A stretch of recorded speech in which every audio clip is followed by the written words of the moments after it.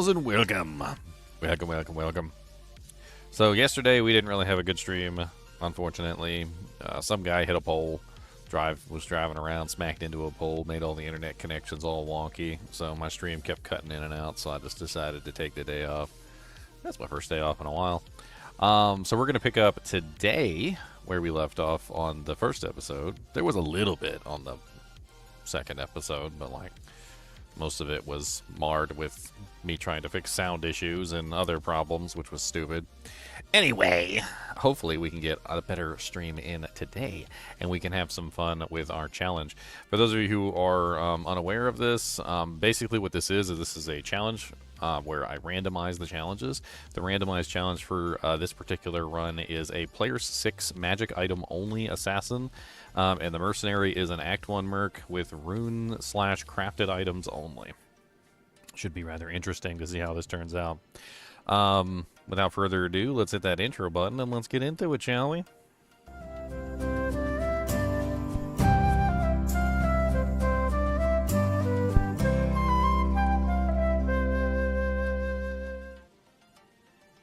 Let's hop into the D2R voice chat in case anybody wants to hang out. And we'll do a gear check before we get started. Let's start with the mercenary. So the gear that the mercenary is running is a ethereal stealth chainmail, because she is restricted to Runewords only. She's got a Zephyr stag bow, because again, she is restricted to Runewords only, and crafted items, but I can't make any crafted items yet, and I don't even think there is a crafted bow. Correct me if I'm wrong. Zephyr's not really an amazing bow, but it's a bow that I can put on her. Later on, I can try and get an insight or something, and we'll see. She has a Nadir helmet. There's definitely some better Runeword helmets that I could potentially make her, but crafted helmets too. But that's all I have available for her right now.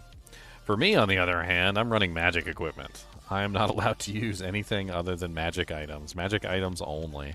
So right now I have a Warrior's Warhammer of the Bat. I mean, honestly, is it really even worth telling you the equipment? I'll just hover over it and you can see how garbage my equipment is. It's all pretty garbage. It's nothing too amazing. Like, I got like some poison damage doohickeys here or there. Like, pretty much nothing good has dropped or that I've purchased anything. I've been hunting the shops, you know, trying to see if I can get some good items. We also have some strategies in place to try and get some good items eventually. Like, for instance, I'm holding on to every single ring and amulet for a later transmutation. So there's a recipe, basically, that you can use. It's the 3 rings to an amulet and 3 amulets to a ring recipe. And it actually ups the level of the eye level of the item when it does it. So if you take 3 rings, doesn't matter what it is, and you transmute them in the cube, it goes based on your character level times 0.75. And then from there, the item comes out at the item level of whatever your character is times 0.75. So like, for instance, my character right now is level 34. So if you take my character level and you multiply it, say 34 times 0.75, then that means that right now the rings and amulets would be 25.5. That would be the eye level of the rings and amulets. I'm going to hold on to them for a little while longer, because if I hold on to them long enough, I should be able to get access to like +1 to skills, like all resistances, all sorts of very interesting things. And there's a lot of potential crafts here, especially since it goes back and forth. So like, you can take 3 rings and you can transmute them into amulets, and then you can take 3 amulets and transmute them into rings, and you can keep going back and forth like this for quite some time. To give you an example, let's add up our rings real quick. So we've got what? 1, 2, 3, 4, 5, 6, 7, 8, 9, 10, 11, 12, 13, 14, 15, 16, 17, 18, 19, 20, 21, 22, 23, 24, 25, 26, 27, 28, 29, 30, 31, 32, 33, 34, 35. So we got 35 rings, right? So let's just go ahead and put 35 rings down. And then for amulets, we've got 1, 2, 3, 4, 5, 6, 7, 8, 9, 10, 11, 12, 13, 14, 15, 16, 17, 18, 19, 20, 21, 22, 23, 24. So we got 24 amulets. We got 35 rings, right? Well, if you divide that by 3, no matter what, you're going to end up with a specific amount of amulets, right? So you just take this and you go, okay, well, 35 divided by 3. That means I'm going to get 11, basically 11 amulets, right? So that means that we add 11 amulets to this total. And the same thing goes for this one. So when we divide this one, we're also going to end up with a number of rings. So we take our like 24 plus 11 is 35 divided by 3, and we get another 11 rings that gets added to the total over here, right? Well, then we have to divide the 11 divided by 3, so we get another 3 rings that gets added over here, and so forth and so on, and it basically just keeps switching back and forth like this over and over and over again. So before you're done, you'll have like hundreds of transmutations, and hopefully at some point or another you end up with a decent ring or a decent amulet. The trick is not to do it too early, though, because if you do it too early, then you end up with a bunch of trash that nobody wants, which is, you know, definitely not what anybody wants. How far did we get into Act 5 before I like completely collapsed over here?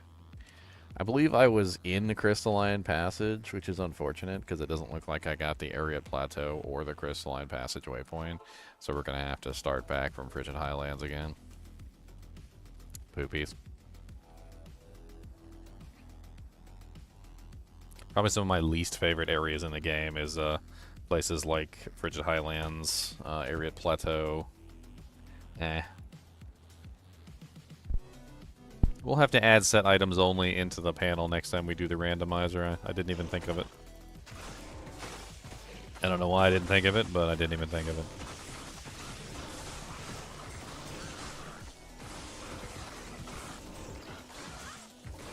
I was, however, like yesterday when somebody brought it up, I was thinking about perhaps, because set items only is going to be pretty brutal. Like, if you really think about it, it's gonna be, that'd be pretty brutal, especially considering that you know, there's like no set items at the beginning of the game. I can't just punch my way through the beginning of the game. So I was thinking about maybe like giving myself a starter set, like maybe like the worst starter set in the game or something. I don't know exactly, like maybe something like Infernal, like the Infernal set. You know, I'm not thinking like anything good, by the way. I'm thinking only just like absolute, like low level, like level 3, level 6, you know, kind of like garbage. Nothing that you would ever even consider using late game, so that there's no advantage. You know, like no advantage to having the set. Like Infernal set's probably the weakest set in the game, and it's also the lowest level set. By also being the weakest set. Like Osiris is low level, but it's also very good.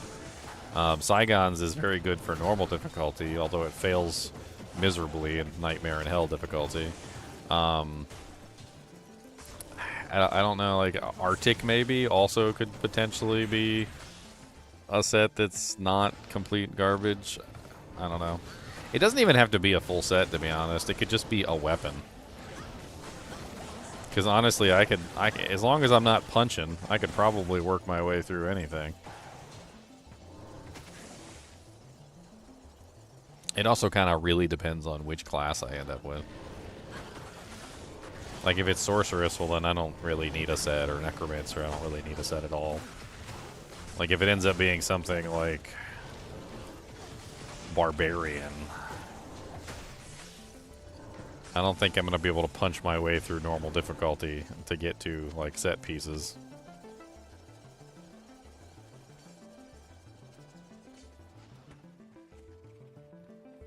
A set that gives me Magic Find?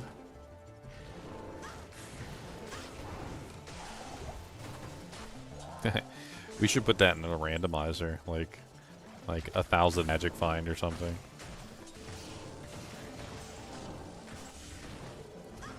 I should just do a run that just has like ridiculous amounts of Magic Find just to see how silly it would be.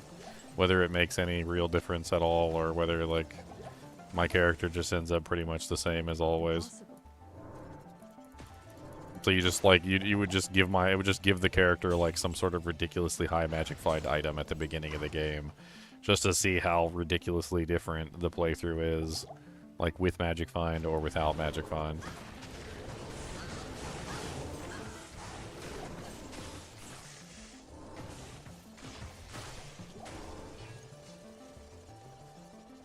Alright, I already did the barbarian quest, so we don't gotta do that again.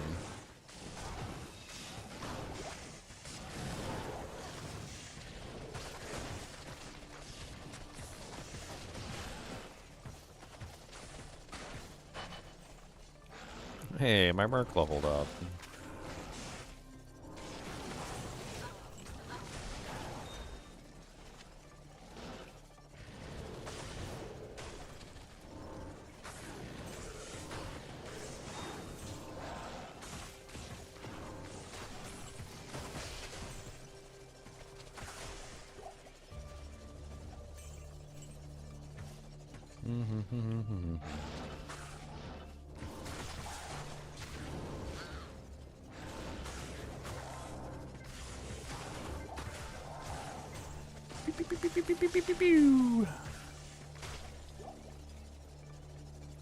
Okay, we're almost there. What's up, Iback the Unleashed? My god, I hate them freaking Infernos, man.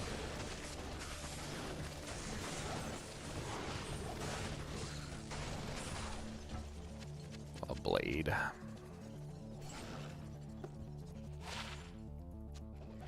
Silver blade of quality.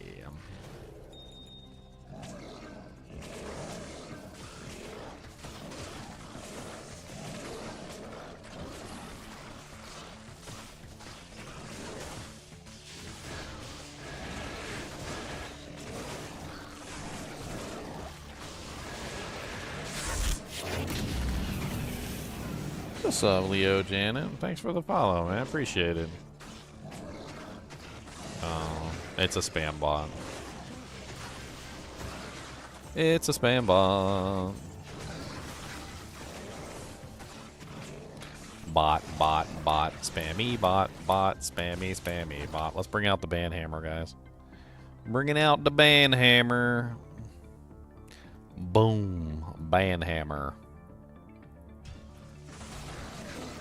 We hit him with the ban hammer, banny, ban hammer, banny, hammer, ban. We're doing a ban.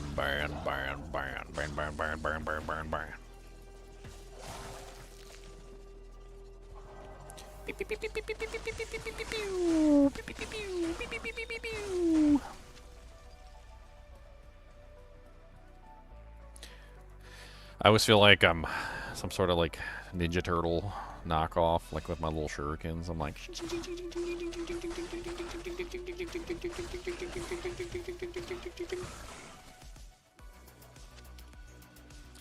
+3 rabies, +1 summer direwolf. That should be worth some money. A couple doll hairs, maybe. I don't know. Put a couple doll hairs in the snow. Don't tell me what to do, yo, cause I'm gonna put some money, yo. What's up, Mr. Lasher Demon? What's up, Tomac?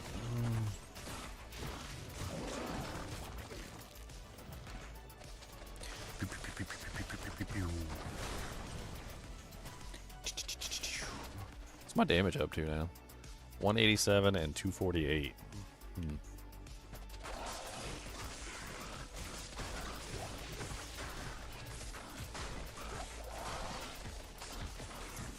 Where's all that lightning damage coming from?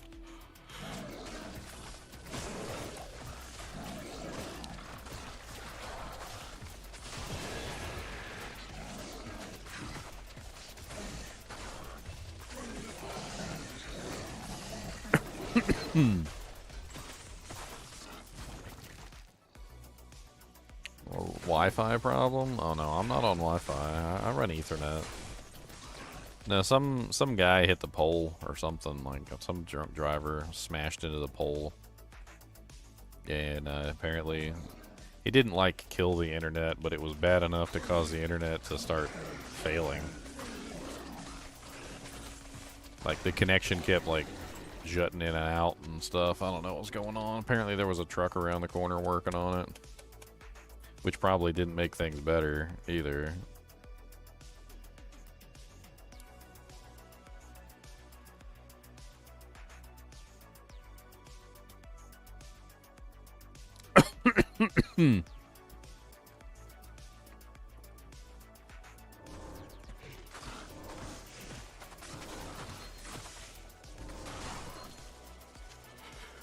I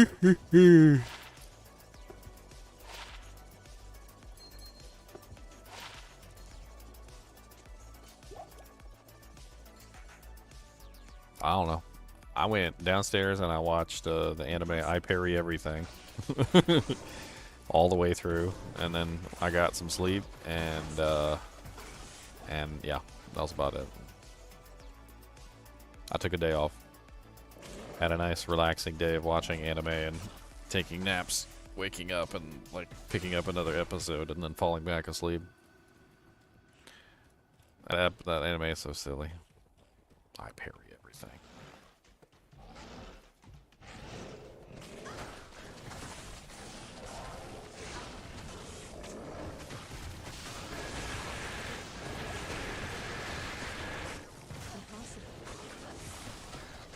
I didn't answer your question yesterday. I don't even remember you asking a question. I don't even remember a question being posted.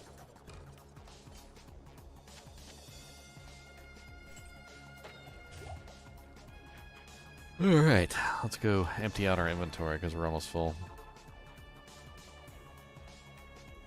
I hope that's some crazy unique or rune drops when you can only use magic.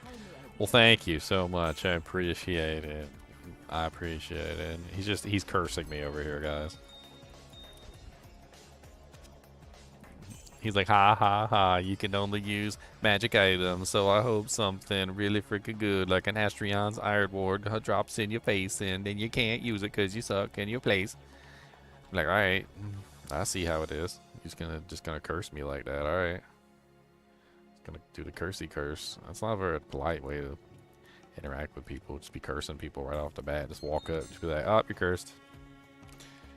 Yep, I'm cursing you with a special curse that you will always stub your toe on the corner of every chair that you walk past, and it's always going to be your pinky toe.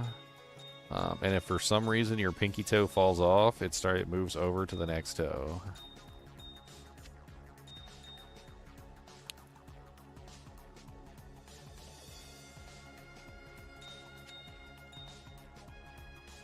Oh, anime suggestions? I've seen like almost every single anime. Like what anime are you interested in? Like you're asking the right guy, but like I also don't know exactly what you've seen and what you haven't seen. Like, so there's like an element there of unsureness. No sports. Yeah, I'm not really a big fan of sports anime either. About the weirdest I've ever gone anime-wise is I watched a bread-making anime. That was something. It was an anime about a guy who had magic hands. I kid you not. And the magic hands that he had were like, they were really warm. I'm not making this up. He had really warm hands, and his really warm hands like gave him an advantage in the art of bread making because it helped the yeast to rise early or something in the bread process, and so the bread that he made was like much more delicious than other people's bread because of his special hot hands or something. And the anime was actually pretty good, I'm not gonna lie. Like I was kind of addicted to watching the bread making anime.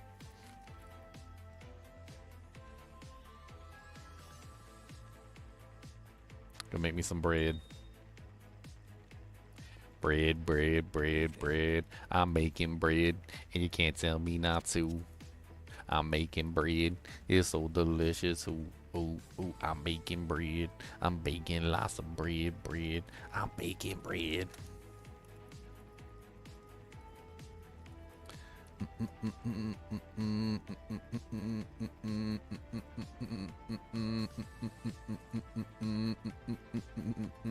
Apparently that's it right there. So he's got bread. See? It's a bread making. It's, yeah. At one point they make a bread so delicious that it sends somebody to heaven. Like they go to heaven when they eat the bread. I'm not even joking. Like they eat the bread and then they go to heaven and then they come back. It's called yakitate. Yakitate, Japan. Yakitate, Japan. There you go. There it is right there for all you You weird anime watchers. You want to watch Yakutate campaign? There you go. You've had bread like that sent you to heaven, just straight to heaven. That's some pretty good bread.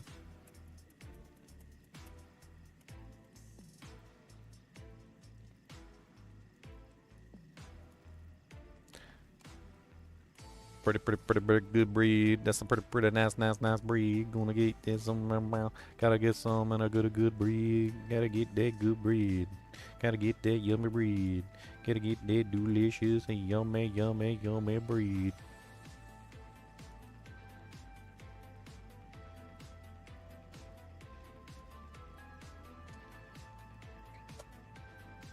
Bread's gotta have bounce to it. Send you straight to heaven. It's the heaven bread.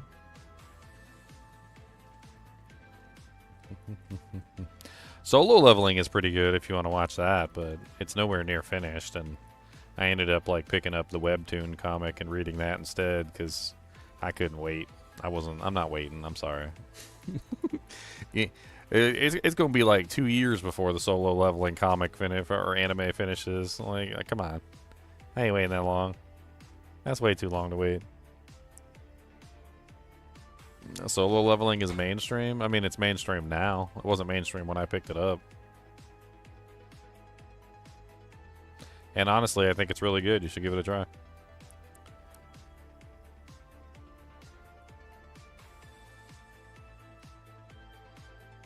I got a solo leveling cup around here somewhere.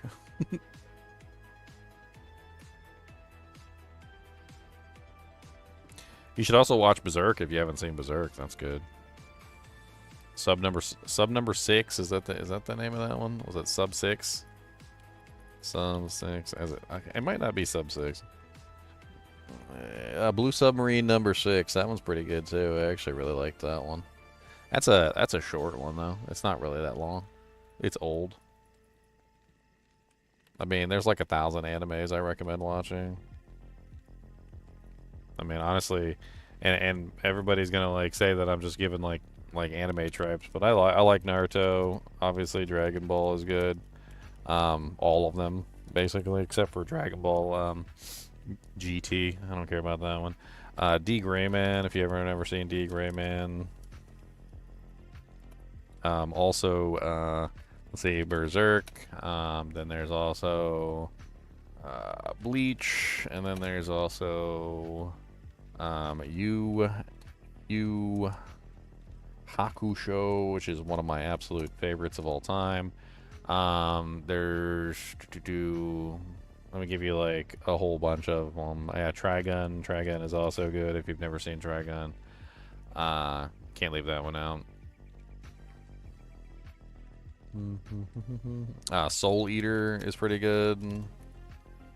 Soul Eater. What's the other one that was similar? So many animes floating around my head. I can't even watch them all till I'm dead because I can't. Ain't got enough time. I'm gonna be dead before I watch them all in time.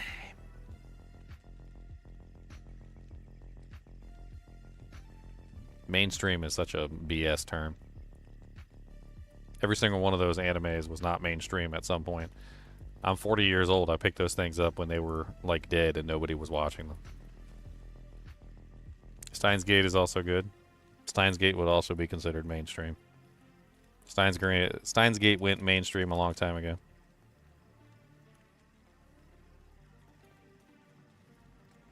Rise of the Shield Hero, only good for the first season. I'll watch it, but only good for the first season. After that, it goes downhill really fast.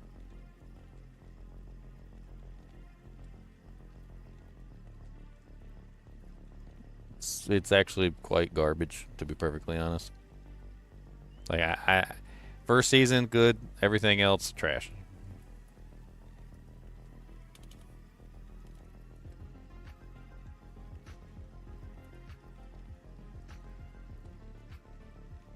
Bastard's pretty good, too, if you've never seen Bastard. Bastard. I think they just recently did a remake of Bastard on Netflix. That was a pretty good one. I'm trying to look at the list here so I can remind myself a little fresh. Black Clover's pretty good, too. It's okay. It's I wouldn't say that it's better than like Naruto or like Bleach or D Gray Man or anything, but it's not bad. Jujutsu Kaisen's pretty good as well. You definitely should check out Jutsu Kaisen. That one's pretty good. My Hero Academia is also pretty good. I haven't really finished it yet, but of what I saw of it, which is like the first couple seasons, My Hero Academia was actually really nice.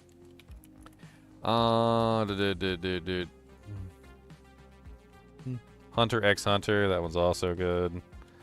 Oh my god, don't recommend Kill La Kill. That is like gotta be the most weird. It's not even like she got her titties out half the time, and it's not even sexually attractive. Like it's the weirdest anime I've ever seen. Seven Deadly Sins. That one's also good.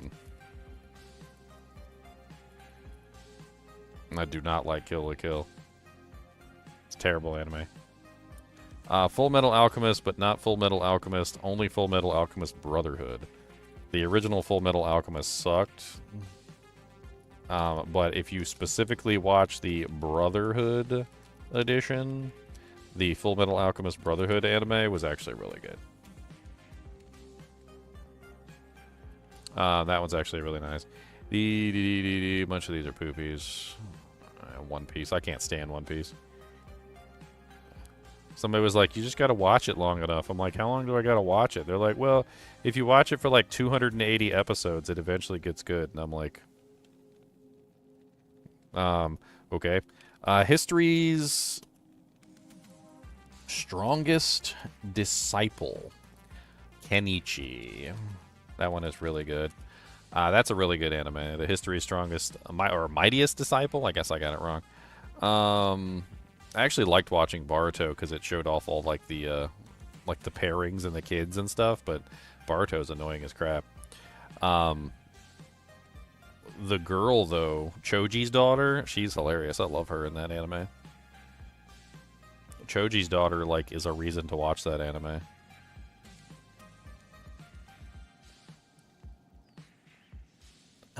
Here, hold on. Let's take out the shonen part.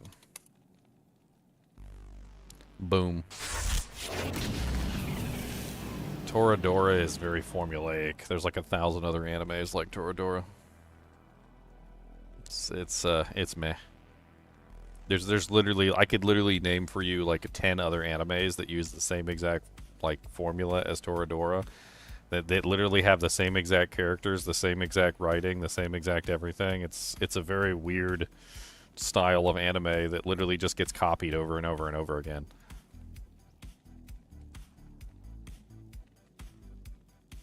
Let's talk about anime that's not mainstream. I mean, there's pretty much no anime that's not mainstream, Tomek. Delicious in Dungeon is really good. That one is also really good. Dungeon. How do you spell dungeon? I don't even remember how to spell dungeon now. I watched the whole Delicious in Dungeon. I'm waiting for the next season.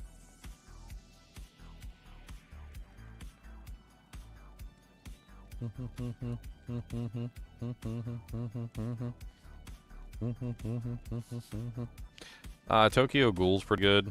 It's okay. Elfid Leon's weird as all get out. It's weird. It's just weird. Most of these are weird.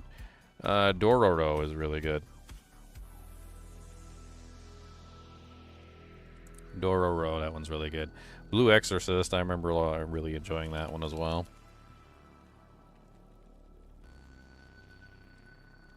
That one is quite good.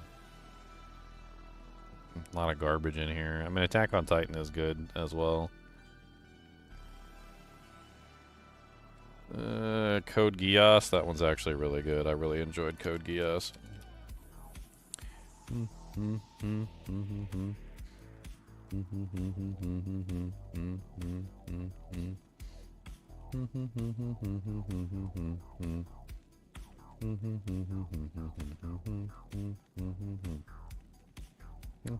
I mean, there's tons more animes than that, but I'm going off on a tangent at this point. And Tomac, you really need to get your foot out of your mouth with the whole like mainstream thing. Mainstream doesn't mean anything. There's absolutely no meaning to like, is it a mainstream anime? Any anime that becomes popular becomes good. I'm giving you the names of anime that are good and are good to watch, and you're being like, oh, those are mainstream. I was like, you know why they're mainstream? Because they don't suck. That's why they're mainstream. They don't suck. I'm giving you a list of anime that doesn't suck. And it happens to line up with the mainstream anime, and the reason why it lines up with mainstream anime is because they mesh perfectly. People don't like watching anime that suck. So when you list an anime list and you're like, okay, these are the good anime, and then you look at the mainstream anime, they match up perfectly. You know why? Because people don't like watching anime that don't suck. They don't want to watch sucky anime. I gave you every single anime on the list that is good and is fun to watch. And I left out every single one that is trash and garbage. The ones that aren't good, like the trash and garbage ones, don't make mainstream. You know why they don't make mainstream? Because they suck.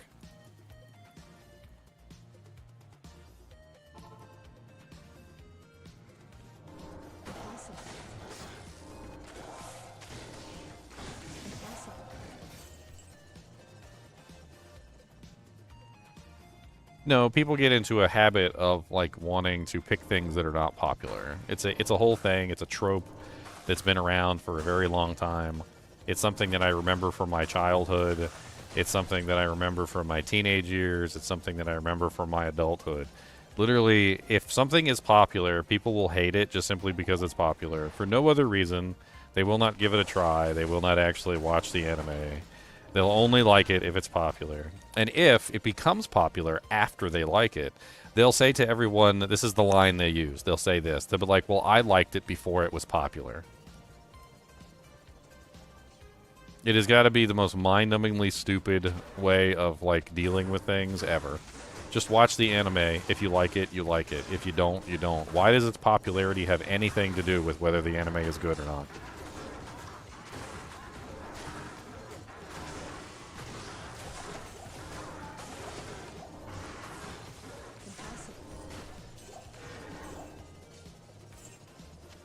I need to get better with my Blade Sentinel techniques.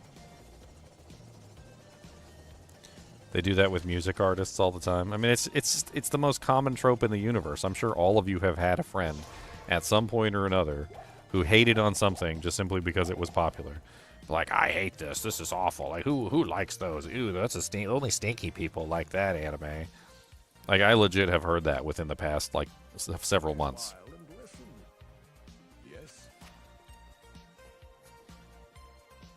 Only stinky people like that anime. It's like, well, I like the anime. Well, you're a stinky person then.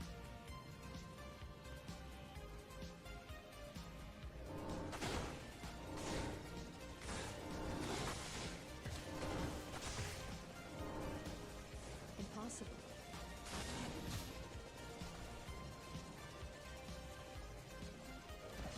Some of those anime are old as crap, too. Like, old as dirt. Like, Berserk is old as dirt. Blue Sub number 6 that I recommended, old as dirt. And Naruto, D. Gray Man, freaking Bleach, all of them started like a million years ago. Dragon Ball, freaking old as dirt. Yu Yu Hakusho, old as dirt.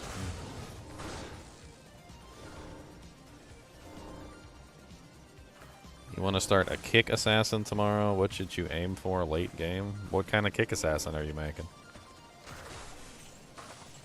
What's the primary skill that you're going to be using on your character? Macross is good. I don't really like the Robotech series. I don't know why. I think the Robotech series sucks. I think most of the Macross series sucks. The only one that's good is literally the first Macross that they created. That's the only one that's any good. Like, watch the first anime that they made, the first Macross anime, and, like, even then, even only, like, the first couple seasons are good, and then it starts to get really weird and stupid. But, like, after that first, like, season, like, the first anime, I literally cannot stand any other Macross stuff. I don't, it's all, like, rehashes. It's, like, the same storyline every single time in every single Macross, like, anime or movie that they come out with. And it's so dumb. They might as well just remake the original anime if that's what they're gonna do. Like, cause they literally just try to like recapture the original Macross's like feeling and how it worked and everything, and it just doesn't really work right. I don't know what's going on. Robotech was like Macross without a soul. I don't really know how to explain Robotech other than that. And they're basically in the same universe, but they just don't... Like, Robotech never really struck a chord with me at all. It's bad. And they are two different animes, by the way. There is a Robotech anime, and there is a Macross anime. And the Macross and the Robotech animes technically cross over because they're in the same universe, but they're terrible. Like, the Robotech ones are terrible for the most part.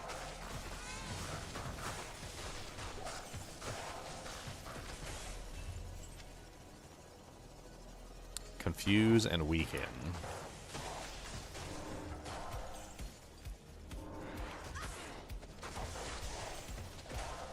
You know what Macross is? Macross is the epitome of like the second, movie. You know, the trope in basically like all movies is that like the second movie usually ends up being a cash grab and is usually nowhere near as good as the first movie. So like the sequel is usually trash. And honestly, that's Macross in a nutshell. Like Macross, the first one was really good, and then like everybody gets all the other movies and they try and watch all the other stuff because they're so excited about the original. And then all the sequels always let you down. Like, they're never as good as the original.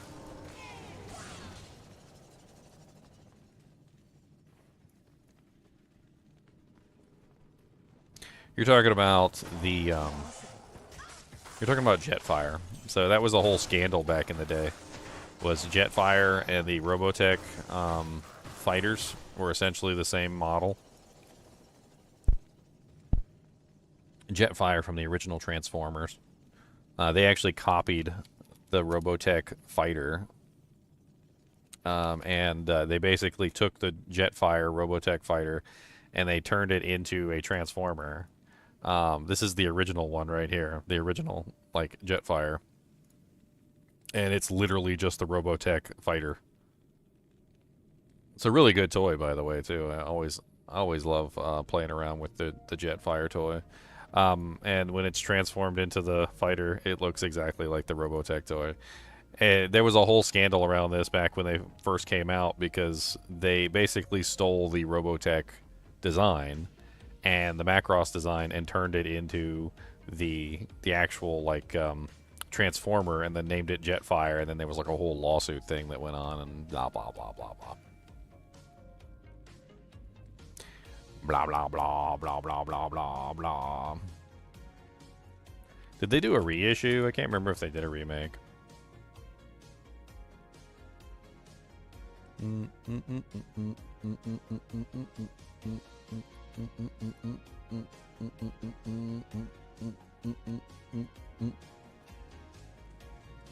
Have I watched Gun X Sword? No, I don't think so. Doesn't sound familiar.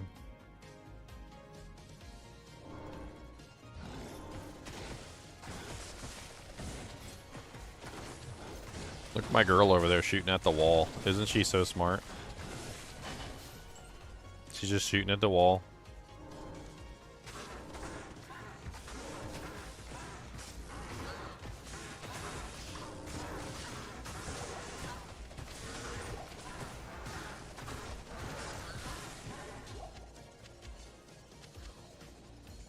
A Shamshear. That could be good damage. And it's not. Victorious Shamshear of the Flame. This could be something worth rolling, maybe? I don't know. We'll have to see what the average damage is. Let's look it up real quick. Ariat, Summit, D2R, Swords. Let's take a look at the swords.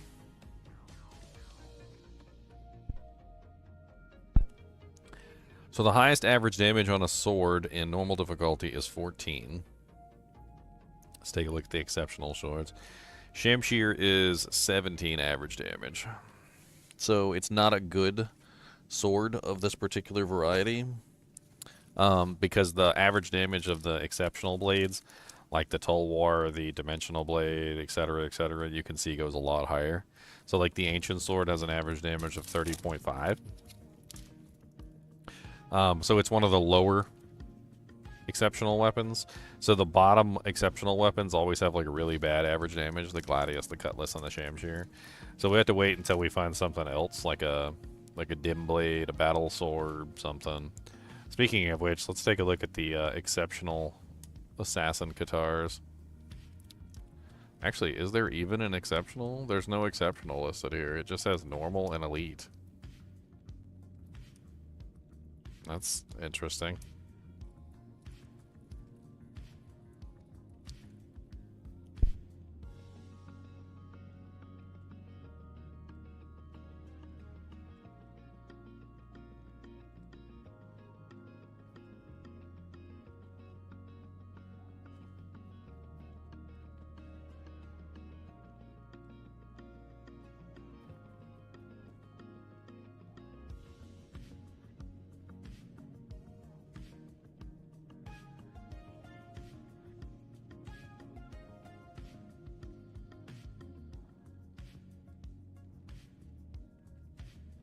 I guess the link is broken.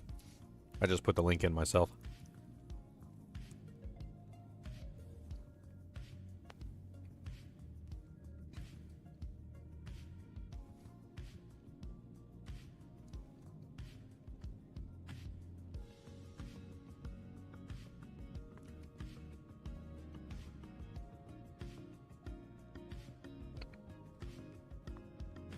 Huh.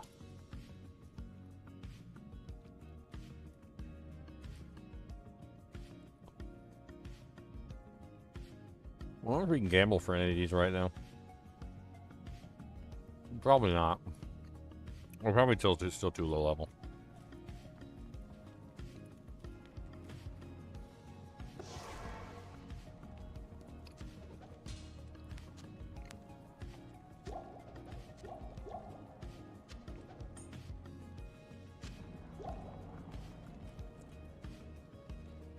So bar's good.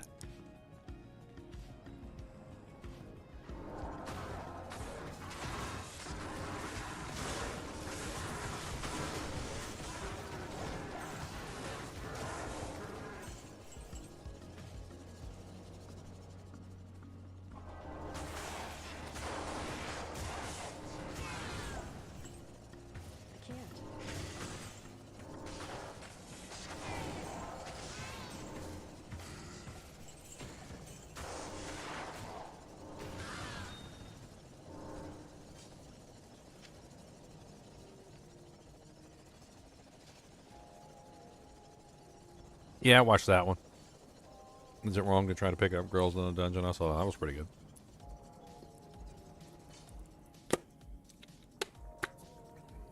There's a couple really good, like, game-based animes that have been coming out recently, like when they're in a game. Like, the most obvious of which is Sword Art Online, but there's quite a few other animes in the same vein as Sword Art Online, where you're, like, in a video game. I had a lot of fun watching pretty much all of them. I thought they were all really good.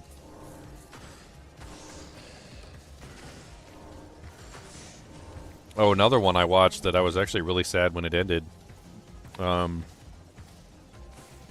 It's online grocery.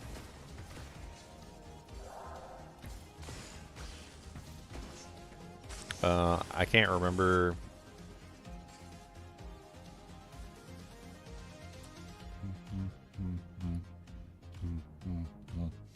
Campfire cooking in another world, is that it? I think so. Campfire cooking in another world. So basically, like in this anime, they summon people from another world, and they're deemed heroes, and the heroes are always summoned with like one specific power that they are capable of using, like, you know, some sort of fancy sword skill or like the ability to block things or whatever. He was summoned with a power called Online Grocery, which basically allows him to go onto an online grocery store and just order whatever he wants to order, which is hilarious. And it ended up being a lot more funny than I thought it was going to be. Definitely one of those kind of like in another world, like having some sort of skill. Like they show you like the skill interfaces and stuff on the screen and whatnot. It's pretty good. I liked it a lot. He literally could go on to like an online grocery store and just order like milk and eggs and like make himself breakfast and stuff. His power ends up being like absurdly ridiculous.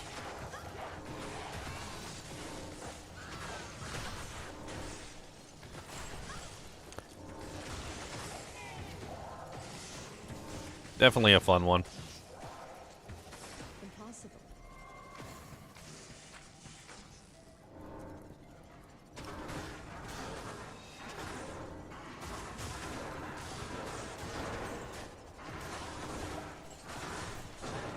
Hey, my first set item.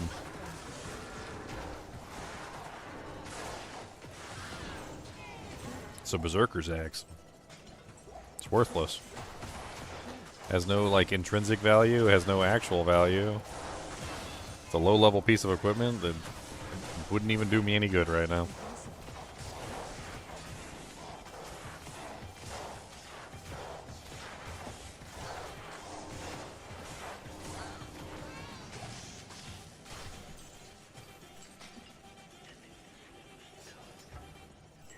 I can't carry anymore. I'll take a look at that Grand Charm now.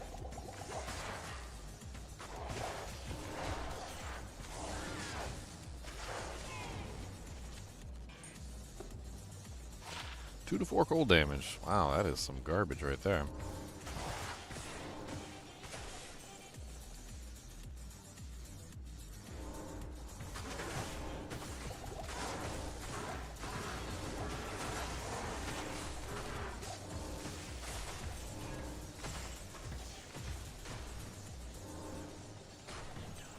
Yeah, it's going to be a while before I can get a J mod.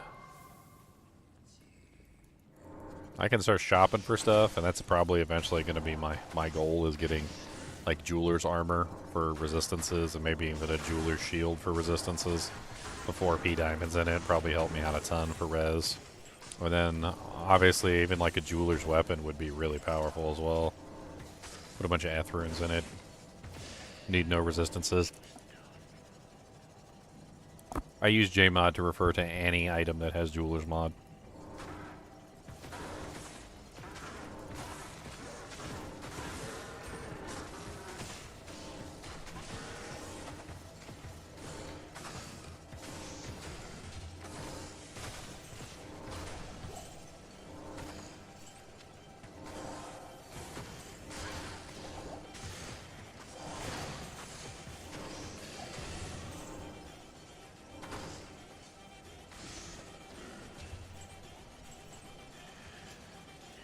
Alright, what are we at?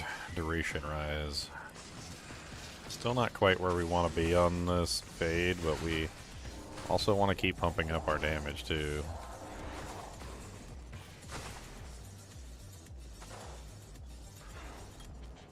We'll start putting points back into Blade Fury again.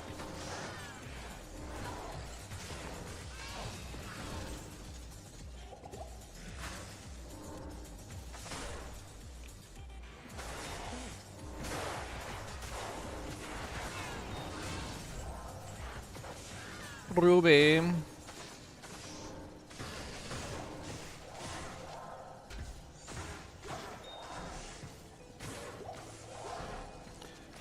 Get in there.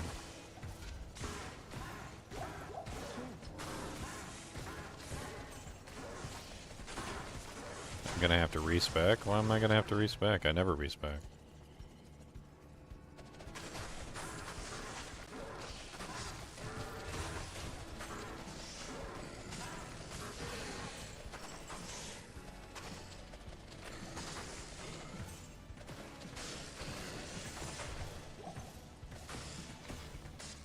We're going Blade Sin the whole way, my friend.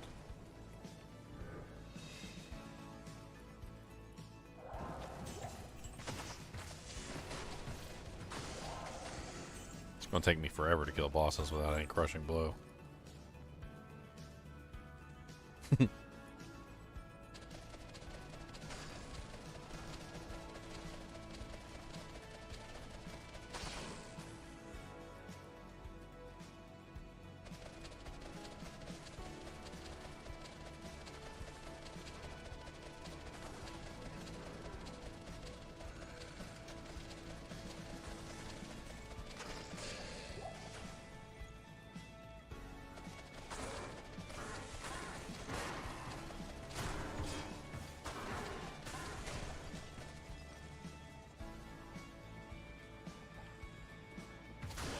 Oh, they're all getting maxed.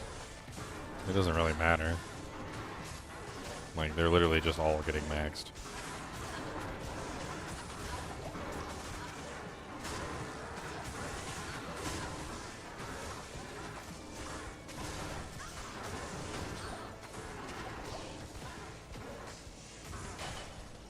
I can't carry anymore. Shanamale of Pupidus.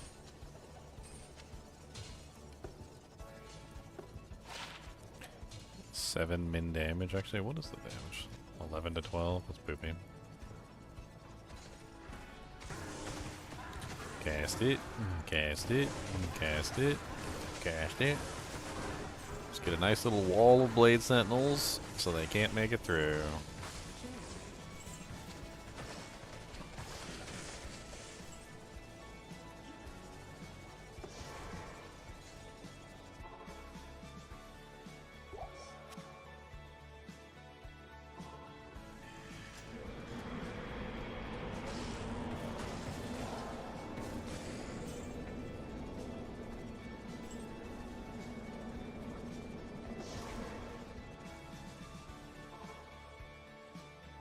Alright, now we can do something important.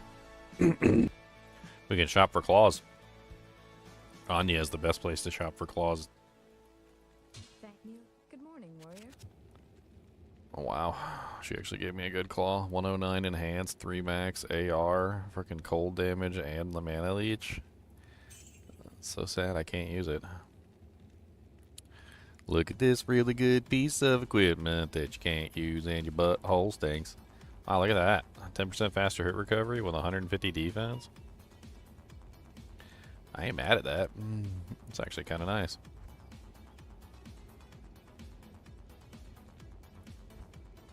$61,000. I got plenty of gold. We can sell our old piece of crap.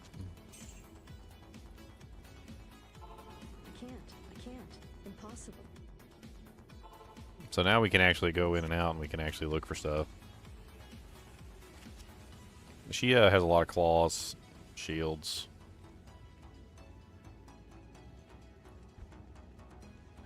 Blade talons. 41% enhanced with 73. Soldiers, blade talons. Scissors, Katar of maiming. Is there a website that will tell the odds of affixes actually rolling on a rare or magic item? The odds of rolling a J-mod? I mean, there's... The higher you go, the larger the pool is, and the more ridiculously number of options there are, so... How's my chinchillas doing? I got Dusty. He's doing fine. There's also Mr. Doohan. They're both fat, and then there's Mrs. Gojo. She's also doing pretty good. Rainbow Gothic Shield of Deflecting. 11 all res. That's better than my Shimmering Bone Shield of Deflecting.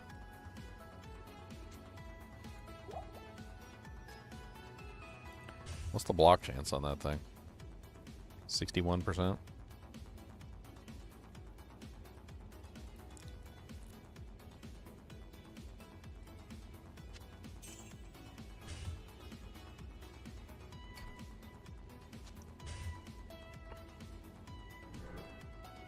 Nice.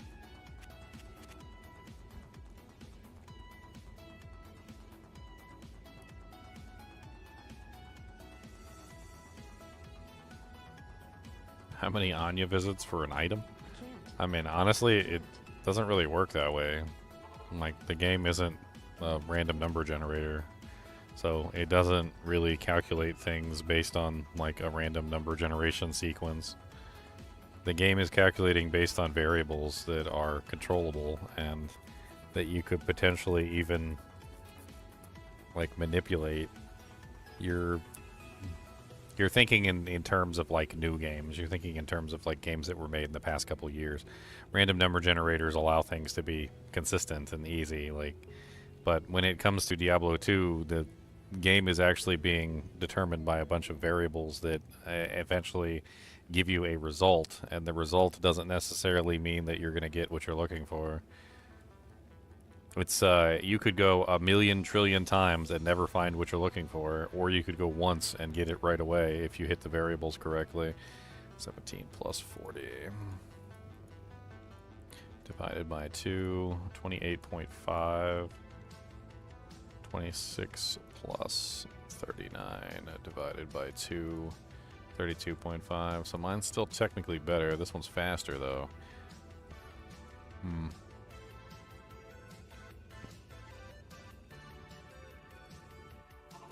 can't. Impossible. Impossible. Good morning. Mechanics Shield of Absorption. That would give me two slots for 2p diamonds, which would technically be better than 11 all res. What are p diamonds? 18 or 19 or whatever. So that would be a decent amount.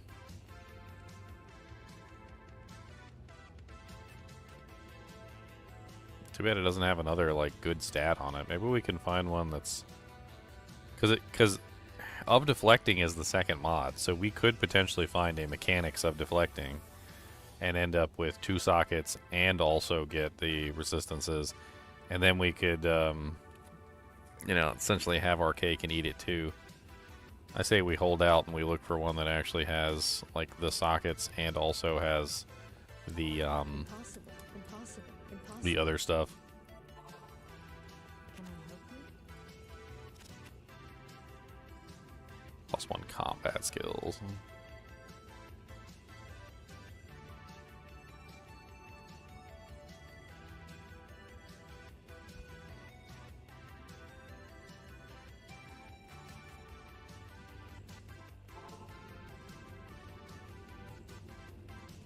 Can't you find everything you can in Nilithak's temple that you can find in the cow level? I guess. Good morning.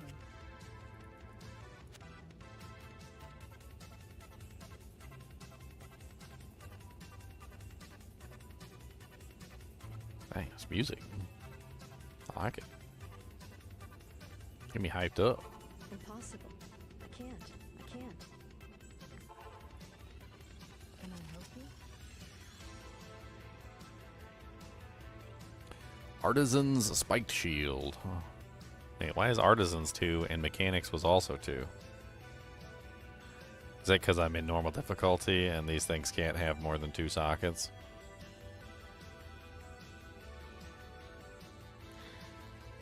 I'm pretty sure that like Artisans and Mechanics are different numbers, right?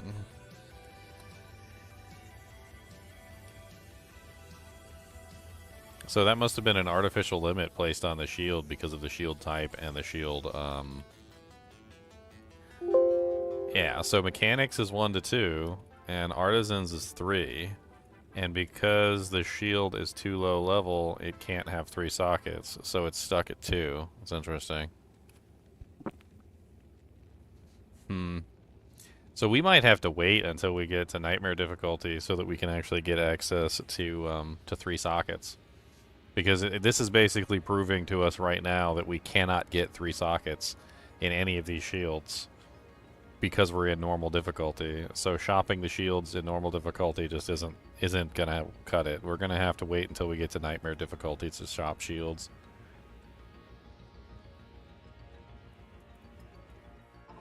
Impossible. I mean, we could end up with some crazy shield, but like, I'd rather have 3 sockets than 2. You know what I'm saying? And Artisans gives you 3, but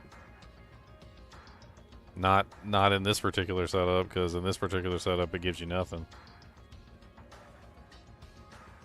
116 AR with Life Leech. Platinum Blade Talons of the Locust.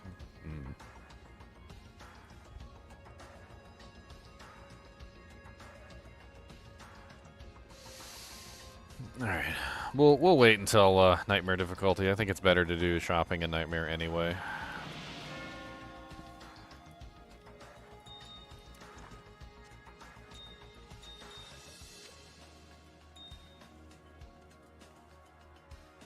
What do you need? We could also find a really good shield that has like all the mods we want on it. go to Larzik and try and get it socket 2 sockets, and then put 2 additional like diamonds in there. At least we get 1 socket, right?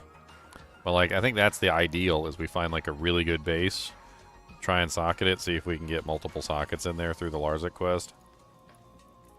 We only get 3 Larzik quests though, so we'll have to pick and choose which ones we want.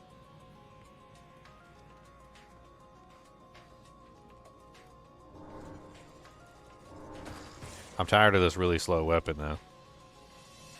Like, Blade Sentinel is definitely affected by the really slow weapons.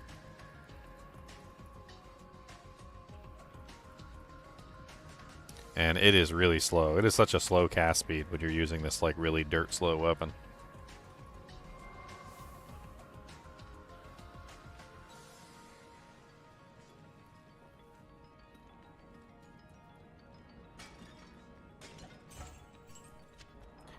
Halberad, knockback of the bear. Light belt of Dewjankness.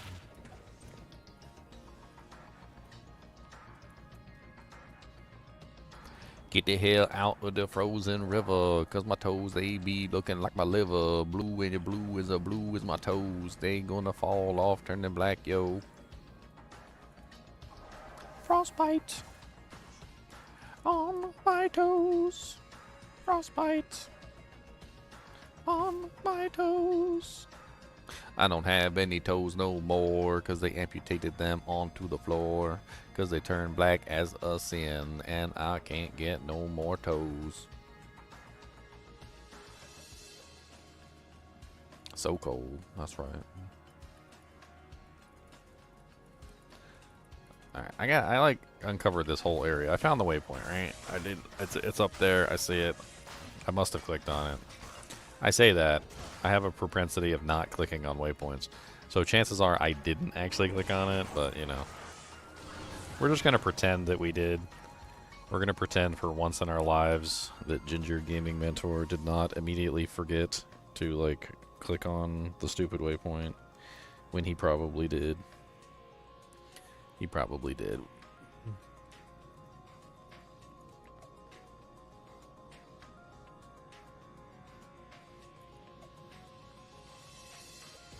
What's up, dead animated hordes?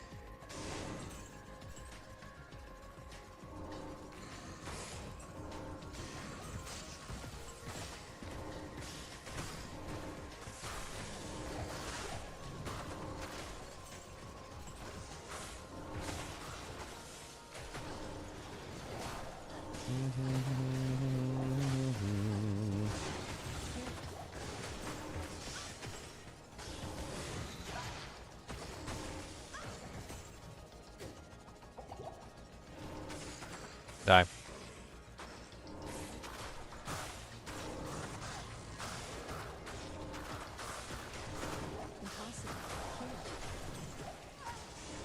Oh, down she goes.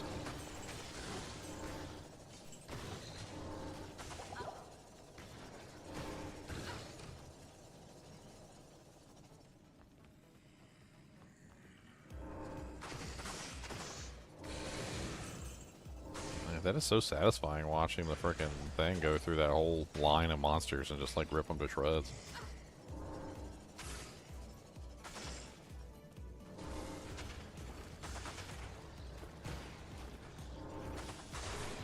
Oh, a ring!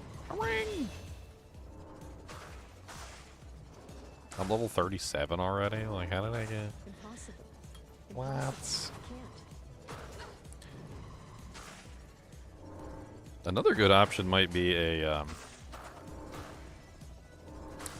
ethereal weapon if I actually do find like a really good ethereal blue. Only problem is you can't gamble ethereal blues. They can only be found. Can only be found. So I have to like actually find an ethereal blue with good stats on it.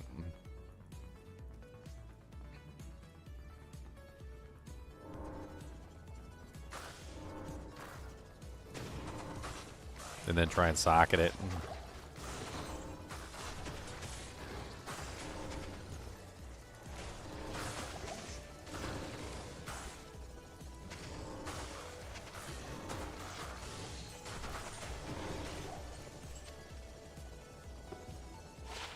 Plus 10 whole life points.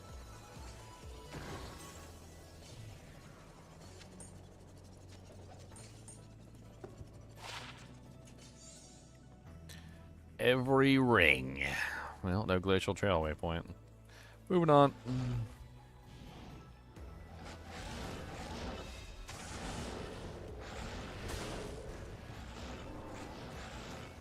I should just cast them in front of me like this. Just have like a constant line of them, like as I'm running. So they're just always moving ahead of me.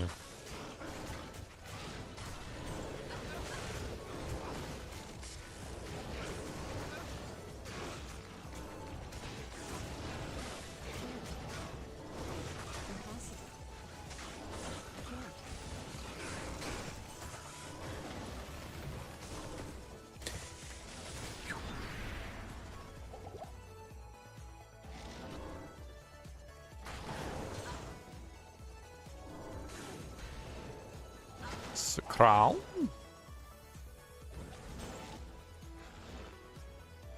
The room that always has nothing in it.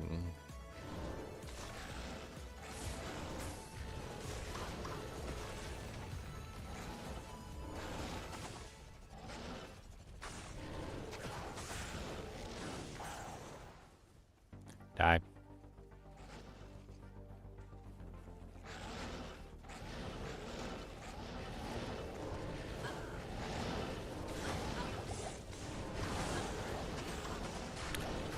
You ain't immune to lightning. Talrune.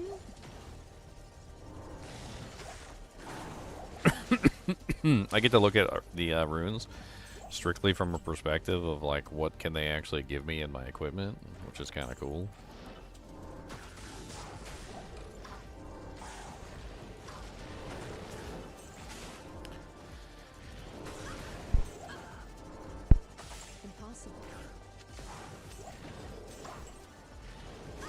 Die. I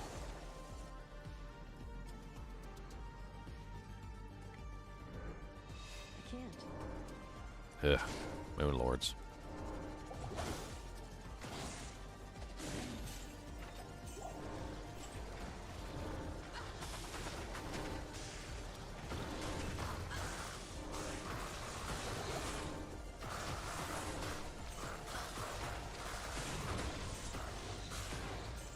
Vile Widow the Hunter.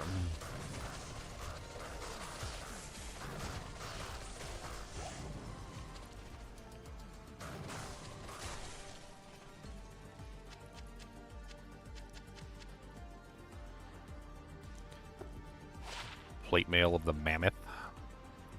It's worth some gold at least.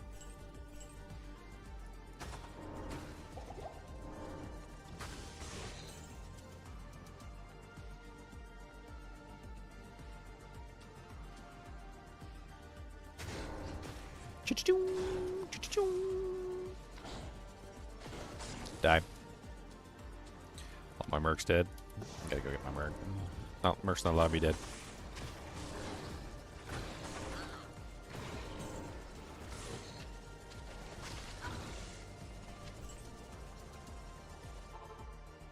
Merc's not allowed to be dead. Get your butt up here, yeah. I'm gonna growl kick.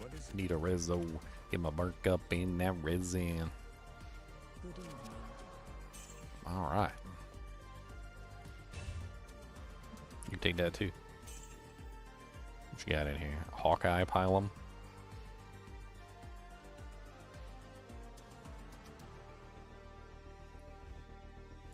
The butt of the Hawkeye.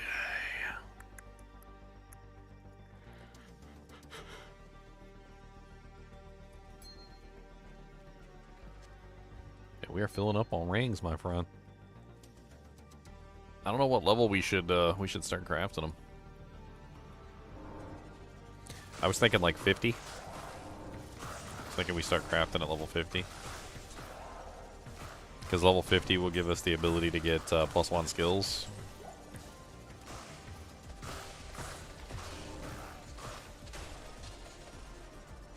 Can you put a rune word in an orb? I mean, If there was a rune word for orbs, then yeah.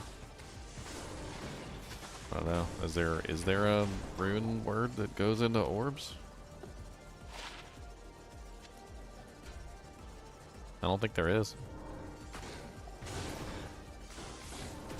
I mean, it has sockets, but I don't think there's any rune word that actually like qualifies to put it in an orb. I think they all are dequalified by their requirements, you know, like scepters, etc. Like, I don't think there's anyone that's generic enough that allows you to put it in an orb. Maybe?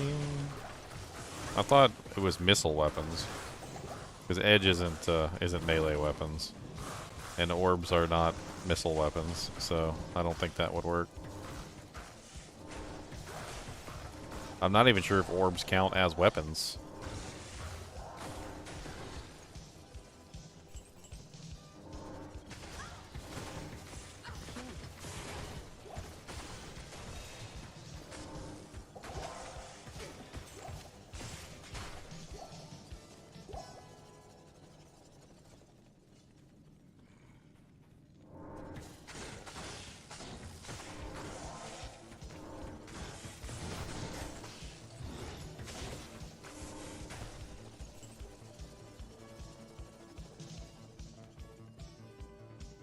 Could always give it a try.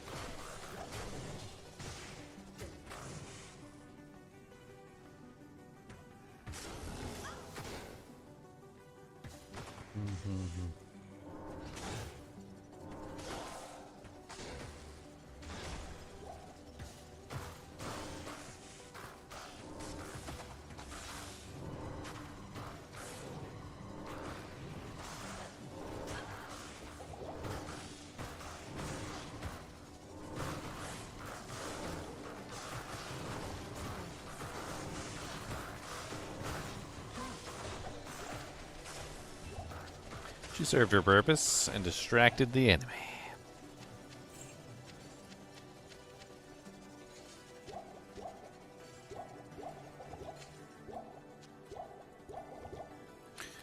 Claymore and a split mail.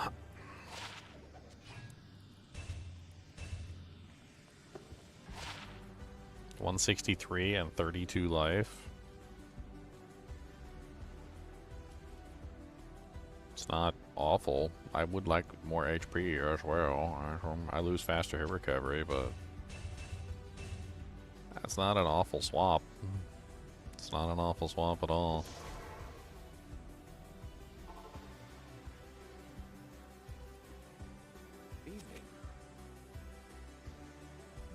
Actually, this is worth 30k. I'll save it for when we get to hell difficulty, and I'll drop it in hell. Yep, poor rogue. That's why I went back to town. Should be alright. Yes.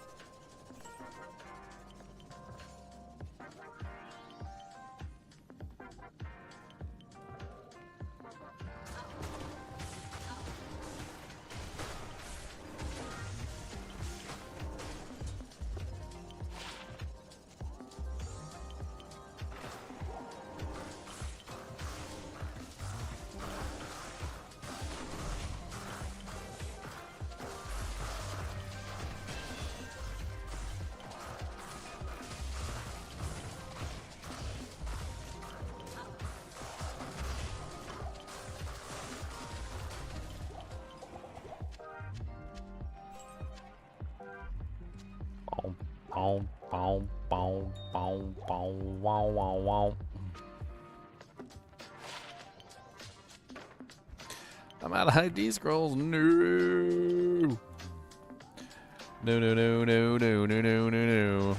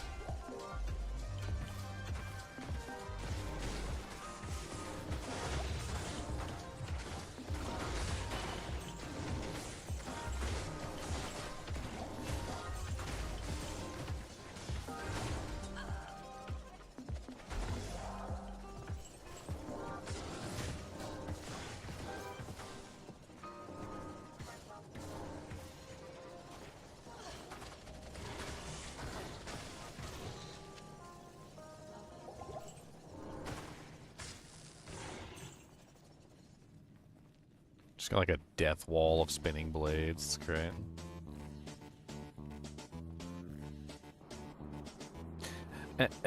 Area Summit. We found the Area Summit. Come on down to the Area Summit. We got them Area Summit. Gonna hit you with the Area Summit. Gonna go down to the summit. Gonna hit you with the Area Summit.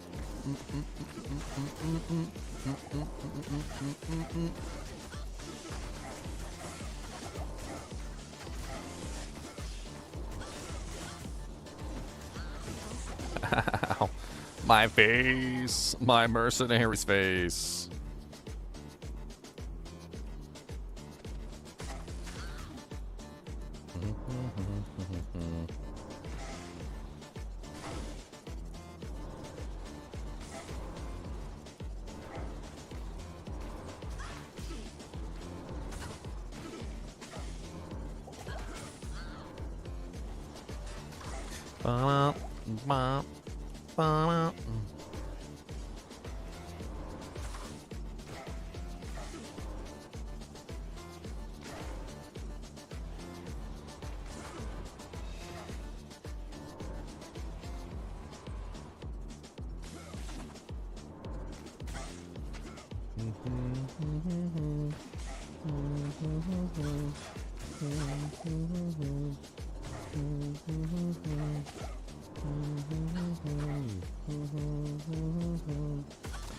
Huh.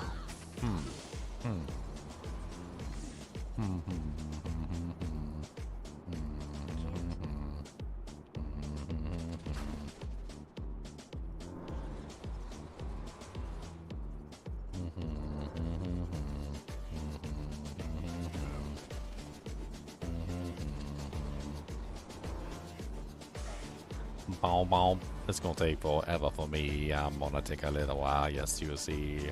Cause I can't really stop an attack cause they hit me and I get a heart attack. Ow, ow, it hurts so bad. Why'd I gotta be such a kid? Ugh, kiting. I really need a merc that can actually, like, tank for me.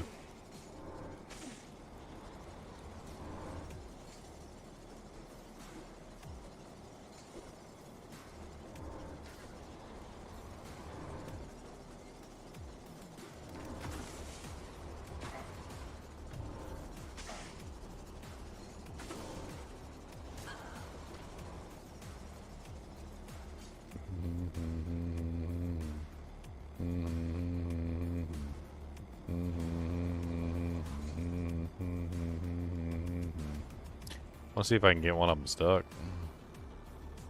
That's what I usually do.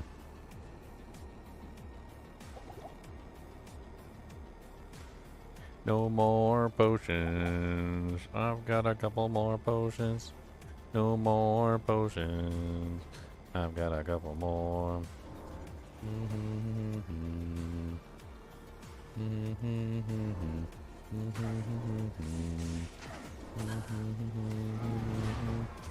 Well, there's one down.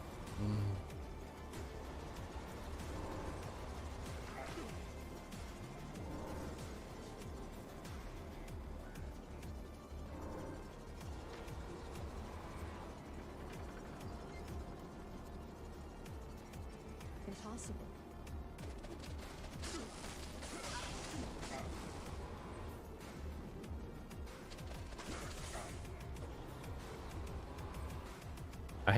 I hate how leap works. So I'm gonna take a minute right here and give you guys a little lesson in how leap works. So leap, very interestingly, is not actually a jump, as you would think. What it actually is in this game is it's a locking of two tiles. So when he jumps, like if he jumps on top of me, he is actually in this tile right here, right? And he jumps to me. He is also in the tile in front of me, and he will block me from being able to run forward, even though he's not actually here. So once he initiates the jump from here, it locks the tile that is in front of me, because that's the tile that he's going to be in, but he's not actually in. And I cannot pass through that tile while he is in the process of jumping, because when he gets to his destination at the end of his jump, the tile has to be empty. So the game locks that tile and prevents the player from being able to pass through it, which causes you to not be able to move forward because he's literally in the tile in front of you before he's actually there, which makes it very difficult to run away from Korlik, because Korlik will literally jump in front of you and stop you from moving forward, even though he's not actually there in front of you. See how, like, I was moving forward there for a second, and he jumped in front of me, and all of a sudden I could no longer move forward because he was technically in front of me at that particular moment. So my character had to, like, stop and, like, turn around and, like, move around the tile that he was consuming. It's something specific to the way that leap works, because leap doesn't actually leap like you would think. It seems to be more than one tile too, if I'm not mistaken. It definitely seems to be like more than one.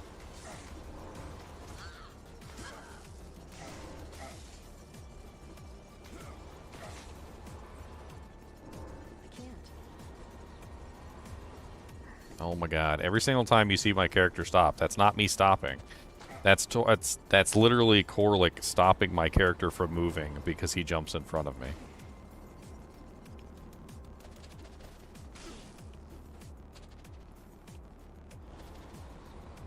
Don't want to get hit by Talek's Whirlwind. That is like the worst case scenario. Talek's Whirlwind is probably the thing that's actually killing me right now. Korlik doesn't really do very much damage. In fact, Korlik's Leap doesn't even do any damage. Not enough mana. It just stops you from moving.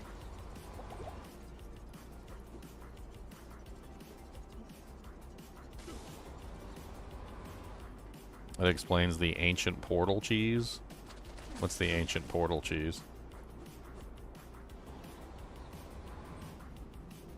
Impossible.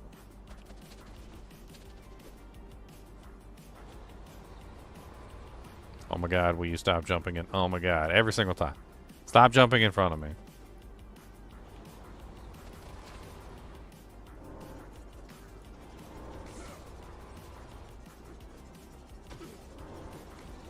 Trying to get multiple of these running so that they keep running through them and taking more damage.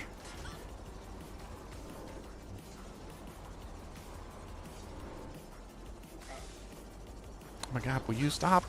He just keeps jumping right in front of me. Like, I'm trying to move, and I'm just trying to, like, get my character out of the way of, obviously, the death whirlwind coming for me, and I can't even get out of the way because Korlik locks me in place. He doesn't hit me. He just locks me in place. Did you see that? I couldn't move. Like, I legitimately could not move because Korlik was jumping. Oh my god, Korlik. I need you to, like, die already, please. This would be so much easier without your presence.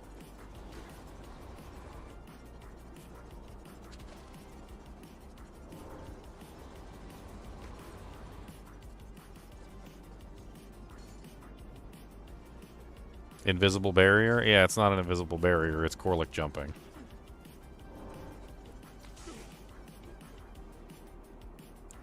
The crazy thing is that the jump ability actually creates these locked locations at both the jumping point where Corlick jumps from and also the jumping destination where Corlick is jumping to.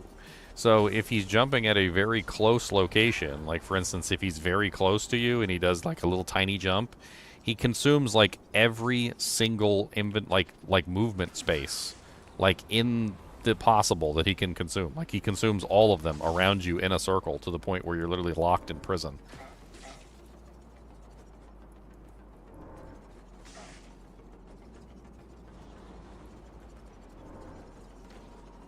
He's about to die. He's about to get me killed, too. Once he's out of the way, I should have no problem with Talik. Oh, my God. I'm trying so hard not to let Corlick get me killed by Talik. Like, it's very difficult, because Corlick just keeps locking me in place. There we go. Now we only have Talik to deal with, so we don't have to worry about getting stopped all the time by the jumps. And I have, like, no mana and no potions. I guess I can run around for a little bit until I get enough mana back to fire off some abilities.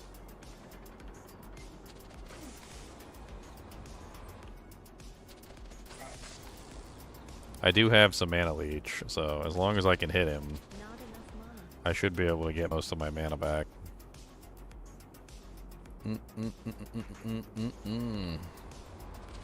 It's got to be the sketchiest ancients I've ever done.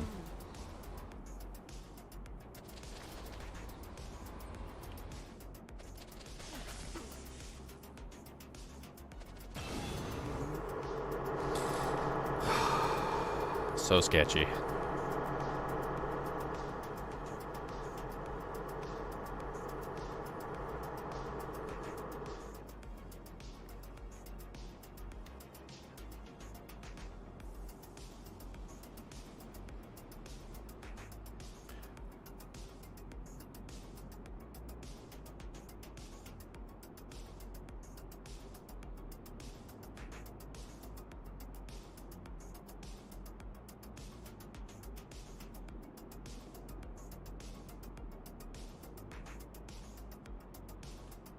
Bow, bow, bow, bow.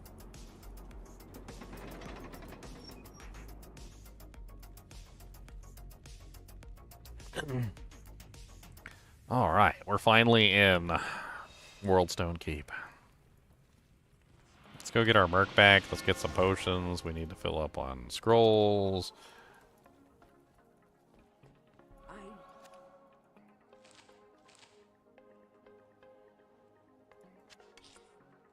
I need potions.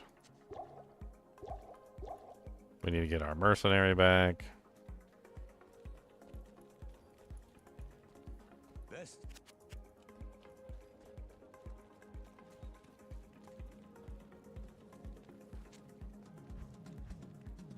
We got towel runes for days.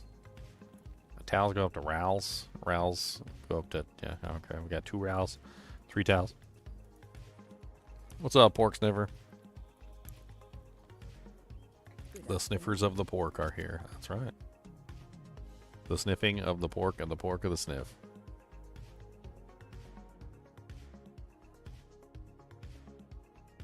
Mm-hmm. 36 maximum damage. 2 to 39. Throwing knife of butchery. It's ridiculous. Not better than what I'm using, which is 26 to 39. This is 4 to 30, or 2 to 39, so less. Would have been nice earlier on when I was just leveling. It's 8 to 53. Grand Scepter of Butchery.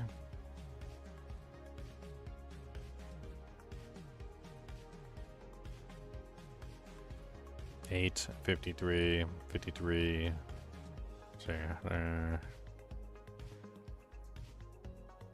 So 11, so 61 divided by 2 would be an average damage of what? 31. Roughly about exactly the same as what I'm currently using.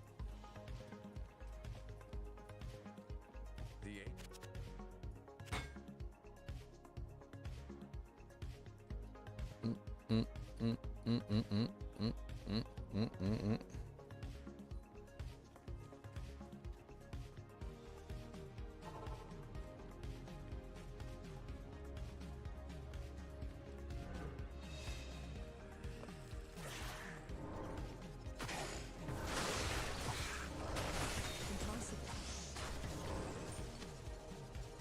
Large charm of largeliness.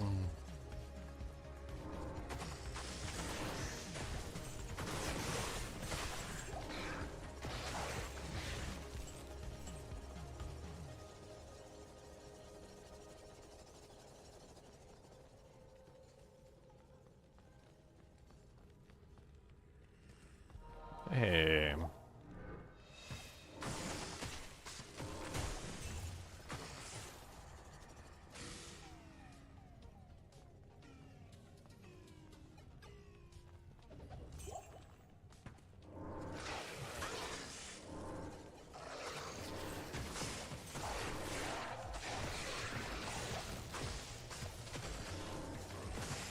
Uno, dos, tres.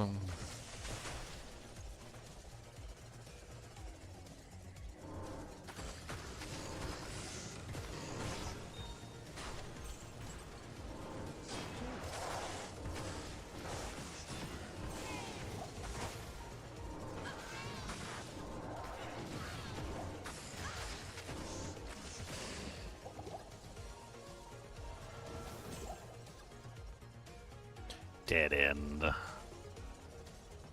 Oh, blast from pass mode.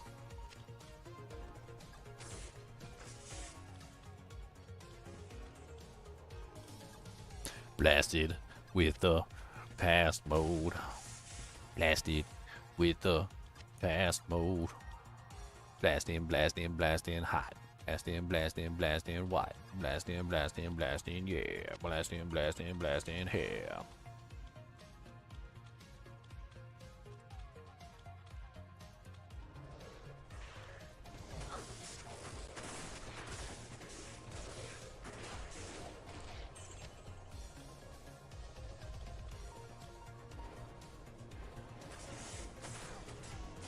Yeah, freeze them.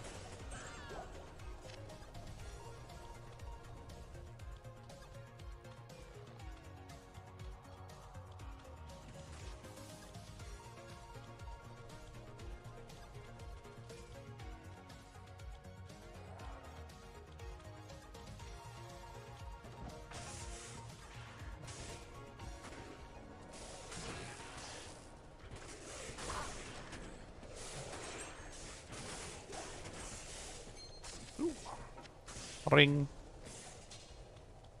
One little ring for me.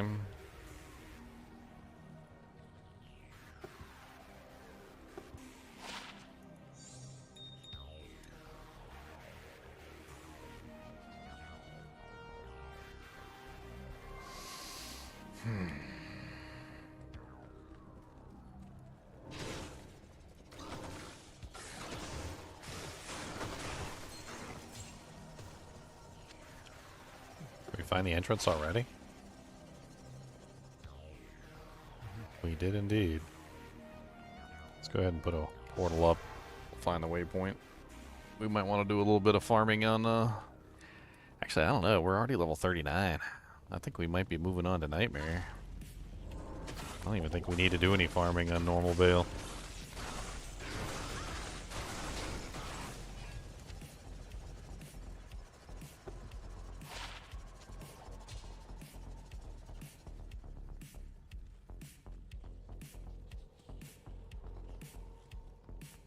Got too many Zod runes? Oh no. Sell your Zod runes and buy some mana potions. You'll be alright. Joy pooped his pants? Oh man. Get yourself some new pants. You'll be alright. All you need is some new pants. Put them panties on. Gotta take them pants off and put them new ones on. No need to take a shower. Just let it crust. That's gonna do the best or you're gonna bust. Crust, crust, crusty crust. Crust, crust, crust, crust, crust, crust, crust.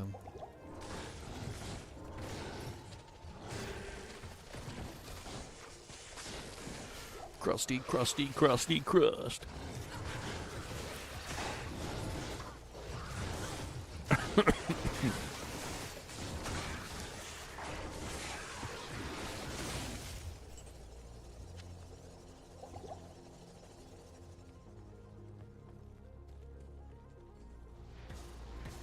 The throne of destruction.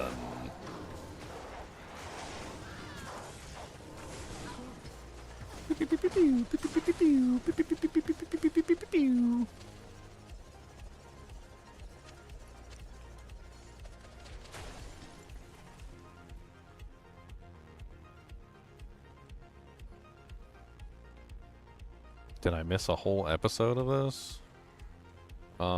What? Still in Act 1. Episode 1 ended with me in Act 5. By the end of Episode 1, I was in Act 5 normal difficulty.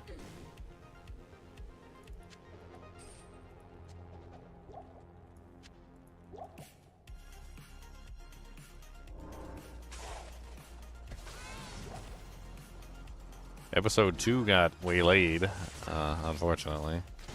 I got punched in the I got punched in the nards, and I had to log off. Right in the nards. By my dog, because I didn't take him out to poo quickly enough.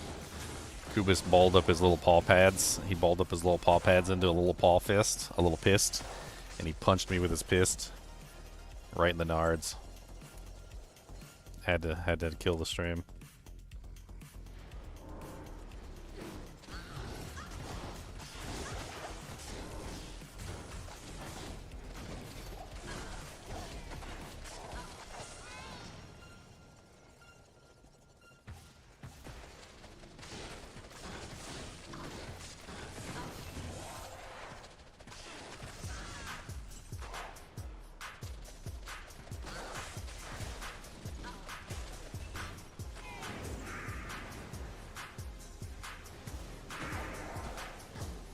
Should have worn my armor. Oh man, my armor doesn't cover up my nards though.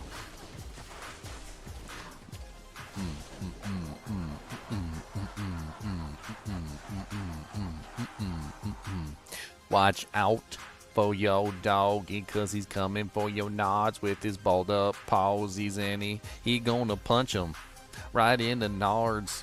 You gonna wish he didn't, but he's gonna hit it hard. He gonna punch him. He gonna kick him. He gonna bite him. He's not very nice. Nope. Not nice.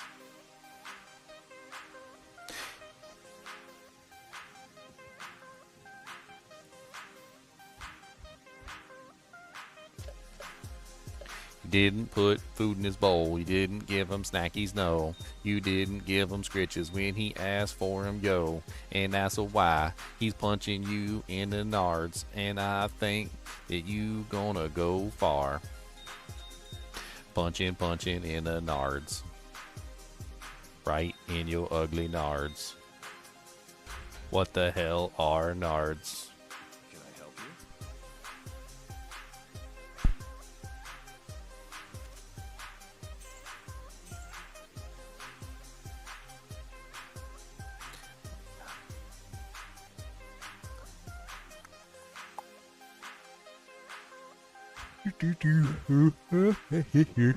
Yeah.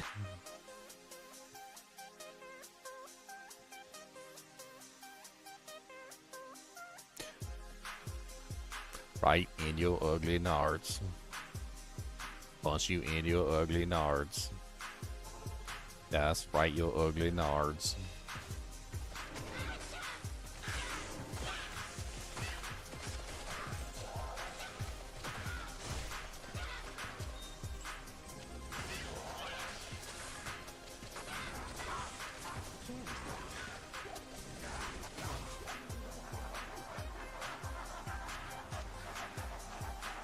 I can't remember how far these things go. I think they go like ridiculously far, if I remember correctly.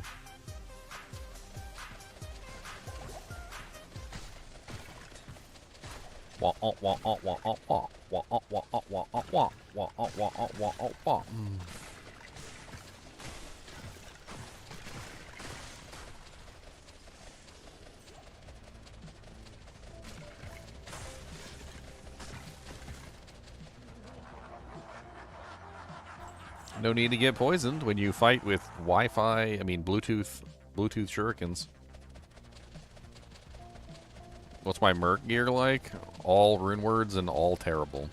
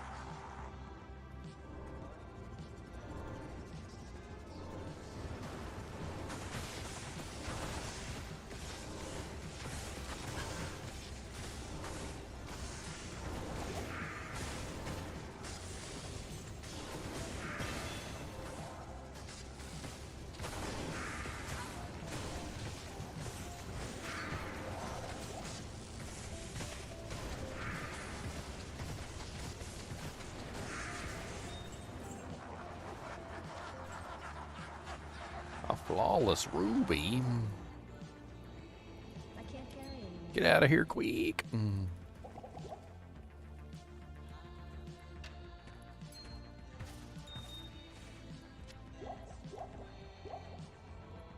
Get your butt in there. I can't.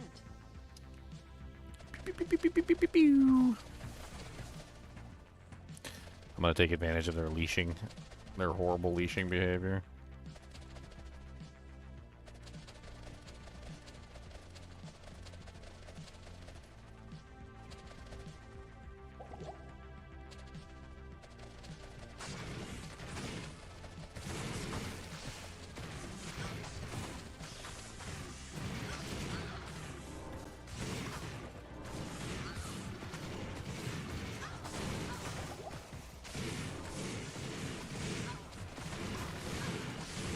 The minions of destruction. Minions of poop face, that's what they are. Minions of the poopy doos. What's up, poopy doo minions? Poopy doopy doopy doo. Doopy poopy roopy doo.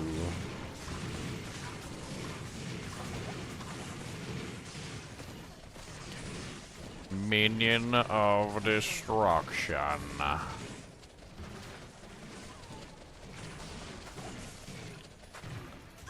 No, a specific Act 1 merc isn't locked, only the Act 1 merc itself. We didn't decide on the Act 1 merc type. I chose ice though, makes things a lot easier for me.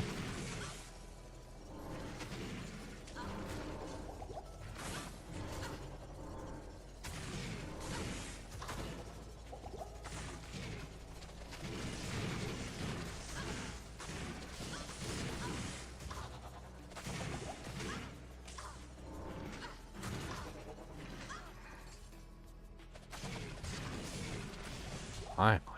Ooh, a Rune Scepter. Garbage. I'm using a pink Gothic shield. That's purple, thank you very much. It is that well, okay, it is kinda it looks kinda pink because I'm in the fade. It's purple though. Impossible.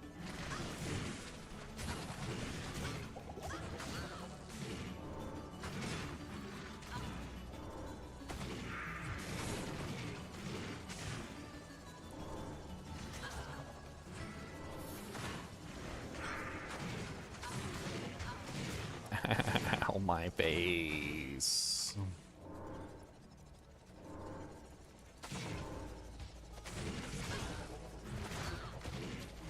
Totally gonna die over here.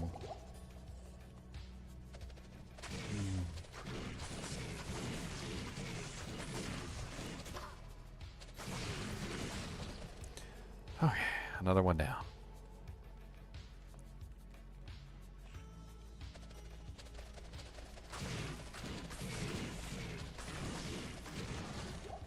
Nice. Let's go get our merc back. Let's go fill up on potions. We're gonna need like 1,000 million potions to kill Bale. It's gonna be embarrassing.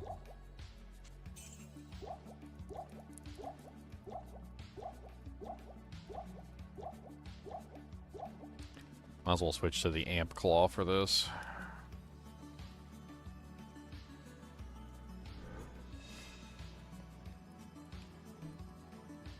Okay. Get the merc back.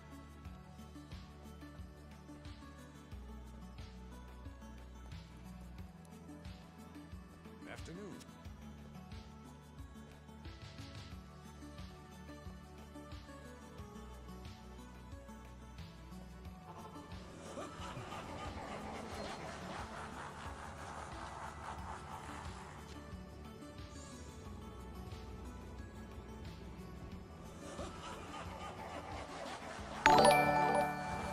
Thanks for the follow, Invincible.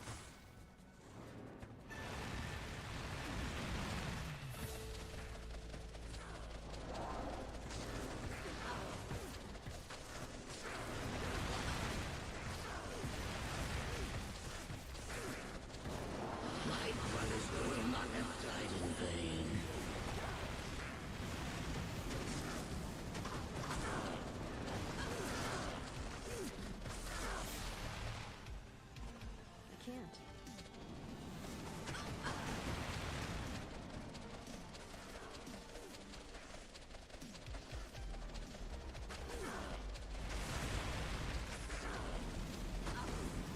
I think the amp curse will probably work better on him than the ladder.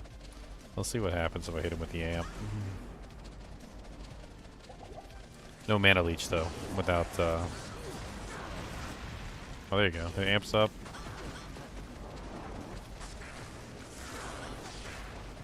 And we can swap back. Doesn't stay up for very long, does it?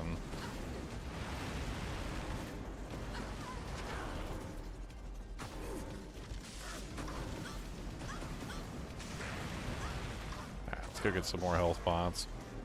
Taking more damage than I thought I would take. Not enough mana.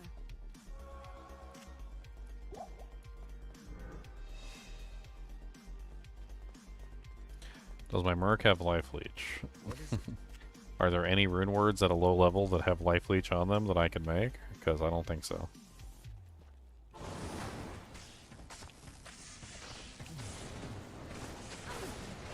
I'm pretty sure the answer to that question lies in the fact that I literally have no life leech on any rune word that I can put on her. And I don't have any perfect gems to be able to craft anything with either, so... I think he's on the other side of the pillar. Unfortunate.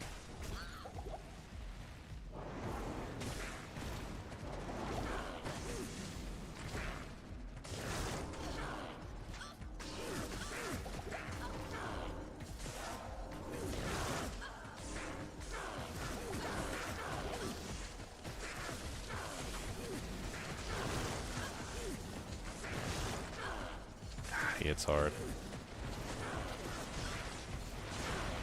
He always seems to move out of my line of sight somehow. Like, he's so good at it, too.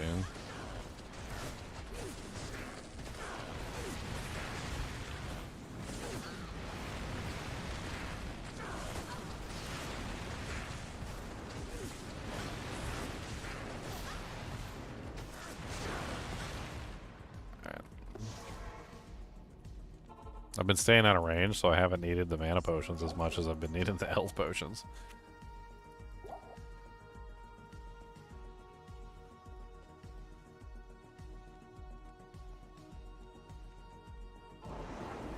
Tornadoes? Yeah, she's wearing a Zephyr. It's pretty much the only rune word I can make for her right now.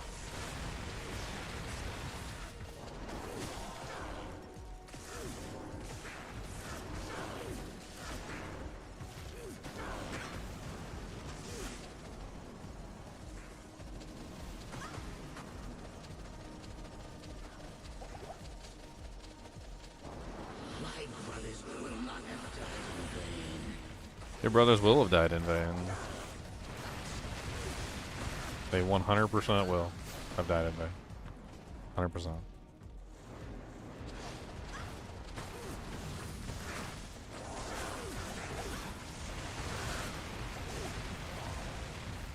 Them tentacles, man. Freaking hentai.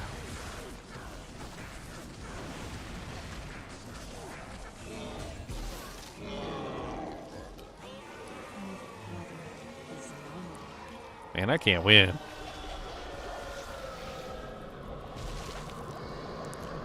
Defender, that's worth some money. Hawk Helm, that's probably worth money. And all of this is worth money. We'll sell, take it back for a set of gold, I guess. Not a single item I can use, yes. I'm well aware. Okay. Rubbing salt into my wounds here. Just rub the salt right in.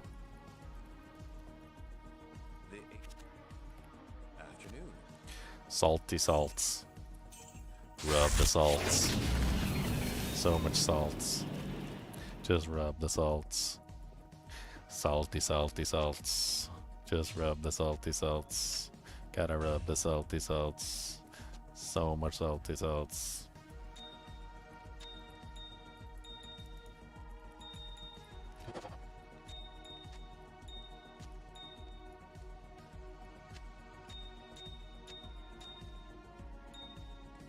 Edgebow has life leech, but it has no damage. That's the problem. So Edgebow has 0 physical damage, which... I mean, having life leech but also 0 physical damage doesn't actually help anything.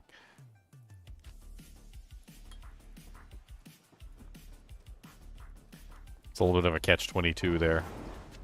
You get to eat your cake but not have it. Figure that out. Yeah,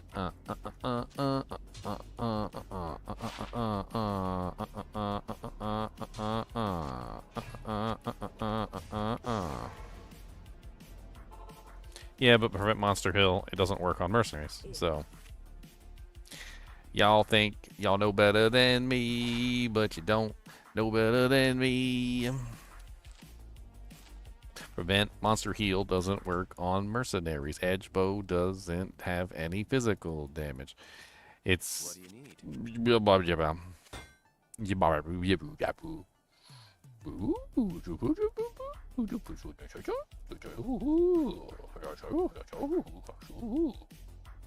Pre-buff claw.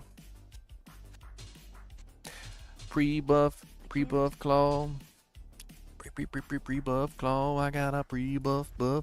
I got a pre-buff claw. I got a pre-buff claw. I got a pre-buff claw. I got a pre-buff. Pre-buffin'. 320 to 380% enhanced damage to demons does not actually increase the physical damage of the bow. It only increases the physical damage of the bow after the bow has no damage. It's like as if I were to give you a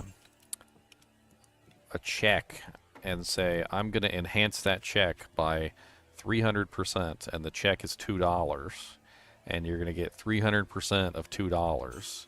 300% of $2 is going to be what? 2, 4, 6. You're going to get $6, right?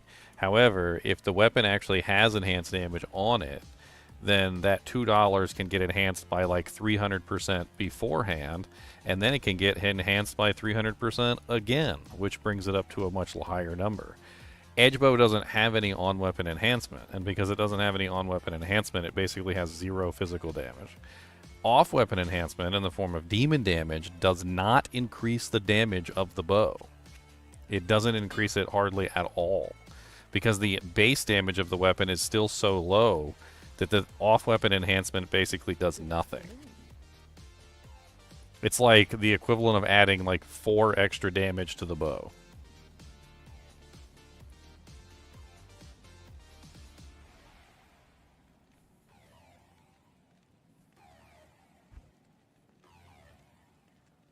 Okay, these can all get sold and held in Nightmare difficulty. These are all worth 25,000 or higher, so these are definitely going to help me out, get a little bit of money. We can also potentially use all these chippies that we've been hoarding to get money as well.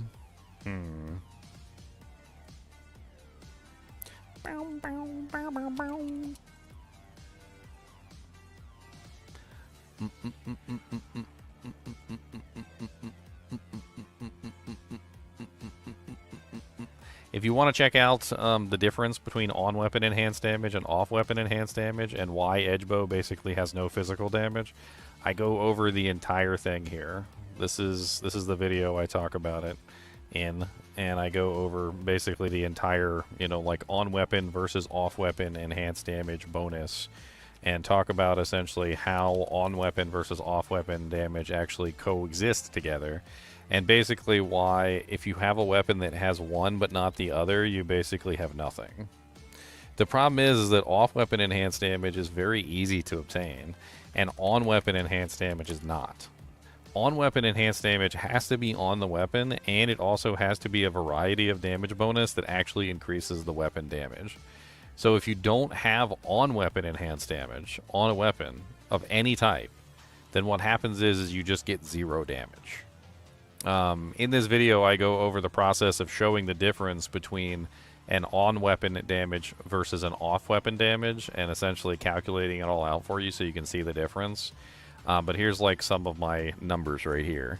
So like, for instance, if I add a 511% off-weapon enhancement to 110 to 159, I get 314 to 455. If I add 511% on-weapon enhancement, I go to, what is that, 671 to 860. Off-weapon enhancement is always better if you have on-weapon enhancement active as well. Do I have this saved anywhere? Because this is a notepad. I could just pull up the notepad with all my results on it.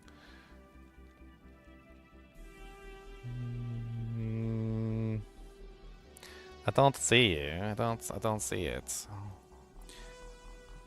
making me want to, like, see if I can find it. File open. I may not have saved it. I don't save all my stuff that I write down. I don't know why that one is labeled taco. Don't ask me.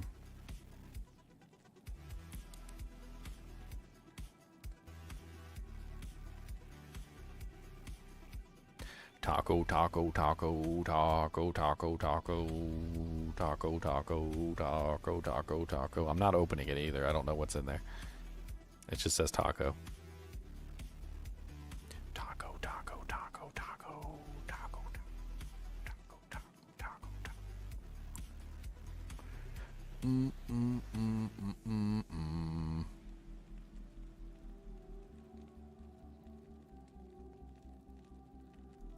I can't find it.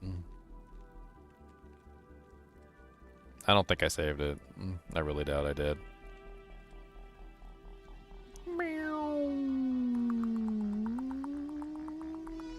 I'm skimming through my own video to see if I can find like a further version where I actually wrote everything down properly.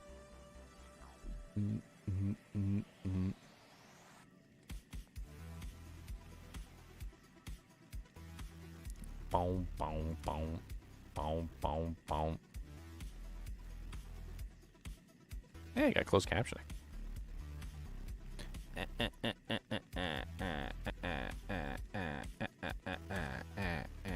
Anyway, this is an entire like issue within Diablo 2, by the way.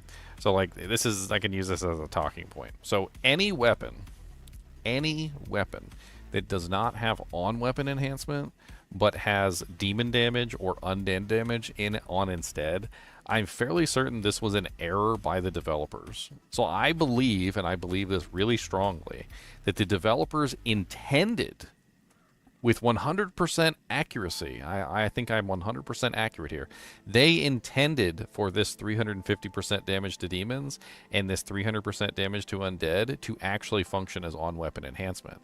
But the problem is that it does not. And every single weapon like this, Voice of Reason, Edgebow, Raft, I think Raft is one of them, All of them that have this off-weapon enhancement instead of on-weapon enhancement, I believe are supposed to actually function as on-weapon enhancement because it's on the weapon. But they don't. None of them do. And I think it's actually something that they might actually want to address in a future patch is take a look at weapons like Voice of Reason, Edge Bow, Lawbringer, and so forth and so on, and basically like readjust these that are based off of damage to demons and damage to undead. If there's a way that they can make this work as on-weapon enhancement, I think it would function exactly as the developers originally intended. But because this doesn't function as on-weapon enhancement, these weapons are basically just garbage for physical damage. And they're always going to be garbage for physical damage. Voice of Reason, Edge Bow, Lawbringer, there's a ton of them. Venom. There's a whole bunch of weapons that have like no on-weapon enhancement, but instead have this huge like demon damage or whatever that's supposed to replace it. I could come up with like a list of like 10 or so of them that work like this, and none of them have good physical damage. They're all trash physical damage weapons. And people argue with me on a regular basis about it. They're like, oh my god, this weapon's so good. It's got such high physical damage. And I'm like, what? I was like, what? Lawbringer is one of them. Oh my god, people will like ride the wiener of Lawbringer till the wiener falls off. And I hate to tell you guys, but Lawbringer has basically 0 physical damage. It's a 0 physical damage weapon. Like, it has no physical damage on it, especially if you make it in a phase blade, because then you're just making it one of the worst like bases for physical damage, and then it has like no physical damage enhancement at all either. Like, the only thing it does is remove physical resistance from the monster, but since it has no physical damage to improve, it doesn't really do anything for the weapon. Like, some guy was like, oh man, Lawbringer's so good, I'm going to put 2 of them on my Barbarian, and I'm going to wear them together, and I'm like, bro, please.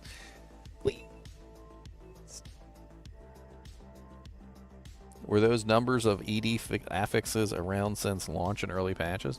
I mean, a lot of them were. I mean, there's weapons that have been around that have those kind of things going on. There's old ones, and then there's new ones. It does feel like they intended to have the bonuses as on weapon, yes. And I strongly think that that is what they intended, but that is not how it ended up.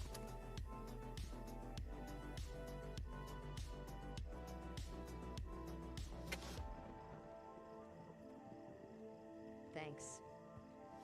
Help me.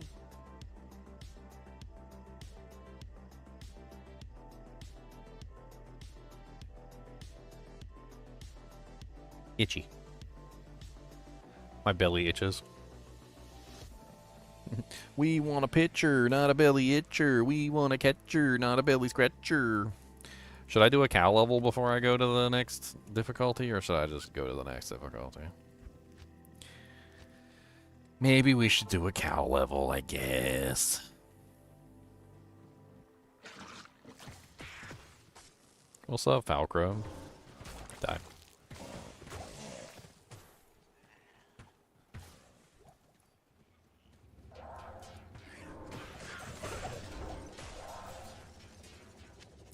Alright, but the moral of the story is, and you don't have to know everything, okay? You don't have to know everything, but the moral of the story is basically this, alright? So I'm gonna write it down, so, you know, just like everybody sees it, and like just keep this in mind, alright?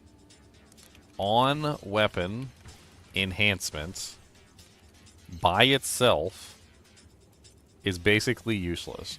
It doesn't do anything. Like, you can't just have on weapon enhancement. And off weapon enhancement by itself is also pretty garbage. It also basically does nothing, right? So these two by themselves are essentially useless. The only thing that you have to remember is that you always want both. Okay? That's the main thing. That's the main takeaway from this entire thing that you need to understand. You always want both. You want on-weapon enhancement to enhance the base, and you want off-weapon enhancement to enhance the damage after the base has been amplified, which results in a total multiplication of times 16. 16 times the amount of damage that you can potentially have. If you don't have both, you don't have the times 16 multiplier, and if you don't have the times 16 multiplier, you're doing basically nothing. That's basically how damage works in this game. You need the on-weapon enhancement and the off-weapon enhancement together to get the best effect.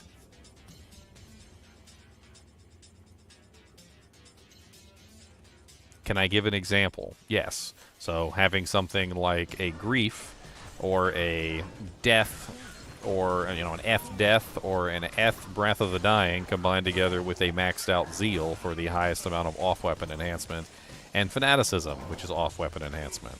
So zeal gives off-weapon enhancement, and also fanaticism gets off-weapon enhancement, which also gets added together with things like laying of hands. But then the weapon itself has its own on-weapon enhancement, so you're multiplying them together.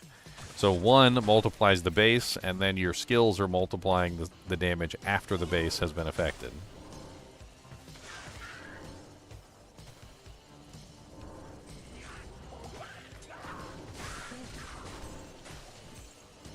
It's a lot like attack rating in this game.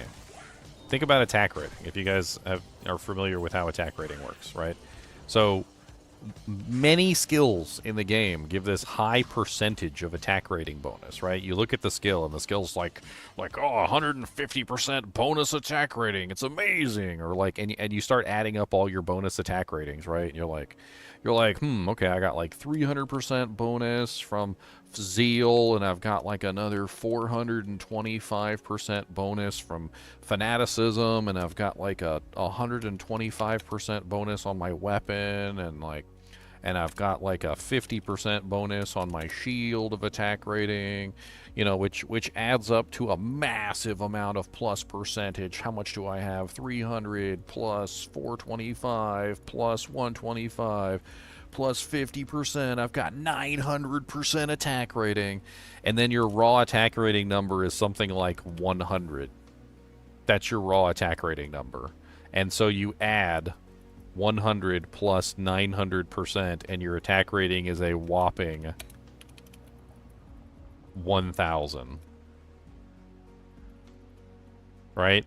Attack rating is very similar in this regard, in that attack rating percentage, huge amounts of percentages do absolutely nothing when the base number is tiny. Little itty bitty base number, got like no attack rating, but I got 10,000% bonus attack rating, and you're like, all right, 10,000 bonus attack rating, all right, but I've only got like 10 base attack rating. All the percentage in the world is meaningless if you don't have a number to actually multiply. Like, the best way to think about it is, like, imagine some guy came along and he's like, I will give you 10,000% of whatever you have in your bank account right now. And you pull up your bank account and you've got 50 cents in there.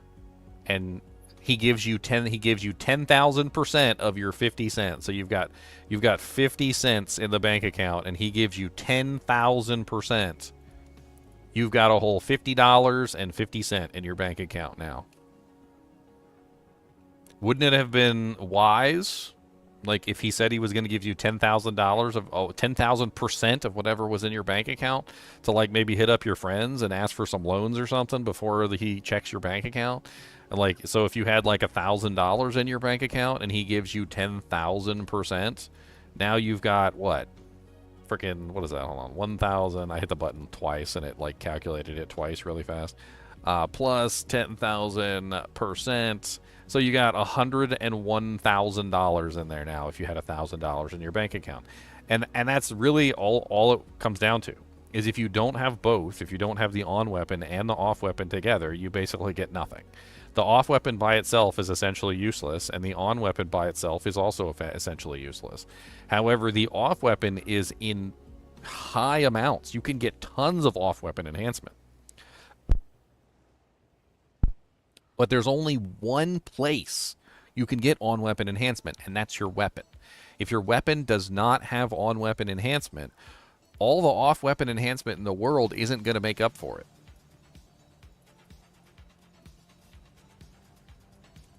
Yes. So Ohm runes and also, like 40% ruby jewels When you put those in a weapon, they count as on-weapon enhancement.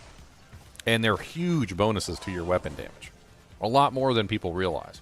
It's not off-weapon enhancement when you put it on your weapon. It's on-weapon enhancement.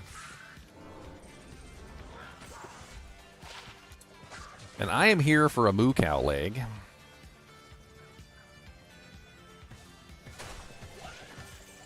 I'm over here just like murdering everything like I belong here.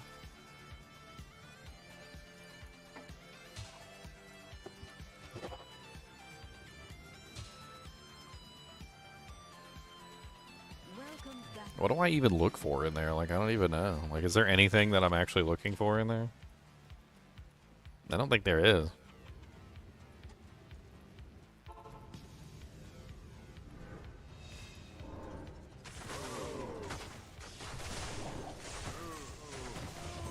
I shouldn't have any problem killing cows with Blade Sentinel. Blade Sentinel is amazing for that purpose.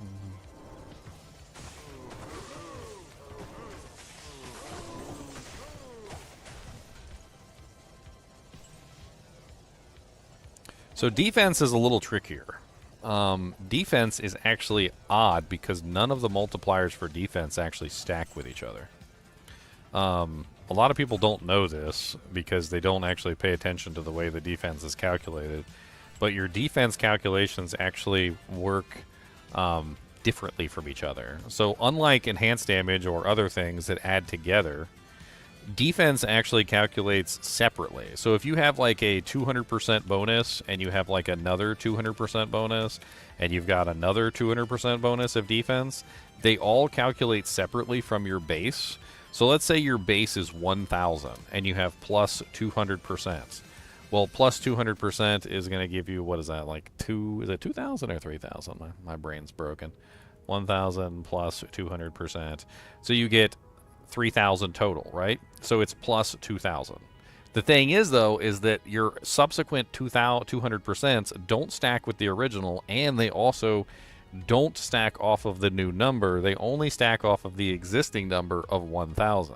So instead of a bunch of like addition here going on where you have like 200, 200, and 200 bringing up to like, what's that, 600%, or it doing multiple times and saying like 200% of 3,000, it's actually just doing this 3 times.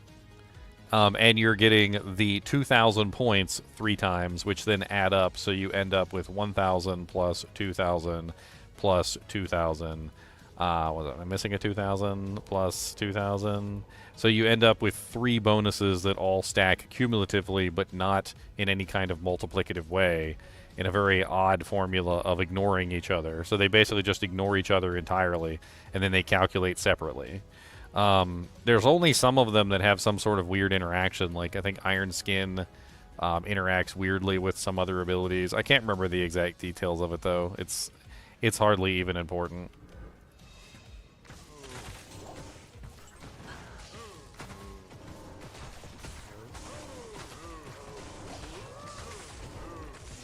What's up, Cow King?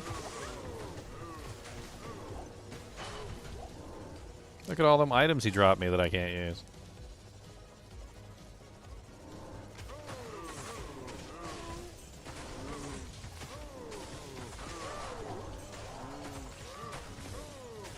Isn't it just the lying character screen? What are you talking about? For the attack rating? The attack rating actually represents your attack rating correctly. There's some things that the attack rating isn't being calculated in, and that's nothing that I think the character screen is lying to you about, but more so just he just doesn't know any better, like to tell you like level difference and things like that. What's represented here is correct up to the point where it starts to calculate level difference and level penalty. It also doesn't calculate in things like, you know, like negative targets defense and whatnot. That doesn't show up on the panel. But for the most part, it's calculating correctly. Just level penalties are something that normally don't come into play. It's usually when you're fighting like Ubers and stuff like that where the level penalties really start to show their ugly face. For the defense number, as far as I know, the defense number is accurate. 10 to energy. hang on to all this stuff. Not that.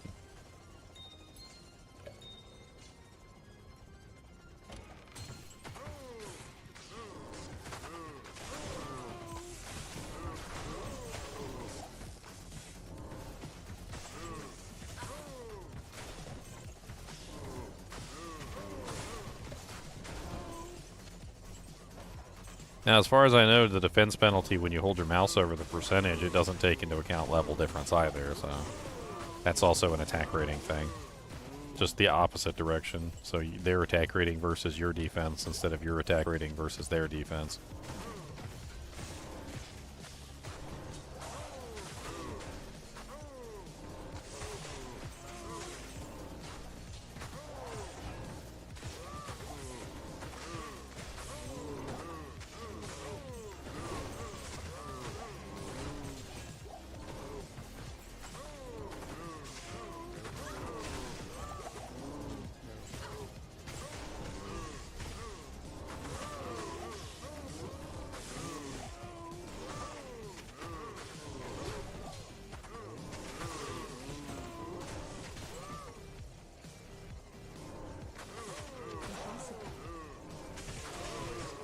These guys are dying like ridiculously easy. I have absolutely no trouble farming normal cows, that's for sure.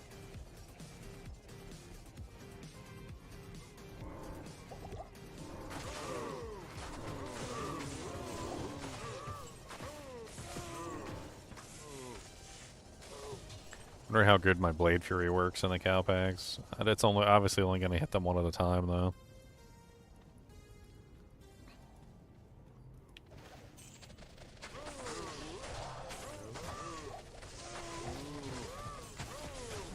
Not bad, honestly. It's actually not bad at all.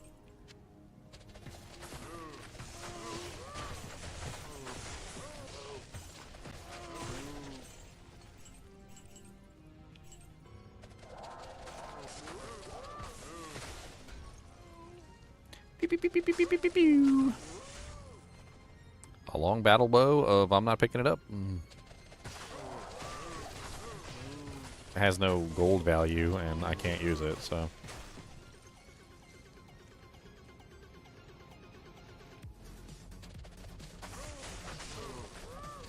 tier rune. Oh yeah, we can get runes here. I totally forgot. Haven't seen a single rune the entire time, so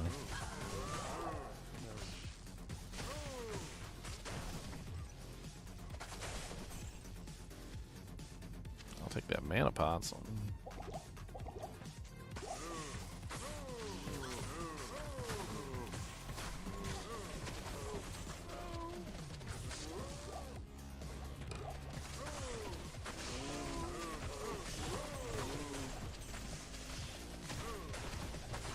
I mean, the Blade Fury is not much slower than the Blade Sentinel. And it's a little bit easier to direct the damage where I want it to go instead of just like hoping that the cow will walk into the spikes.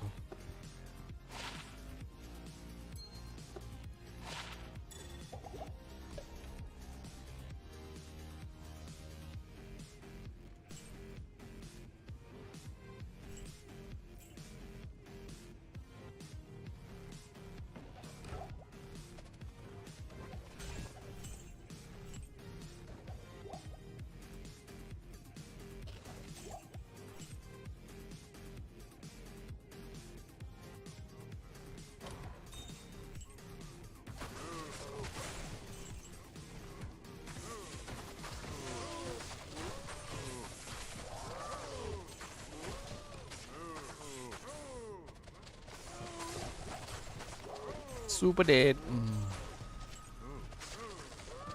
Spike shield's probably worth money. Should take that back and sell it.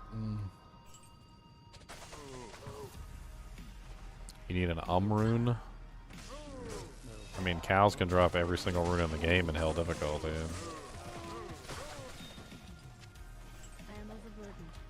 Are you? Am I gonna guarantee that you're gonna get an rune? I have no clue.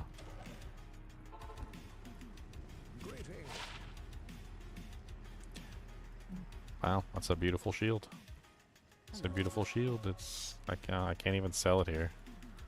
Guess I'll have to hold on to it with my pile of stuff that I'm selling in the next difficulty.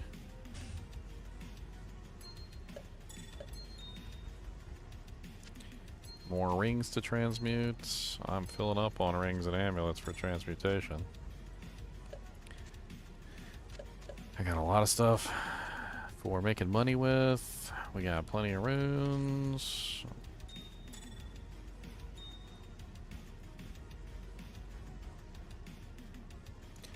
I'll probably need to take the runes and put them in a different stash at this point.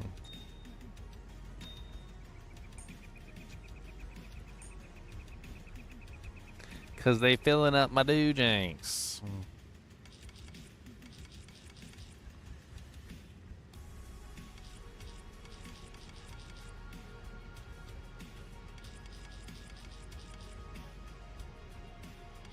I don't want to put the runes in the first tab because the first tab you can accidentally socket equipment with them and waste them. So a little bit of a tip for you guys: never put your socketables.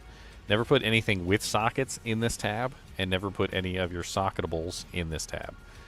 Because if you have an item in here that can be socketed, and you put a socketed item on top of it, it will go into the socket.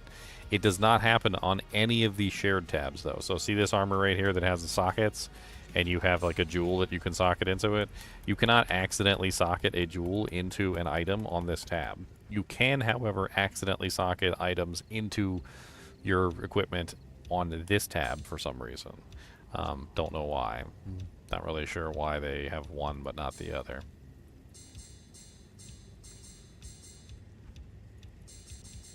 Jewels for crafting. More chippies. Which meta build do I dislike the most? Probably Hammerden. Although I could probably extend that just to like Enigma in general.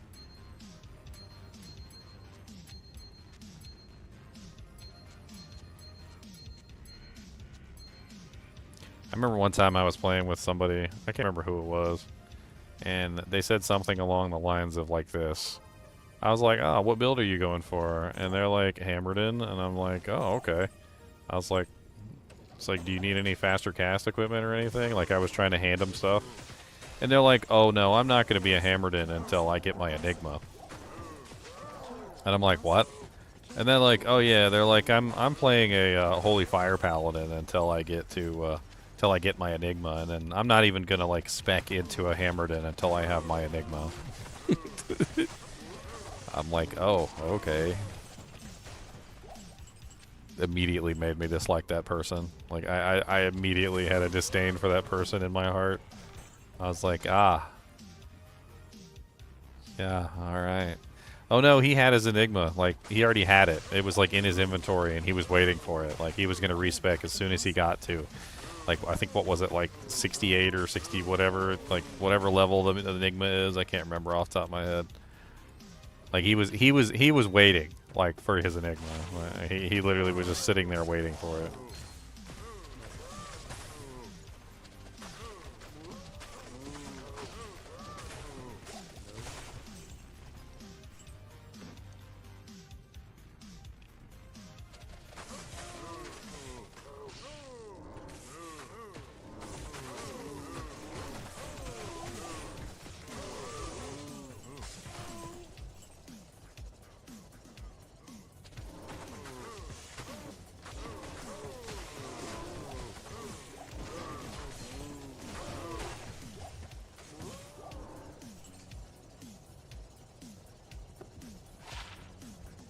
Yep, there's people out there who literally will not even play the game without the Enigma on. They get rushed up so they can put their Enigma on, and that's the only time they're willing to play their character.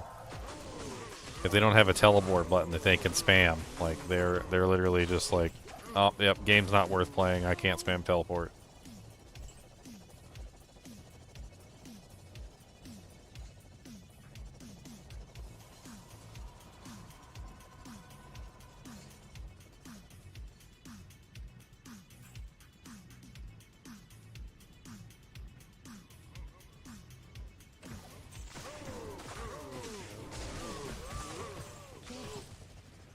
Thunder Cougar Falcon Mask.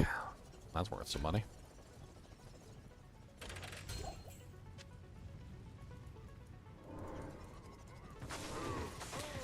I remember back in the day when The cow level used to be like the bee's knees, and everybody used to run in there farming them like nonstop. I used to always just like wait after everybody was gone, and I'd run around picking up all the loot, taking it back to town, selling it, gambling for stuff. There'd be so much money and items sitting on the ground.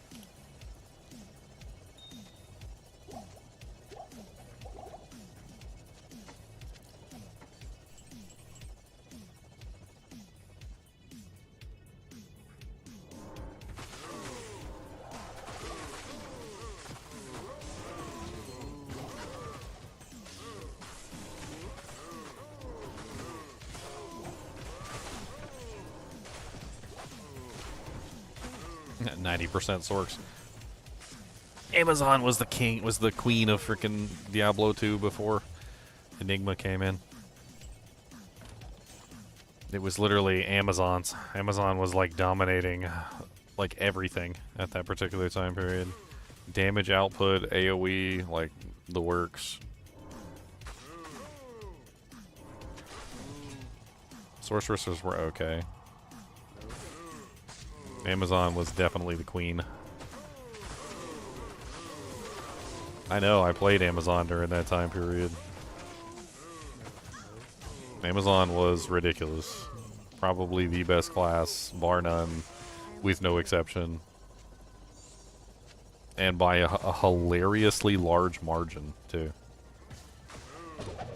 Oh, look at that beautiful thing that just fell out of the... Oh, man. Not a gray form quilted armor. That's rude. Can't believe they just did that to me. I can't use it either. A beautiful gray form quilted armor. Rare find for cow level too. That is not a common cow level item.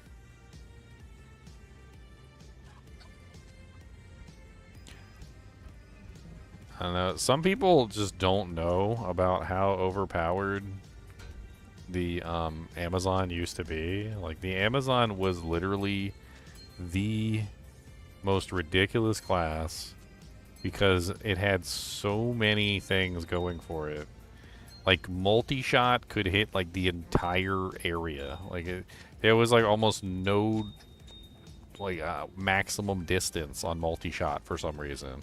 And you would walk into an area and you would just hold down multi-shot and hit the entire zone. Who needs to teleport when you can multi-shot kill everything within the entire zone? Like, I kid you not, I remember times where I would literally on my Amazon, I would come into an area like this, and I would just hold shift, and I would start firing my ability, my multi-shot, in all directions.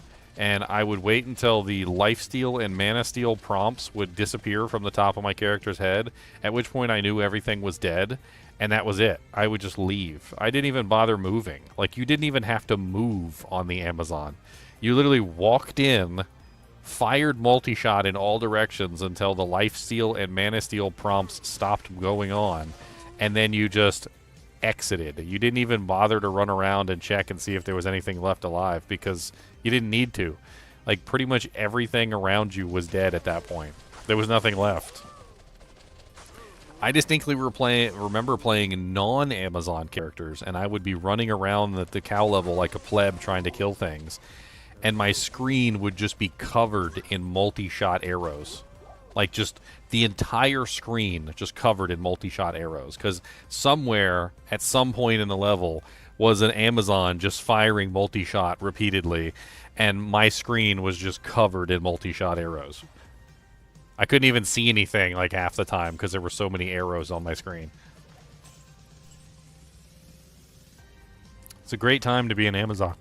1.09 Amazon was probably the peak Amazon that ever existed, and then after 1.09 they got annihilated. They got hit so hard with the nerf bat, they went back into the Stone Age, and it took them like years, decades to crawl out of that hole.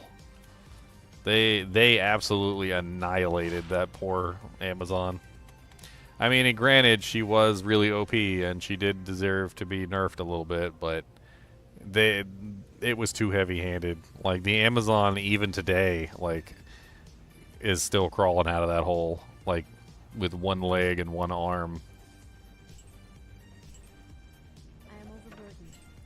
The Bozon specifically, though, not the Javzon, which they didn't touch really. The Javzon's still just as OP as it always was.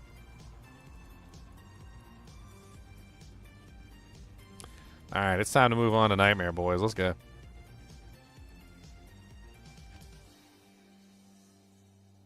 Good day. Poor Grey Form Quilted Armor gets sold to the NPC. Sad, sad, sad. Can't use it. Magic only. No uniques allowed.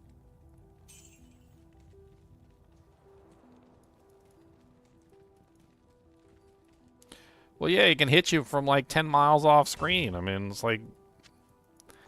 PvP was ridiculous for them. All they had to do was just like run away from the start zone and just like fire a million arrows toward the starting zone and just laugh the entire time as everything died horribly and painfully. When I say you could multi-shot, like you could be at Flavy, okay, in Bloodmoor, multi-shotting in the direction of the entrance, and you would be hitting the entrance from Flavy. Like, that's how ridiculous it was.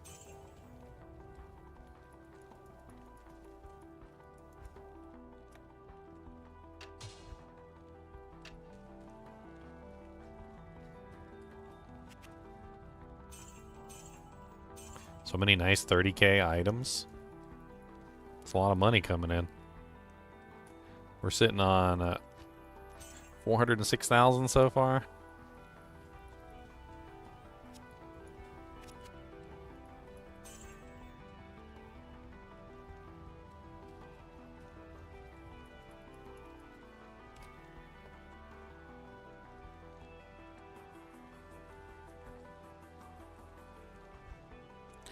$406,000 Doojanker-ranks.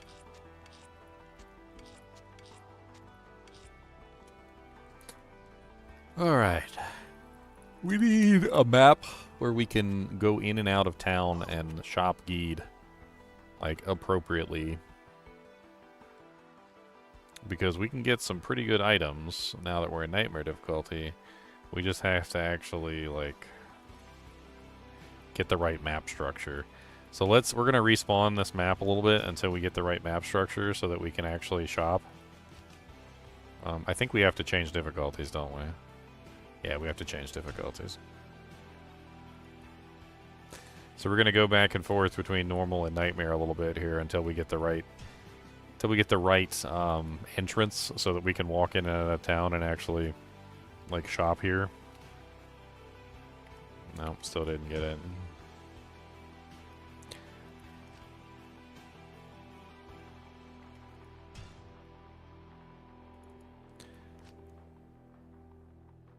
Is it even changing? Like, okay, it is changing. Okay, good. I was about to say, like, it didn't seem like it was changing. It kept giving me the same one over and over again. I was getting upset.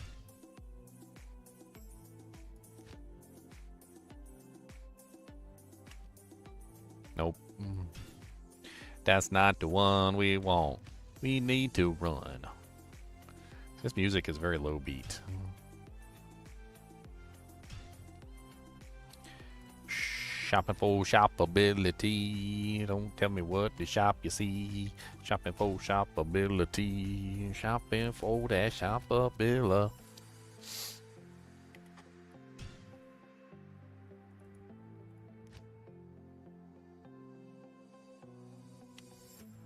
Man, it keeps going back and forth between this one and this one. We need it to be this one. This is the one we need. The one that goes in between Geed and Charcy. And it is not giving us the one we want. It's giving us everything but the one we want.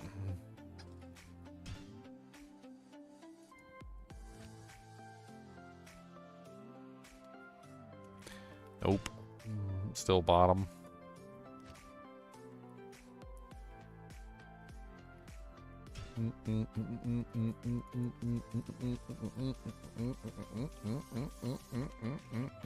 Why you gotta give me same one every single time? I need the one that's northerly, my friend. I need the north one. If you don't give me, I'm going to throw a fit. Hey, we finally got it. Okay. So this is the north one. This is the north entrance. That's right next to Geed and Charcy. So we can check Geed and Charcy repeatedly. So we're going to do a little bit of a fun here. Let's go ahead and get Burst of Speed activated so we can actually run real fast.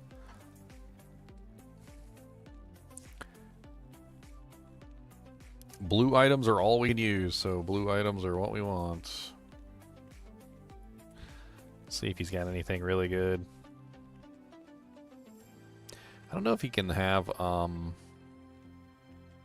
know if they can have, like, the really good items yet. We might still be a little bit too low level for, like, the really, really good stuff. We're only level 41, so...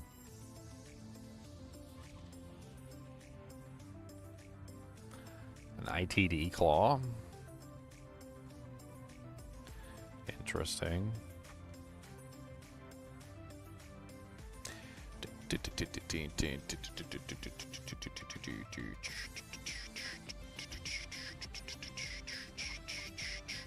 +1 pally. Can't get +1 assassin, I don't think, on a regular shield. I don't think that's possible.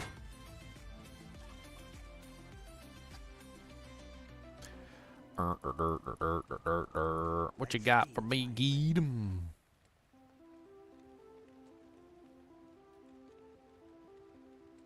Bunch of +1 shadow disciplines hat. I mean, it's not like we have one that's really all that amazing. That's more resistances, potentially, because we're using Fade. Yeah, I mean, Fade is damage reduction and it's resistances. So, I mean, sounds good to me.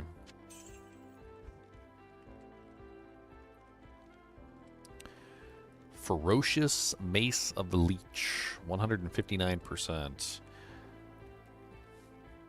Another Ferocious Mace, but of the Locust, 165%. This is what we're looking for. We're looking for something like this, but this is a base type, which is the Mace, and it's not going to be any good. We need it to roll one of the higher base types. Otherwise, it's not going to be any use to us. So we need something like, instead of a mace, it has to be the exceptional version. And that's what I was thinking. I'm not entirely sure if the exceptional versions can even roll yet. We might be doing this a little bit too soon. Greetings.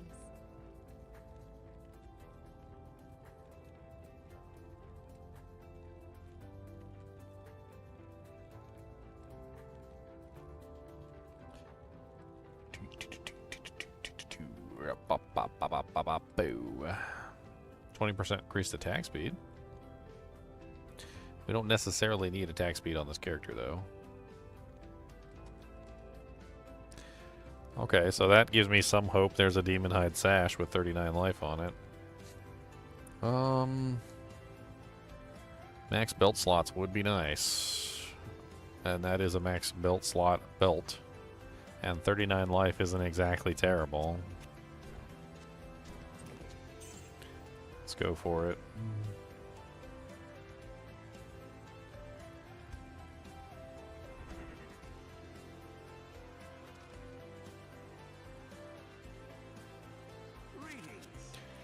Bow, bow, bow. 41% bonus to attack rating.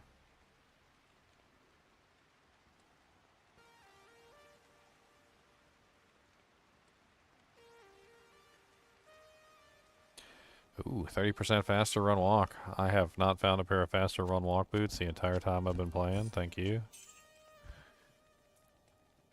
I ain't gonna say no to that. 10 to 45 cold damage.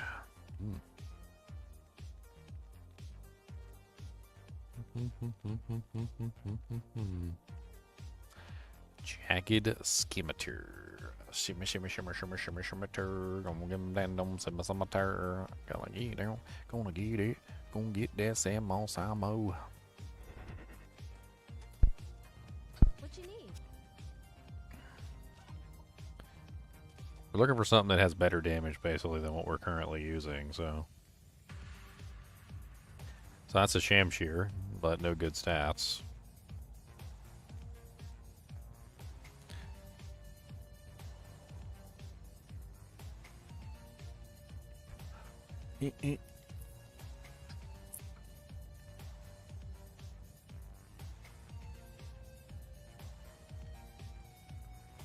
Small shield. Trellised armor.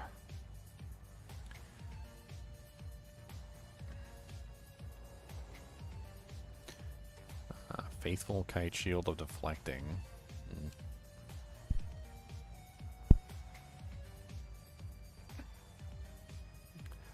Chains of Honor is amazing. I love Chains of Honor. It's probably one of the best armors in the game, honestly. It even beats out Fortitude in most situations.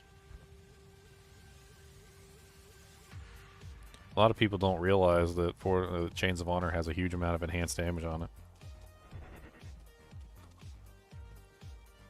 It doesn't show up on the panel, and it doesn't look pretty for people to see, but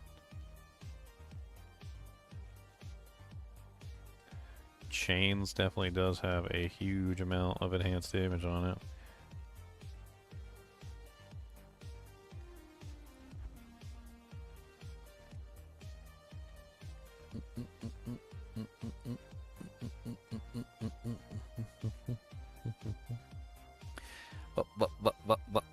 Vicious mace of butchery. We got a vicious mace of butchery. Come on down and you can see this vicious mace is so vicious. Vicious. Vicious, vicious, vicious.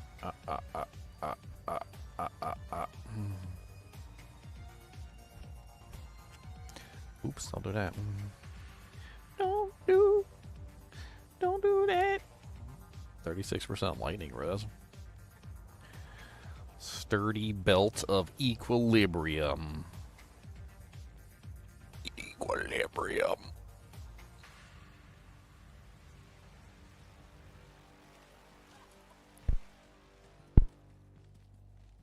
May I help you?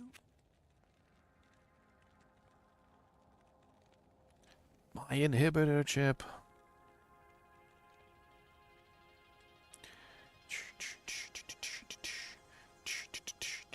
I don't even know what I'm looking for, to be honest, other than just I'm looking for something better than what I have. That's really the answer. Like, I'm looking for something better than what I've got.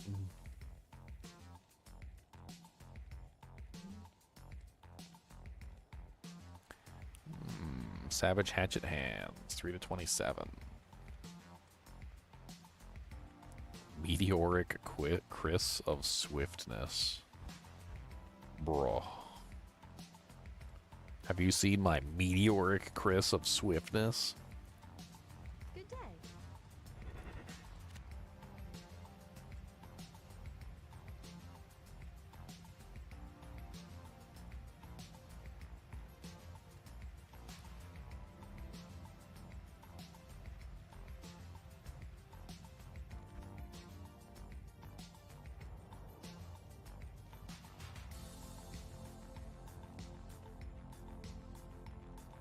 Holy Kite Shield.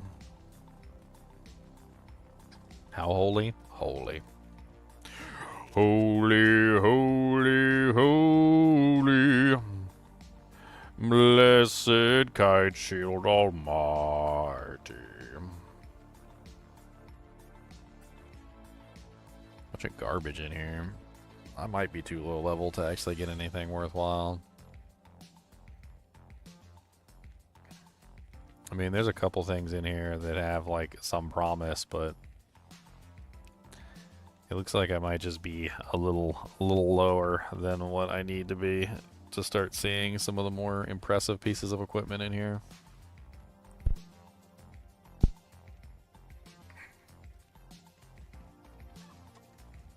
What you need? Honestly, though, none of my equipment is very impressive right now, so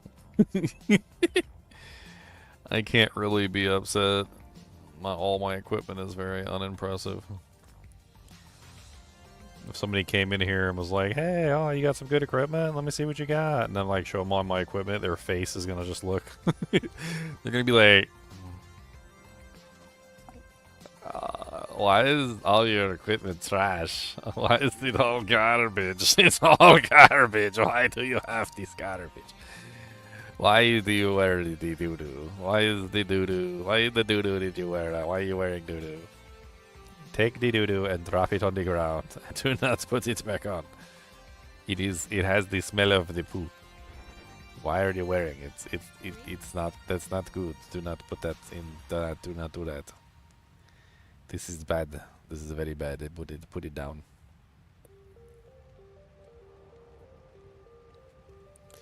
Man, gambling only run, huh? That sounds merciless. Like this claymore.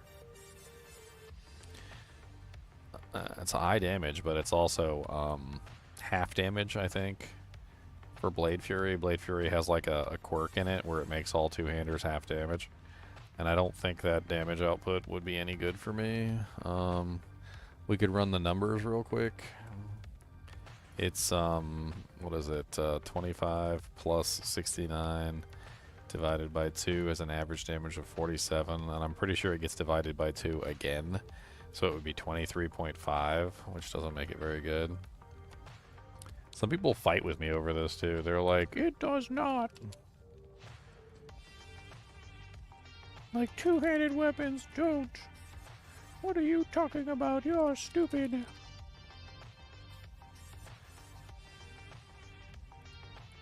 So this is on the Amazon Basin page. So character screen does not display the 3/8 attack damage when using a two-handed weapon. So basically all two-handed weapons are taken down to 3/8 instead of 3/4. So normally when you're doing damage with Blade Fury, or, well, pretty much anything that's in the blade tree, it takes the weapon damage and it reduces it by 25%, so a 75% total. However, when you're dealing damage with a two-hander, it's 3/8, which I don't even know what that represents as a percentage. Could somebody, like, actually, what is the who knows math? What is 3/8 as a percentage? I don't even know what the hell that is. So two-handers always get a double reduction, essentially, which is unfortunate, because it basically makes them useless.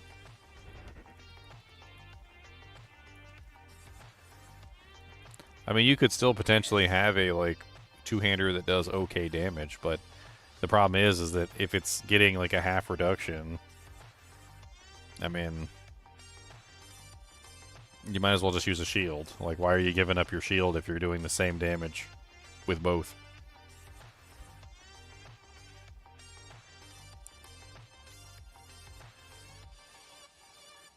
The other thing is, though, is that the penalty for two-handers doesn't show up on the panel.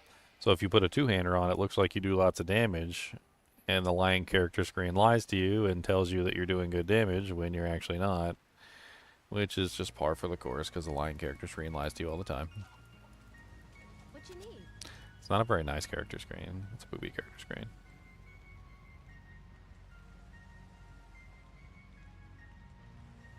It's rude.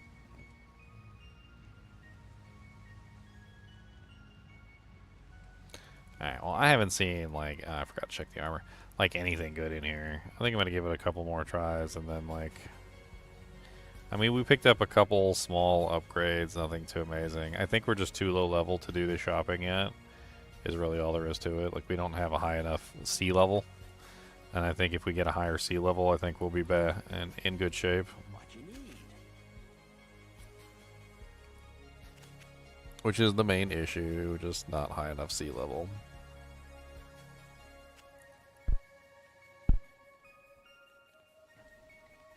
Yeah, poopy doos. Garbage, garbage. I'm looking mainly at, the damage of the weapon, because I'm not going to sit here and figure out which one's exceptional and which one's not. Takes too long. Triumphant Cleaver. Cleaver is exceptional. It's cheap. Let's do a little test here, and let's see if we can actually get anything worthwhile with it.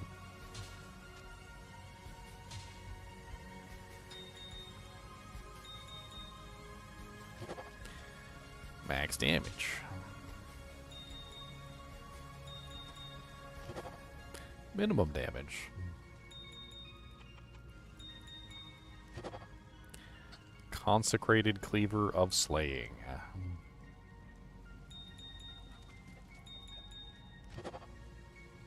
Cleaver of the Bat.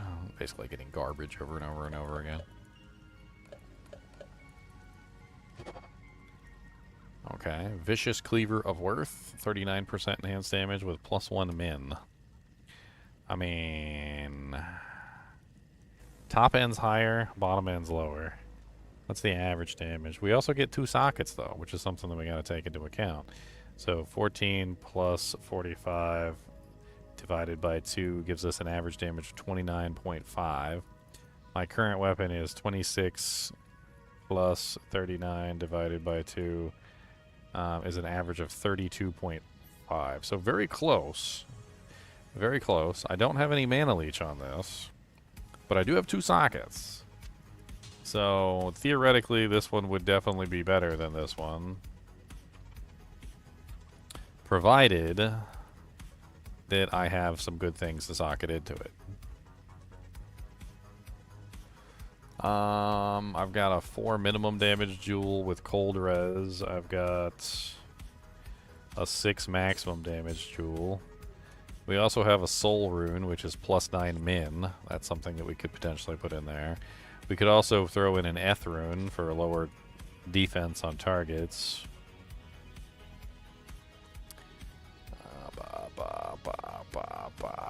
We just put in 2 Tal runes for large amounts of poison damage. I don't know. Ith runes are maximum damage, whereas soul runes are minimum damage. I think we probably need that soul rune for an insight for the girl. We need a 4-socket bow for her, though, so we can actually make an insight.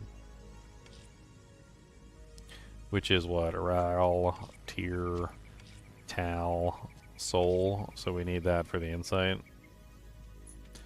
I have an Amrune for life leech. I mean, even if we took this, threw it in there, like 9 max. I don't know, which one would be better, 9 max or 4 min? I feel like they're both about the same.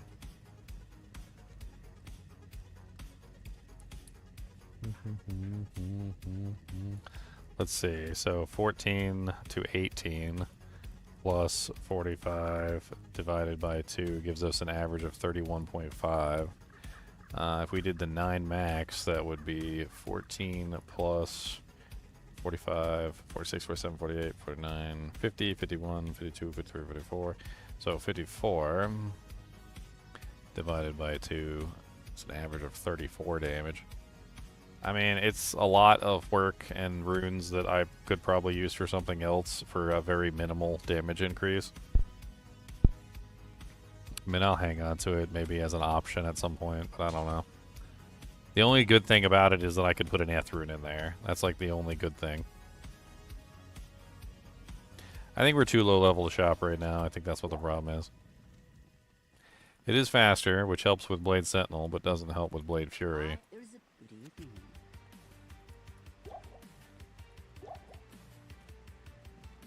Let's go get our den quest done.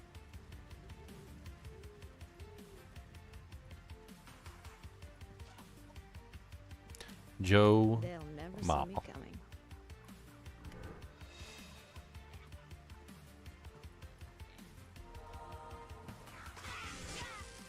Oh yeah, didn't we get a +1 claw so we can pre-buff?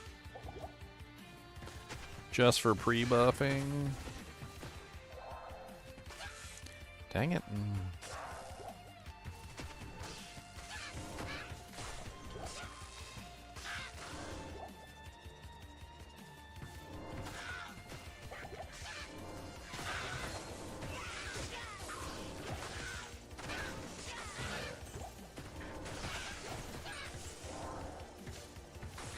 Impossible.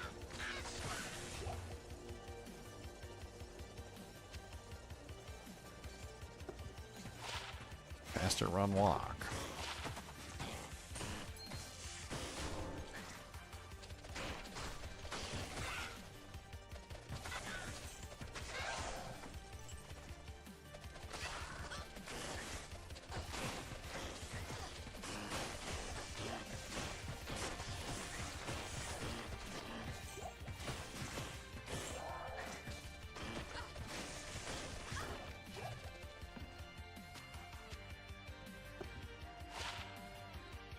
Oh, well, it might be worth money, actually. It's got a lot of stats.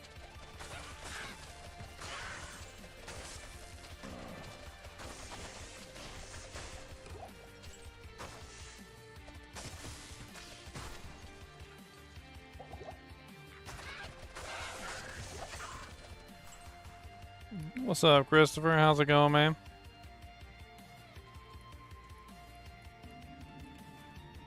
So dark. Perfect.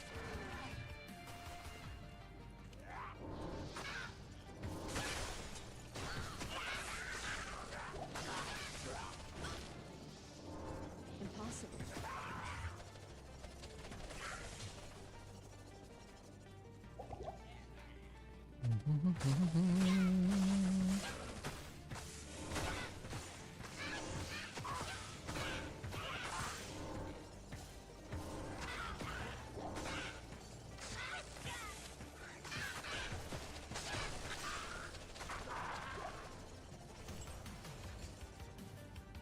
Doing well? Good. I'm glad you're doing well. I wish everybody was doing well.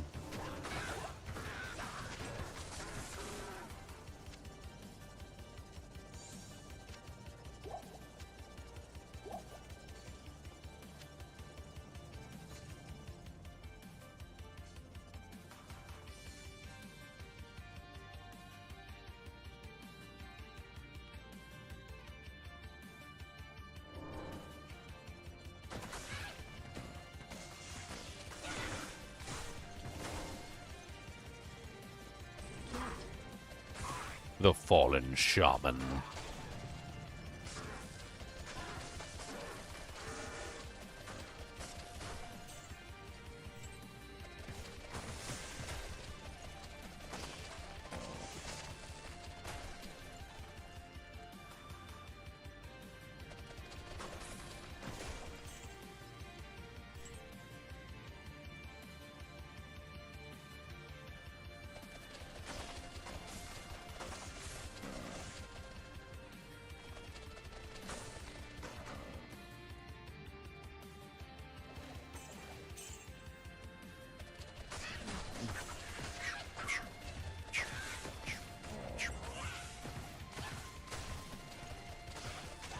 Calendar.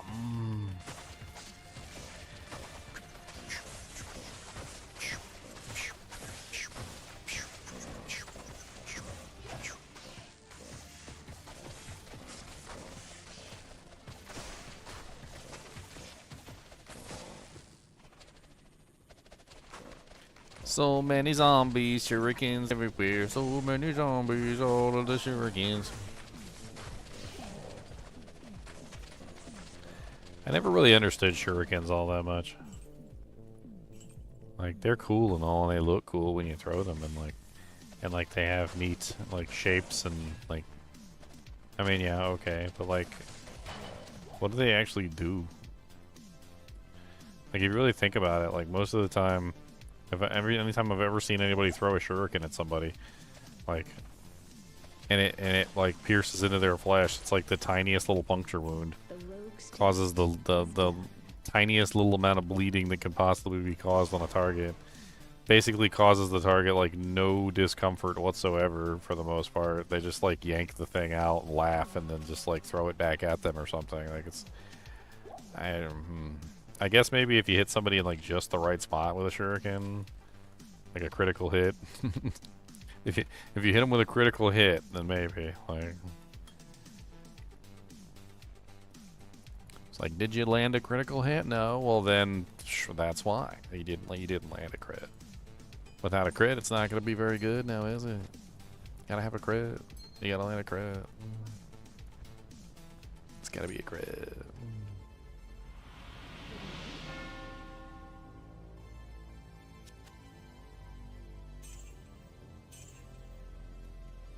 Yeah, you gotta go for the neck. Which is why you would protect yourself with a neck protection. Gotta get that neck protection in there. A little bit of fun trivia for you. The Marines used to be called roughnecks or leathernecks, or I can't remember the exact term. And it was actually because they used to wear like a thick leather neck guard.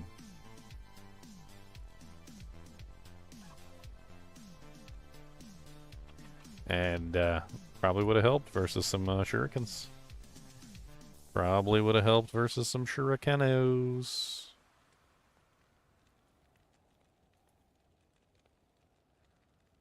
Yeah, like this. This is what it looks like.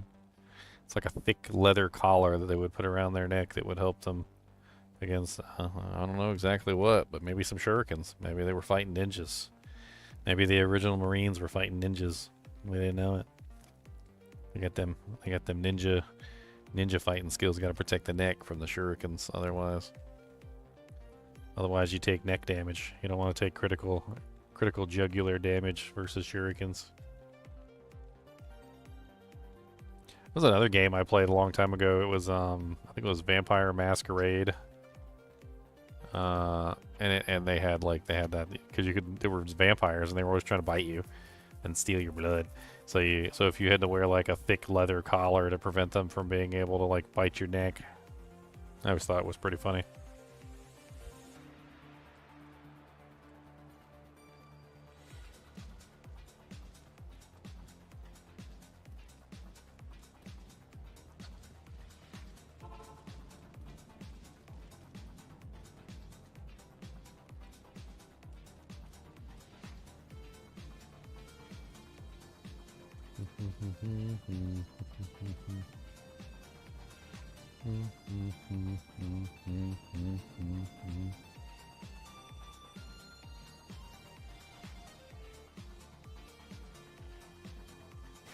Yeah, but like ninjas weren't fighting, and this is kind of like the proof in the pudding of it. Ninjas weren't often fighting, you know, like regular citizens with like plain clothes. I mean, ninjas were going up against samurais, for God's sake, with like full armor and face masks. I mean, like, good luck hitting a vital point on one of those guys.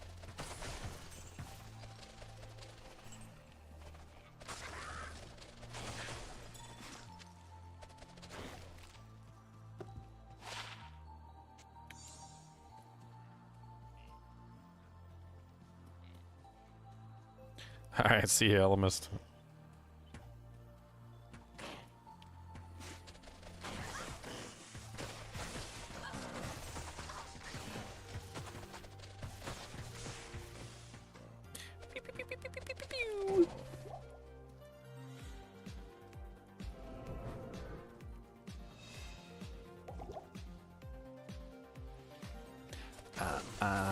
Look at you. Demons coming at me, ones and twos.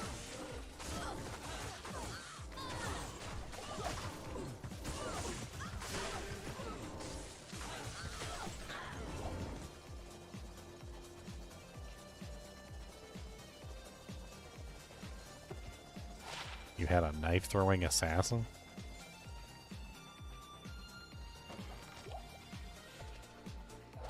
Well, like, that's just the thing. Like, a throwing knife is so much more deadly than a shuriken. Like, I don't know how to explain this to somebody who hasn't seen a throwing knife and a shuriken next to each other. Like, if somebody throws a throwing knife at you,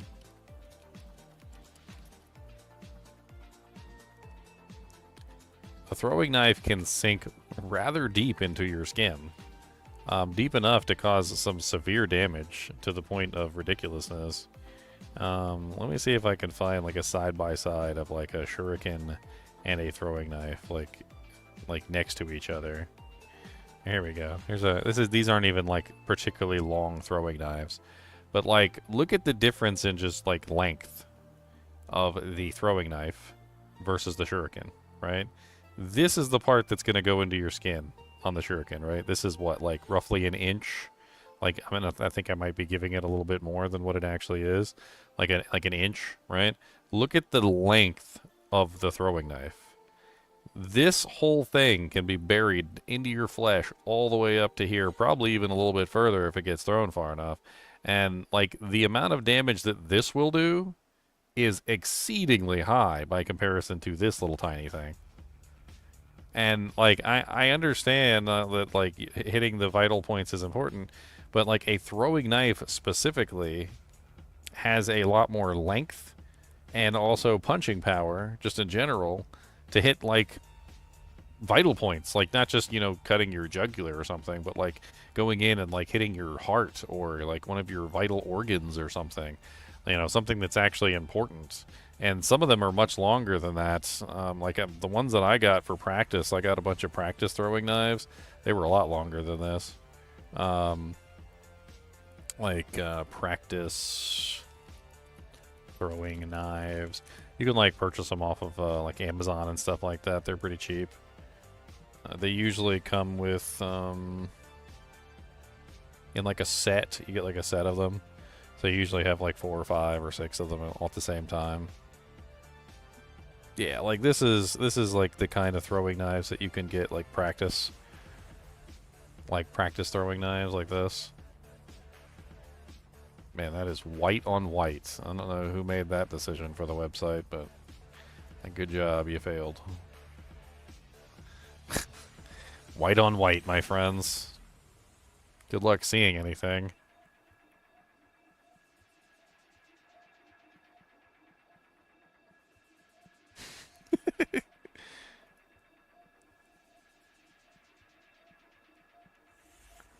I don't know. It seems to me like even in like Naruto, like these kunai seem like they would do a hell of a lot more damage than a shuriken would ever do. Yeah, Batman's batarangs have a nice long, like, stabby bit on them. Very nice long stabby bits. Definitely.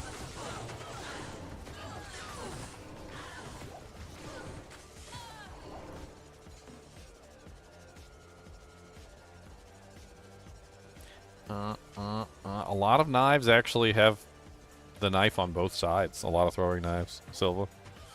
There's actually you can get many of them that have a throwing knife on both sides. You just have to be a little bit careful of actually like how you throw it. Usually they're only bladed on one side, so you just have to make sure you're holding it from the side that's not bladed when you throw it. That way you don't accidentally cut your own hand.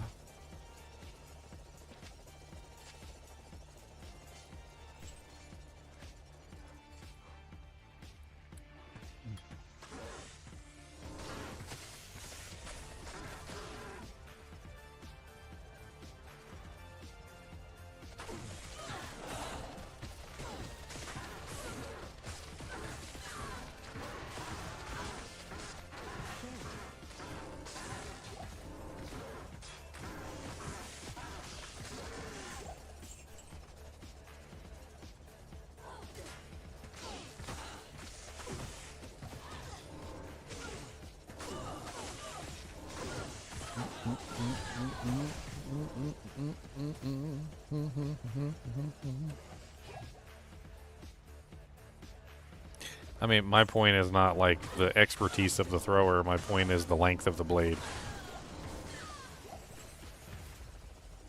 Like a throwing knife or a throwing axe even is going to have a much deeper contact with your skin and cause more damage than the shuriken is going to. You throw the shuriken, I mean, yeah, you might make contact. You poke a little hole, you cause a little bleeding.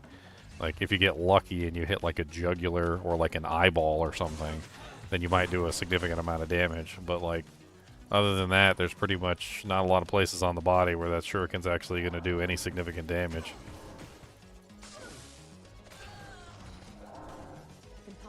Might give you some pause. Might give somebody an advantage in a fight, like if they hit you in the hand with it or something and like mess up your grip on your your sword.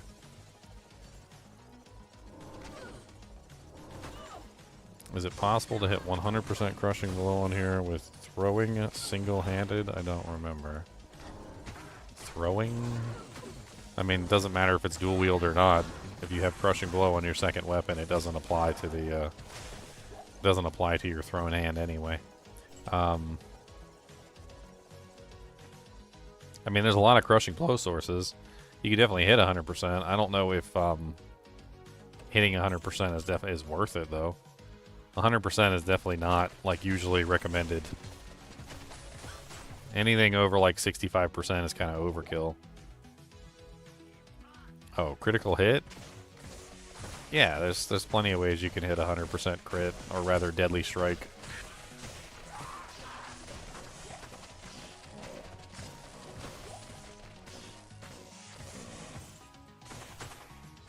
There's lots of sources that give DS, there's shields that give DS, there's all sorts of stuff.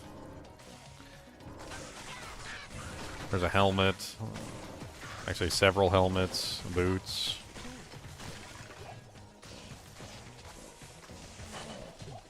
Can't remember if there's gloves that give deadly strike. There's definitely armor that gives deadly strike.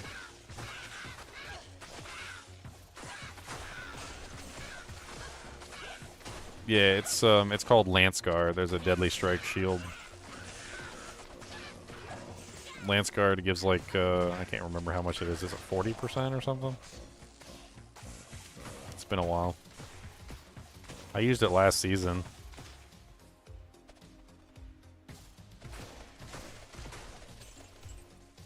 Also, you have to calculate it in critical strike as well, because if you're on a barbarian, you're going to get crit strike from the passive.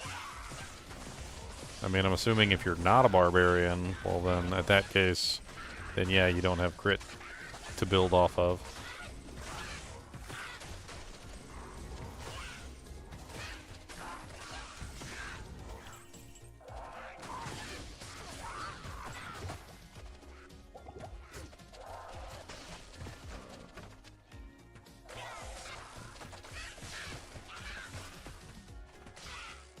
Yeah, he can't use Head Striker because he's going to be actually throwing an item, so my assumption is that he's already using a throwing weapon. At least that's what it said. Yeah, he said throwing, so Head Striker would be out.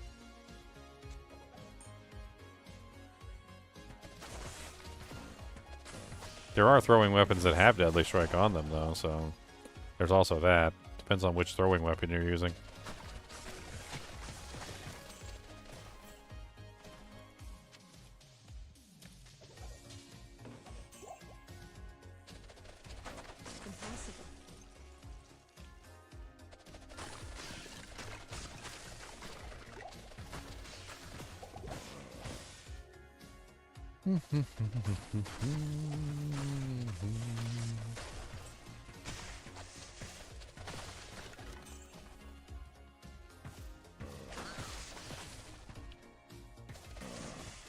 Impossible.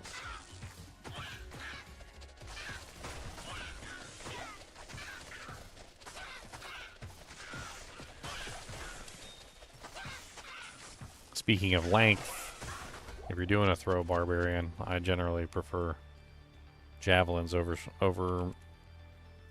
jabs over greater. I'll just write it down as greater than jabs greater than knives / axes. The javelins are just better. They go farther. They tend to have better damage profiles. They pierce for longer durations, so that when you're fighting like the cows and stuff like that, you're actually getting multiple damage hits. And they're just better in general, in my opinion. I don't use, whenever I do a throw barbarian, I don't use axes and knives normally. I think they're garbage by comparison.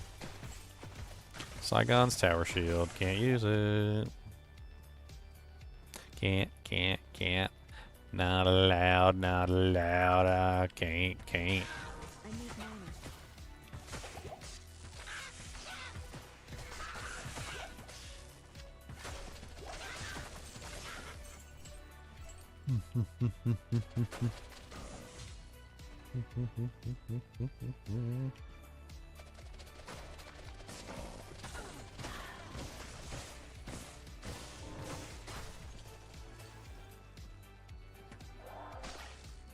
Yeah, I'm not hitting like a wet noodle. It's also player 6 too, so keep that in mind.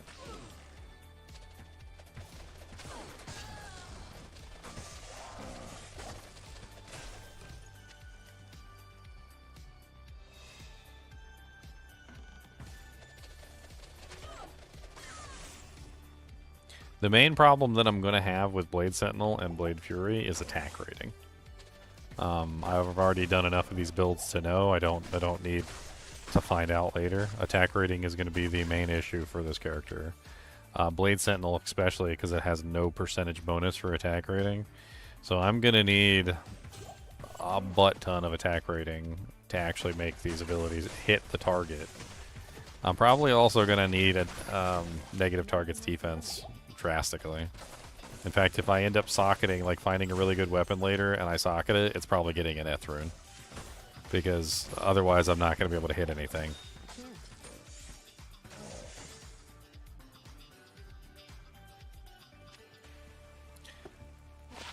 Nice little 35k in the bank staff.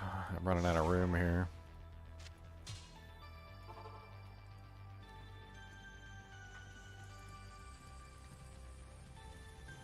Good day.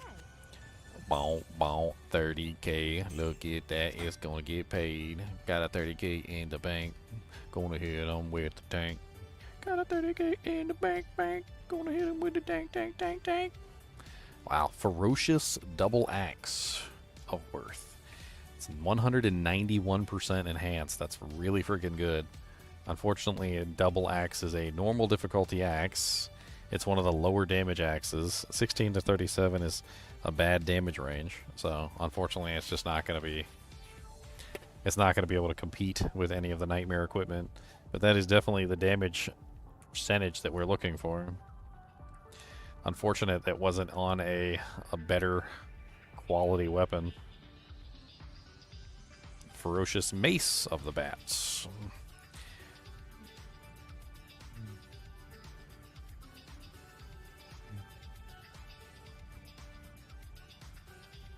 3% life leech.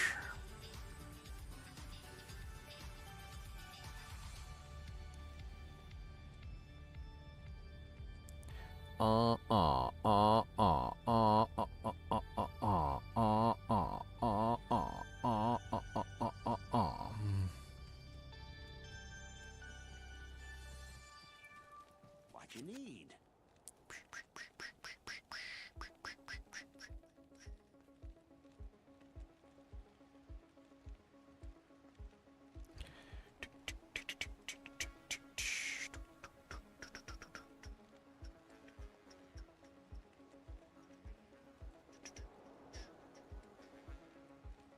Zeal charges. Bro.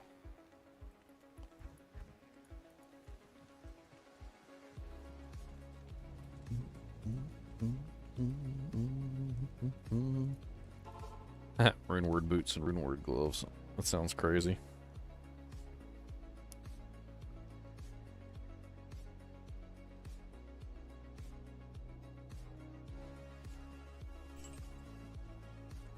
I still haven't found the waypoint yet, have I?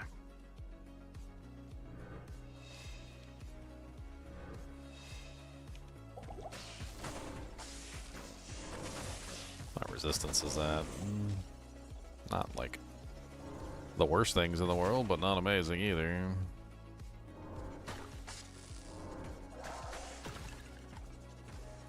Hey, the waypoint. Alright, nice. Now we can come back and get Kane.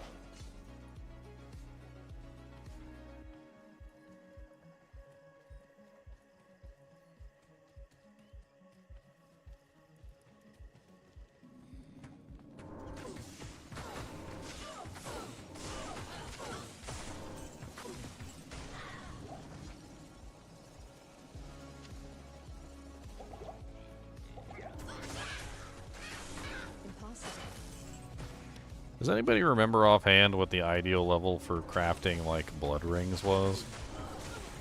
I can't craft any blood rings, and that's not why I'm asking the question.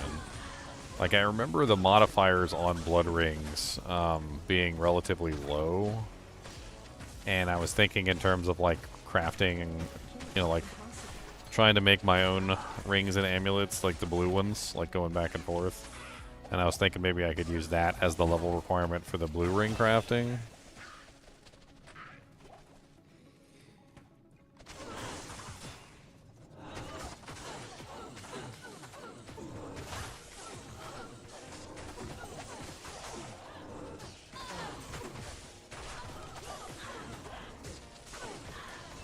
Oh, Eisenhardt's breastplate, boys. They shouldn't have.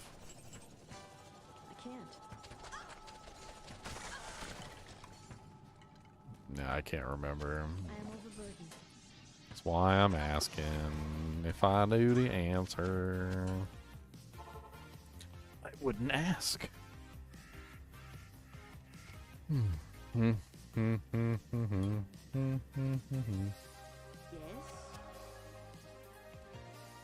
No, we don't have Deckard Cain yet, do we? Unfortunate.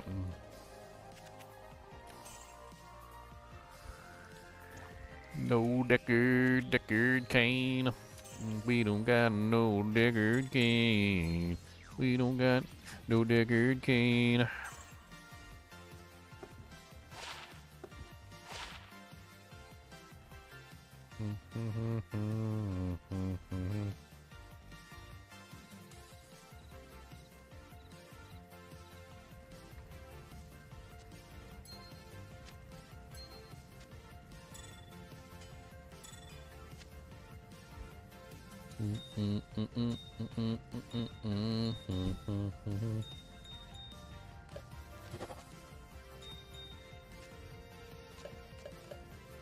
So for this recipe, the one that involves doing 3 rings into an amulet and 3 amulets into a ring, it's 0.75. So whatever my level is times 0.75. So I'm currently 43, so 43 times 0.75, and that's 32.25. So I am high enough to do level 30 amulets at this point. I'm not sure if I should wait for like another thing though. I don't know.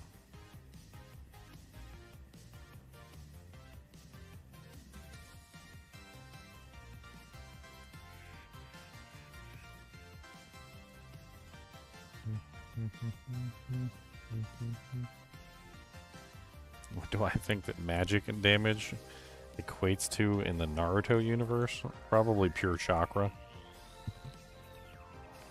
In the Naruto universe, you can elementally align your chakra. Fire, lightning, ice, poison, etc. I would think that magic damage would simply be not aligning your chakra with anything. So your chakra would come out as a pure, unaltered source.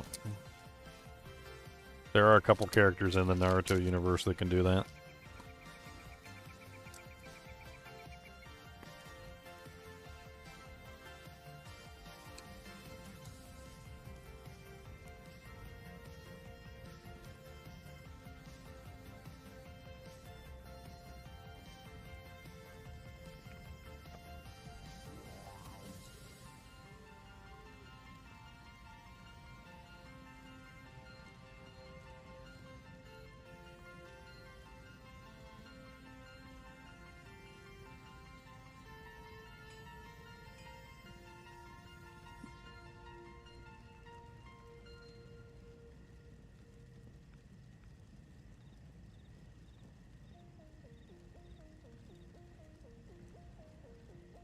It says here +1 is 36.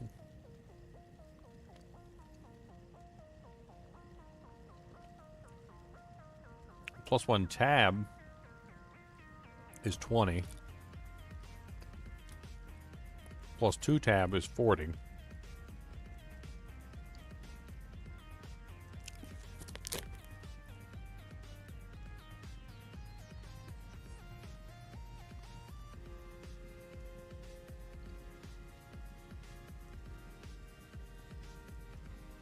I think we still need a few more levels.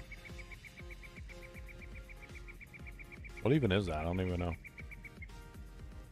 36. About 50 divided by, or sorry, times 0.75. 49 times 0.75. That was not the correct number.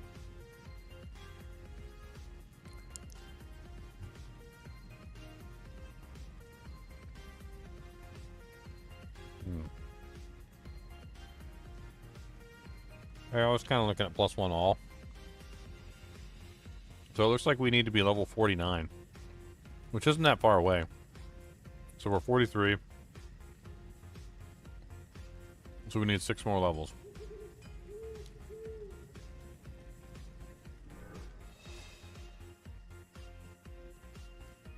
I mean, we can wait 6 levels. Ain't a big deal. I'll just be gathering more rings and amulets until then. Fill up that entire stash tabs, go back and forth, see if we get anything really good. It's an easy way to get some good rings and good amulets, so.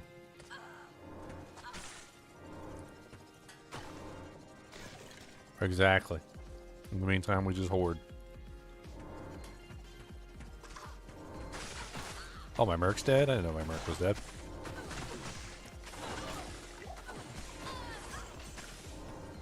Ooh, Grim Wand. There was something else over here worth picking up too. I can't remember.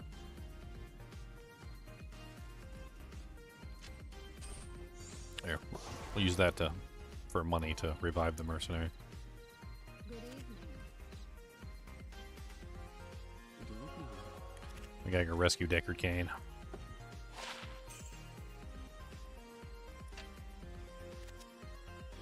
Nice, another 30k wand.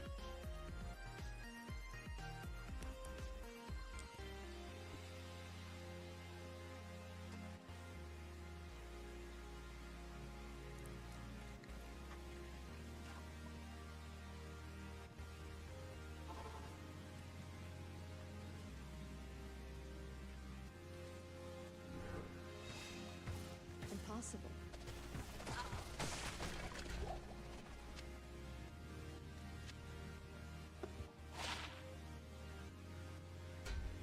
Worth money.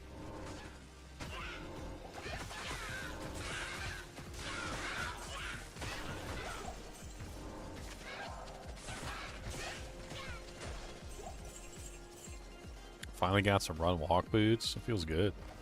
I'm like crawling around the levels anymore.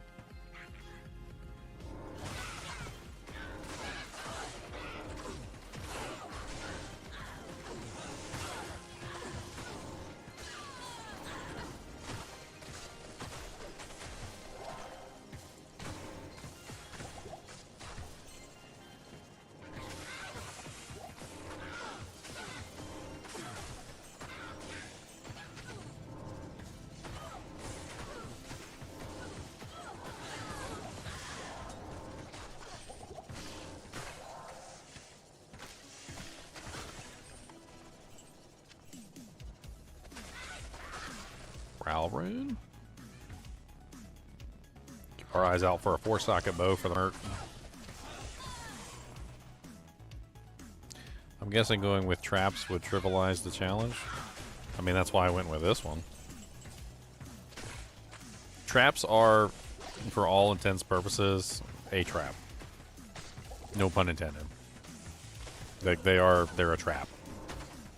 Wake of Fire, Wake of Inferno, absolutely amazing early game.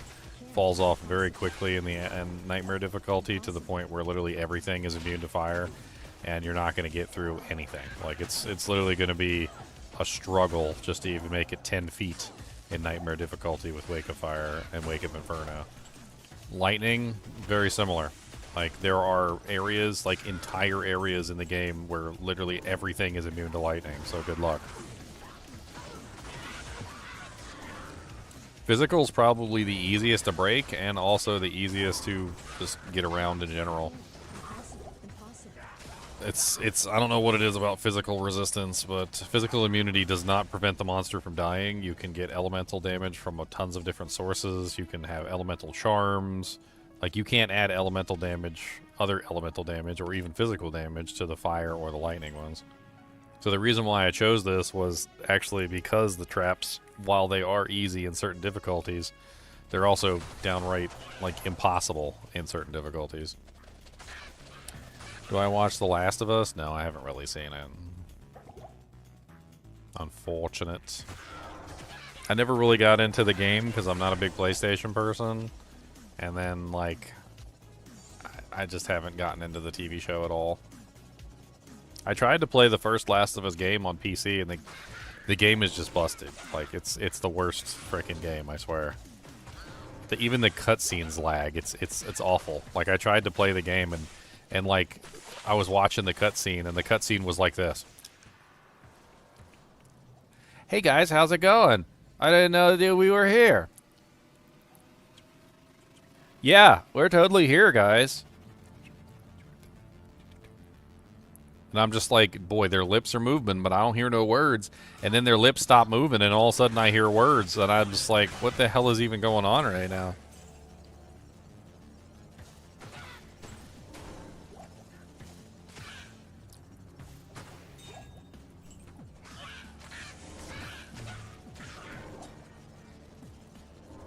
What about Wake of Poison and Wake of Ice?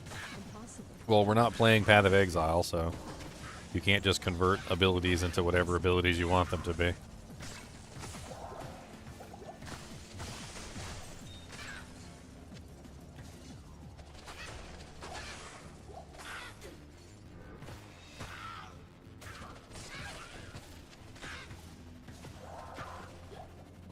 Okay.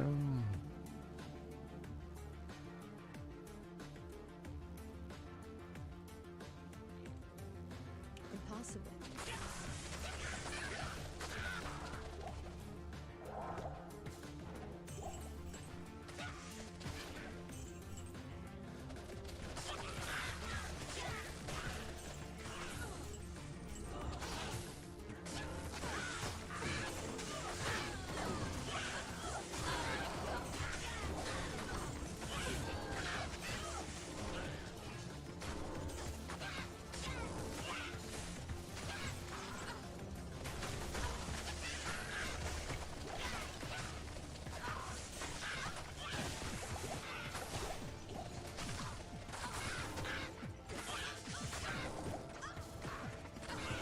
Impossible.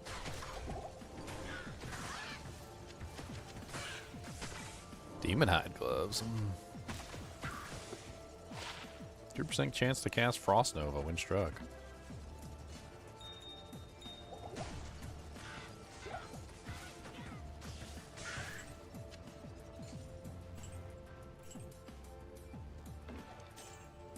Cody's huffing and puffing at me again.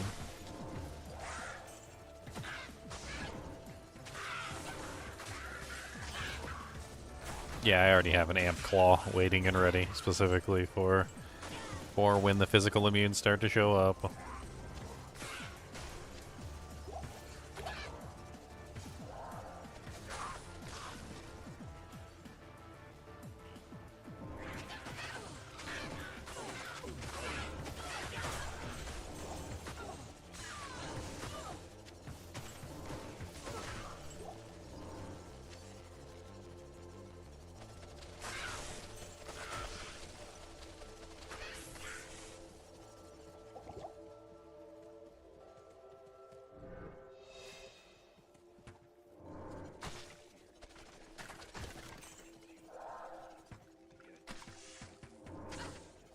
Dang, already seeing immune to cold monsters in here.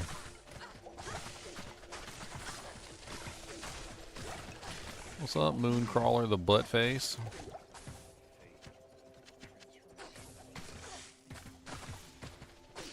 I'm guessing he's got mana burn, because I've got no mana on. Keeps stealing all my mana away. Little punk. Greetings.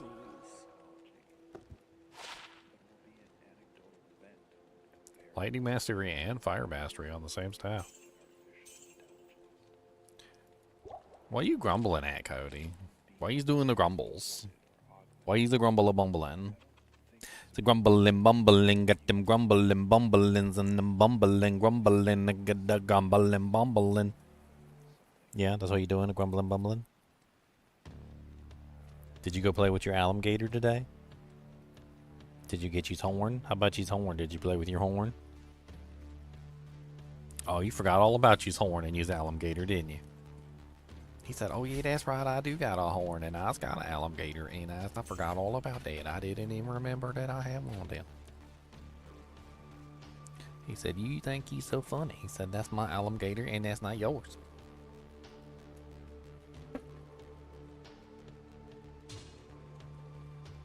These horn, give me your horn. Let me see it. Well, okay, or take it and run away with it. One or the other, I guess.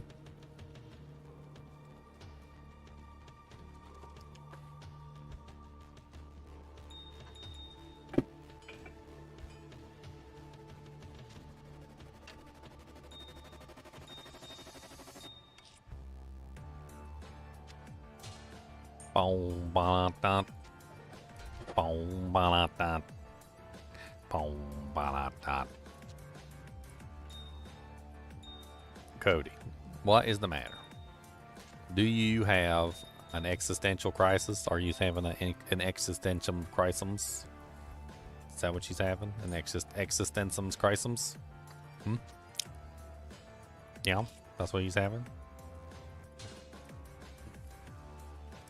I was hoping for something better, but it's a rune scepter, so like I was like, let's give it a try. But it's still 30k in the bank, so.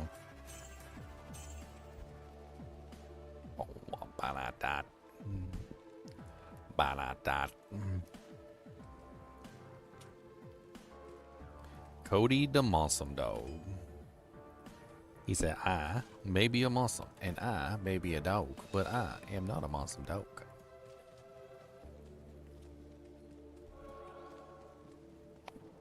Did you give me your horn? Where is it? Give it to me. No, give me this. Give me the horn. Give me the stuff. I still got peanut butters in there. You hadn't even got all the peanut butters out. There's still peanut butters in there. Yeah, there's still peanut butters in there. Take it. No, you gotta clean it out all the way. Peanut butters is in your horn, and you gotta clean it out. It's not my fault you lazems. I see you sniffing in the snack drawer. Don't be sniffing in the snack drawer. Snack drawer sniffing. I seen it.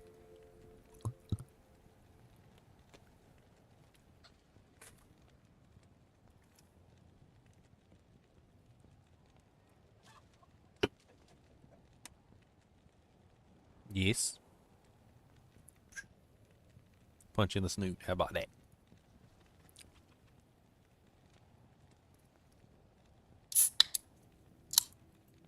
Right in the snoot. Alright, we gotta find big old tree head butt fist. Old tree head butt fist.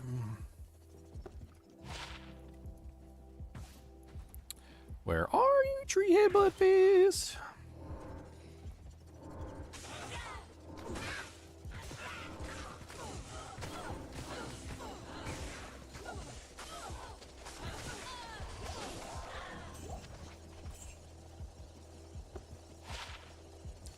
Tree head butt fist. He got a butt for a fist. Tree head butt fist.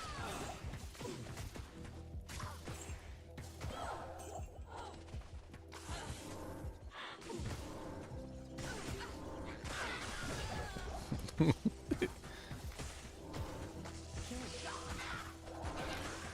got my scissors up here. You know what I think it is? I think the horn has little spikies on it, and I think he doesn't want to. He doesn't want to mess with the horn because it's got little spikies on it. I think that's what it is. So I think if I get like I got like a real nice like pair of like industrial scissors. Let me see if I can take his horn and like clean it up a little bit. So maybe he wants to play with it again.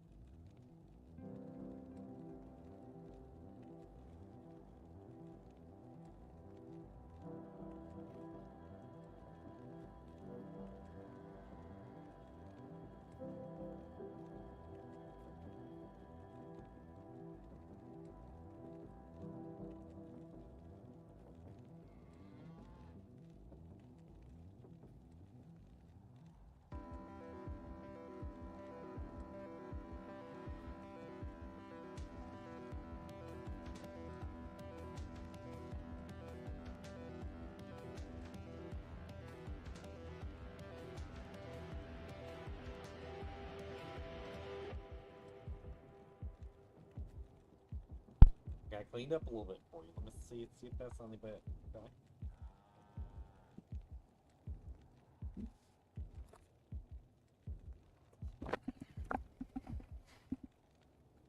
Spikies. Little spikies all over it. Probably hurt his tongue when he licks it. That's probably why he's not using it. I just cut all the little spikies off.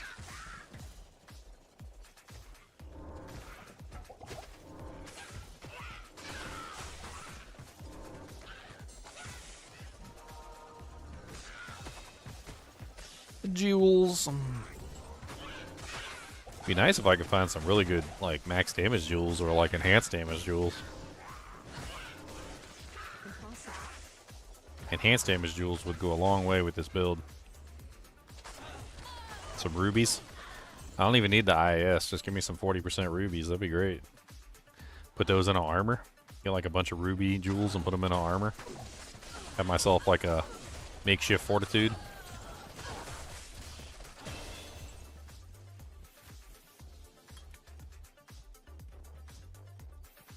Still not putting my stats in because I still don't know if I'm going to get a weapon or not, or what the weapon's going to be, so I'm trying to hold off on the stat points. Alright, well, we got the waypoint, and then there's Bloodfist.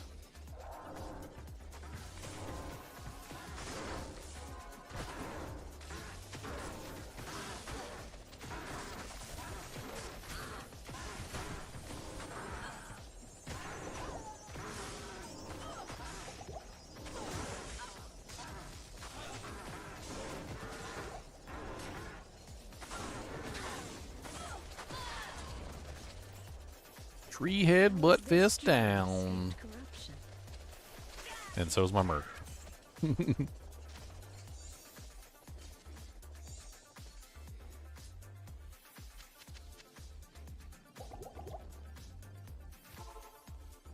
Butthead face fist? Oh man, not the face fist. Hello.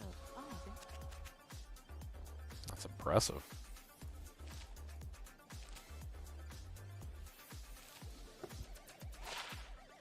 %poison res.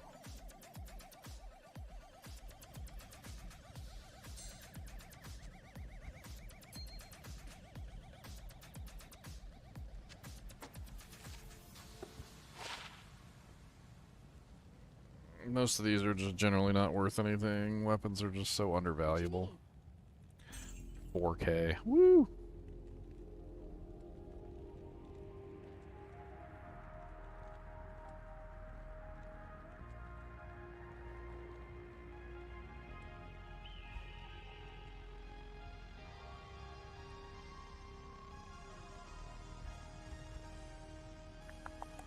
%, mana leech gloves.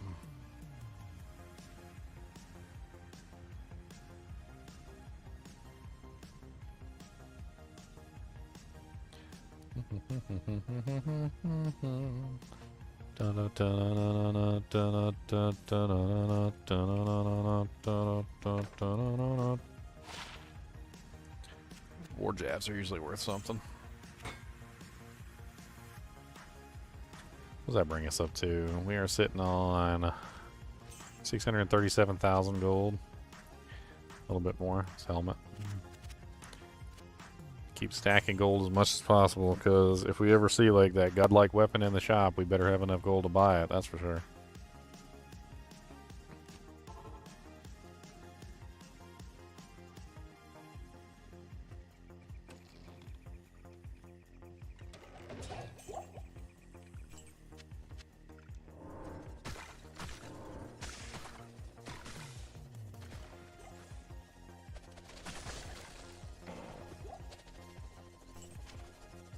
Bow, bow, bow, bow, bow, bow, bow, bow, bow, bow, bow, bow. 1, 2, 3, 4, 5. 1, 2, 3, 4, 5.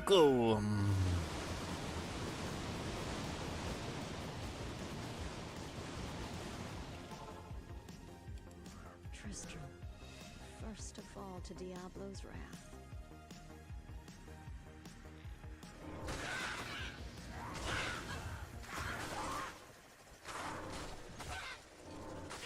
Yes, Cody, what's the matter? Are you gonna be okay?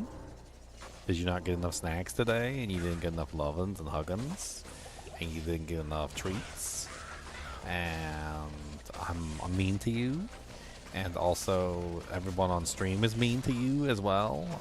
They are rude people, and they do not love you enough. Is that what you said?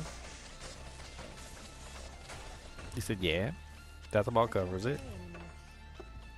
So that is the breadth of the issue.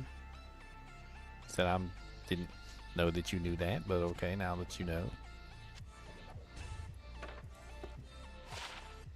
Worthless because it's ethereal.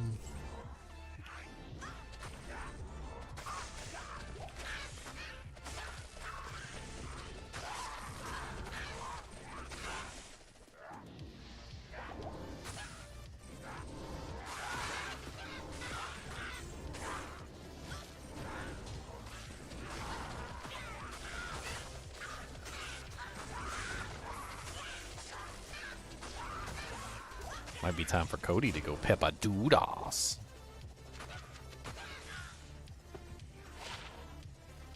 I can't.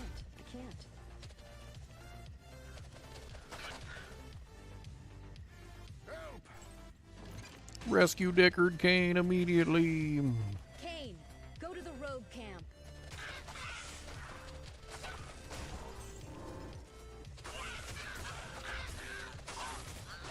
So if Cain was here when Diablo came up, like, how would he even know the rogue camp exists? It's an interesting question. Like, how does he even know the rogue camp is a thing and where to go? The rogues are not in a, like, static location either. So the rogues, when everything went down, you know, when the whole world turned upside down, they got kicked out of the cathedral by Andariel, and they formed the camp as a, like, emergency measure. So it's not like it's on any map or anything. Like, it's just the place where they managed to get to save their lives from Andariel, who was trying to murder everybody, right? So, like, they all gathered there, and then they ended up making camp. So, like, technically, according to the storyline, shouldn't Cain have no clue where the rogue encampment is or how to get there? Even by portal, because he's never been there before. So, you know, he's still in Tristram. Diablo rises from the, you know, from the ever mist or whatever, murders everybody in Tristram. For some reason or another, Deckard Cain is spared, and they put him in a gibbet, which, you know, like, gibbets are horrible torture. If you guys have never seen somebody in a gibbet before, it's yeah. They basically just hang you from this gibbet. Like, it's like a very tiny cage, obviously, like the kind that Deckard Cain is in, and they just leave you in there. And they don't give you food, they don't give you water, they watch you slowly die. And it takes a while too. You don't die in one day. Takes you quite some time, and then eventually you just, like, you die inside the gibbet, and, well, they don't take you down either. Like, they just leave you up there because you're essentially a deterrent to the rest of the, you know, like the colony or whatever that you're in. Like, they're using you as a deterrent to prevent people from doing bad things. Like, they want people to see you hanging in the gibbet. They want people to see you suffer and die, and they want people to see your dead body, like, stuck there. They're not going to take you down. So I guess, you know, technically he didn't really survive so much as they, you know, decided that they wanted to torture Deckard Cain in the worst way possible, which is to let him literally starve to death extremely slowly.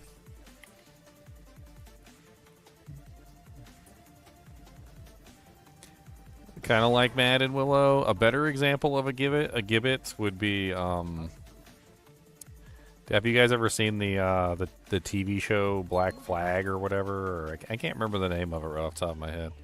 It's the pirate. It was that really good pirate TV show that was out for a while, where the guy ended up being gay. Black Sails. Yeah, Black Sails.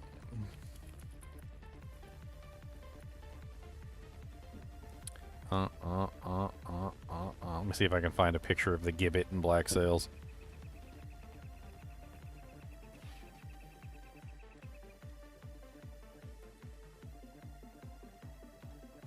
Yes, this is a gibbet. So that was one of the pirates that was being punished. And this is the gibbet that he was in.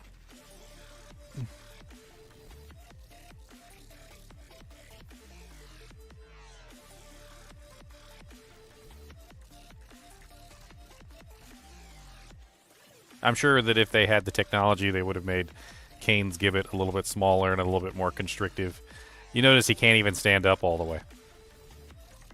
Like it's like not even possible for him to really stand up all the way. It's super uncomfortable.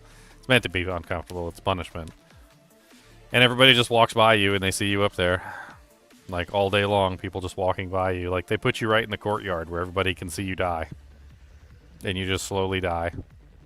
Like for a really long time. Yeah, you can't stand up all the way or sit. It's super uncomfortable.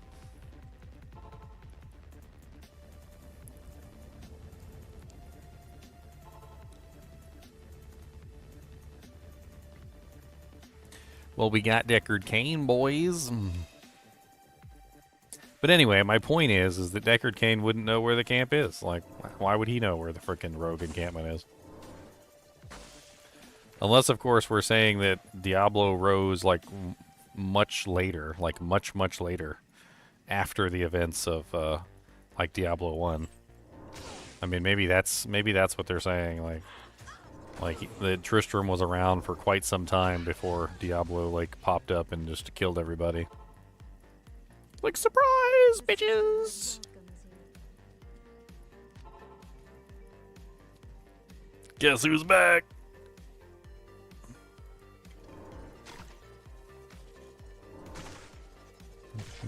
No, because, I mean, in the timeline of Diablo 1, the Wanderer leaves... Huh. So the Wanderer leaves... You know, I don't even know. Like, when the Wanderer left, he was still in control of himself, so the Wanderer wasn't the one that destroyed Tristram. Diablo was inside of the Wanderer, so who was the one that destroyed Tristram? It wasn't Diablo, then.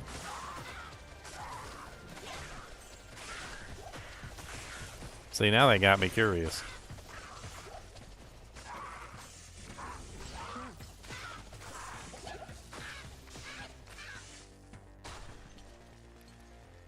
Who destroyed Tristram and D2? Diablo 2, Tristram is not destroyed by demons or Diablo, but by the Dark Wanderer and the events that follow. The town is overrun by monsters and shown in a ruined state in the game. Bow,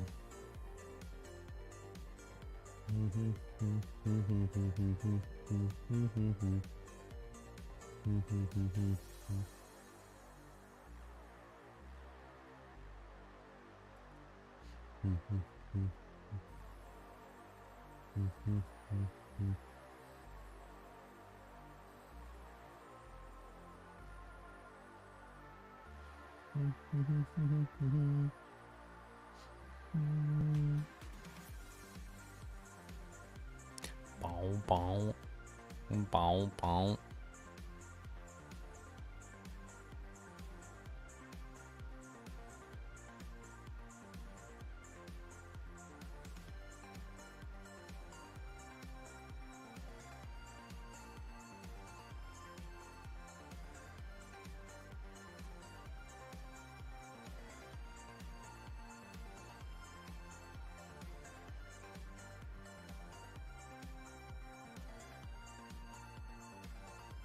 I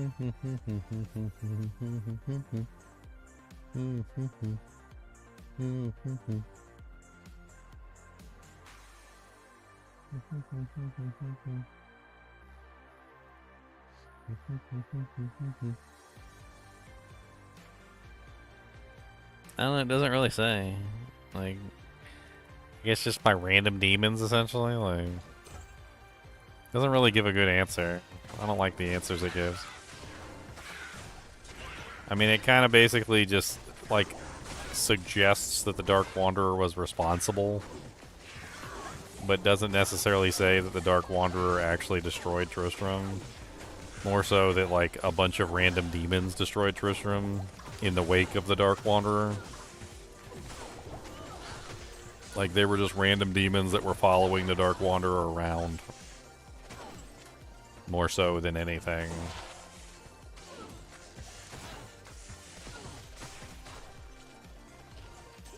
His groupies. The Dark Wanderer had groupies. It was the Dark Wanderer's groupies that did it.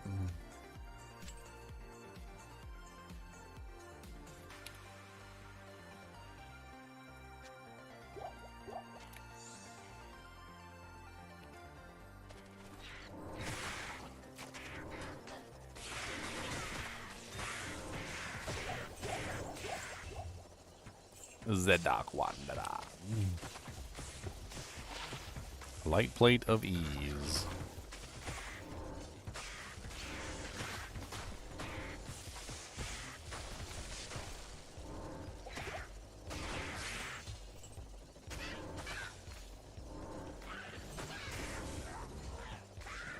Man, hell difficulty is going to be a pain in the butt.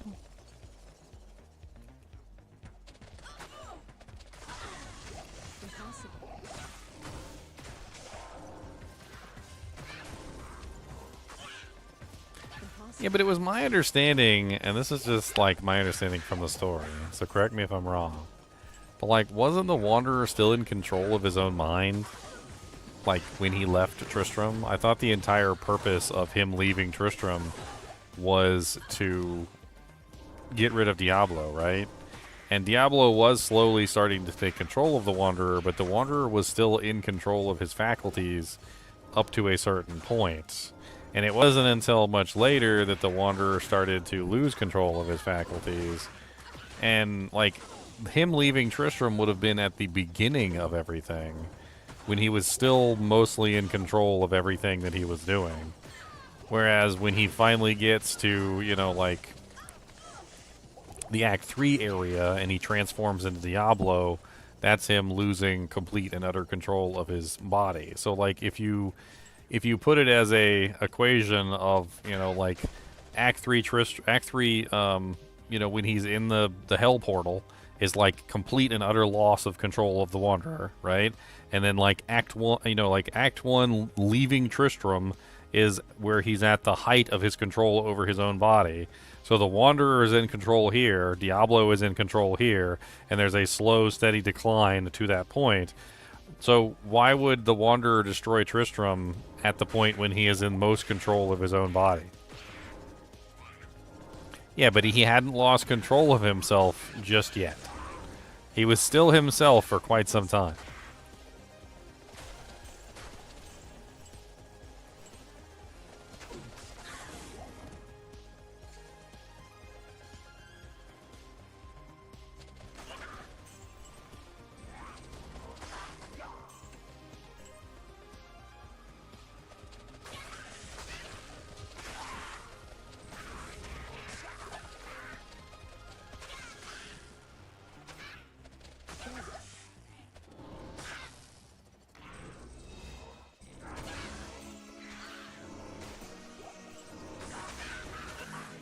You know, I'm starting to think that the +1 skills might actually be better than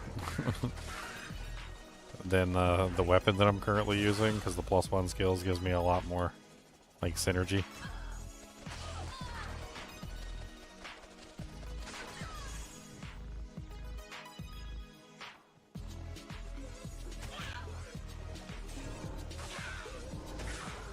He burned down the tavern? I didn't think that was in Tristram.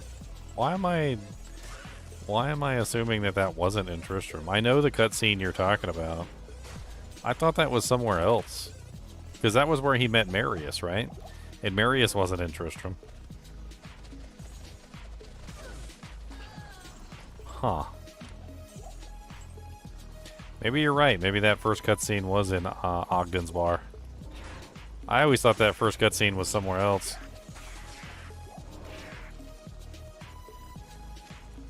They made it sound like he was walking into a random bar, like, on his way east.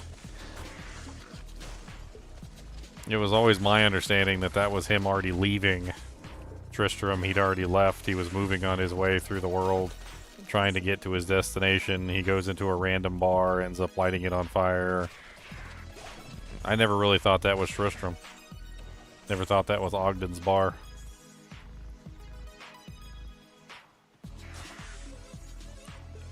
Let's go kill what's her face.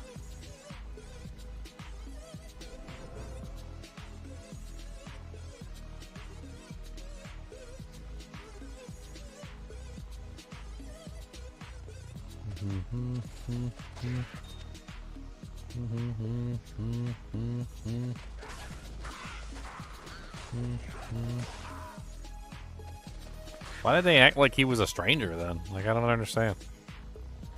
I mean, we're talking about somebody who was in Tristram the entire time, talked with Cain, talked with everybody. Like, in the cutscene, they made it sound like he was a stranger. Like, just some random person that walked into the bar that they had no clue existed.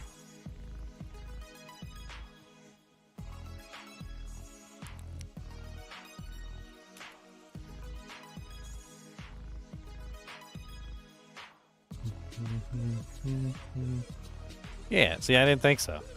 I didn't think that was in Tristram.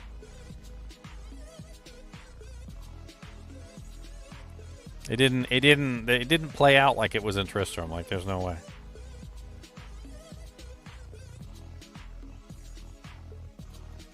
It was like just some random bar. Like, he was traveling east. He had already left Tristram, and he just happened to walk into this bar, and he lost control inside the bar. But like, they made it. It seemed very clear that it was not Tristram. Nobody knew who he was.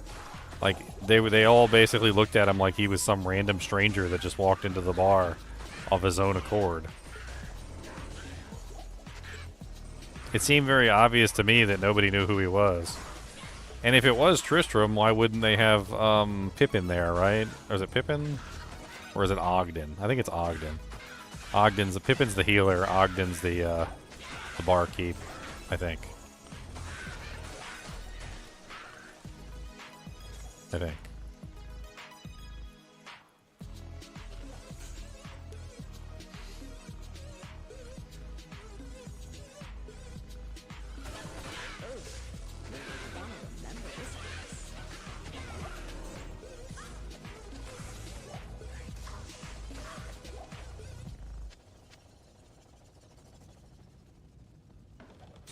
Merc's dead yet again.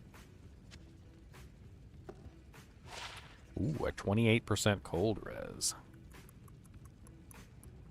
Yes, please.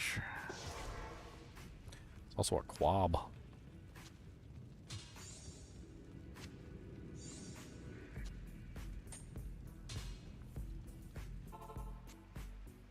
Yeah, wouldn't Farnham have been there? Like, exactly. Exactly, I know, no.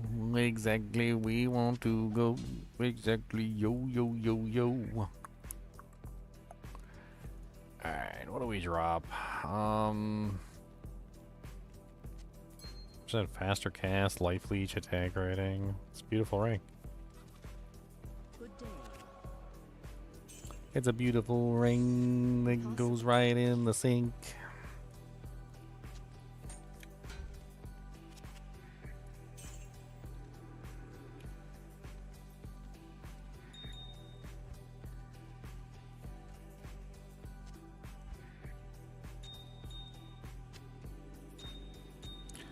I was flipping through Facebook the other day, and you know how they have those stupid ads, and there was an ad in there for like it was like a free IQ test, and you know, I don't really care. In fact, I probably never would have even clicked on it if it hadn't popped up in like a Facebook ad, but I clicked on it. It wasn't even that long of a test. It was like 5 minutes. It said my IQ was 133. I have no clue how accurate that is. I don't even know if that's high. I was looking at the test though, and it said that basically that since the test was so short, that there's no way that the test could actually be accurate or something, and I was like, oh, okay. I was like, so it's probably not accurate then. I need to squeeze this in. I gotta squeeze this in somewhere. That's a lot of cold res, and I need cold res. What can I drop? 1 to 3 frost damage isn't really amazing. Do I have another cold? I do have another cold source. Okay, so that's fine. We drop that. That'll handle that for right now. We can sell this one to the NPC, make some gold. What can I do for you?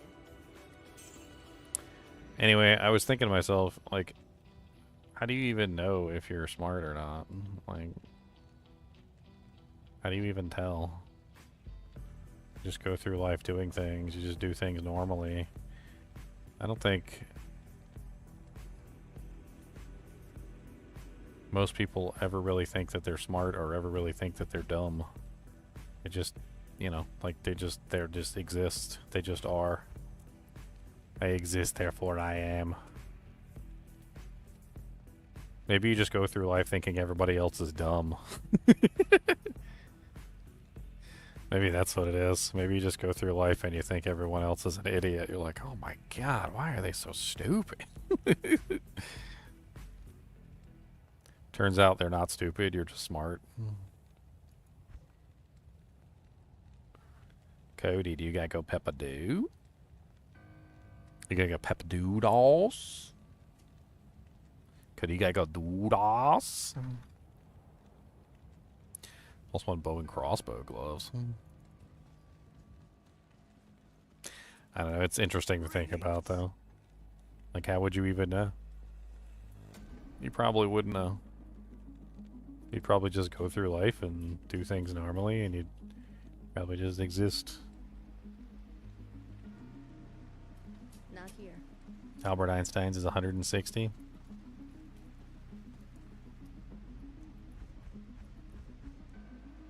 Smart man. Alright, I'm gonna take Cody out to go peepos doodos real quick, because he really seems like he's gotta go. I will be right back after these messages.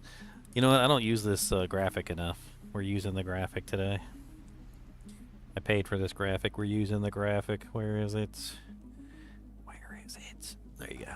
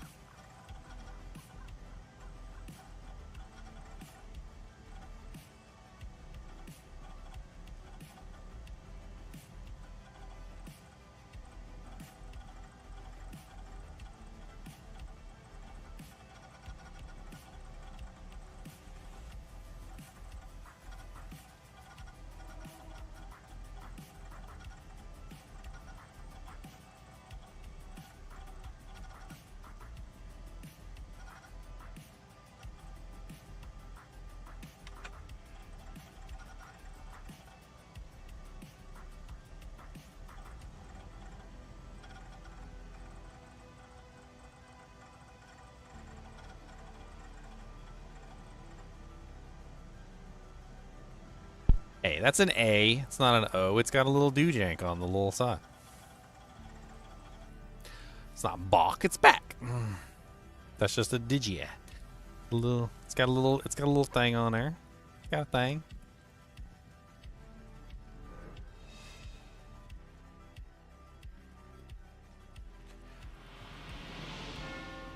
It's got a thing. It's got a little A thing.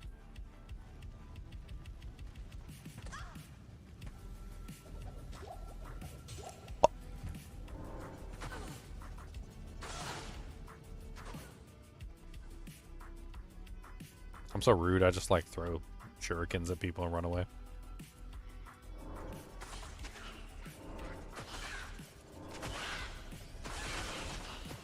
Don't come into this room. This is the death room. This is the room of death right here.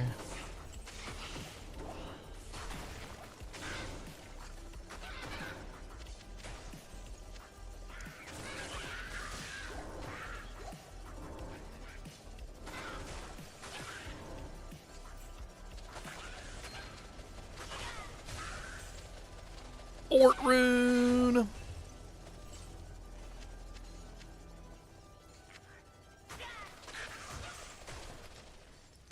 One little orty borty borty borty rune. One little orty borty porty porty rune. That's good EXP in there.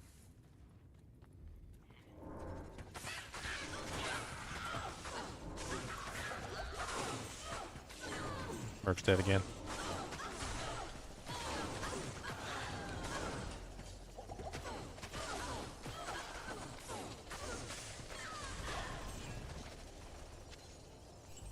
I need better gear for my Merc. Or she's just gonna keep dying over and over again. I can't carry anymore.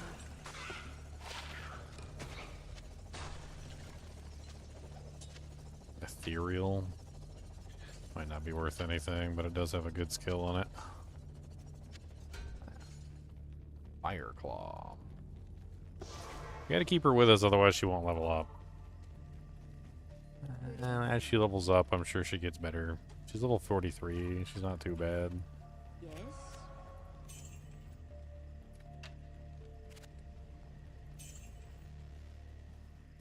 Gotta pay for her somehow. And we ain't found like no good rings yet. I'm be so excited to start rolling these rings because we ain't found a jack diddly for rings so far. Poop. We found poop. That's what we found so far. Poop. Doo doo poo poo caca.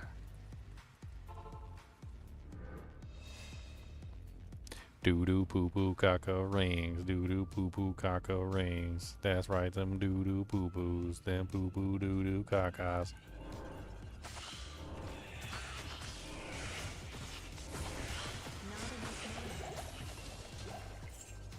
Poo poo doo doo doo doo poo poo. Doo doo doo doo doo doo doo doo.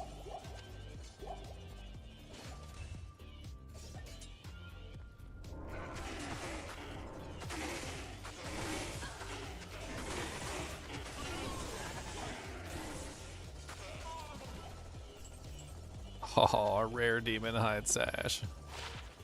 I can't use it. I can't use it.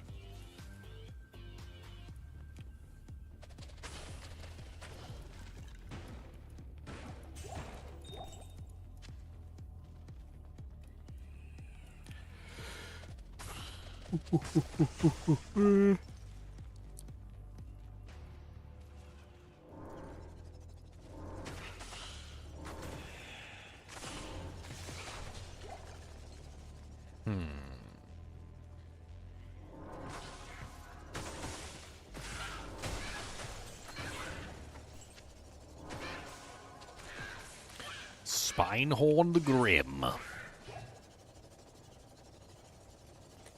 Another ring, another letdown. Dude, not a single one of these rings is ever any good. It's doo-doo. Doo-doo. Just doo-doo rings. What kind of rings? Doo-doo rings. Impossible. Doo-doo poo-poo caca rings.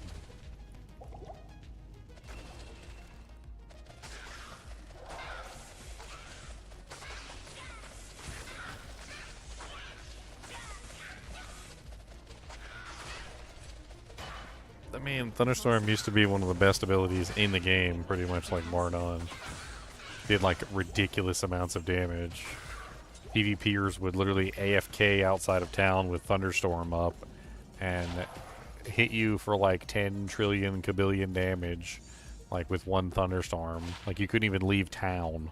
That's how bad it was.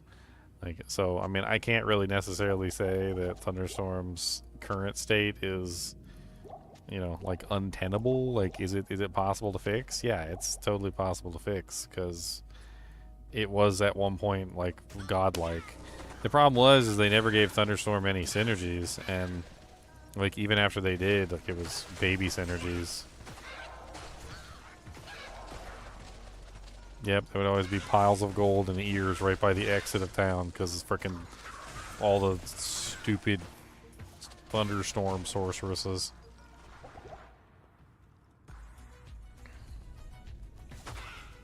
You literally just walk out and die. Like there was nothing. There was, it was automatic, right? So like you just automatically got hit by a lightning bolt as soon as you walked outside of town.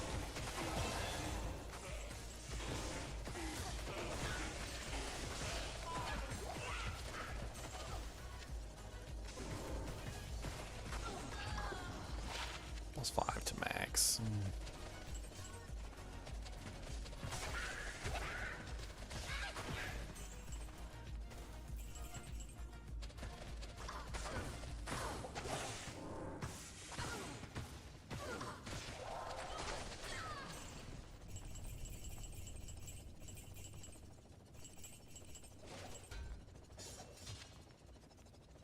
So hungry. I need food, guys. Somebody order me a pizza.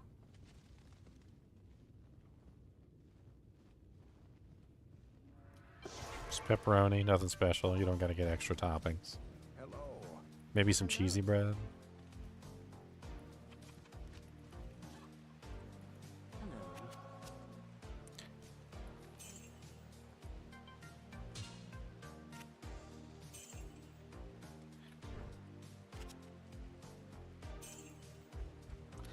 Little bit of cheesy bread goes a long way. It's a cheesy bread. Little bit of cheesy bread. Who's selling cheesy? Got some cheesy bread. What you need? Cheesy, cheesy, cheesy bread.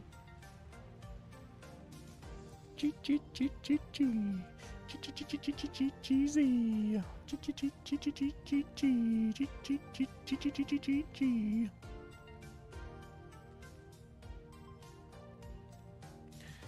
I don't know why I'm so hungry. I probably should have eaten before I came up here.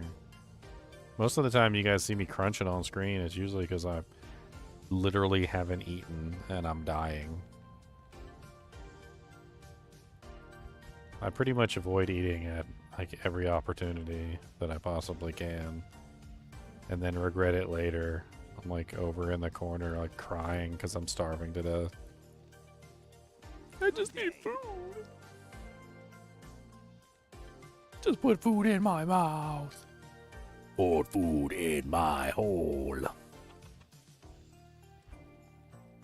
Can't remember what show I was watching. It was a show like from the people from the future, and they were all like horribly scarred because the future was like horrible, and everybody like was basically just like trying to survive. And they, instead of calling it their mouth, they called it their rat hole because that's where they shoved the rats. And when they saw two humans kissing, they were like, "Oh my God! They're placing one of them is putting their rat hole against another one's rat hole." And they both were like,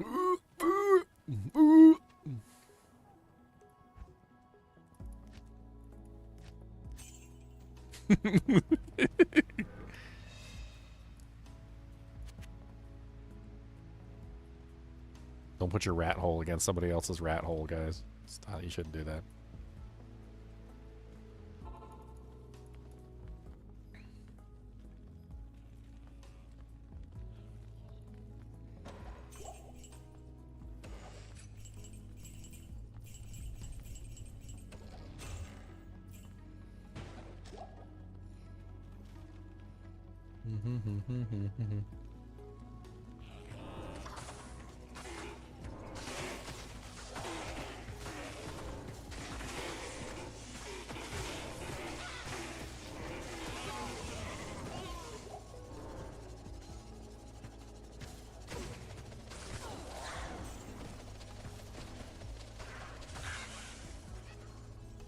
Should you put points into Blade Shield if you don't use it much?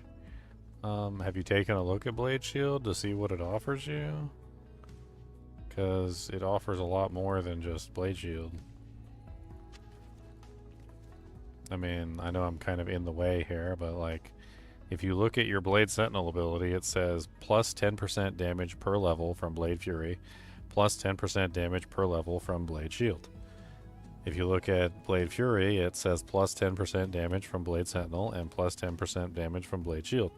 So if you're using Blade Fury or if you're using Blade Sentinel as your main ability, you're going to want that extra 200% increase in damage that you get from Blade Shield. Blade Shield is giving you 10% per level to both Blade Fury and Blade Sentinel, and that 10% that it's giving you is going to increase by 10% every level for 20 levels. So 10 times 20 gives you 200%. So you're going to get a 200% increase in the damage of Blade Fury and Blade Sentinel by putting 20 points into Blade Shield. So even if you're not using Blade Shield, you're still not going to want to pass up on 200% increased damage for your main ability. Impossible.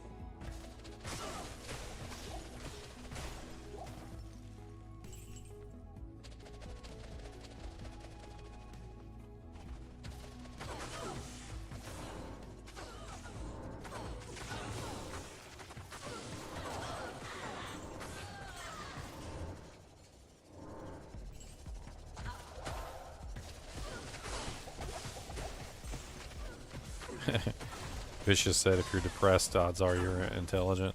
Did you ever see that episode that was literally a Futurama that was literally around that? There was an episode of Futurama. It was kind of like designed around the what is that one movie that came out with Tom Cruise where they had like the super intelligent computer that could like see into the future or whatever by using like advanced algorithms of understanding and whatnot. Basically they had like a Futurama episode based on that, and there was a computer, you know, like a robot that basically was like super ultra intelligent, but he was really depressed, and he found out that people who were stupid were really happy, and he wanted to be happy. So he hatched this like ridiculously complex plan to steal the world's strongest alcohol that ever existed in like time and space, because he knew that if he drank it, it would cause brain damage, permanent irreparable brain damage, which he would then lose intelligence points after drinking it. And he realized that if he drank the world's strongest alcohol, he would become stupid. And ergo, if he was stupid, he would also be happy. And so at the end of the episode, he's literally walking off drinking the alcohol, and he's like laughing and giggling to himself because he's stupid and he doesn't know any better.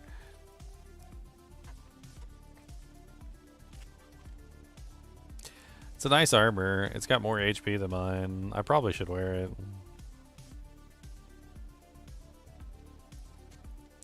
Yeah, let's put it on.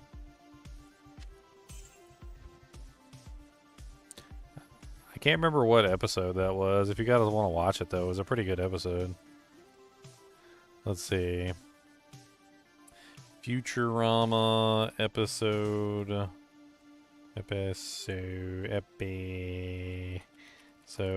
where smart robot steals alcohol to become stupid. Law and Oracle, that was the name of the episode.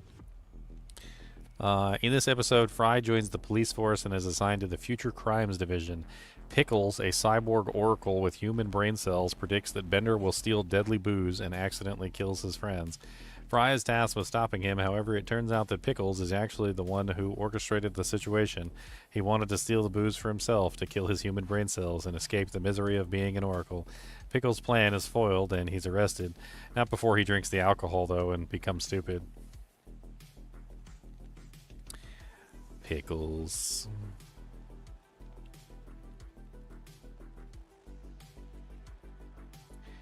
Pickles the robot. This is him. He's got a brain. He's got a human brain.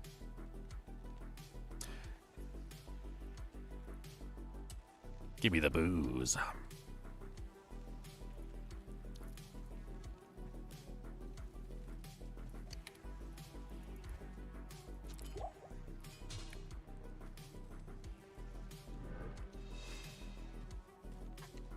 May I help you? He used his vast intelligence to just to become dumber. Good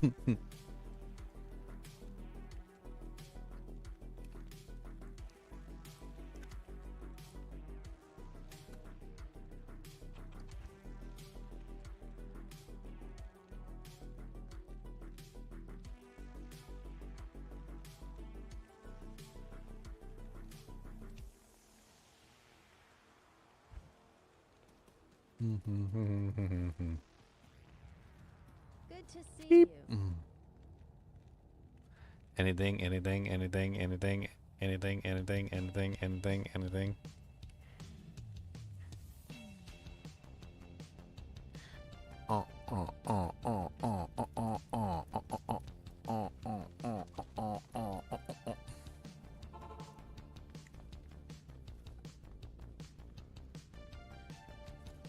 Oh yeah, didn't I have the waypoint? We don't need to run back down. I had the waypoint.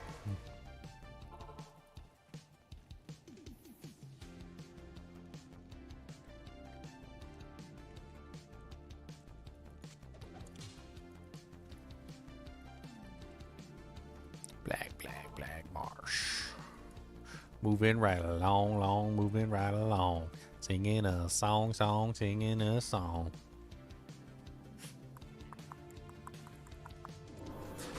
Look at all these demons here.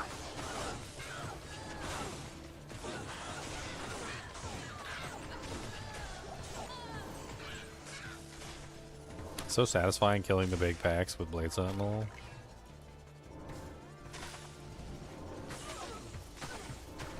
It's pretty great.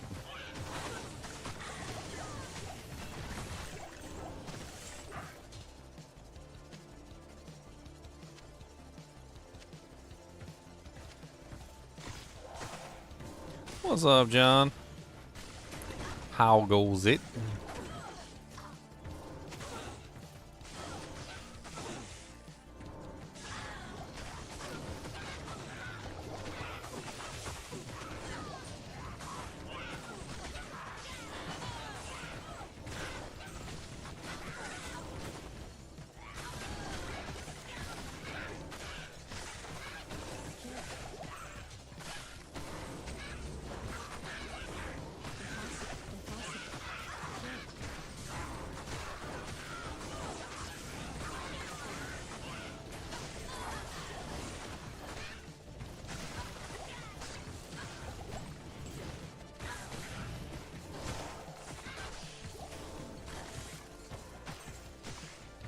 So many mages.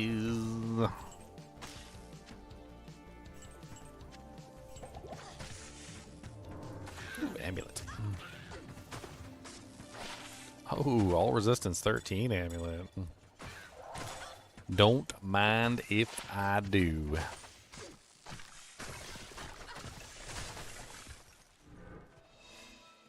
What does that bring me up to? 39, 75, 74, 61. Those are pretty good resistance stats for nightmare difficulty and all magic items.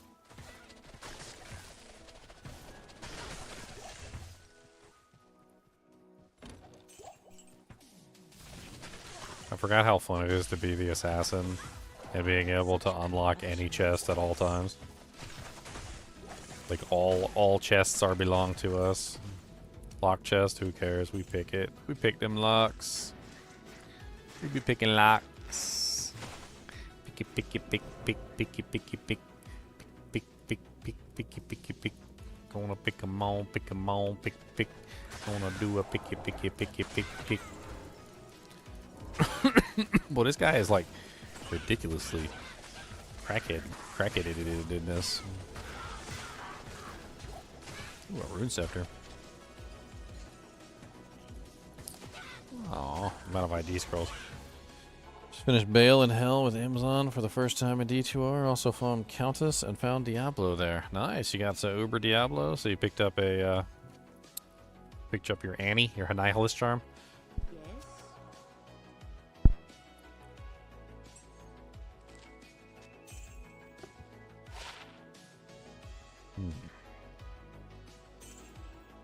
Rune Scepter of Gore.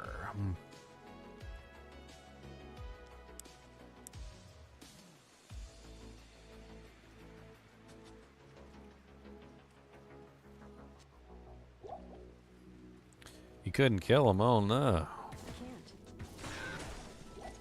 Can't. Is he still there? Can always give you a hand real quick.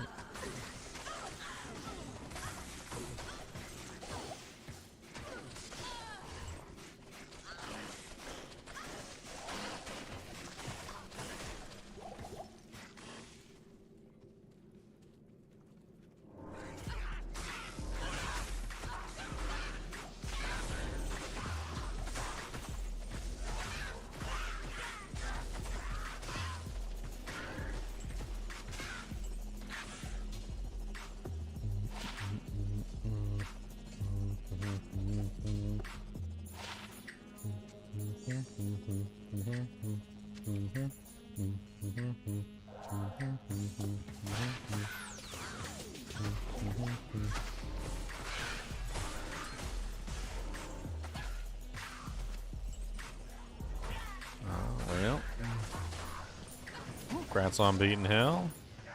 Sounds like you're doing good. Maybe you'll get to the Uber Diablo stage at some point. Start working on your torches.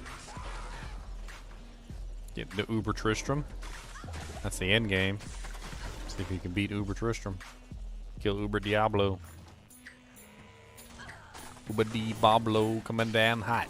Gonna hit you with that big gold tot. We don't care nada nothing about you.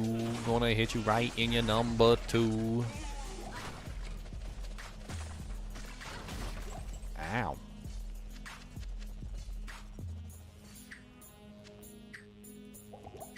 That hurt. Ow, ow, ow, ow. She punched me right in the face. I thought it was with a mace, but she punched me with a face. It was really freaking ugly, man. I don't really like to talk about it, hey. Ferocious Morningstar of Craftsmanship. 192% enhanced. 20 to 47. That's high. That's very high. Is Morningstar elite or is that normal? I can't even remember.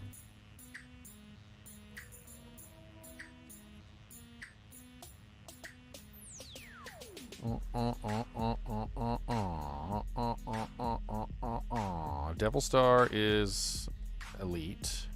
Jagged Star is exceptional. So that's just a really high damage, normal difficulty mace. It's kind of crazy. The enhanced damage on that is off the chart. What's the average damage of that thing? See if it's better than what I'm using. It might be. It's 20 plus 47 divided by 2. It's 33.5. It's better than mine by like a tiny amount, and I lose my mana leech. Unfortunate, it's not a higher quality item. If it was the Jagged Star, it would have outdamaged mine by far, by a mile.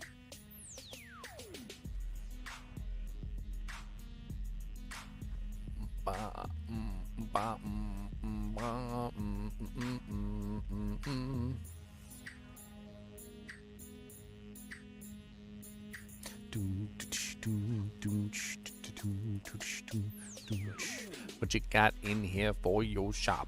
I need something good, oh Lord, hot. Resistances, give me some of them. Yes, yes, please. That's 20% with a resist. That's better than 30% without a resist.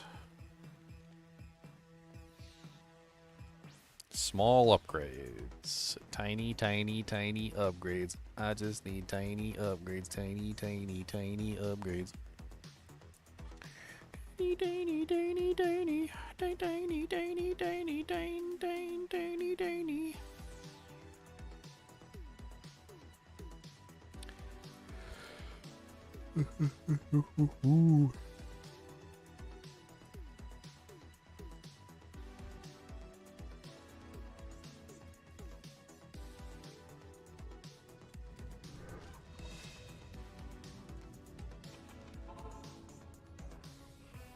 I forgot to get more potions.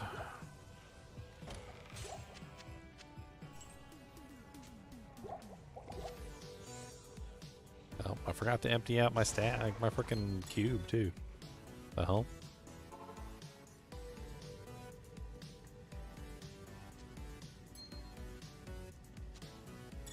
We're running out of space, boys.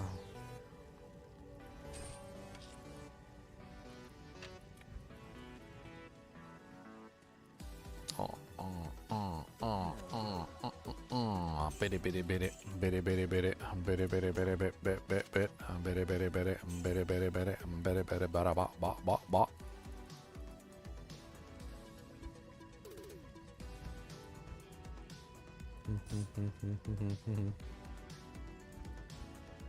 That's my amp weapon.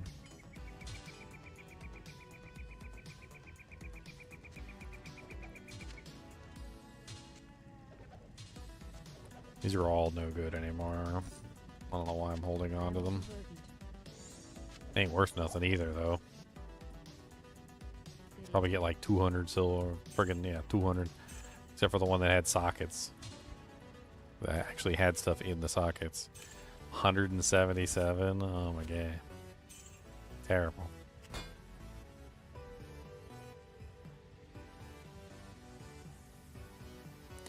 Saber of Carnage. Meteoric Cleaver of Craftsmanship. That's a cleaver. Cleavers are higher tier.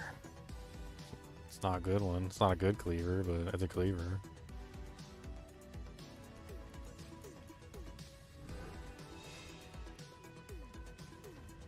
Alright. Good enough. Let's go.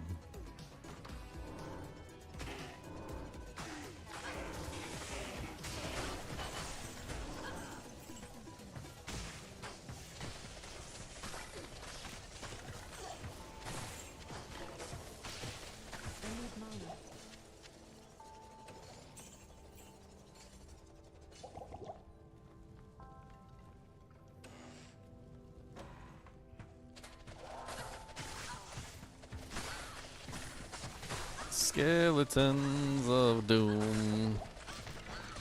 Not enough mana. Can't leech from these guys. It sucks.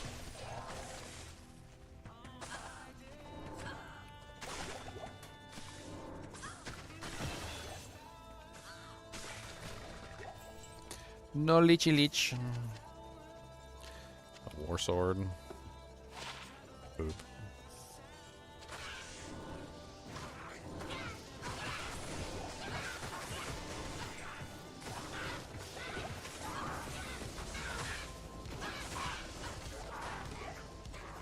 Oh, Francisca. It's worth money. Take it back down, sell it. I didn't mean to open a portal. Alright, so we are capped out on Blade Sentinel and capped out on Blade Fury. So now we're working on Blade Shield, which gives us a synergy bonus for Blade Fury and Blade Sentinel.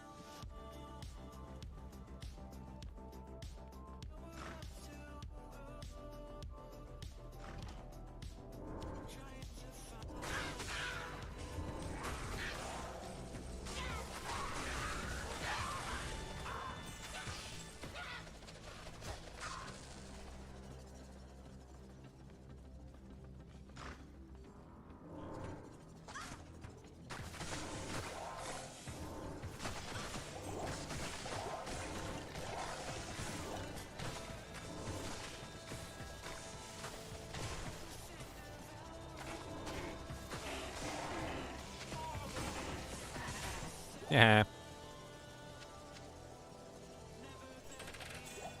Another amulet. Is this the champion room? This is the champion room, isn't it? Holy champion room.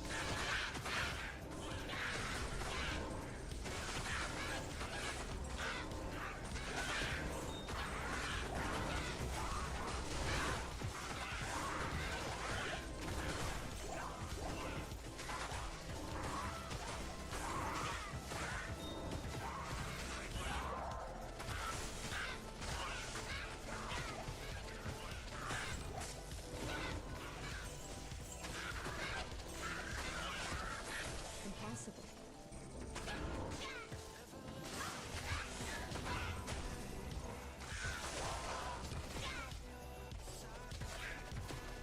That was a lot of monsters. That was a pretty hefty number. A large-esque number, if you will.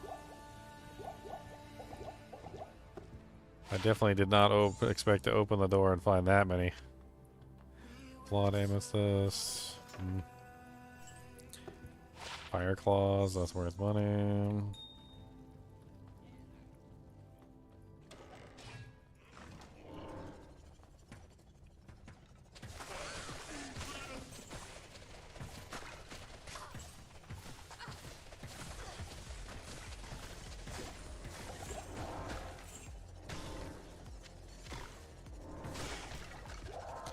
Oh, rare demon hide gloves. Tri-res rare demon. 30 lightning, 10 fire, 20% poison with ethereal stat. Those are some weird gloves. I don't think I've ever seen tri-res gloves with nothing else on them before. Like literally no other stats.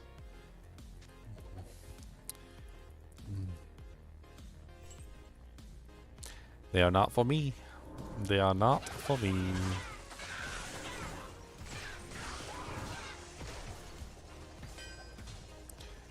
Hey look, the Heraldric Malice.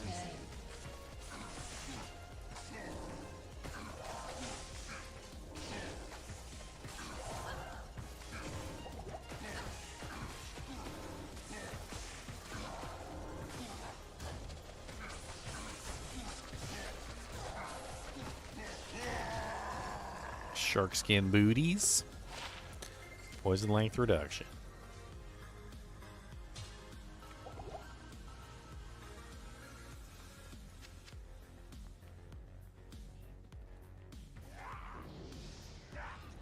Impossible.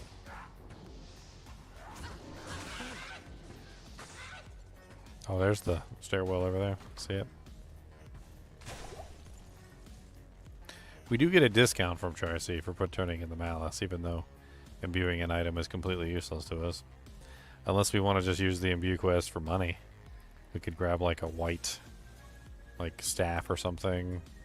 Just try and imbue it and hope we get high value so we can get like 30k. Because other than that, it's completely useless to us since we can't use rare items. So, I mean, what other use does it have besides money? I am overburdened. I think that's pretty much it, right? Just use it for money. Try and cage me, demons. Yeah, try and cage me, demons. Impossible.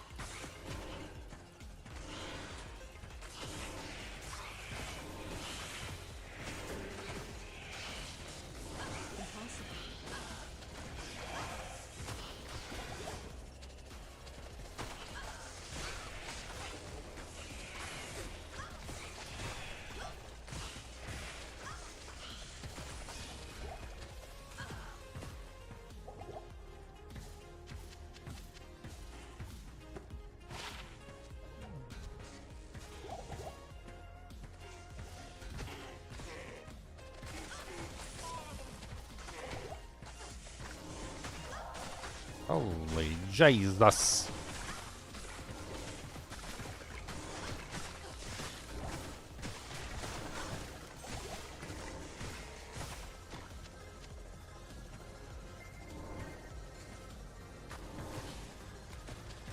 There he goes.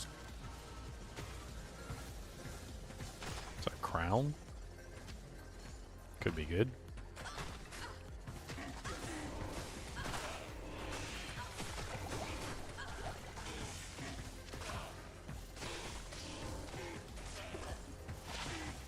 And it's not.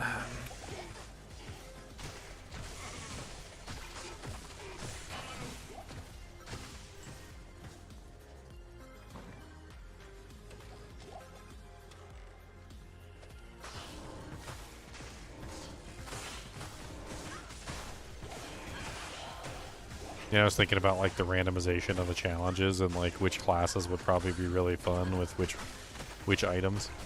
You know, it would probably be a really fun one for like rare only. Either sorceress or paladin, because you'd be hunting for like really good scepters.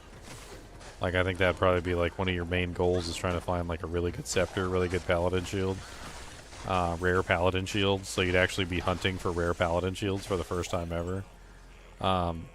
Rare scepters like sorceress, rare staves, rare orbs. Be hunting for those. Like, I think it would be pretty fun to do like a rare only paladin or sorceress. Could be very interesting.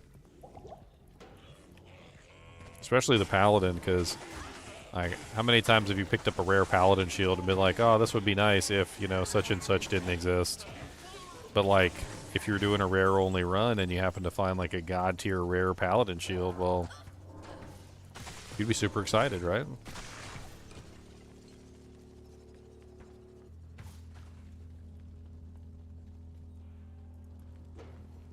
I think so. I would be. What's up, Rot Heart?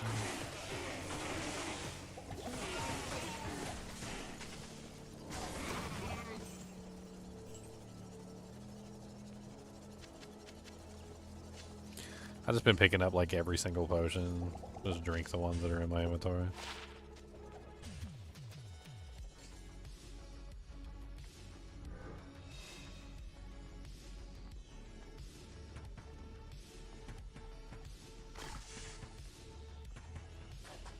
Like, my spidey sense is telling me this is the wrong way. I'm kidding, I don't have spidey sense. That would be cool, though.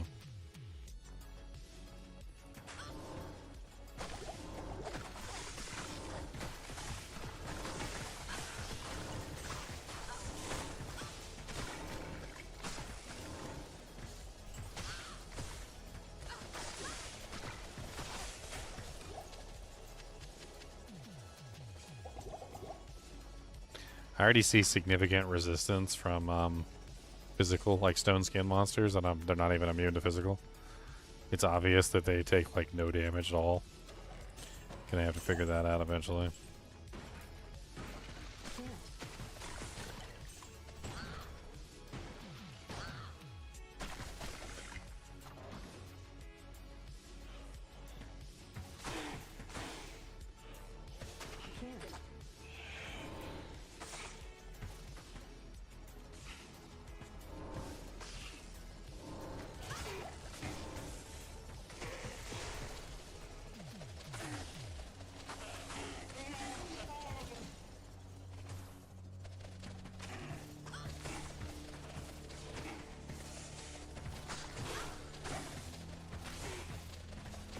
Leveling up. I need more.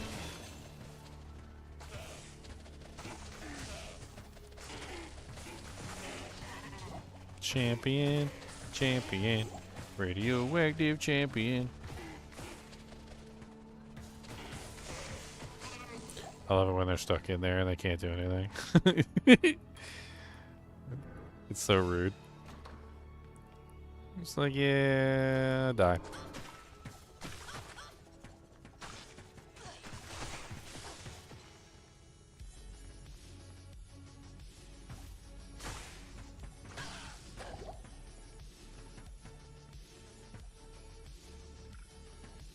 I can't.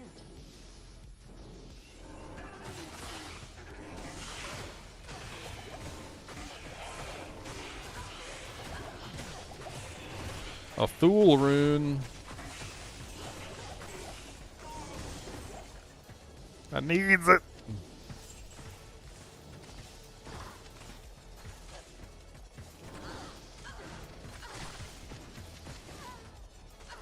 No, my Merc died.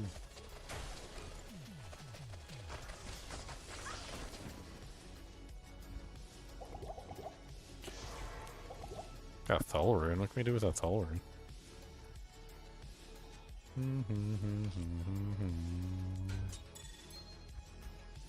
Let's go talk to Charcy. Give her her malice. Good to see you.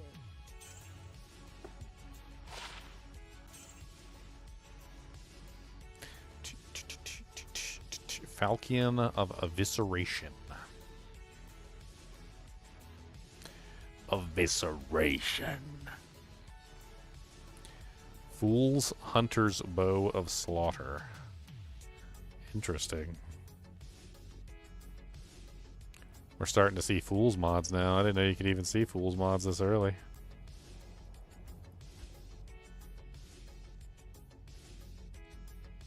I feel like I'm learning a lot about magic mods.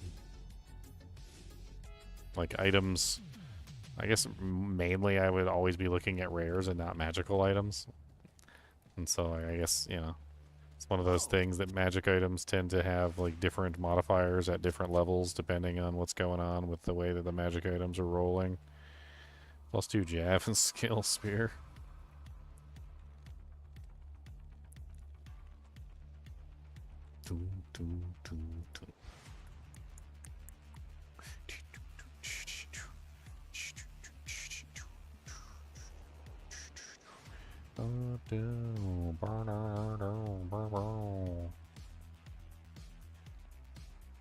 $226 lightning damage. A buzzing saber. That could be interesting to try and bypass physical immunes with.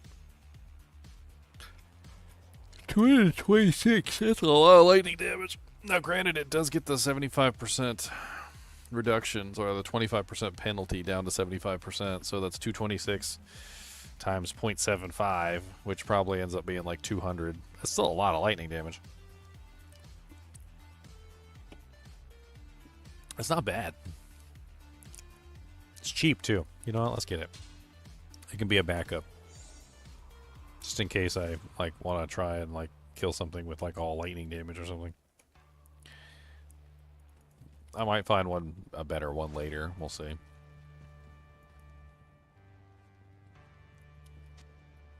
Keep that next to my amp damage weapon.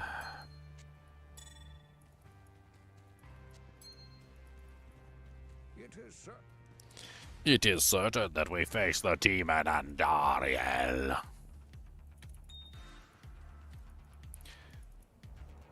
Andariel's gonna drop me something really good too. Watch. She's gonna drop me like a freaking Skin of the Viper Magi or something.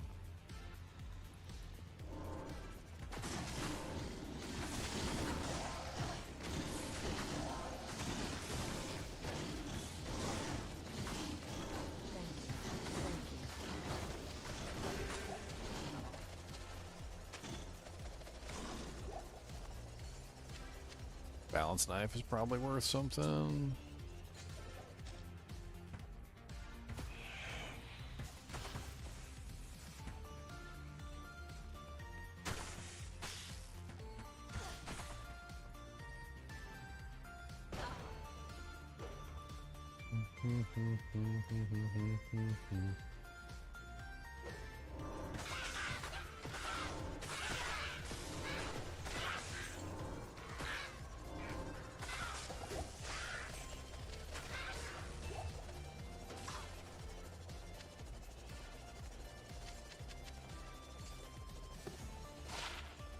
Ooh, 17% faster recovery with 26% lightning.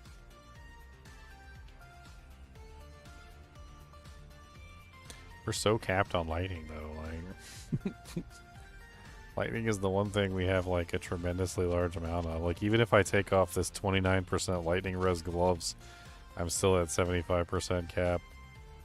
Where am I getting all this lightning res from?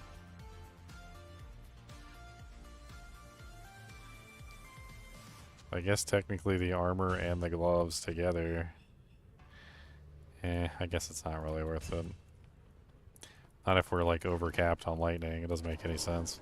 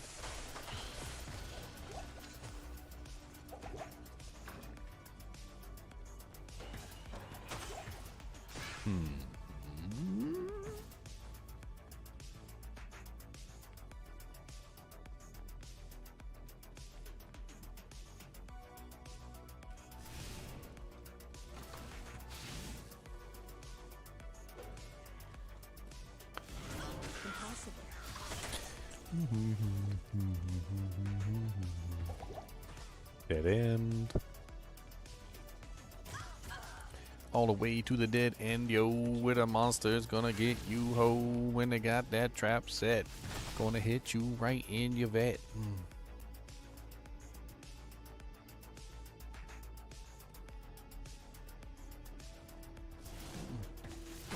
Yeah, you on Twitch I can set it up so that subscribers have no ads, but I can't do it on YouTube. There's no option. Would be nice if they caught up in that regard.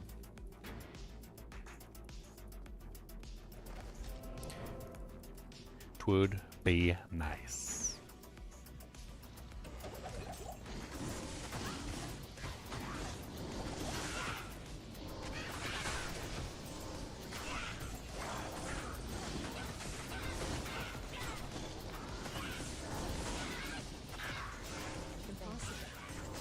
A shale rune? Homie, what?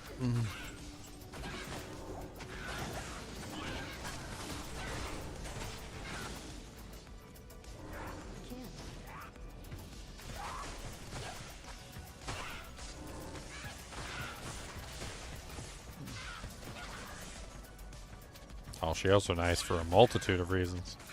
Runewords.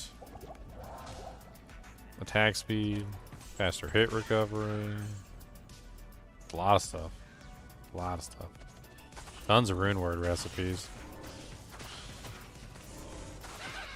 Shale's one of like the most used runes in runeword recipes, like bar none. Shale is in treachery. Shale is in freaking hustle. Shale is in the it's like freaking all of them pretty much.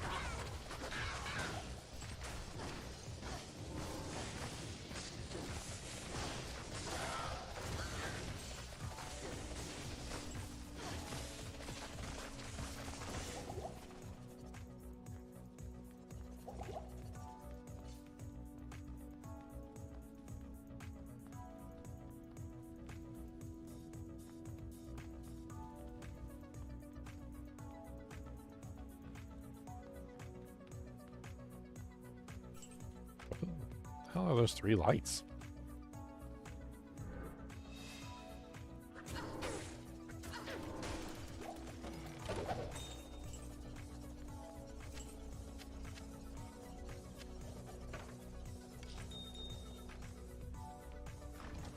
Impossible. And there's a dead end over there, and I don't really care. One more level and we can start some transmutations in a hot. Gonna transmutate all my rings away. Gonna make some amulets and then transmute them back again.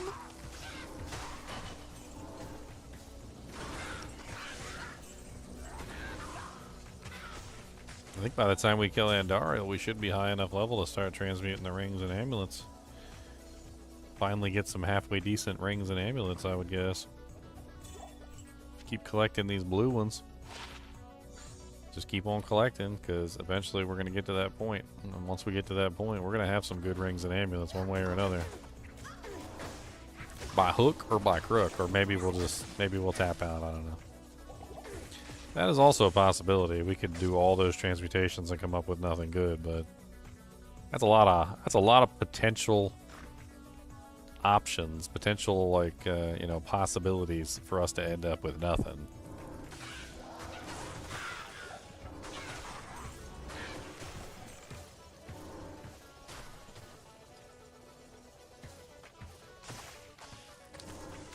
I mean, if you're on YouTube all day, I think it's worth it. It's not just is it worth it for you because you're YouTube, you know, watching YouTube and you'd rather not look at ads. but it's also a very interesting way to support the YouTubers that you enjoy. So basically, you're still giving, even though you're not watching ads, you're still giving revenue to the YouTubers that you watch, as far as I am aware. I think it's like I can't. a percentage-based doohickey, where like you give a certain percentage of the amount that you spend on YouTube Premium to the YouTubers that you're watching.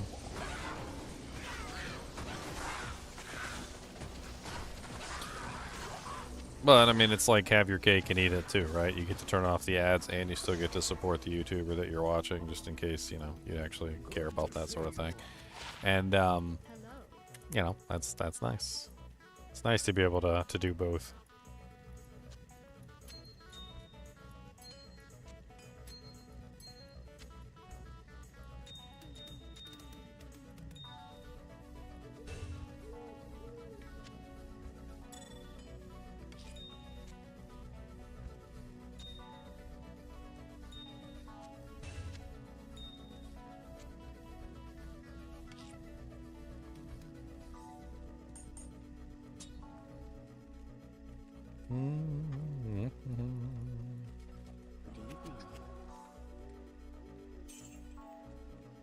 That's a really nice dagger.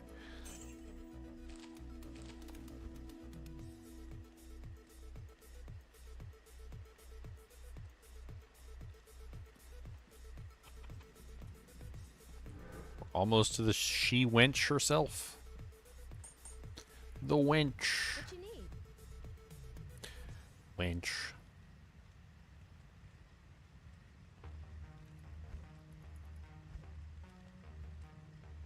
Mechanics, Shield of Malice. 10% faster rate recovery with 2 sockets.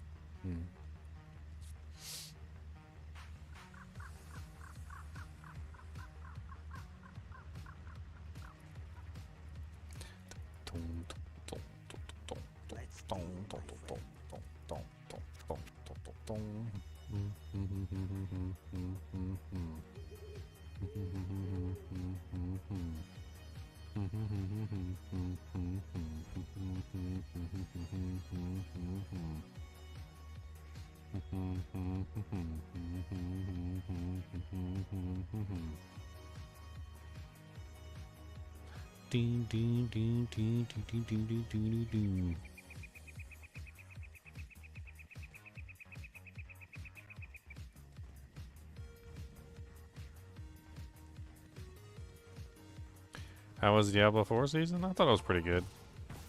I actually enjoyed some of the things they changed in the new season. The slower leveling was interesting. I didn't like completely burn out my, character for the entire season in like one day like I did in season 7, which was like one of the easiest seasons that ever existed. Season 7 was hilariously easy. Like, it was so easy that everybody was done with the season, like, within... I don't even know. It didn't take very long at all. Everybody was just gone. They were like, oh, yep, done. I'm like, wait, it's only been like 3 days. Yeah, I already leveled up like 5 characters, got all my gear, decked out everybody, completed my Paragon. Like I'm done. It's like, it's only been 3 days.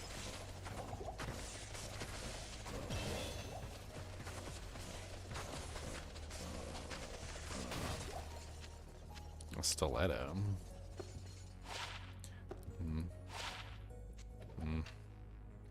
Garbage. Season 8 was much better, I think. A little slower paced, actually felt good. Like you weren't getting like items thrown at you left and right. It was so ridiculous in season 7 too. Like it's just you had so many items and so much equipment like thrown at you that you were literally just flooded, like legitimately flooded with equipment. Oh look, a beautiful dark clan crusher. Too bad I can't use it. Can't use it. No, I can't. Put it in a bank, and we're gonna sell it. Sell it to the NPC. We gonna smell it.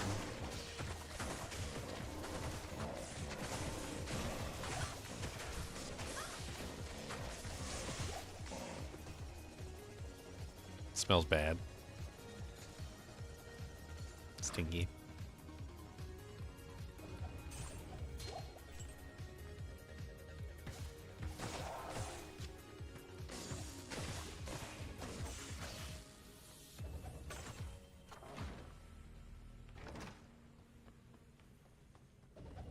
So much silliness. I'm going around in a big circle. Circle, circle, circles, circle, circle, circle.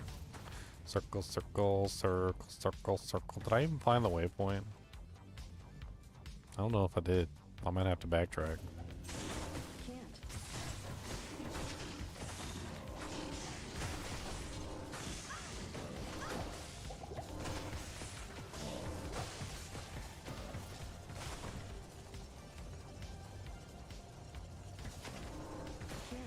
Impossible.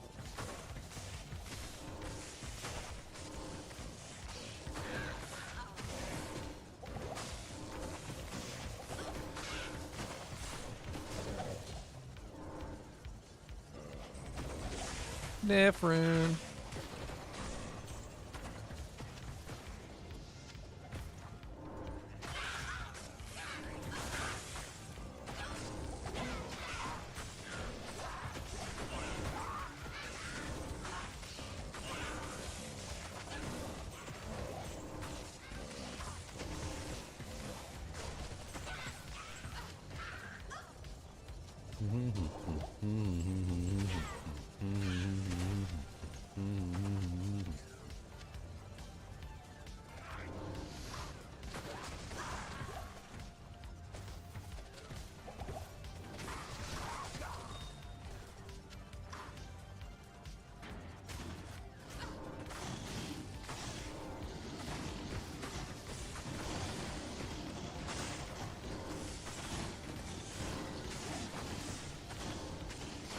The roundest of shields, a shield so round it exceeds all roundness to maximum round. One round to rule them all, and in the darkness round them.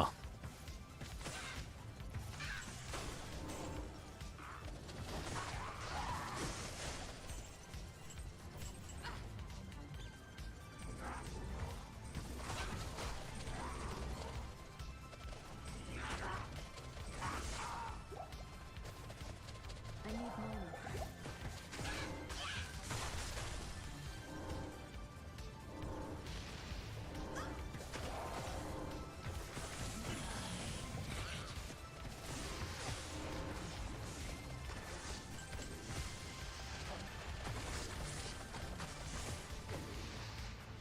Can't.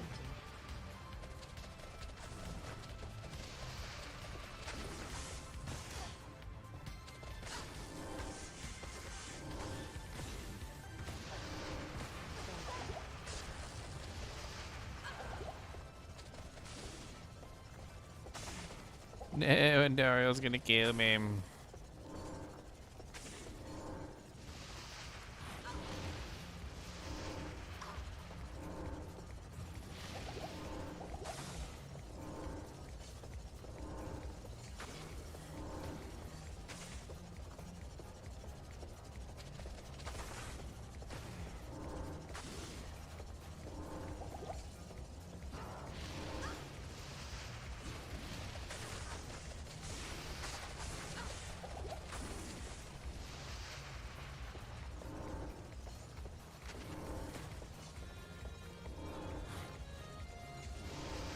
I think I'm having trouble hitting her. Attack rating might be too low. That's what it seems like.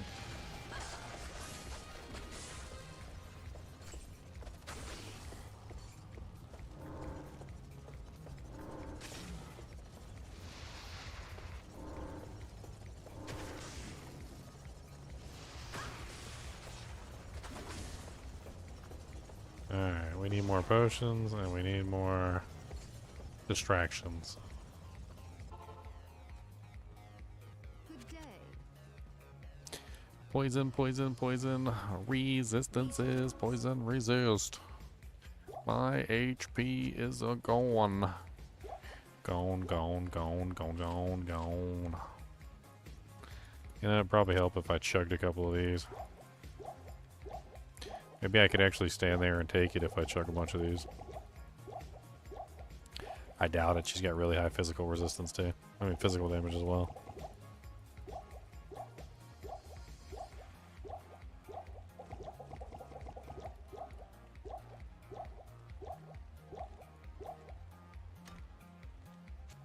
Thank you.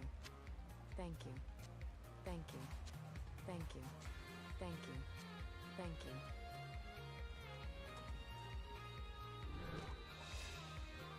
Let's see if we can just stand there and tank it with the 85% poison res. My guess is no, because it's also really high physical damage as well. But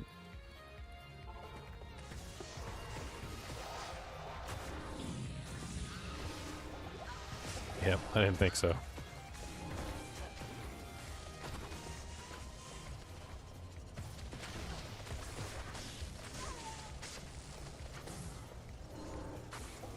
Rip right through me. That was ouchy. I mean, at least I'm not dying from the poison, but I can't take her physical damage hits, though, too much.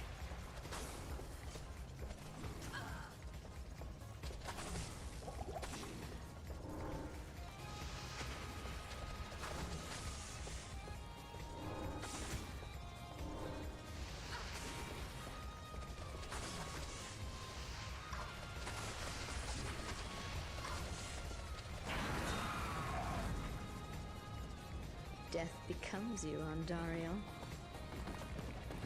A Cymbalane. 8 to 32, it's not high enough. Gladius. It's exceptional. Poopy.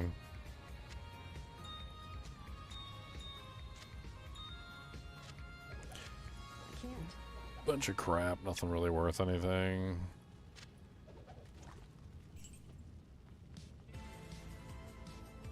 Not even worth taking back to sell. Alright, we finally level 49. We are level 49. Good day. Your presence. It's time to do some transmutes. Let's see if we get anything good. Good day. We need some good rings and some really good amulets. But I need to give me what I need, not what I want. I need some amulets.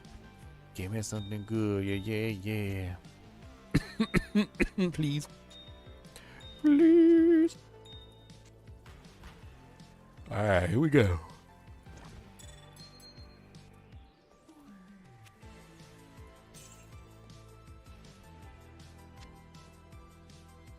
Dark Clan Crusher. To the grave.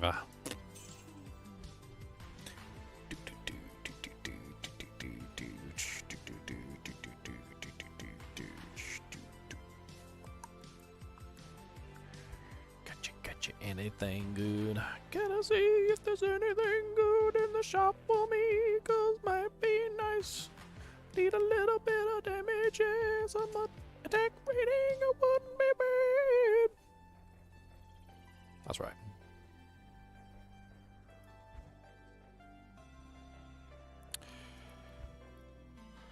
Man, like nothing in here. It's all garbage.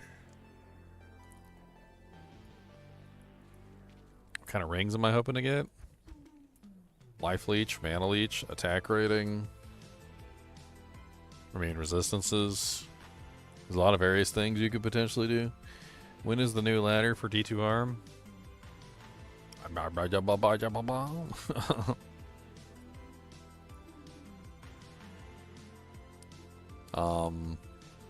Honestly, they've been weaponizing the Diablo 2 Resurrected ladder launches, so it's kind of hard to tell. But Elmist was doing like a graph of like all the previous ladder launches and trying to figure out potentially when the ladder launches would occur. So he basically had like a minimum number of days and a maximum number of days, and that's what I was looking at, because that probably gives us the best idea of how long it's going to take before the ladder launches. Let me see if I can find his post.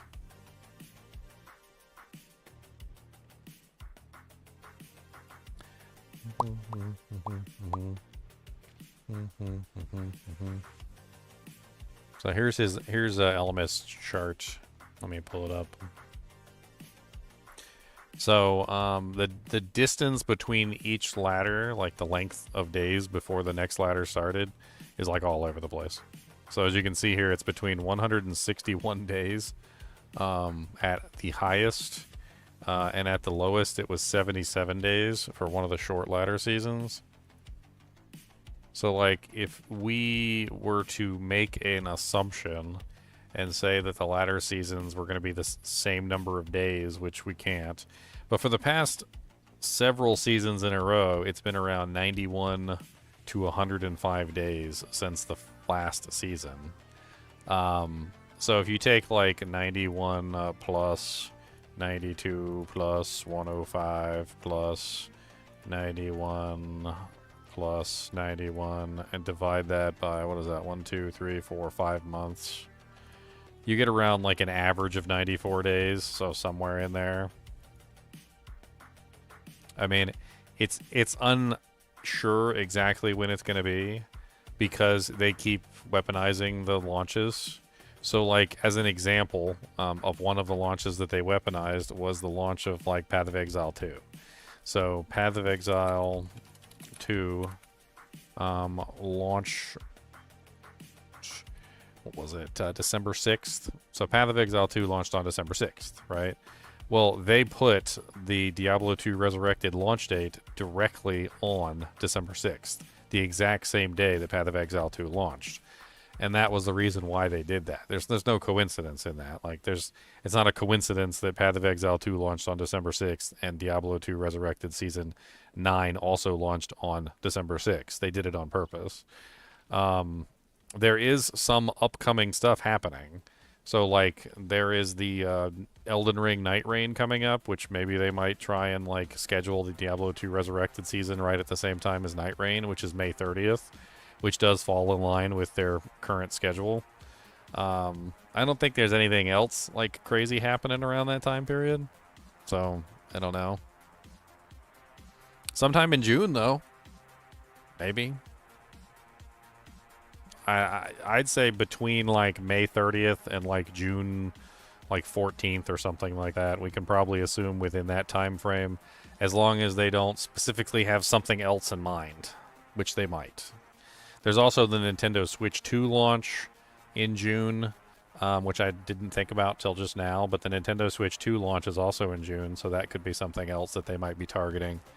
Because you have to think about them weaponizing it. What are they weaponizing it for? What are they trying to combat? What are they trying to like fight against? Obviously, December 6th, it was Path of Exile 2. They also weaponized the Diablo 2 launch for Diablo 4 as well. One of them lined up directly with one of the Diablo 4 seasons, which was really annoying.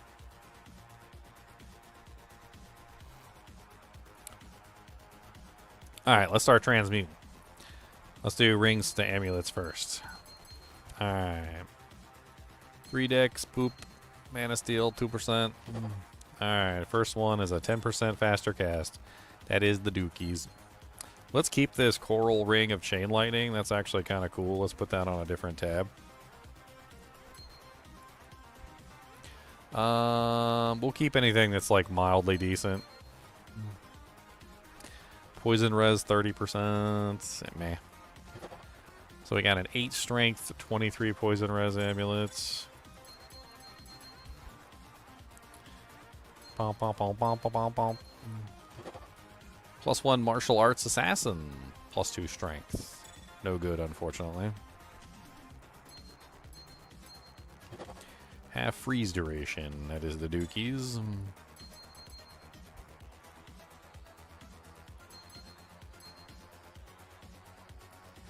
Nine mana. Poopy.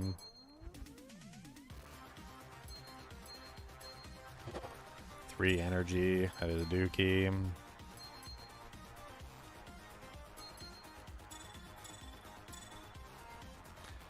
Actually, let's do the amulets last.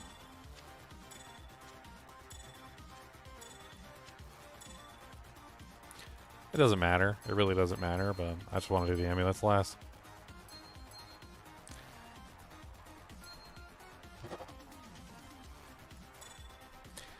3% mana leech just really isn't enough, but it's better than what I currently have. We'll hang on to it, see if we get something better.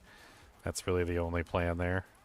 Because, like, we want mana leech, but that's really low, and we'd like a better mana leech than that, if possible, so that would be great.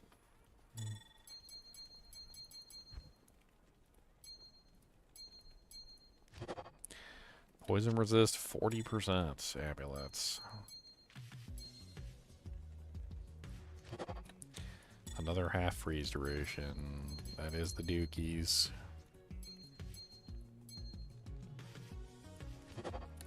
+1 light radius. Boys, we are in the money now. 15 energy, 14% magic find.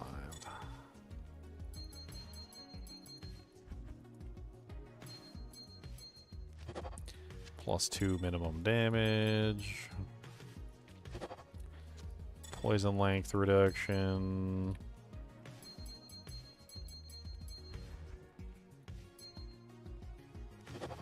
+4 energy. +1 barbarian skills. So we know it's possible to get the +1s. We're just not getting the +1 that we need. Unfortunate. That is a life leech ring. It's not the greatest, but it's a life leech ring. We'll hang on to it for now. 11% magic find.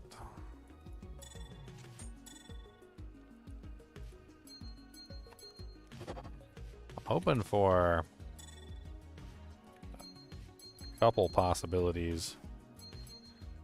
And we still got plenty more to go, so we shall see.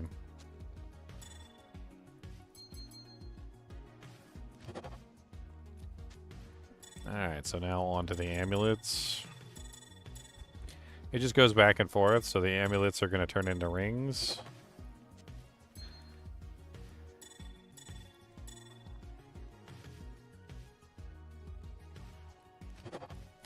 I'm hoping for like a platinum ring.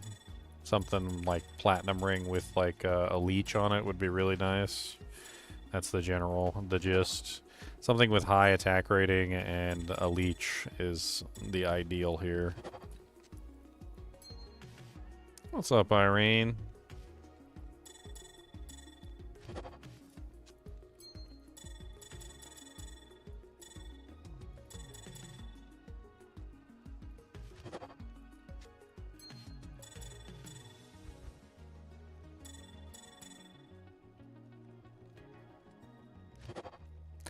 A 2% mana leech ring. Oh boy.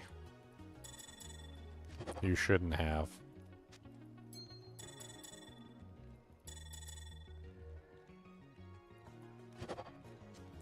Man, not a single AR ring? Platinum rings are so common too, like, I don't even understand. I should have seen a platinum ring by now.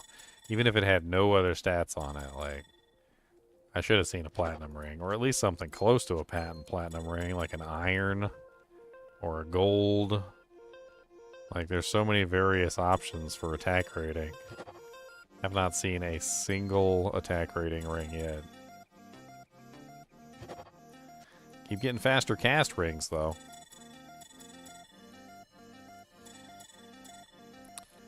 %4 mana leech amulet. We'll have to hang on to that, too.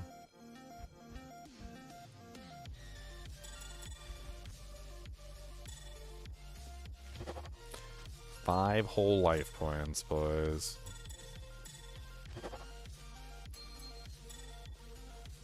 Man, this is disappointing. I don't think I've gotten a single good one ring yet.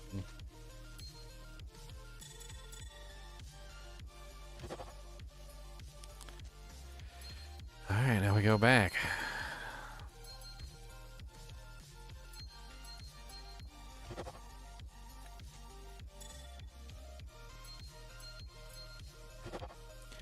+1 Masteries Barbarian.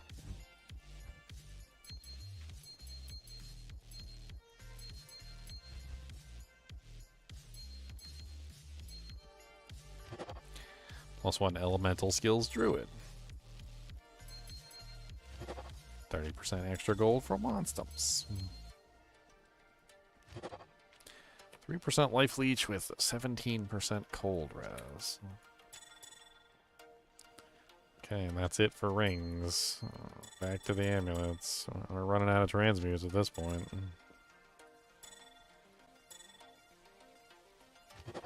10 attack rating. I'm so excited. 5 mana. Well, that was a bust.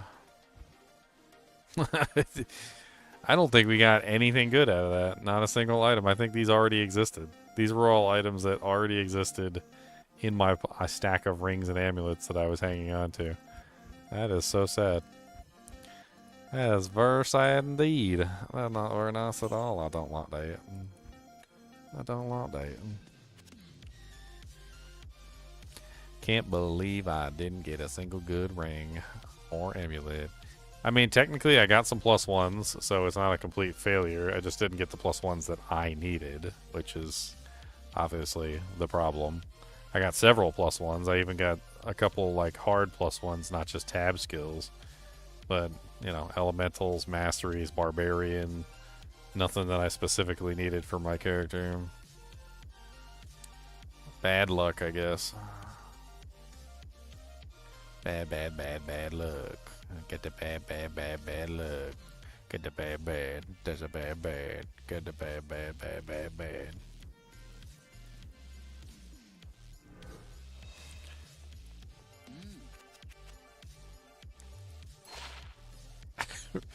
Ring of craftsmanship. Boy. Oh my dear Lord Jesus, they trolling me, ain't they? Look at this. AR, life leech, a res, mana after each kill. Oh god, it's so beautiful. It's so pretty. Ah. See, that's, you know, like, just, you know, oh god, just get it out of my sight. Just get it out of my sight.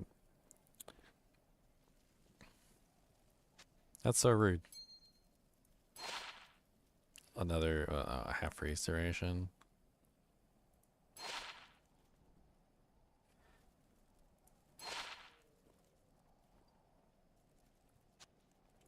Quit it. Give me good stuff. Bad stuff only.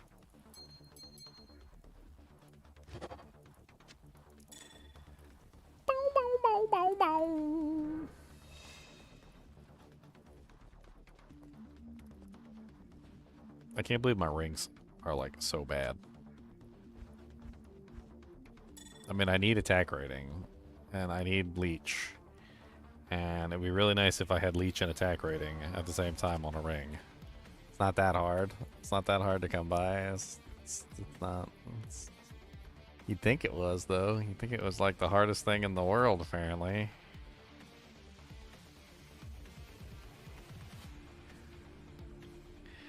Blue items suck. How about that? Oh my god, I'm gonna hate going through here, aren't I? No life leech, no mana leech, no nothing. Just me getting my butt smacked.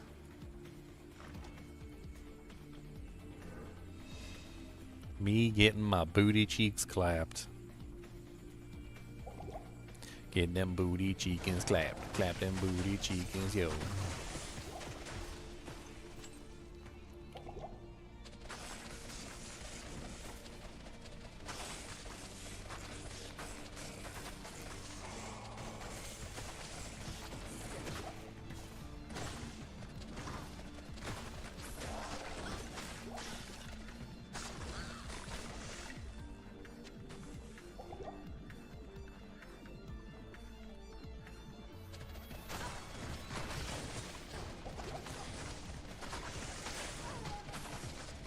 Oh my god, multi-shot. No wonder she died.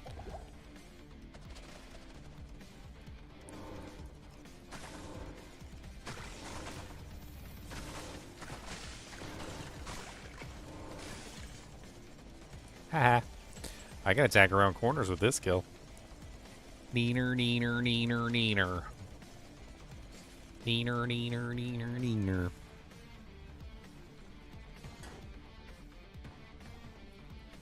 Oh, clicked on your goo pile.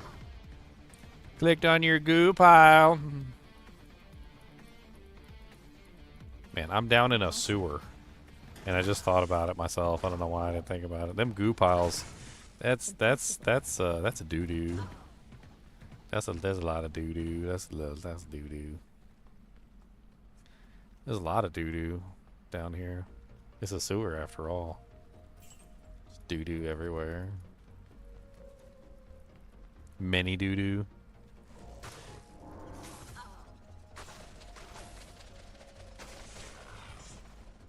So many doo-doo down here, yo.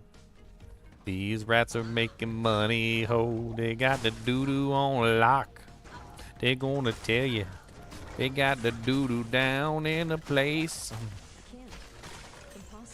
Doo-doo, doo-doo, doo-doo. They got the doo-doo. Doo-doo, doo-doo. All of the doo-doo. Doo-doo-doo-doo-doo. Holy Jesus.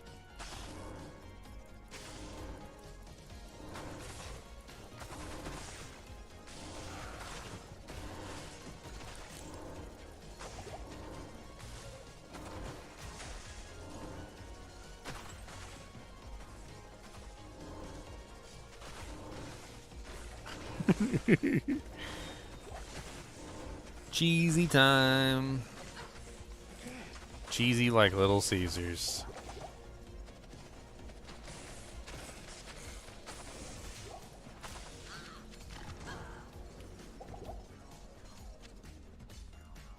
Cheesy like a Little Caesars pizza. Gonna snap you back to the seats. You remember them Little Caesars commercials? Where a guy would like take a slice of Little Caesars pizza. He would like get in a taxi, like, you know, like start driving to the airport, get on the airplane. The cheese is still stretching like the whole way there. And then all of a sudden, like, he's like flying away in the airplane and the cheese snaps back and the whole plane flies with it.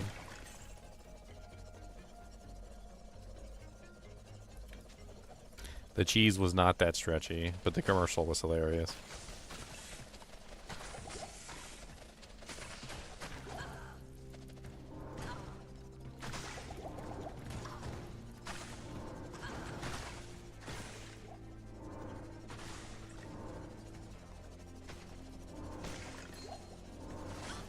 Yeah, little animated Greek dude.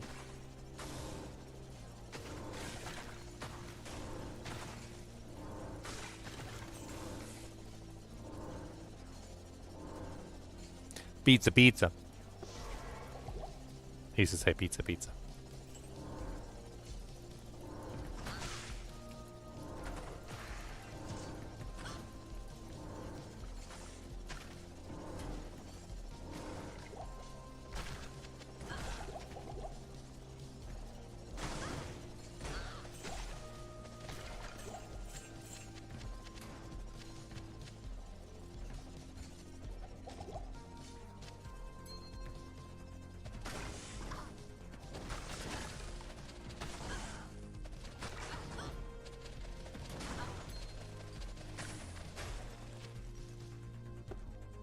Oh, platinum! We finally got a platinum.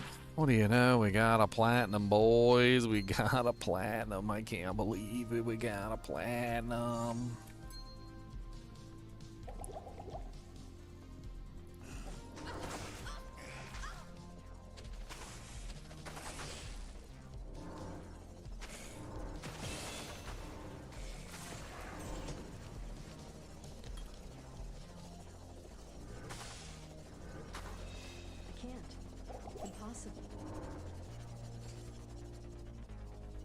Almost to level 2.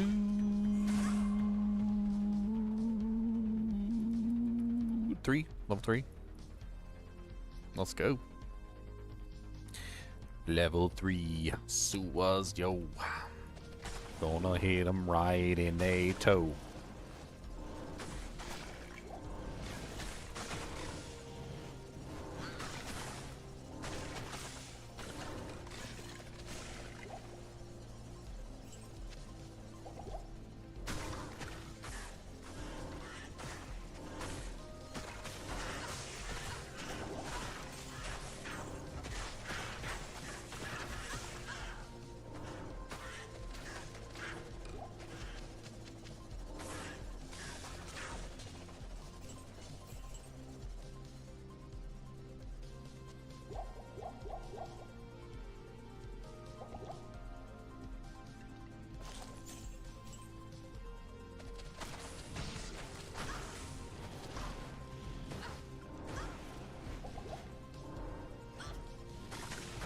Ooh.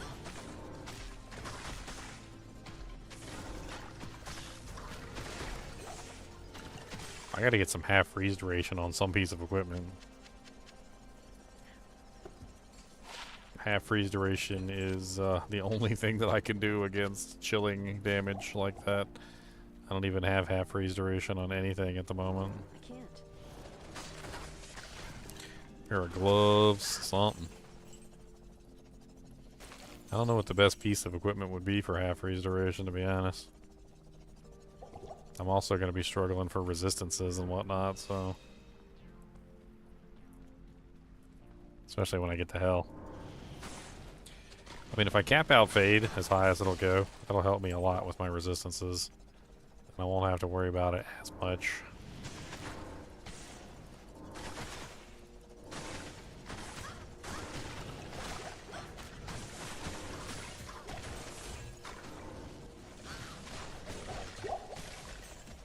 But Telwar, it's exceptional. High damage. It's a little slow though. It's poopy. Just got AR, nothing else.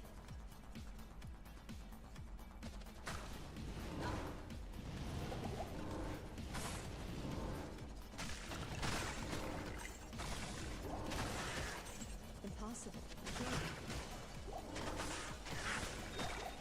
Ooh, flawless ruby.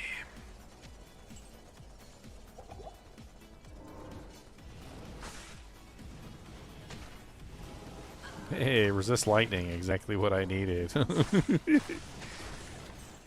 do not need resist lightning. I need resist to the fire. To the fire, that's what I need, to the fire. Because they're trying to burn me to death. It's not pleasant.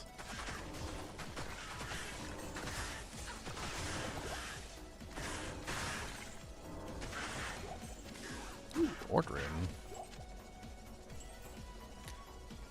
I already have been keeping track of my Holy Grail for a long time, Silva. I'm still missing some key pieces that I have yet to find. They just elude me forever.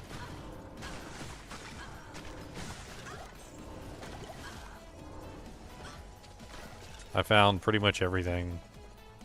Mangsong's Lesson, found it. Greyform Quilted Armor, found it. Nell Striker, found it. Like, Astrion's Iron Ward, found it. Like, I think the only item that I have yet to find that literally would complete my grail is the Spirit Ward Shield, which is like for some reason impossible for me to find. I've never found it, not once, not pre Diablo 2 Resurrected and not after Diablo 2 Resurrected. I still have yet to find a single Spirit Ward Shield.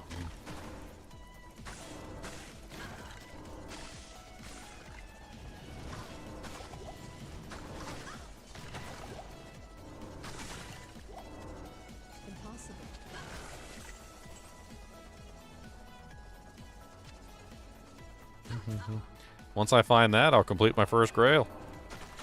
Ever. One Spirit Ward shield to rule them all, and in the darkness bind them.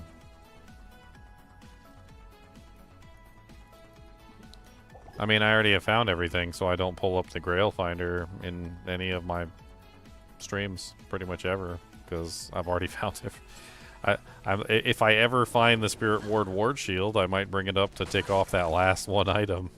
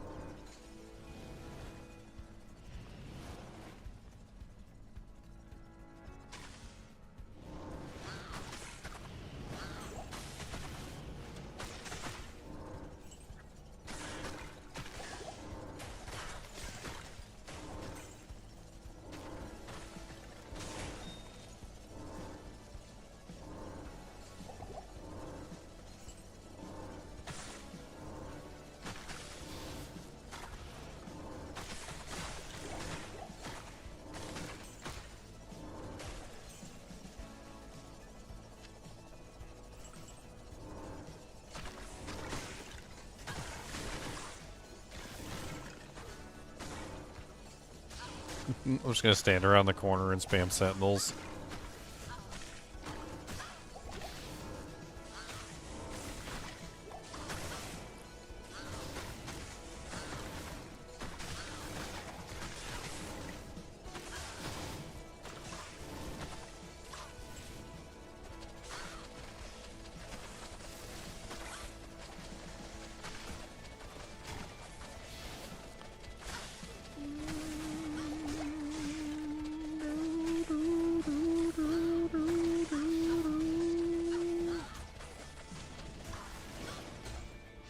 A book of skill. Ooh, a Naga.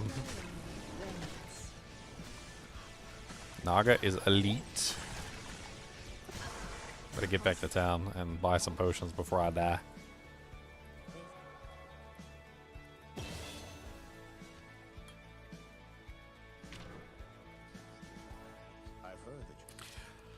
I've heard that you slayed a Dario, the demon of the West. The butthole of the East.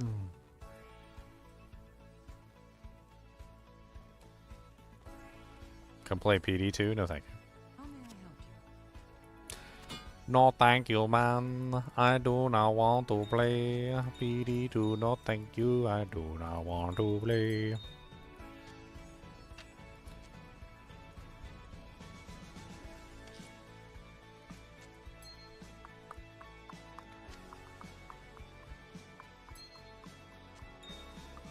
Oh, I got 3 rings. Beep, beep, beep. Inner sight charges. Yucky.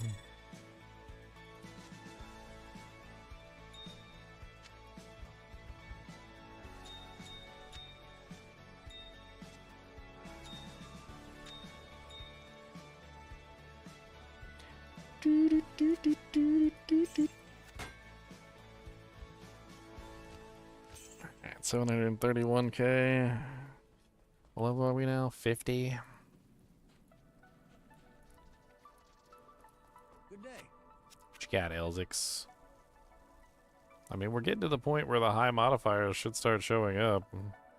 And we should start seeing better equipment than just, like, the trash that we've been seeing. Demon Hide Sash of Balance.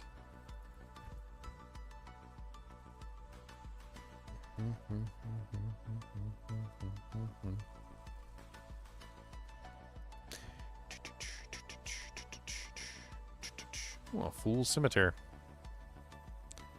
Huh. Now, attack rating is a really big thing for this character, and even just the simplest thing like, yes, we lose damage, but at the same time, our attack rating is going to go up massively. Which I do feel like we're starting to get to the point where our attack rating matters, so eventually, hopefully, finding something like a Fool's Scimitar with something else good on it, like, well, not a Scimitar, but like a claw, maybe.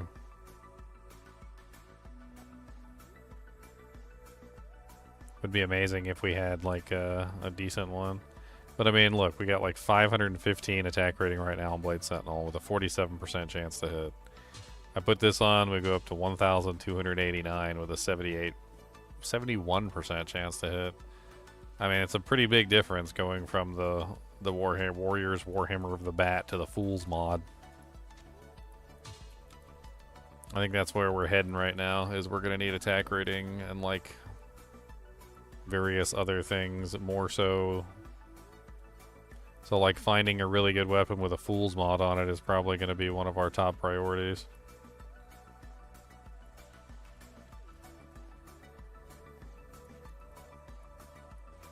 Hi there.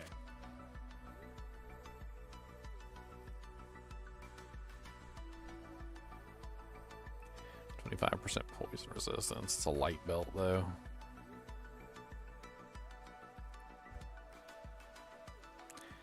Weird Claws, 403 attack rating. Trying to remember like what the best like 2 combinations of effects were. It's been a while since I've looked at all the mods.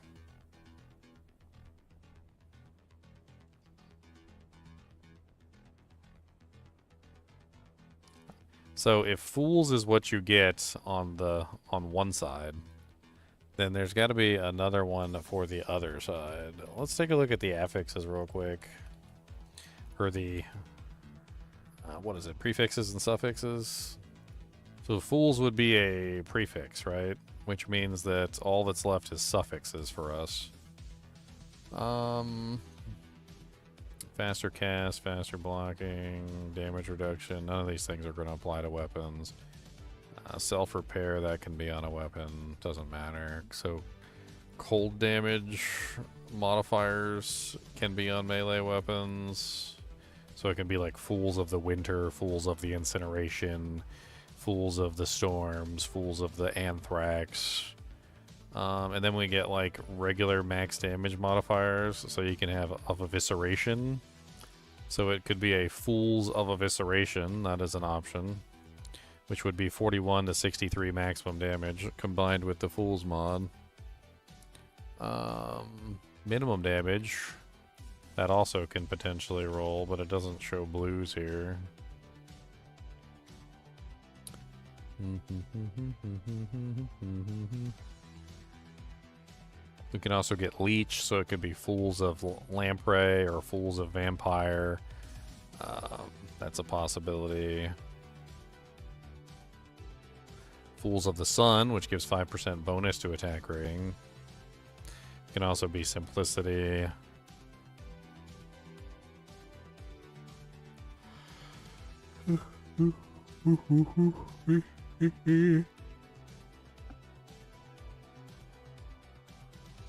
Huh.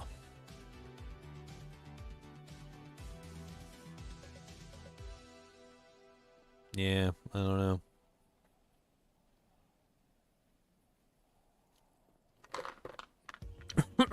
Probably like Fools of Evisceration is what we're looking at. It's gonna be like the best weapon we can get. Good evening.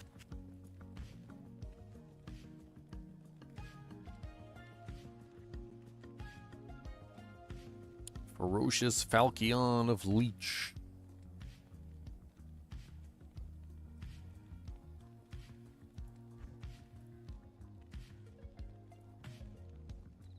Hawkeye Chris of Amplified Damage. Wow.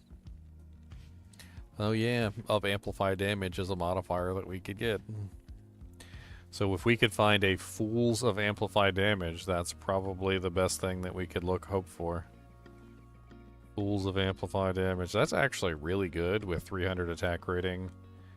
I mean, it doesn't have as much attack rating as the Fool's Scimitar, but it does have the 5% chance to cast Amp.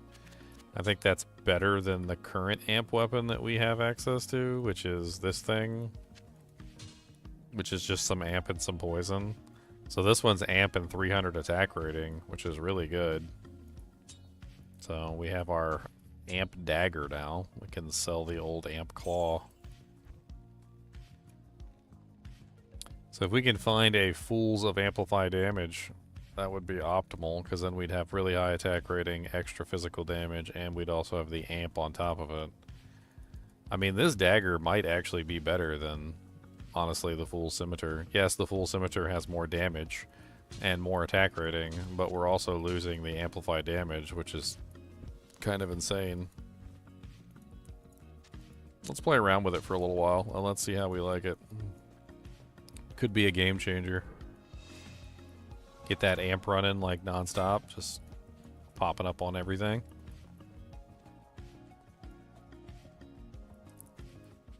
Good evening.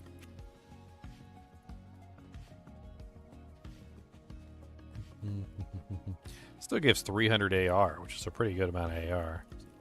It's not as much as I would like, but...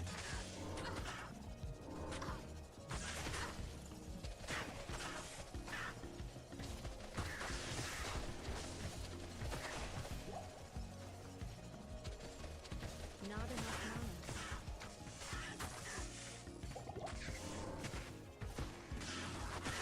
Mana burn.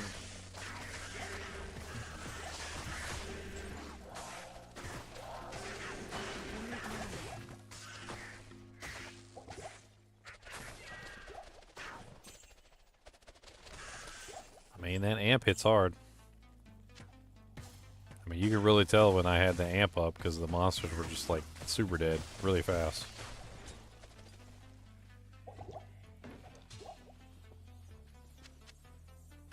Super, super dead, super dead.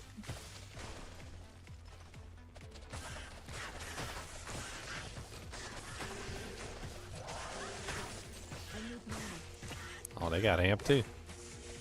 Well, that's just rude.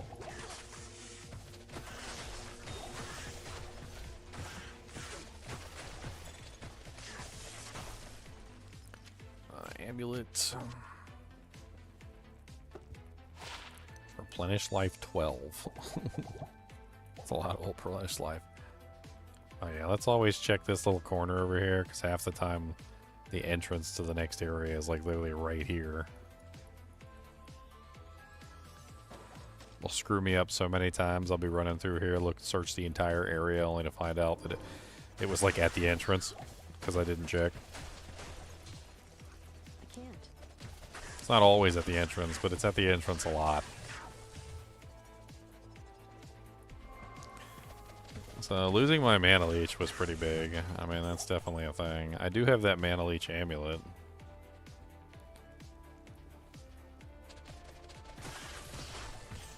I got 2,292 attack rating for Blade Fury at the moment. That's not bad at all.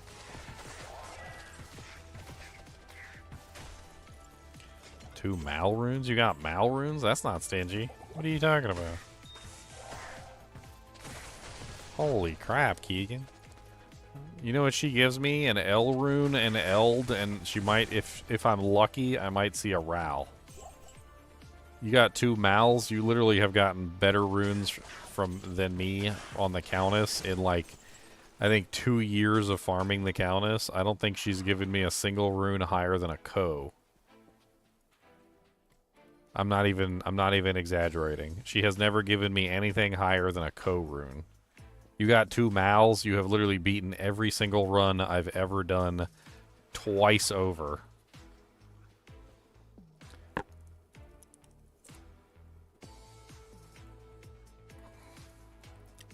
Impossible. All she gives me is garbage. I'm lucky if I get a Tau rune.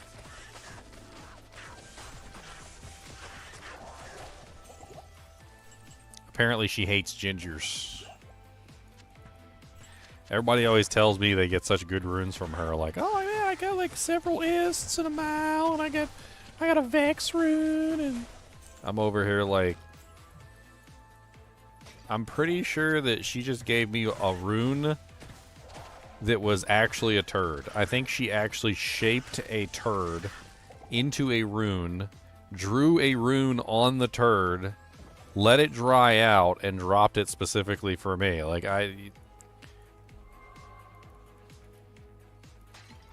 I asked Kane what the rune translated to, and he literally looked at me and said, "This is shit." And I was like, "What? I know it's bad, but can you at least tell me what it says?" And he's like, "No, that's literally what it says. It says this is doo-doo."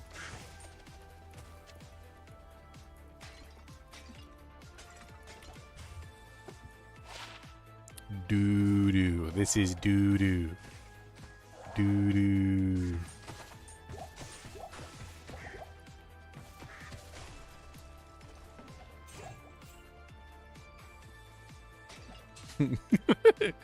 I always find better runes from the ghosts on the way to the Countess. I found Ohm runes from the ghosts. I found all sorts of beautiful things from the ghosts on the way to the Countess.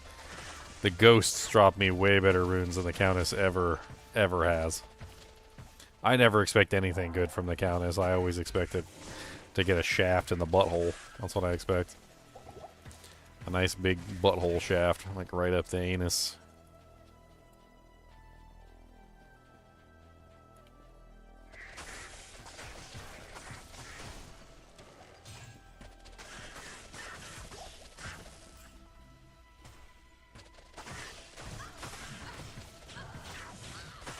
Oh, I looked away at chat for a half second, and I died. That was beautiful, too. It was like 1,000 freaking explodey potions came at me all at once, and by the time I looked back, I was dead. Splody potions. Splody potions. Good morning. All right, let's go get our body back. The walk of shame, boys. The walk of shame. Do the walk of shame. We're going back. It's lame. We died again. Oh my lord, now we're walking back. I can't believe it. Like we gonna die again because we have a heart attack. It's a battle sword. 7 poison damage. That is grody. That is a dookies.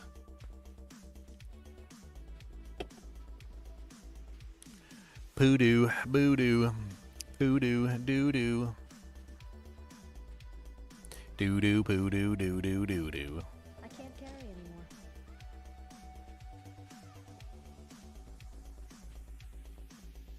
anymore. I should be moving my head back and forth like a bird. Birds do this. I don't know why I do this, but birds do that. I can't. Impossible. I can still throw shurikens without a weapon, like the weapon doesn't even matter.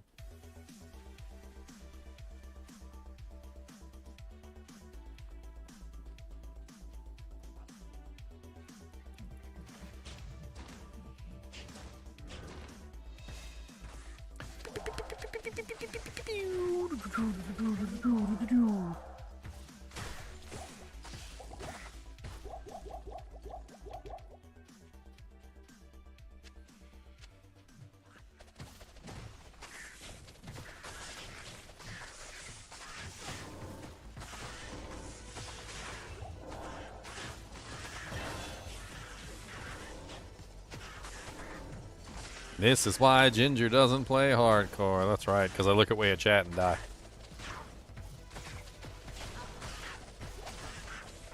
I need like a camera that like recognizes eyeball focus and like pauses the game for me whenever I look away. He's not focused. There's no focus. He is not focusing on the game. He is not doing the focus. Turn the game off. Mute it. Stop it. Pause it. He is not focusing on the game. He's okay. Now he's focusing. You can resume.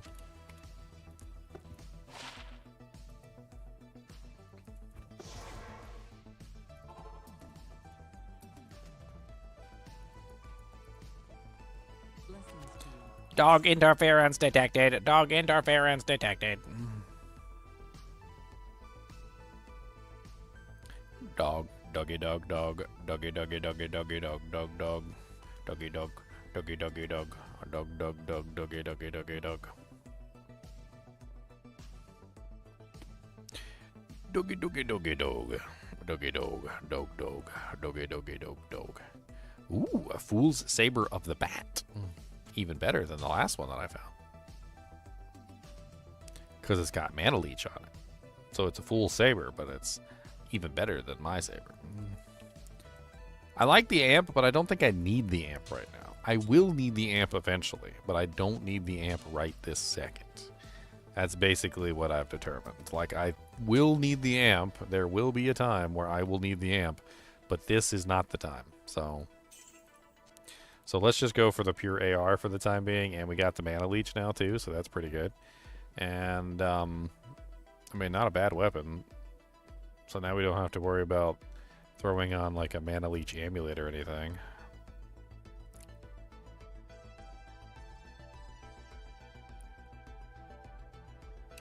Mechanics breastplate of the might. Mighty, mighty, mighty boy. We got a mighty, mighty, mighty toy. Mighty, mighty, mighty, mighty. Gonna hit him with the mighty, mighty, mighty. Yeah, we bite. We're biters. I bite. I'm a biter. There's no trouble I'll bite. I can't cure.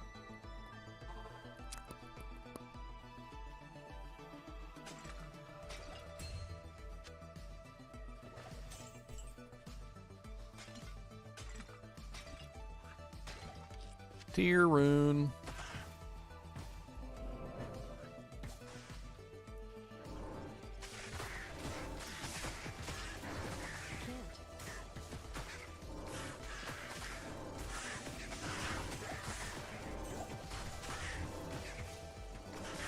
A still haven't found a good bow for her.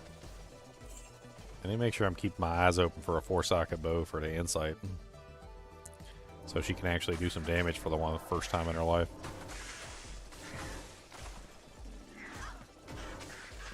It'd be nice to have infinite mana too. That definitely would be a nice side effect. Is there any restrictions in what I can socket in the mechanics mod? No. As far as I know. Unless you think there should be.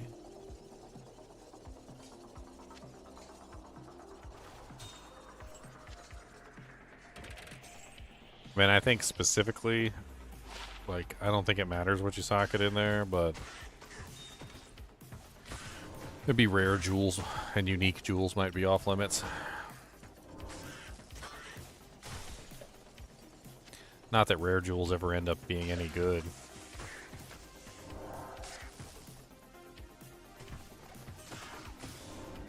I think I can probably count on one hand the number of rare jewels I've had that have actually been any good whatsoever.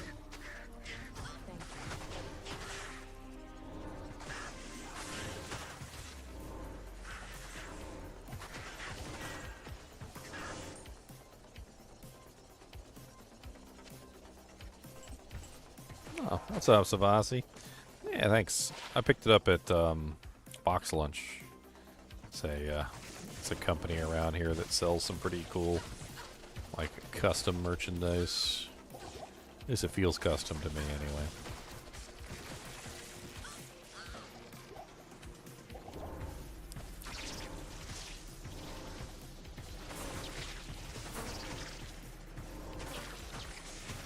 At 4K attack rating, pretty much, like 3,915. That's pretty good.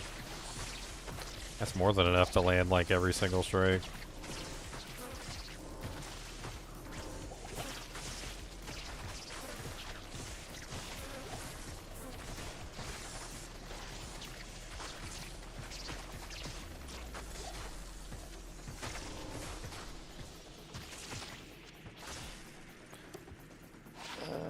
Fire resistance.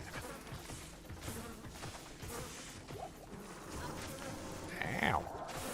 Puke Crow the Witch. What's up, Puke Crow? Impossible. That's my homie Puke Crow. She is a witch. That's my homie Puke Crow. She is a... Okay, I shouldn't say that one. On stream, at least.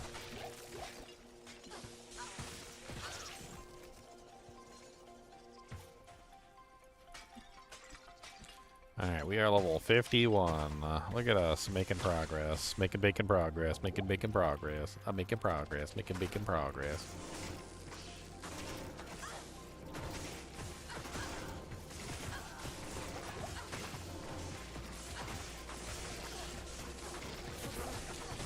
Oh, a salad bowl. It's got some good mods on it. A salad. Salad of a charged bolt. Yuck. Let's go drop off mats in town. I'm filling up. Tell me your troubles. Greetings. Might be getting at the point where I'm starting to gamble soon because I'm not getting a lot of the stuff that I need to move forward with, like, hell difficulty. Once we start saving up enough money, I guess we're going to be gambling.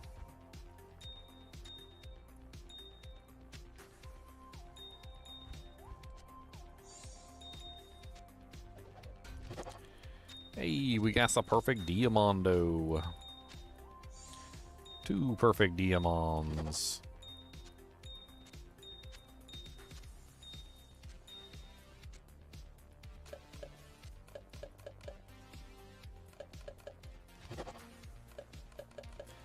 A perfect skull.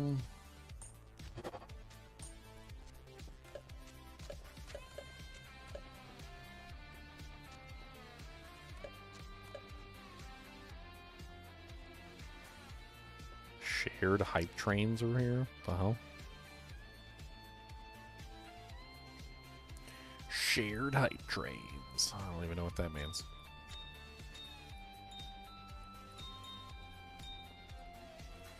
Hey, a perfect topaz too. Look at us. We're actually getting some perfects now.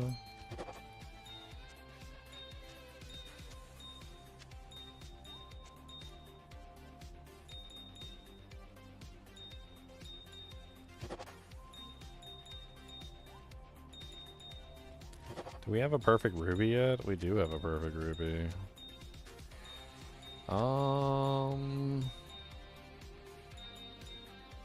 That Nadir helmet my girl is wearing is garbage. She could really use some life leech. Let's make her a blood helmet. Blood helmets are deadly strike and life leech.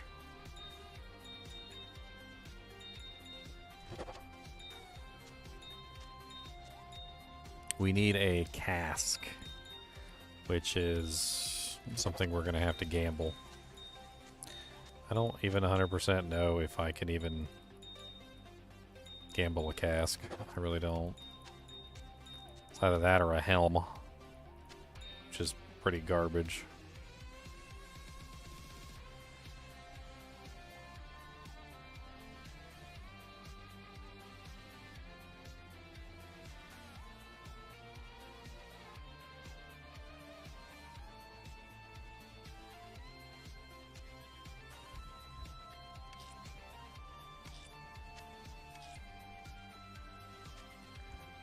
Four mana.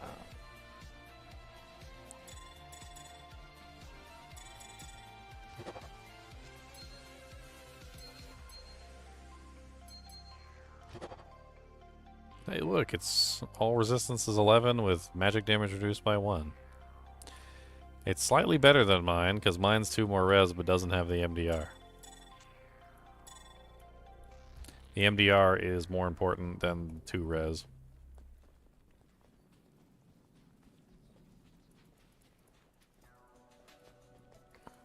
Hello. Alright, we need a cask. Which is the exceptional form of this helmet. I don't know if we're going to be able to buy one. Oh, first try. What the ham biscuit? First try, a cask. Never mind. We got it. I don't know if we're going to be able to get a first try. Well, slap me in the butt and call me Charlie.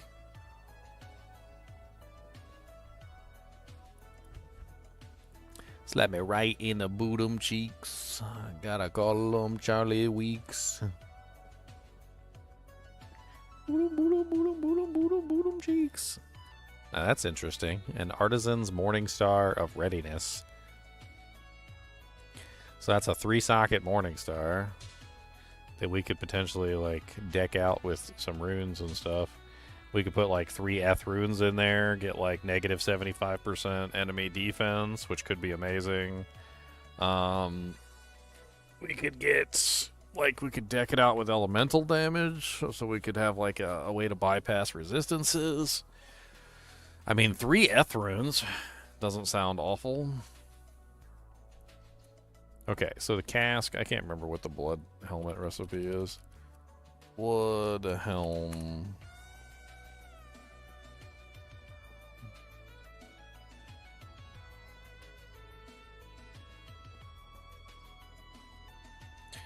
What is it? Ral rune? Okay, it's a Ral rune. Alright.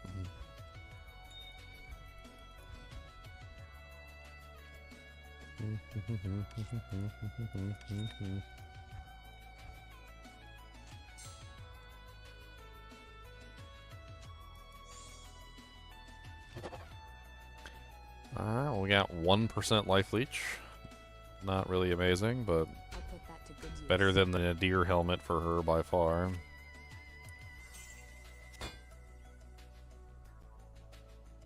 Plus 2 necro dagger.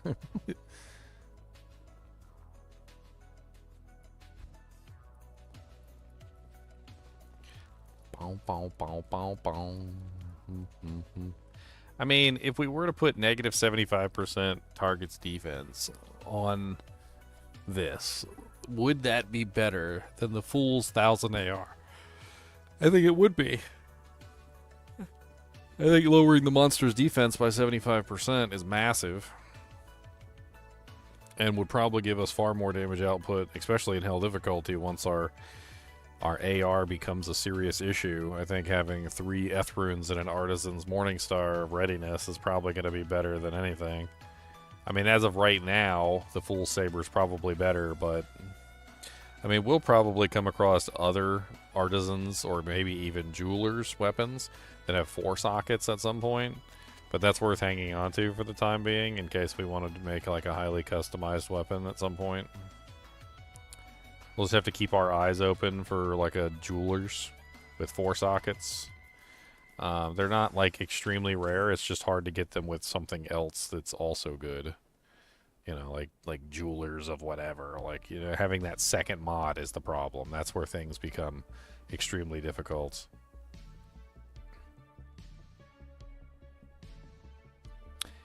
Bum, bum, bum, bum, bum, bum, bum. Why you got crystal swords in here?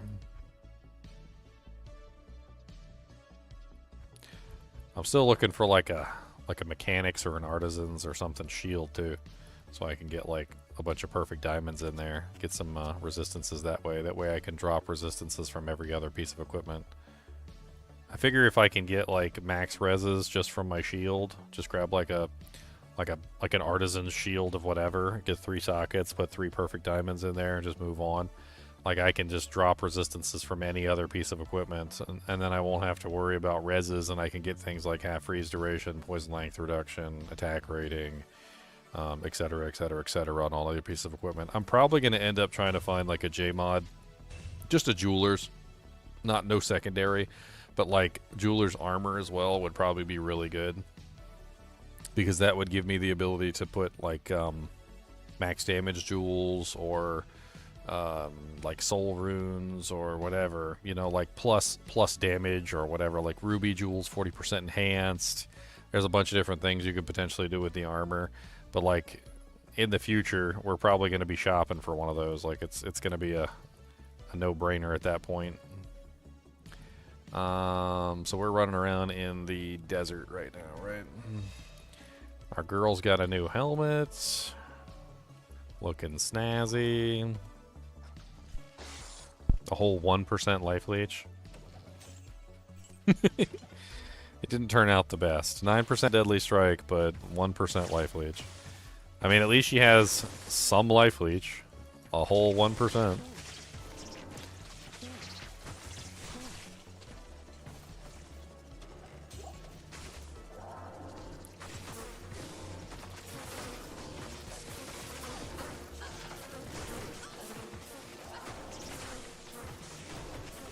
J-Mod, yeah, Jeweler's Monarch of Diamonds, exactly. Exactly, of diamonds.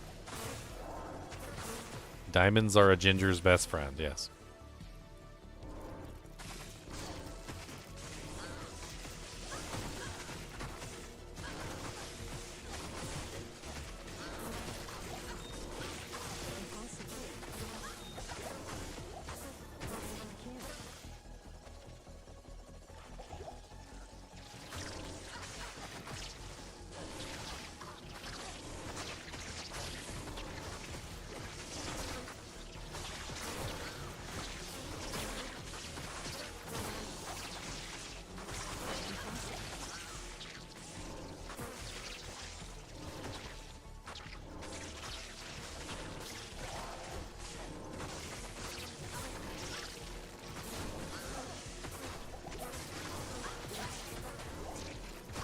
So many monster.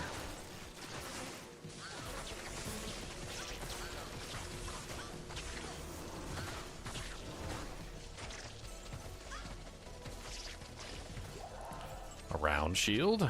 How round is it? It's not round. You call that round? You call that round?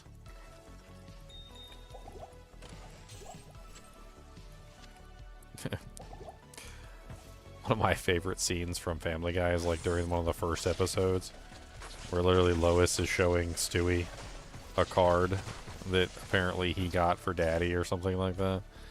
and he's looking at the card and he sees his signature and he's like, did you forge my name? Is that backward S supposed to be cute? Impossible.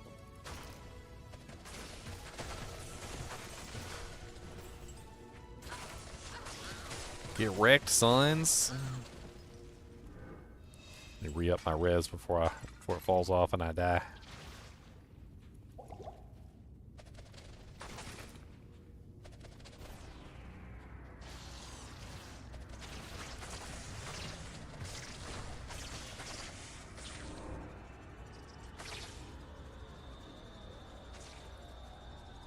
Why can't I go past this? Oh, there was a large urn in the way. It just perfectly in the way, so I couldn't get by. That was great.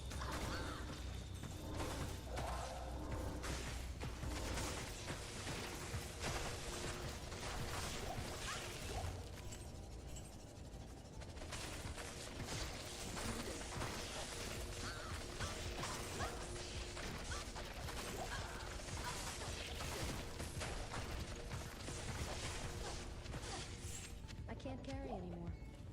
Ethereal armor. Spoopy dooties.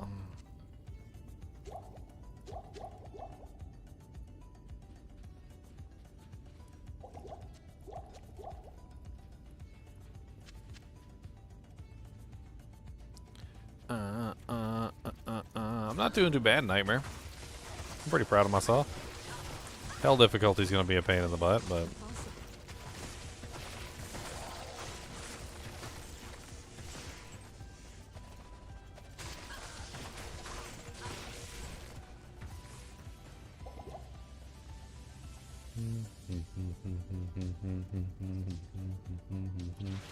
what's up, rockworm? Your mom's a rockworm. I can't. A blue stag bow. Can't.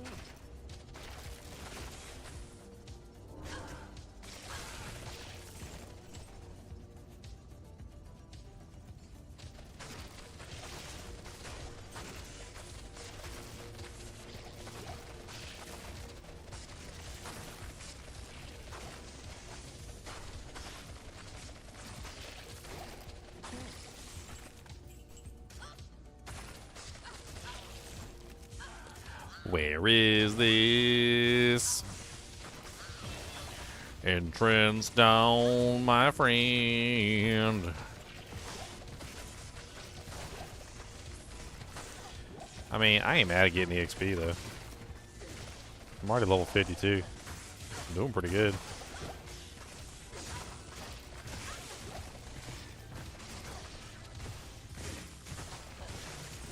Merc seems to be doing better since I got her the life leech helmet. She's not doing bad.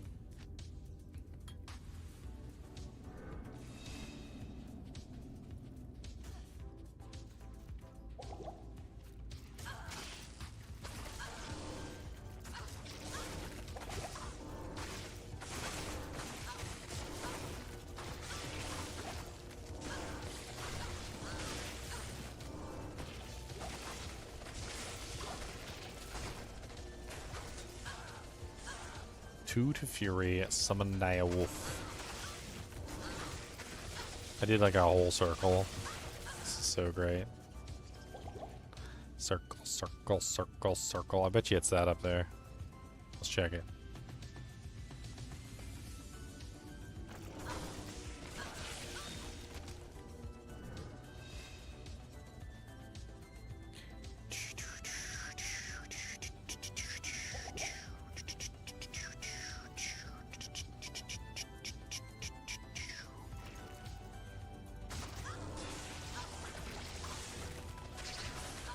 Impossible.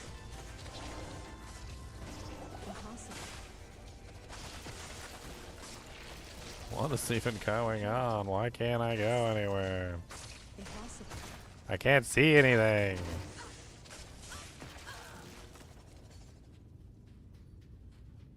Hey, I was right. It was here.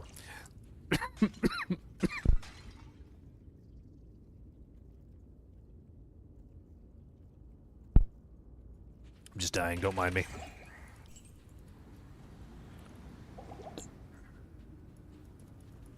Impossible. A superior war hat. Impossible. Impossible. Impossible. Can't.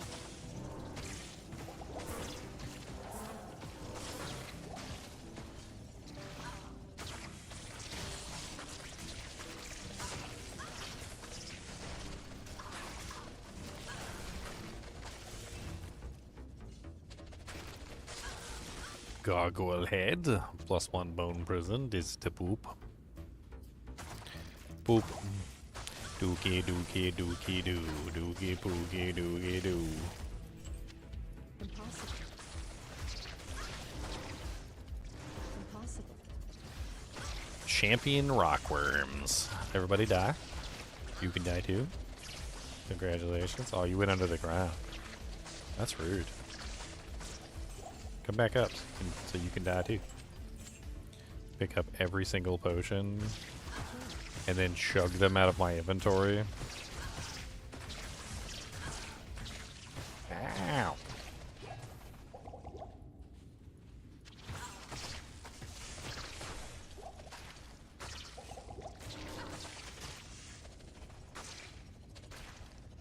Hurts.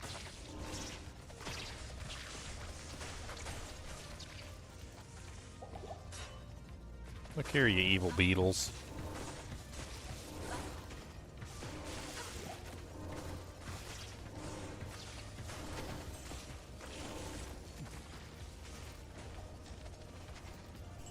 That's pretty cool. The Blade Sentinels just kind of like go around the corners and stuff. It's kind of neat. They don't even have to like be in line of sight. Just cast them like stand around the corner and just cast them around the corner.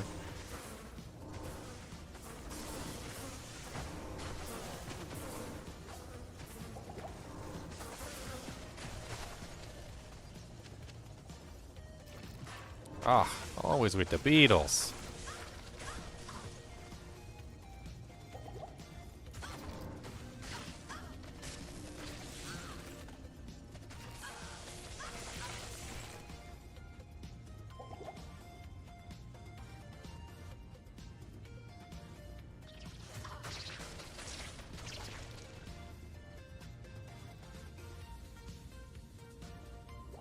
You know, this guy always kind of got me about the Harry Potter series. So Voldemort is fracturing his soul, right? He's a powerful wizard. He knows what he's doing. He has, you know, mastery over the spells that he's casting. He's one of the most feared wizards in all the land, right? But like, the thing that always was kind of weird to me is that he was accidentally creating Horcruxes. Like, he accidentally created a Horcrux in Harry, and he didn't realize that he had done it. Like, how does a wizard that's that powerful accidentally fracture a piece of his soul away? Just accidentally. Now, if I remember correctly in the show, they explain Horcruxes as, like, something that happens when you create an act, like do an act of great evil, like killing someone. Okay. But like, he's killed thousands of people, most likely, at this point in the show. And he's never accidentally created a Horcrux before. So what was it that caused him to accidentally create a Horcrux when he was trying to kill Harry? It wasn't necessarily Lily's sacrifice that did it, because Lily's sacrifice was supposed to protect Harry.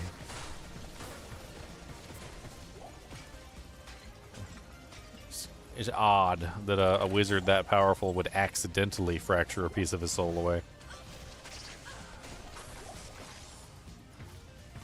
And also, the piece of his soul that he fractured away was like, what the hell even was it?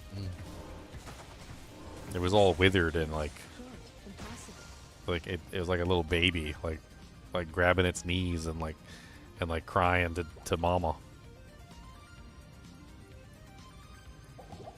Yeah, but was it like was that what was left of Voldemort's goodness?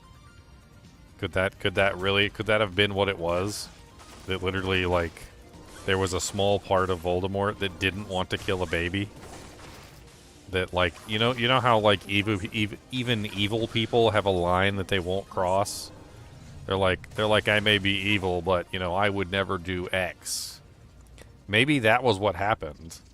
Maybe he tried to kill Harry. Lily jumps in the in between, and maybe deep down Voldemort has a line that he's not willing to cross, and the line that he wasn't willing to cross was killing a child. And maybe that was the part of Voldemort that jumped into Harry, was literally the part of him that didn't want to kill, like, the small piece of goodness that was left of him or something. Like a tiny little chunk of goodness left of a horrible person.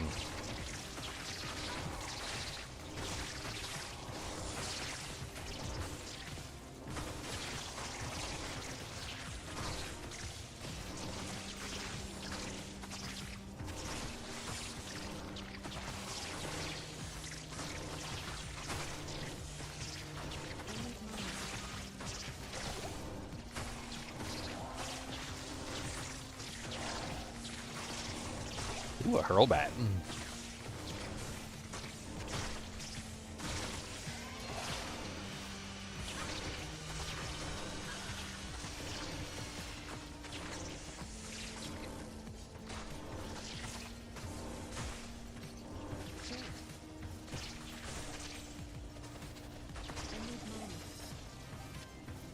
Hey, a ring that we can't use. Is it good? No, it's poopy, so haha. Check the hurlbat. Might be worth selling at least. I am overburdened. The Staff of Kings! Ugh. Let's get the hell out of here.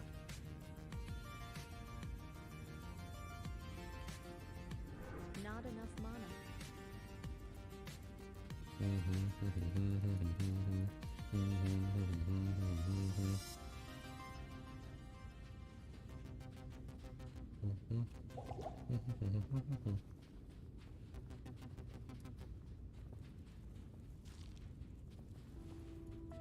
So basically, he had already fractured his soul a certain number of times by that point. So he had created all the Horcruxes essentially before he tried to kill Harry.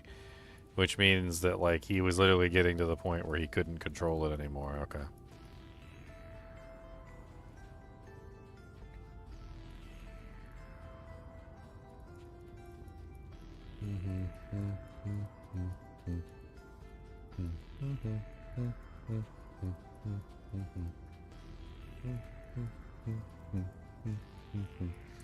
I wonder if there's an answer to the question of why the piece inside of Harry was so, like, diminished. Why was the piece of Voldemort's soul in Harry so scrounty?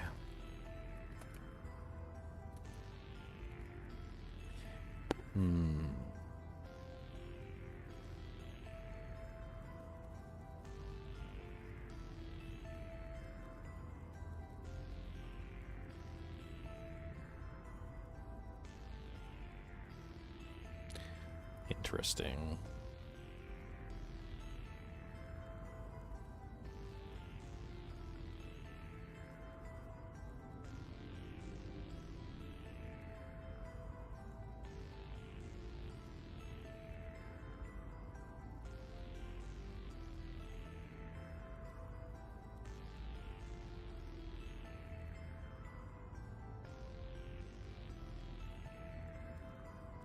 It basically says that, like, he, like,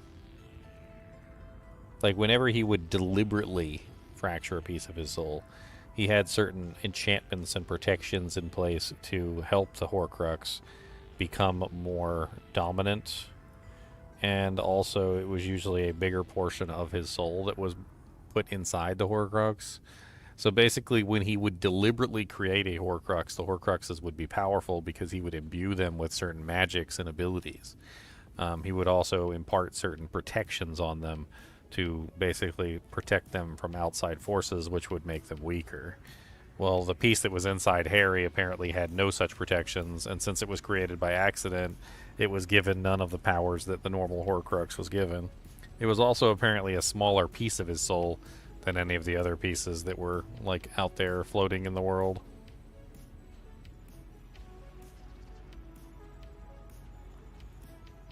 And it says that the piece of his soul wasn't because he tried to kill Harry. It wasn't because he tried to kill Lily. It wasn't because of Lily's protection. It was actually because he killed himself.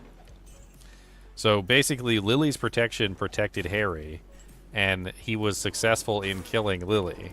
But what happened is that because of Lily's protection, the curse rebounded. It wasn't necessarily his action of killing Harry Potter that caused the problem. It wasn't his killing of Lily that caused the problem. It was because the curse killed him that was the problem. Apparently, when he killed himself, that was enough of a, like, shock to his system that caused a piece of him to shatter off. Because, you know, it was basically what, like, accidental suicide at that point. So apparently the accidental suicide is what caused him to fracture his soul. It was technically caused by Lily because she was the one that caused the curse to rebound. But it wasn't from the protection. It was literally just because he killed himself. Like, probably the same thing would have happened if he had, like, pointed a wand at his own head and pulled the trigger, essentially.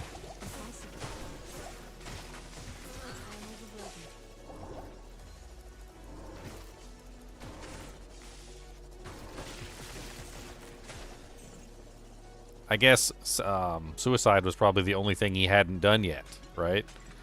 So, like, he has to do a horrible act to cause the Horcrux to come into play. I guess suicide was the only thing he hadn't done yet.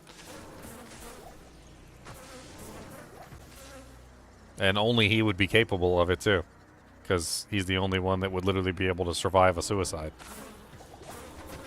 Like the Hulk. I put the bullet in my brain, and Hulk spit it out.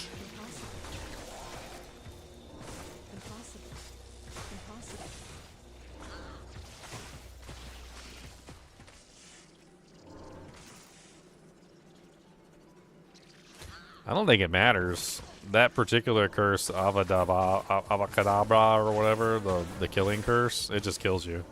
It's instantaneous. It's like an instantaneous death curse.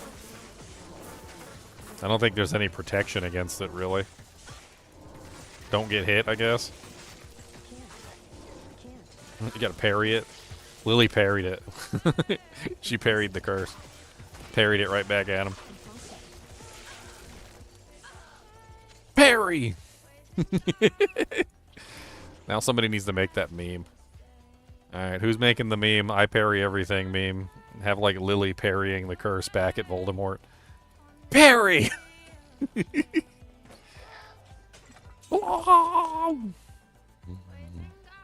then Voldemort, like, screaming. There's no way you can parry that curse!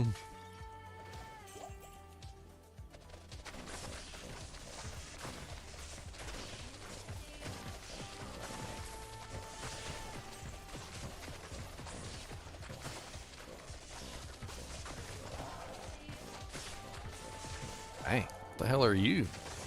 Dragon Cloud the Grim. Dragon Cloud the Dead. Oh, I need to go back to town and sell off and store up some doojanks.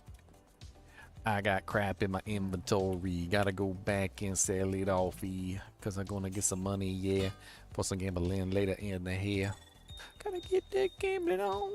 Gonna get that gambling song.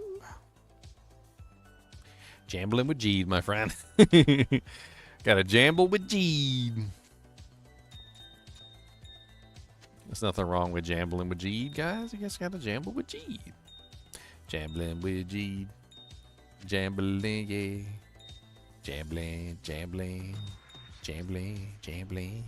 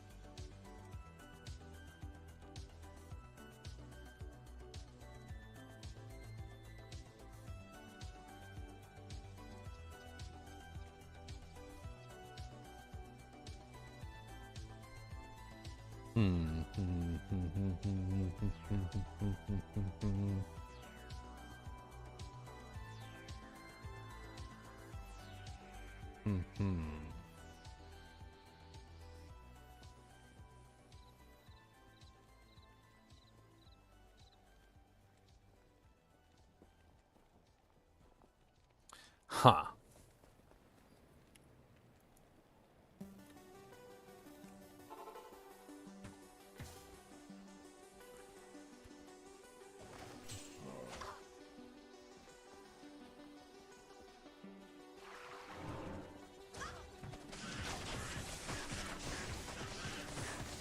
I blame Dumbledore for everything, by the way.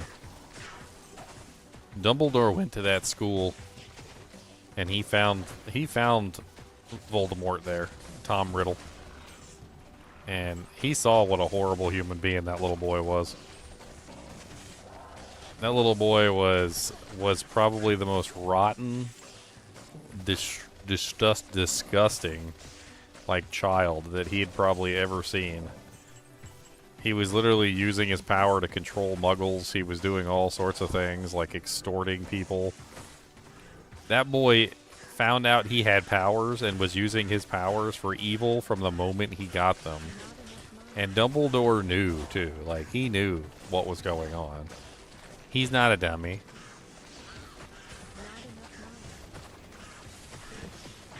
Like, he knew then that something was wrong with this child, and he should have done something about it.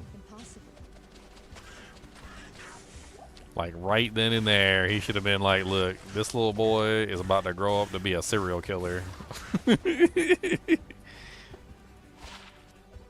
I don't think we should teach him magic. I don't think we should teach him magic, guys.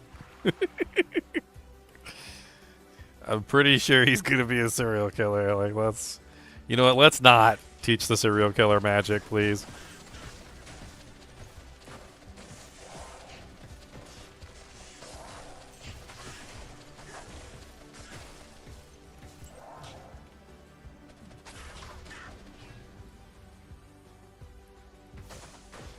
That's a good question to ask. Why did Dumbledore ignore the warning signs of the deeply troubled child that Tom Riddle was already becoming?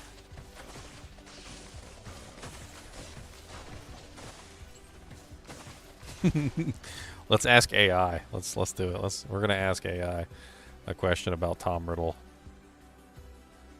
I like asking the AI questions just to see how stupid the answers are. Sometimes they are so dumb. Okay, so why did Dumbledore proceed to teach Tom Riddle magic when it was painfully obvious what a troubled child he already was, and the path of, do I say evil? Path of evil he was already on, that question mark. Let's see what the AI has to say for Tom Riddle. Let's go. Dumbledore did not directly teach Tom Riddle magic. That's That's not even a good point. He was the one in charge of finding the boy and bringing him back.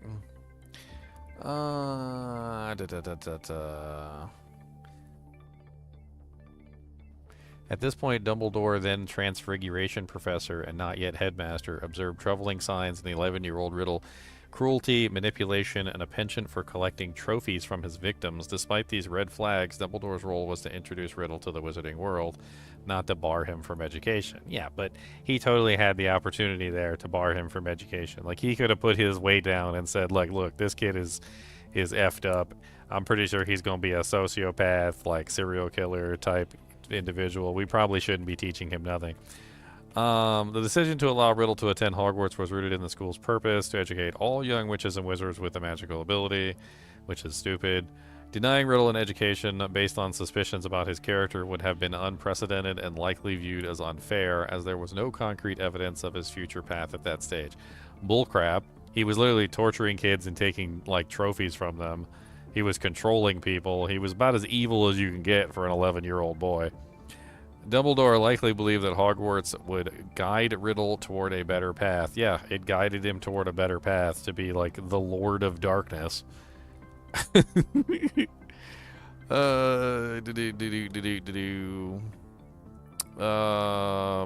Additionally, excluding someone with such evident magical talent could risk pushing them toward the darker influences outside the school's oversight.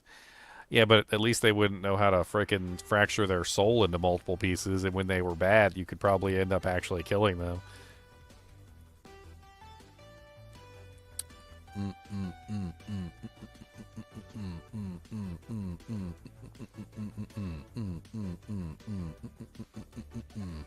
I don't like his answer. I don't like the answer at all. It's poopy answer. Poopy answer.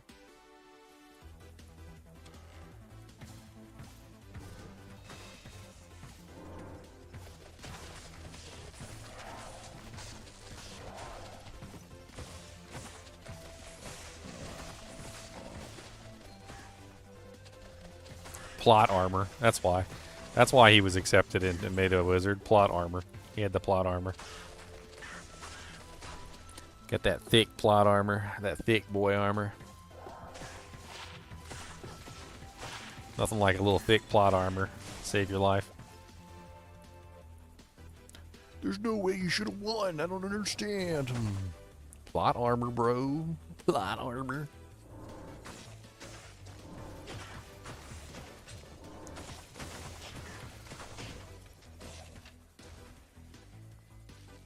Plot armor's hilarious in two ways. It's actually hilarious because, number one, having a character that just can't die no matter how terrible the situation is hilarious. But then on the other side of the equation, like, if you don't have plot armor in a show, and, like, characters are just dying left and right, it's just as silly. Like, every character's dying. Like, oh my god, like, is anybody gonna stay alive? I don't know. Like, everybody's died so far. Like, all the main characters are dead. They're introducing new characters now. Everybody died. It's like if plot armor is there and it is a +2 traps. I mean, I guess I could throw that on my offhand. Like, if I wanted, like, to... oh, yeah, I can't throw it with that one, huh? Nah, I could put it with this one. Like, when it's absent, when plot armor is, like, completely absent from a TV show, it's absolutely hilarious. Like, what's that one where literally everybody died in, like, one episode? It was, I'm blanking here. I don't know why I'm blanking. Game of Thrones. Yeah, in Game of Thrones, there was that one episode where, like, freaking half the cast of the show died, like, all in one episode. I heard so many people crying about that episode. They're like, oh my god, they killed off my favorite character. And then somebody else is like, they killed off pretty much everybody's favorite character. It's like every single character dies in one episode. It's like complete absence of plot armor. Hoping for some plot armor at that point. You're like, oh my god, I really wish there was some plot armor. Rob's wedding.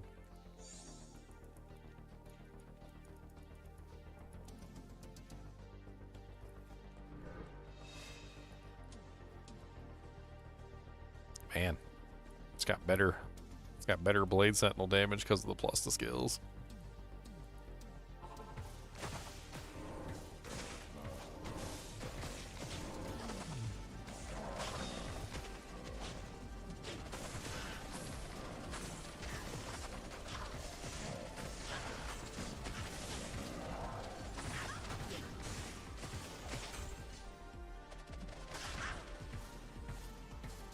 Okay, so it's obviously not this way. We gotta go up the stairs. I got 115 stat points I still haven't spent. Who needs stat points? Those are for noobs.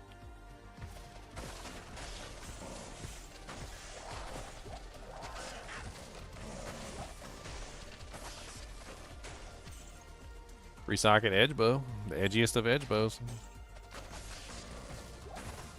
I need one for gambling. Might as well.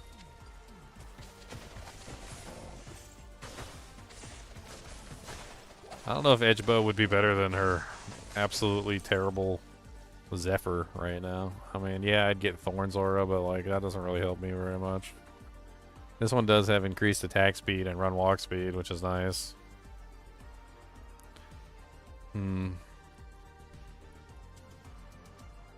don't really know what Edgebow would offer her other than... I really don't know. I mean, the damage on this is higher probably than what she's currently using. She'd also lose +1 to skill, though. Which is helping out her freezing arrow right now.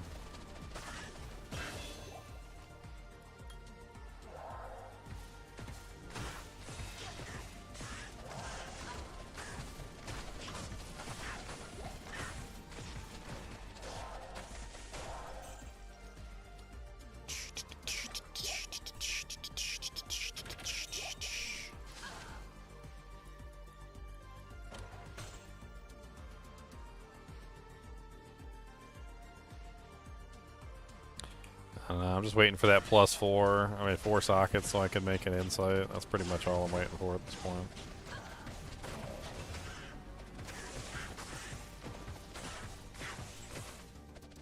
I've already got the runes for the insight. I'm literally just waiting for the base.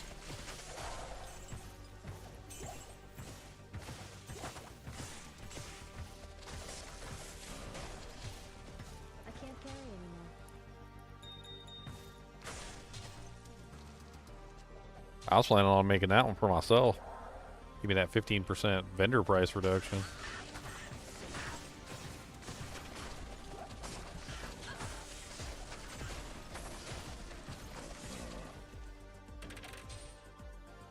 I can't.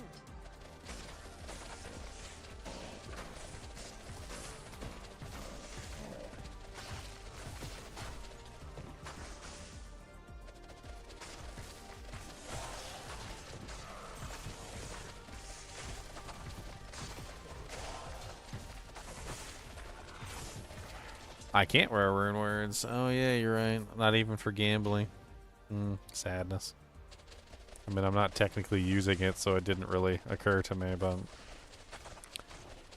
I guess technically I'm not allowed to even use it for the vendor price reduction. Sadness.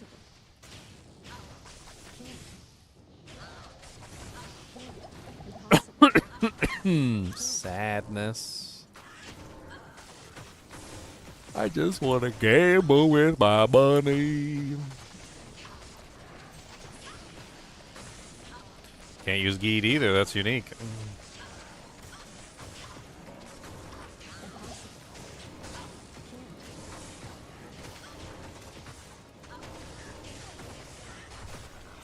That's right.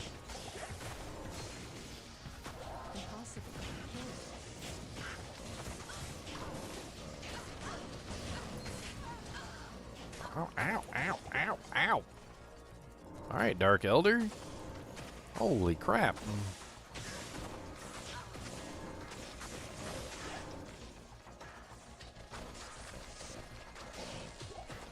Boy almost bodied me himself.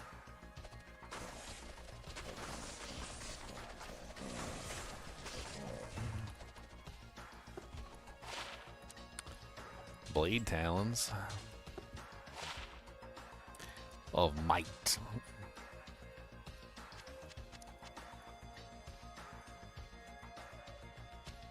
Nope, not a lot of cry. My tears aren't magical. I don't have magical tears. I can't cry. There's no trouble a mug can't cure. Cannot cry. Because I got them magical tears. Got a magical fears.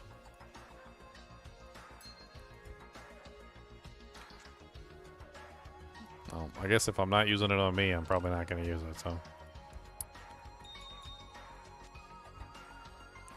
Right in the dirt.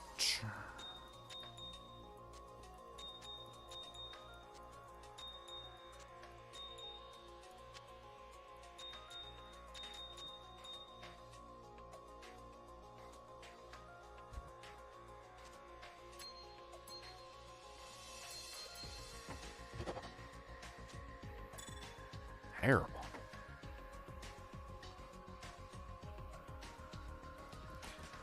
Portion.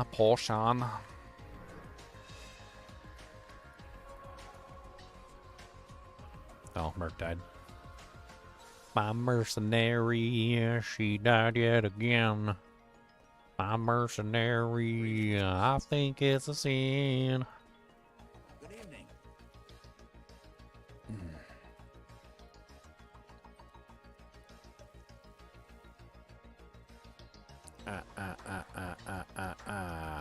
Squiddy. Squid of the squid. Double axe of evisceration. Evisceration. A double axe of evisceration.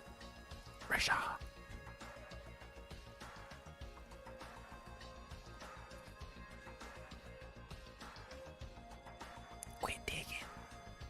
Thank you, appreciate it.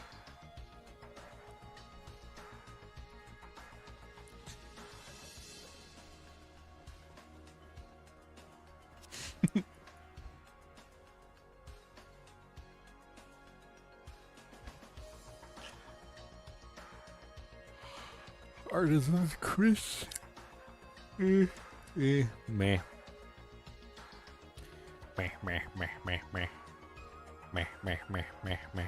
Did they fix the grinding thing completely in both single player and in online? I haven't really checked since they fixed it. I haven't played since they fixed it.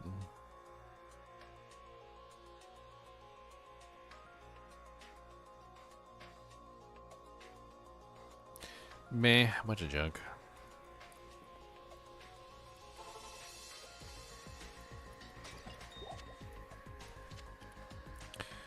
Infinite gold gone. Gone like a infinite gold doo beta T.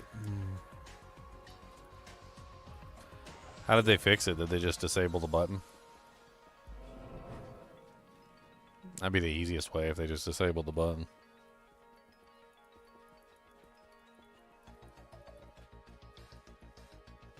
That's how I assumed they were going to fix it.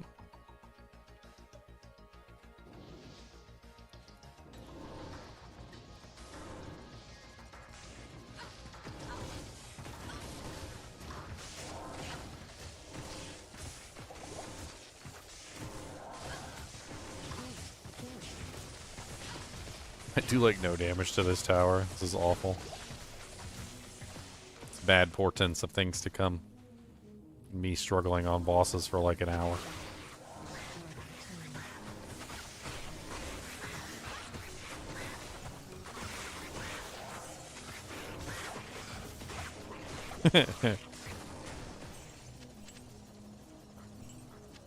That's pretty funny.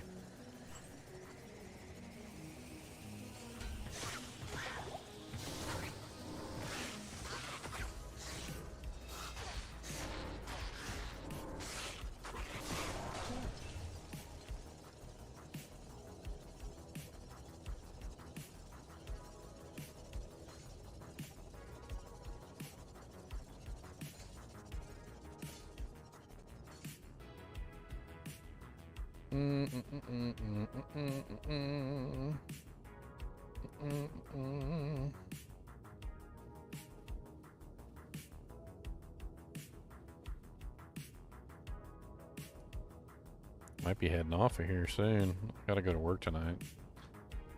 Well, is it tomorrow or is it tonight? I mean, I think technically it's tomorrow, but I think it's tonight because the sun still hasn't risen. I gotta go to like 4:30, so I gotta get up at like 3 something.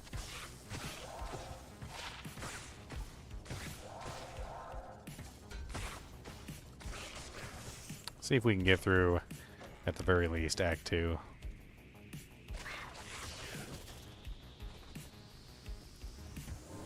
I'm not overly worried about it. It was fun to play around with for a couple patches.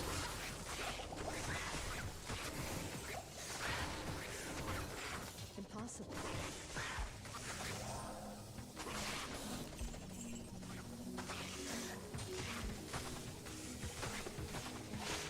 And now that we're 100% sure that they have deemed it as, you know, an exploit, essentially, I'm not going to bother trying to, like, redo it. Was never my intention to use it if it was unintended. My understanding was it's been in the game for like 25 years and they never patched it, so it was my understanding that it was perfectly legitimate. I guess they decided that it wasn't legitimate, which is fine. Now that they've decided that it's not legitimate, I'm not going to pursue it anymore.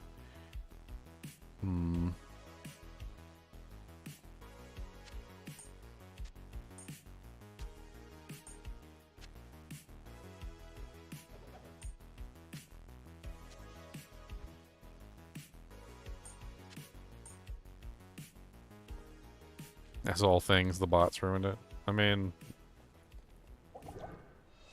I'm pretty sure the bots were using it for a lot longer than we were.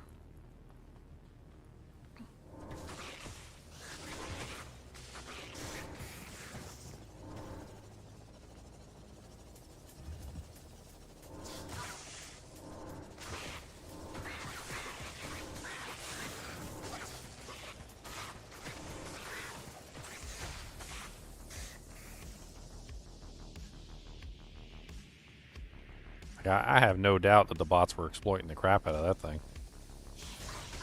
Can you imagine? Infinite gambling? No wonder they had so many Soges. I think that's actually the probably the way that they were getting so many Soges is infinite gambling. I mean, granted, you can still gamble really effectively with what they do normally, and like making gold isn't that difficult. But it's definitely a lot more difficult to make large quantities of gold if you can't just create it out of thin air like that. I mean, I was just sitting there and I had no intention of actually exploiting it in that way, but like, you could straight up have like a couple people just like farming gold constantly, and you could have like one guy or 2 accounts literally just gambling constantly looking for like, you know, god tier rings, unique items, like high lords, all sorts of stuff, like Raven Frosts, pretty much everything out there. You'd have tons of rings. You'd have tons of freaking unique items. Like, if you did it over the span of, like, a huge number of bot accounts, you could just gamble most of the items in the game. Who needs to farm them and find them when you can just gamble them?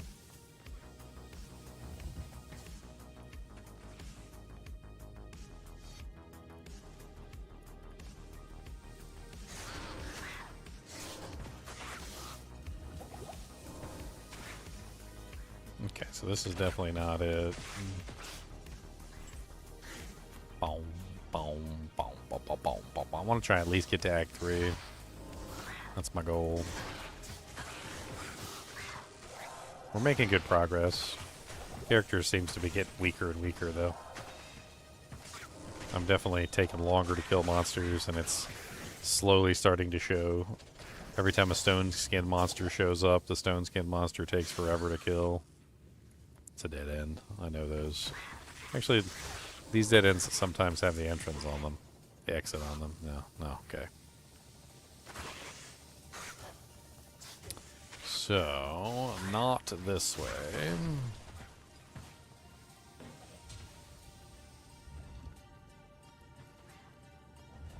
That's also a dead end.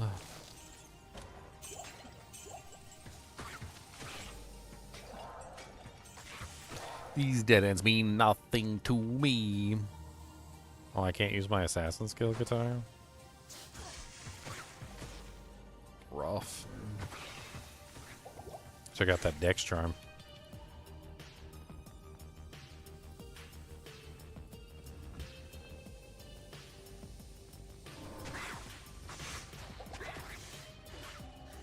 Alright, so that leaves what exactly? What the hell is left?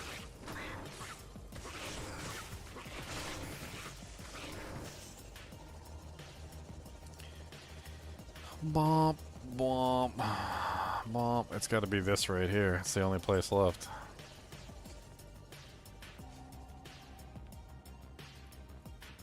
Walked right by it.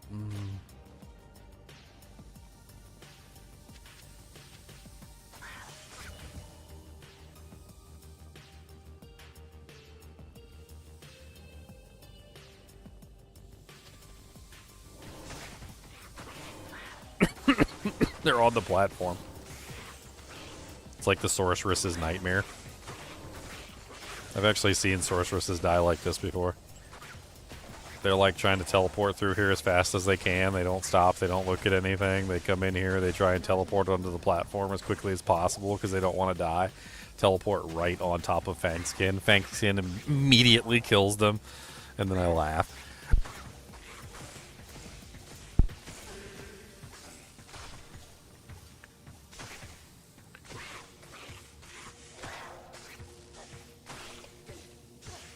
I mean, I'd say that's a good thing. It's a win across the board. Not enough mana. The bots no longer get to use the exploit. The players were not using the exploit until it became publicly available, which means that now the bots just don't have access to it anymore. I think that's a win. That's a win-win. Oh, I need mana.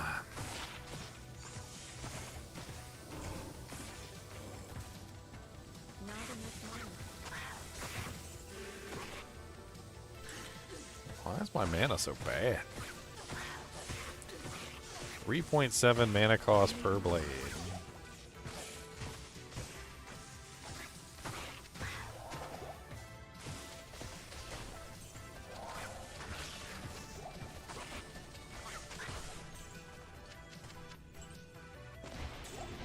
A Francisca? Could be good. Expected worse. It's not. It could have been. There was a possibility.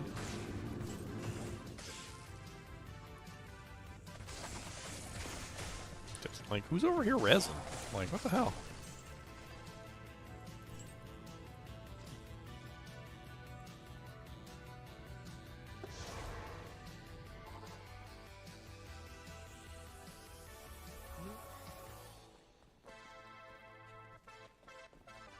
I've been Yeah, if only we could get them to do something about teleport.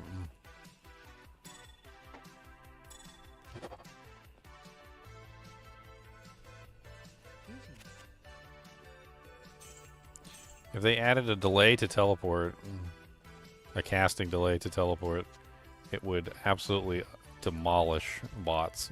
Bots would literally lose all functionality for the most part and would almost completely restore like the player's agency and the ability to find items themselves. Just a 0.5 second. Even if they just did 0.5 seconds on the teleport, you know how many bots would die on a regular basis because they wouldn't be able to actually fight anything? They wouldn't actually be able to kill anything. They'd teleport into a pack of monsters, they would die, and then you would laugh. The bots would be dying all over the place, everywhere, all the time. A 0.5 second delay is just enough to get you killed. And not enough to really stop players from being able to utilize teleport. It would be a little annoying. I mean, I know some people who love teleport would probably find it annoying. But at the same time, you gotta understand, like, killing bots and basically stopping them from being able to farm efficiently is a massive win for the entire player base across the board. And all it takes is a small little delay on the teleport. And now the bots no longer have the ability to spam teleport. And once they lose that, they lose the ability to effectively skip 99% of the content like they're doing. And by losing the ability to skip 99% of the content, their characters would be dying over and over again. Because when they teleport into a pack of monsters, they won't be able to teleport out immediately. And if they can't fight, if they're not an actual, you know, thinking, functioning human being that has the ability to react and, like, you know, change the situation under pressure, they are going to die very fast.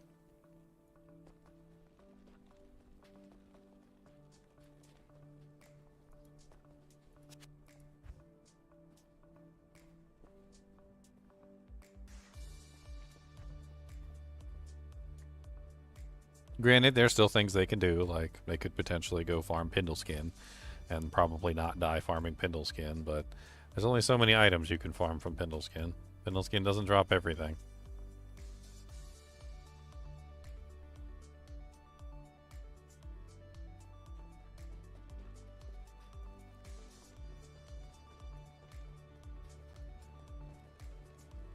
I'm talking about a 0.5 casting delay. Just like Blade Sentinel has a casting delay of 1 second. 0.5 is still a very quick teleport. If you take Blade Sentinel as an example, and I hold down the button on Blade Sentinel with a fast weapon, I'm still teleporting pretty fast. And this is a 1 second delay. Even with a 1 second delay, you're still teleporting pretty darn fast.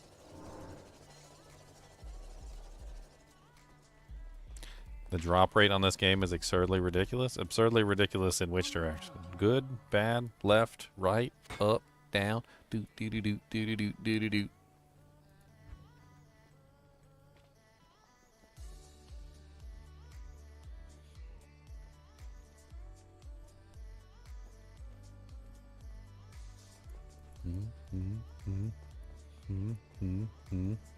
Okay, we finished Claw Viper Temple. Now we're moving on to the palace.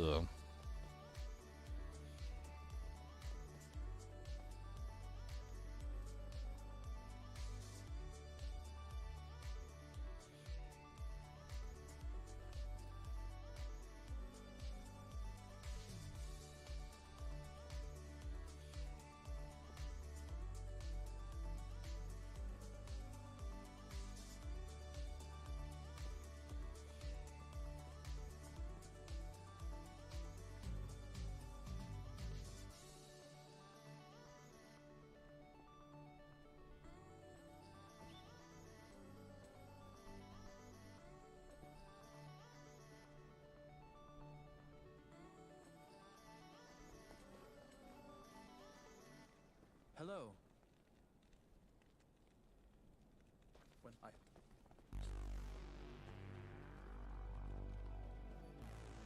I mean, there'll be people cry. They're gonna be crybabies. There's people out there that literally won't even play the game unless they can teleport. So you know dang well there's gonna be a bunch of crybabies crying if they put a delay, casting delay on teleport. But I think it's a win across the board for just the entire community. People don't realize how much bots like ruin the drop table and basically force items to fall way faster than they possibly should, making the game ridiculously easy as a result. Like, it's... This is nasty. Ugh.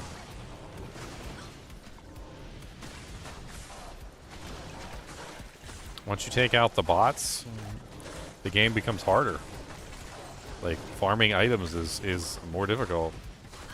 Like, an enigma within the first week is less attainable because, hey, guess what? The bots didn't farm your enigma runes for you.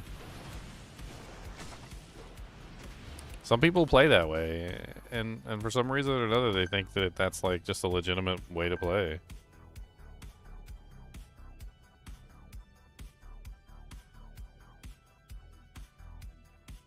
I mean, it's one of those things that, like, I had a guy like in the kinship. He came in and he was like, it was like day 2 or day 3. He had like a full dragon set and a full dream set for like his paladin, and I was just like,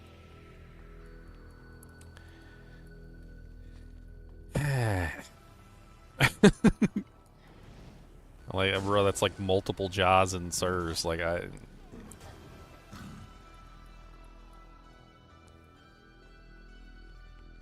and lows, and like, it's like day 3. I was like, nobody has that on day 3. I'm like, nobody has that on day 10. Nobody has that on day 20. Like, oh my god, it's ridiculous. Dude, I just got bodied by that pack of archers. Oh my god. Bodied by the archers, boy. I got bodied. Oh my god. They ripped me straight to shreds. I did not expect a full pack of magic arrow archers right there. No resistances was gonna save me. Like, not with magic arrow. Magic arrow is magic resistance, and you can't build that. So I was pretty much just death no matter what. The only way to play that would have been to stay back and not get hit, which I could do, but it's going to take me a while. Holy crap. Did I skip this pack of monsters? Like, ah.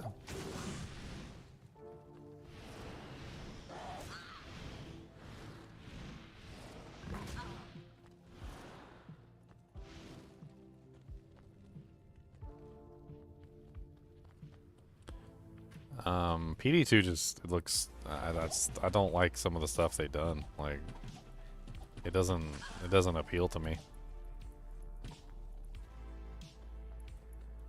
My problem with PD2 is that it's like something I would have done when I was like 14 years old. Like, it'd be really cool if I could have access to all my golems at the same time. It'd be really cool if I could cast every curse on a monster at the same time. It'd be really cool if I had a paladin with every aura. Like, that's. I mean, it'd be really cool, I guess. It would be. I suppose. Let me put a portal up before I die again.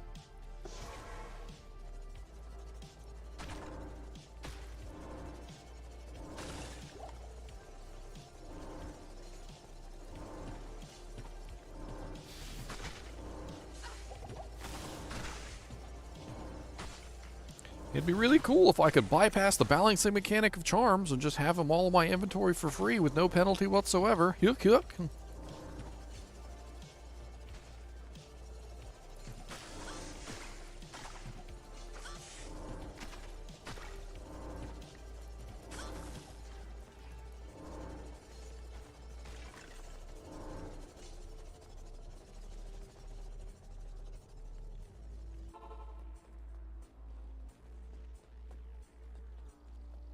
Good day.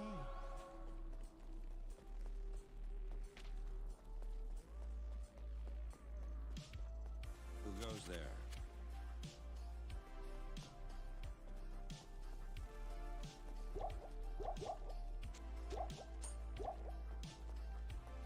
Filthy mudblood.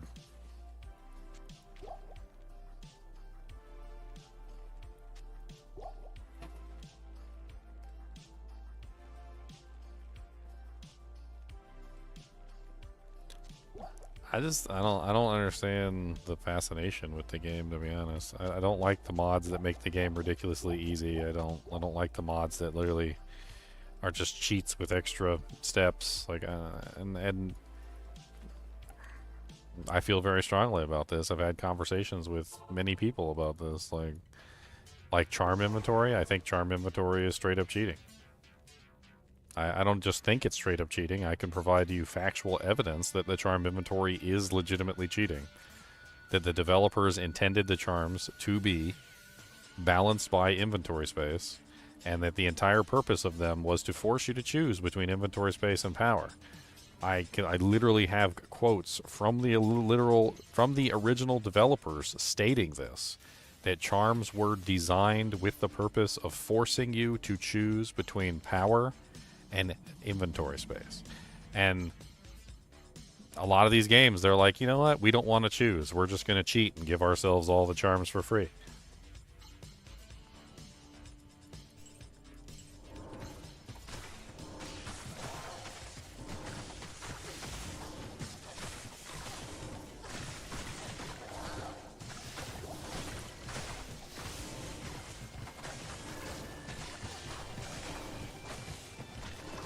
Oh god. I got like tapped by it for just like 1 second and almost died. Yeah, so there's a subset of people that feel like the drop rate in Diablo 2 is too low because they've never really put in any serious effort to find anything, despite the fact that many people have completed multiple Holy Grails in Diablo 2, and it's not necessarily that difficult to find items. You just have to know how to find them. In fact, most of the difficulty in finding items is actually artificial. It's artificial in the way that, like, you can't find it in the majority of areas in the game because those areas are not capable of dropping that item. To give you an example of what I mean and why a lot of people don't understand how the drop rate of Diablo 2 works is if you go to the area level list and you look at something like, let's look at something like Astrion's Iron Ward. Astrion's Iron Ward is a TC-87 item. TC-87 items only drop in areas where you have a TC-87 monster or a M-level 87 monster, right? So all of these areas, basically, that are not, what is it, 84? I think it's 84 or higher. So it's what, 84, 85, 86, 87 for killing a rare monster. So if they are not level 84 or higher, they cannot drop the item. They literally cannot drop the item. So any area that is not 84 or higher cannot drop the item. And there are 95% of the areas in the game, from normal difficulty to hell difficulty, cannot drop the item. So when I say artificial drop, like problems, is that like people will be farming an area like, let me give a good example. An area that people love to farm. Let's see. Well, so let's say Pindleskin. So Pindleskin is a good option, right? So Halls of the Pain, Halls of Anguish, right? Neelithak's Temple. So Neelithak's Temple is level 83 and not 84, which means that Ashrion's Iron Ward cannot drop there. Doesn't matter at all. Doesn't matter how many times you farm it. Doesn't matter how much you hope. Doesn't matter how much magic find you have. Doesn't matter how much you pray to Jesus or like Khan or Kubus, the monster dog. Doesn't matter what you do, the item does not fall there. It cannot fall there, right? And people get upset because they're like, I can't find such and such item. But a lot of the times, they're just not even in the right place to find the item because the item would never drop there in 1,000 million years. And terror zones open this up tremendously because every item drops in terror zones. So when you farm terror zones, you have the ability to find everything. Whereas when you're not farming terror zones in hell difficulty, you do not have the ability to find everything, and there's a very good chance that you will not find what you're looking for. There are also items that only drop like in low-level zones. The TC3 items tend to only drop in like low-level zones. You will very rarely, if ever, find them in a high-level zone, like Greyform Quilted Armor or Nell Striker or Rizot's Keen. They almost never drop outside of low areas. They're designed to drop in low areas, and they pretty much only drop in these low areas. And that's half the issue. Half the issue with Diablo 2 is that like a lot of the items just don't fall in certain places. You can farm for 1,000 years in a specific place, and if you're not in the right area with the right TC class drops, with the right M levels, it's just never going to fall for you. It doesn't matter how much you farm there. And people get frustrated. They're like, oh, I can't find such and such item. I haven't found anything good in forever. And then come to find out they're farming like Nightmare Andy, and they're hoping for like a, like an Astrion's Iron Ward or something, or a Griffin's Eye Diadem, and it's just not going to happen. Or a Tyrael's Might.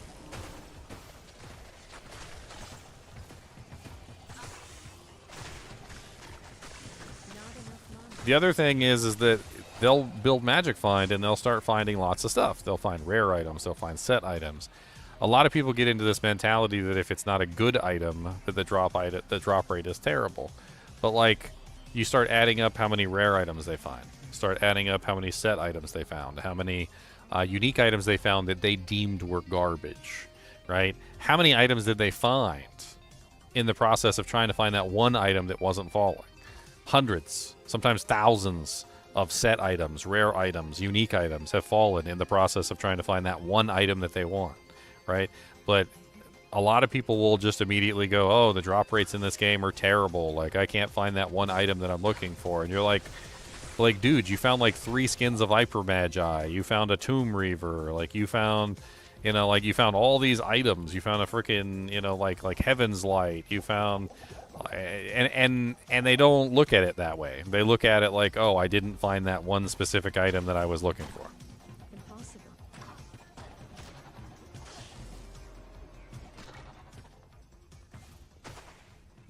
I can't.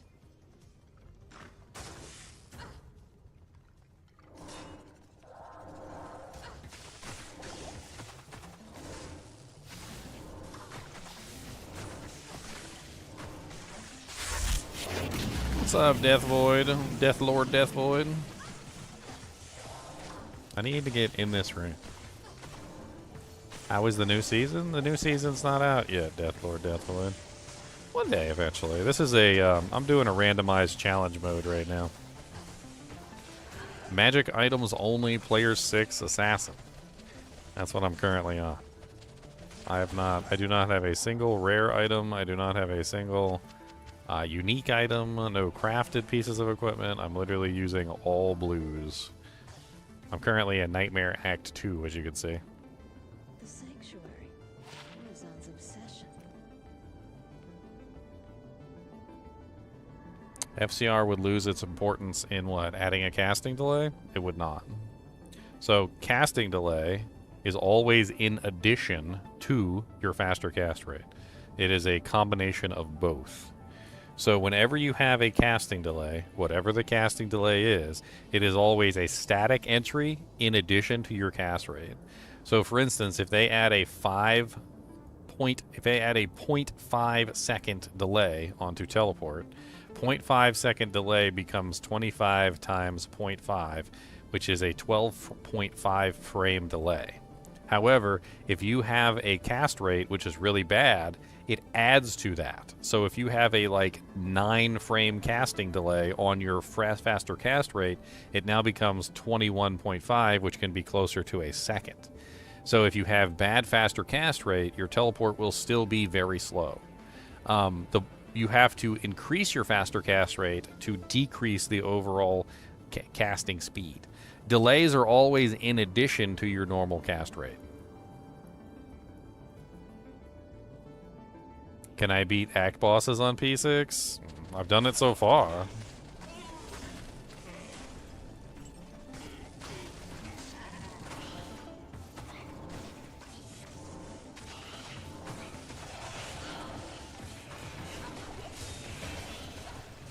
Immune to physical already.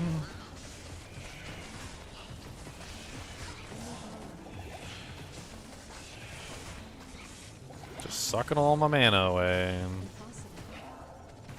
I got a decent amount of elemental damage right now, so for nightmare difficulty anyway.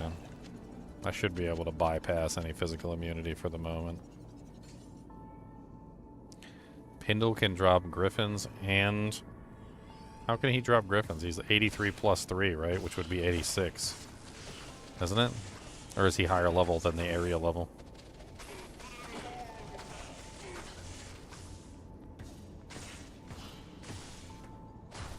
I can't remember. I mean, solution to that problem is to nerf Pindle. I hate to say it.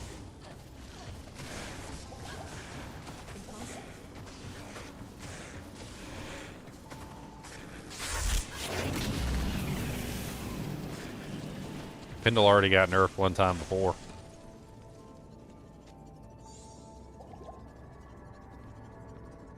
Way back in the day, he used to be one of the best places to farm. I remember because I got my first Soge from him. My first ever Soge came from Pindle.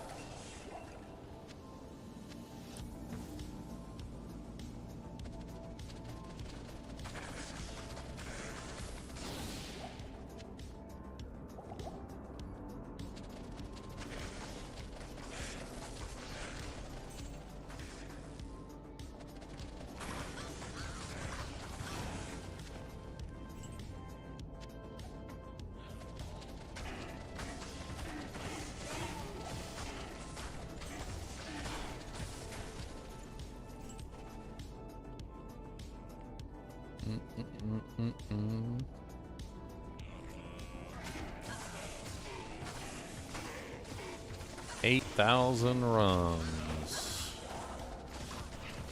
Well, when you have 8,000 bots, you can do 8,000 runs in 1 minute.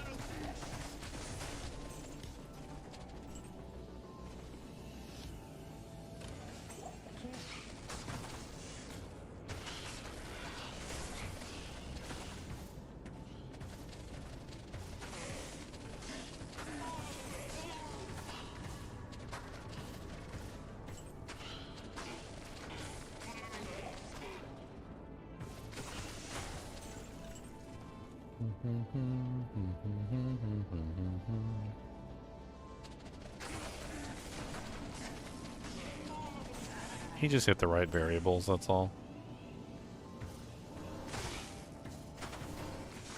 He just hit the right variables. After 8,000 runs and messing with the variables that much, going between maps and seeds, he just happened to hit the right set of variables.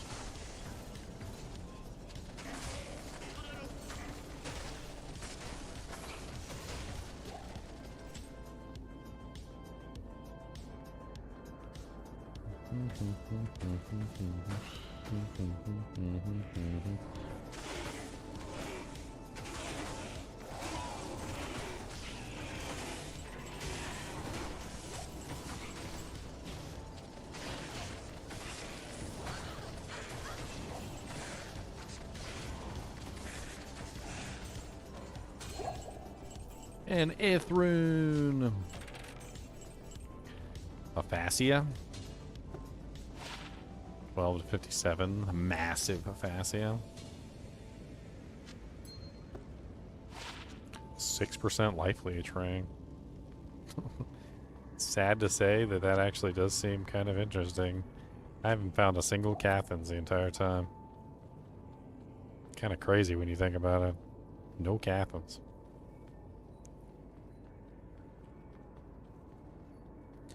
Not a single Cathan's ring.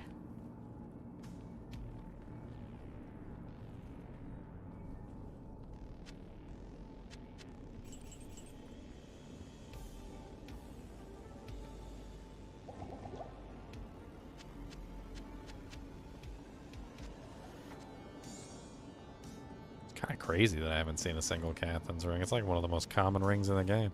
No angelics either. Then again, I haven't been stacking any magic find at all, so.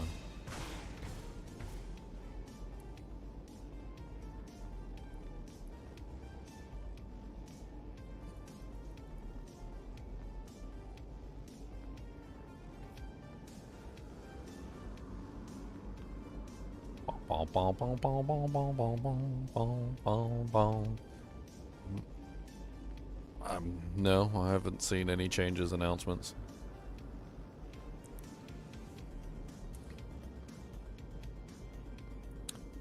Probably going to come up with something really interesting for this next season. I got some ideas. I'll have to do something really crazy. Really crazy this season. I've already done a two-handed paladin.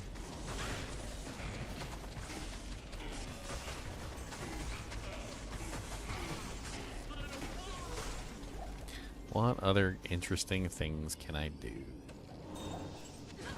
Has to be a functional character. Has to actually work. But crazy. Functional. But crazy.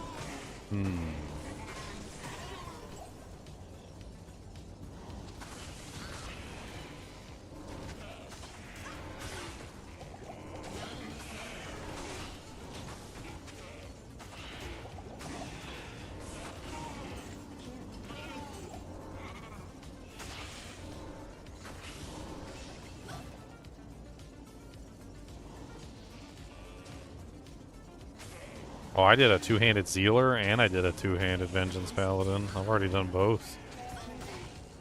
Both of them turned out amazing. I was very proud of both of them. I was proud of my boys. I've also done a Conversion Paladin as well. So that's out of the question.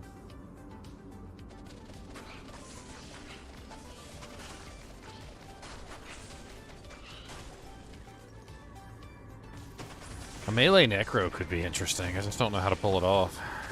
Unfortunately, without any abilities whatsoever, it's very difficult to do a melee necro without actually being a necromancer. I've tried a couple times and it's not good. It's not fun. Attack rating issues out the wazoo. Damage isn't really all that impressive. Usually ends up leaning on something like Grief to do good damage, and it's pathetic. Still pathetic damage because like the attack speed is very low and the overall character just sucks. Like I said, the character has to be functional. If it's not functional, then it's not going to work.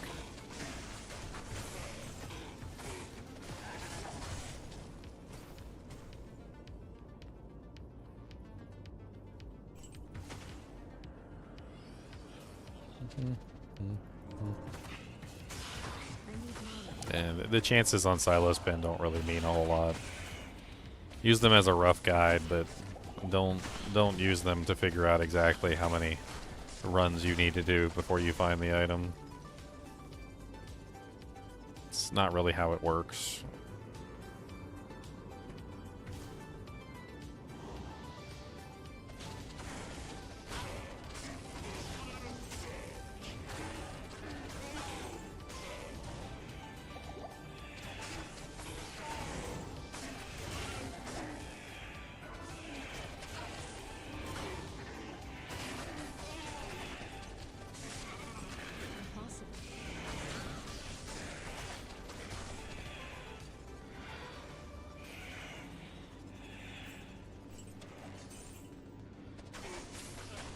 The only thing I use those drop chances for is to figure out which monster to farm. That's it.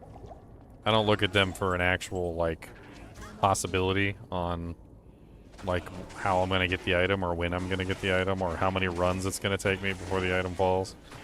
All I use those for is to see which monster has the highest chance of dropping the item, and then I farm that monster with no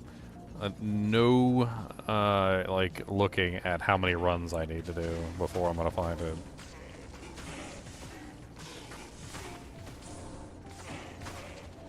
It's a good rough indicator of where the best monster to farm is, but it's not a good indicator of how many runs you need to do before you get the item. Because of the way that the game works, because it's variable based and it's a PRNG system, you could very well and very possibly do 100,000 runs and still not find the item, or you could do 10 runs and find the item. It really just depends on whether or not you luck into the right variable string and the right seed and the right map. It's all more of a like a luck based system than anything else. Like, are you on the right seed? Did you click on the right number of items before you killed Pindleskin? What was the order that you killed the monsters in? Like, you could very well be on the seed that has the Griffin's Eye, easy to find, and do something wrong and it not fall.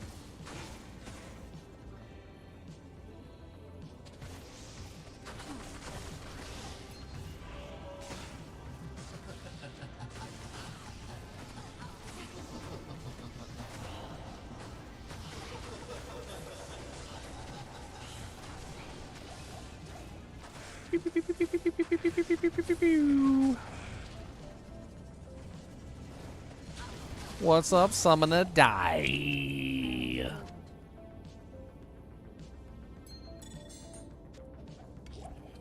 What's up, DBL's Purple Haze? All the way over in Asia. Oh, man.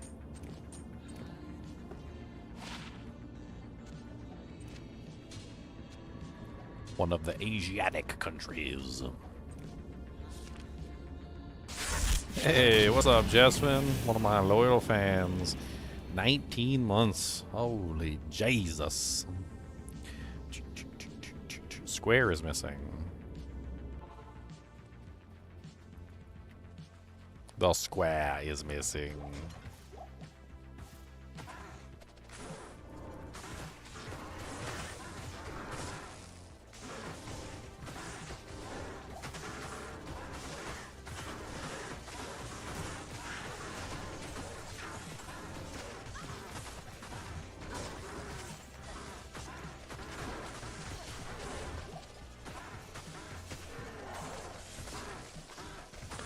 Seed killer. I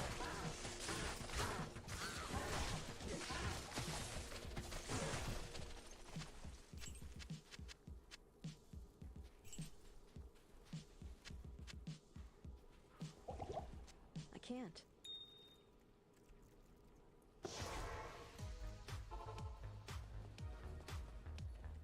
Oh, yep. It is an honor to serve you. Identify these items immediately, Kane.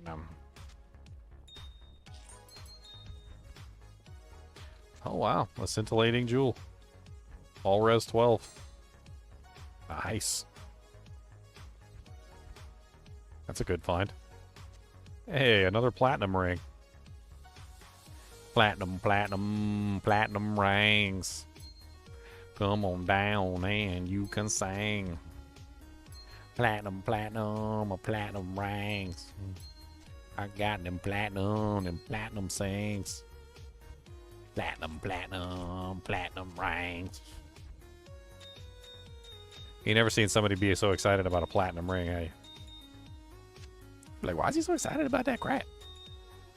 Look, I've been hunting for that crap. It wouldn't drop, okay? It's not my fault. It wouldn't drop. Okay, it just wouldn't drop.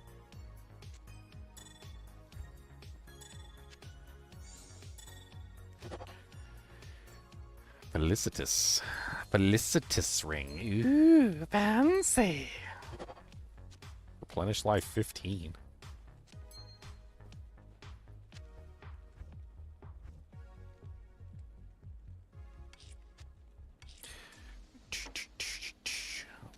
Life, small charm.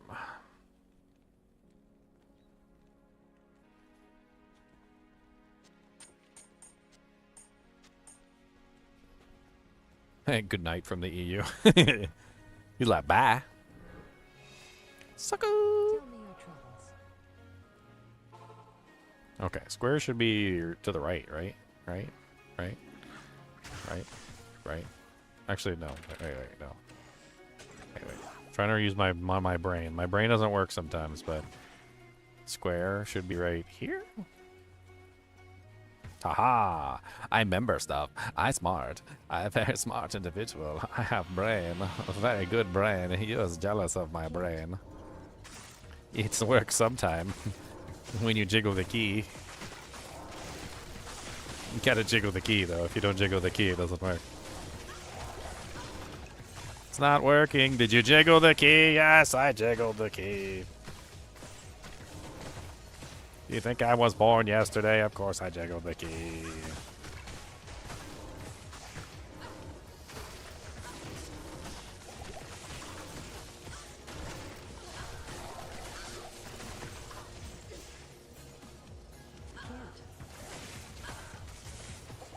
Yeah, it's gonna take me forever to kill frickin' Duriel. He's gonna clap my cheeks. I should have got myself a little minion. Duriel is gonna clap my booty cheeks. He gonna clapping my cheeks. He gonna be clapping my cheeks.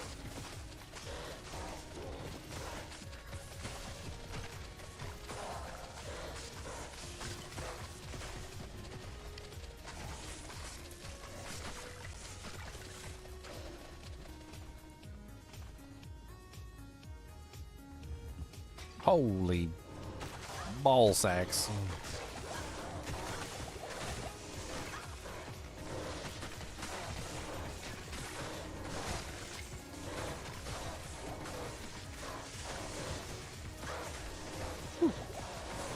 I looked away for 2 seconds. Have I tried with the Assassin Burst of Speed character? What would I make, though? What would I use all this speed on?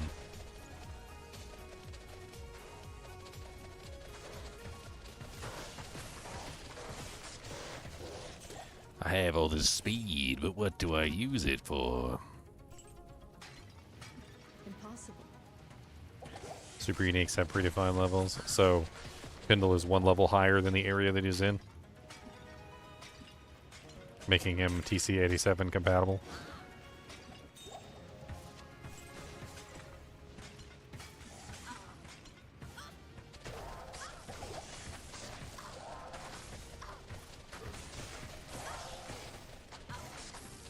Extra fast mana burn. A quab. Poopy doopy doopy quab. Poopy boopy boopy quab.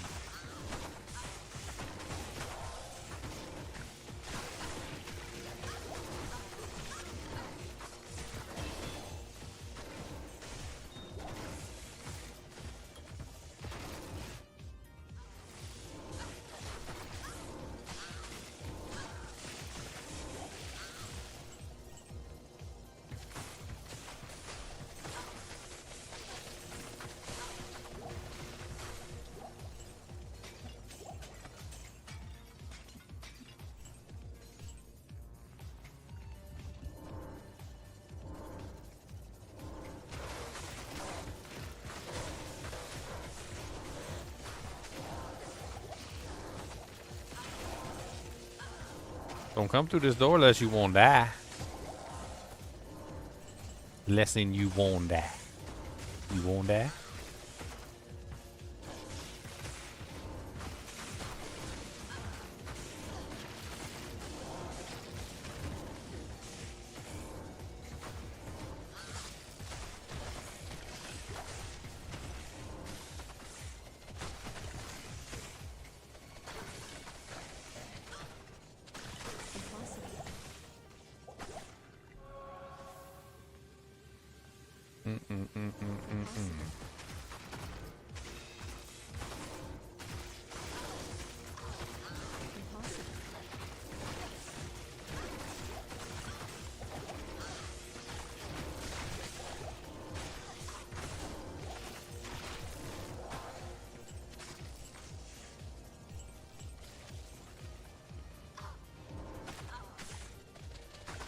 Dying Reveler.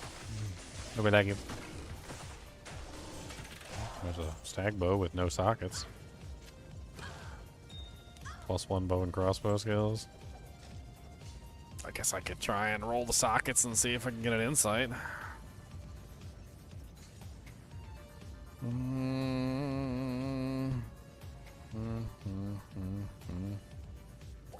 Pindle is 86. Well, the area he's in is 83, so a +3 for being a unique monster makes him 86. So he's the same level as the area then?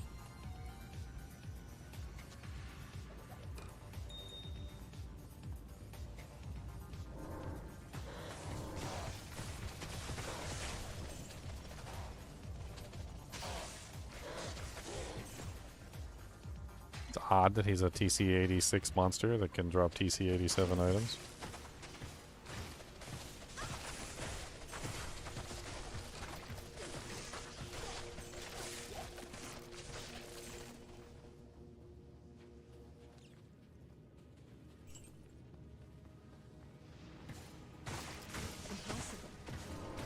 Huh.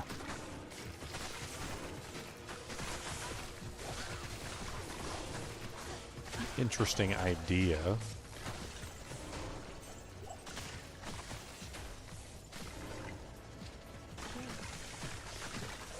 What about a Fire Blast Assassin?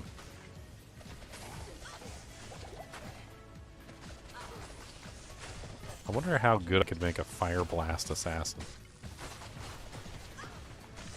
Could be an interesting theory craft. Optimized for speed. Try and get that really fast breakpoint. Negative fire res, plus the skills.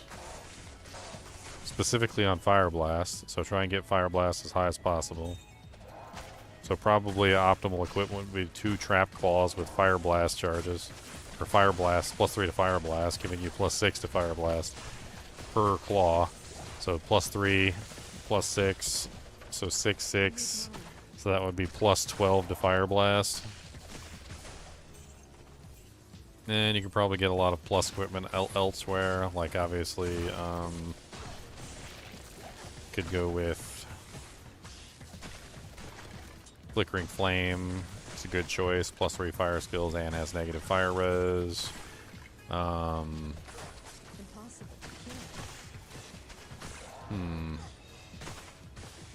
Fire Blast Assassin. I mean, obviously you have to build the fire synergies.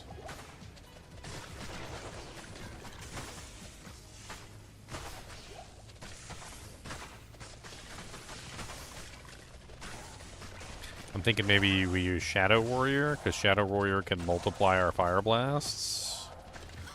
Does Fire Blast have a next hit delay problem, though? Keeping it from doing more than 1 hit of damage every 0.25 seconds or whatever. I need mana.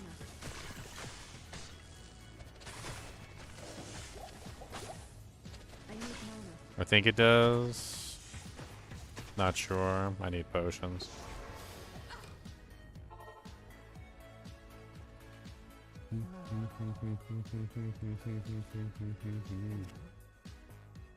Could be an interesting build, trying to do a entirely Fire Blast build.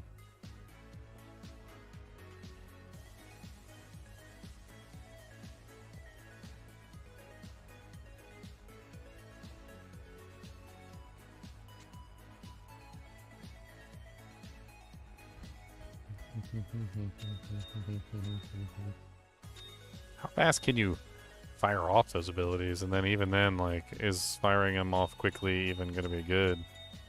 I don't know. Next hit delay problems. I mean, Fire Blast is throw a fire bomb to blast your enemies to bits. Explosion radius is 3.3 yards. So it's a nice little AoE damage. It gets fire damage from like 1,000 sources. So Shockweb, Charge Bolt Sentry, Wake of Fire, Lightning Sentry, and Wake of Inferno. Is it even possible to cap it out? It's not even possible to cap it out, is it? That's 1, 2, 3, 4, 5, plus the skill itself. So that's 6. 6 times 20, that's 120. No, it's not possible to even cap it out. It would be impossible to cap out Fire Blast. So what would the damage technically be if we were able to cap it out? I'm kind of curious now. Let's take a look.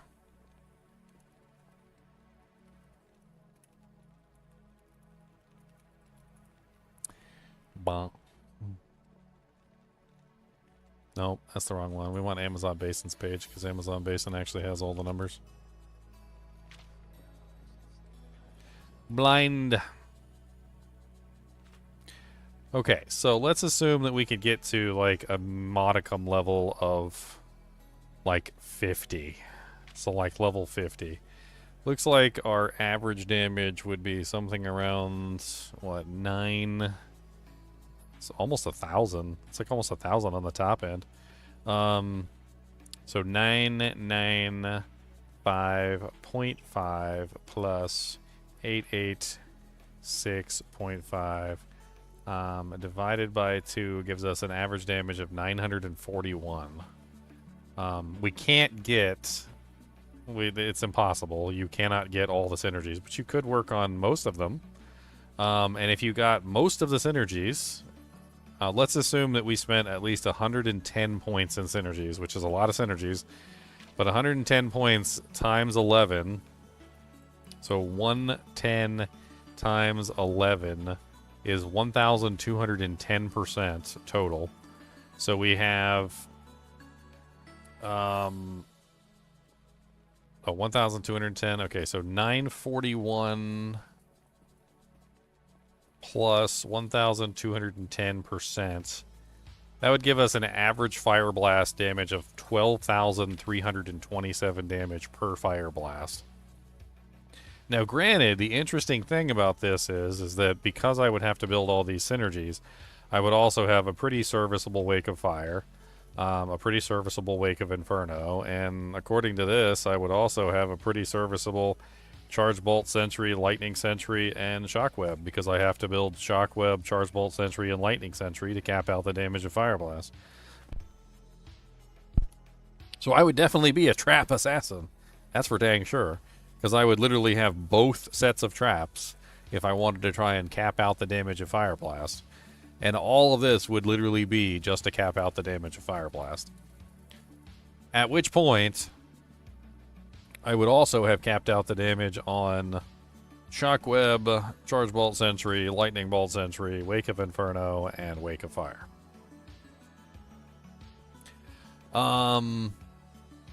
The other thing is there a next hit delay problem with this particular ability?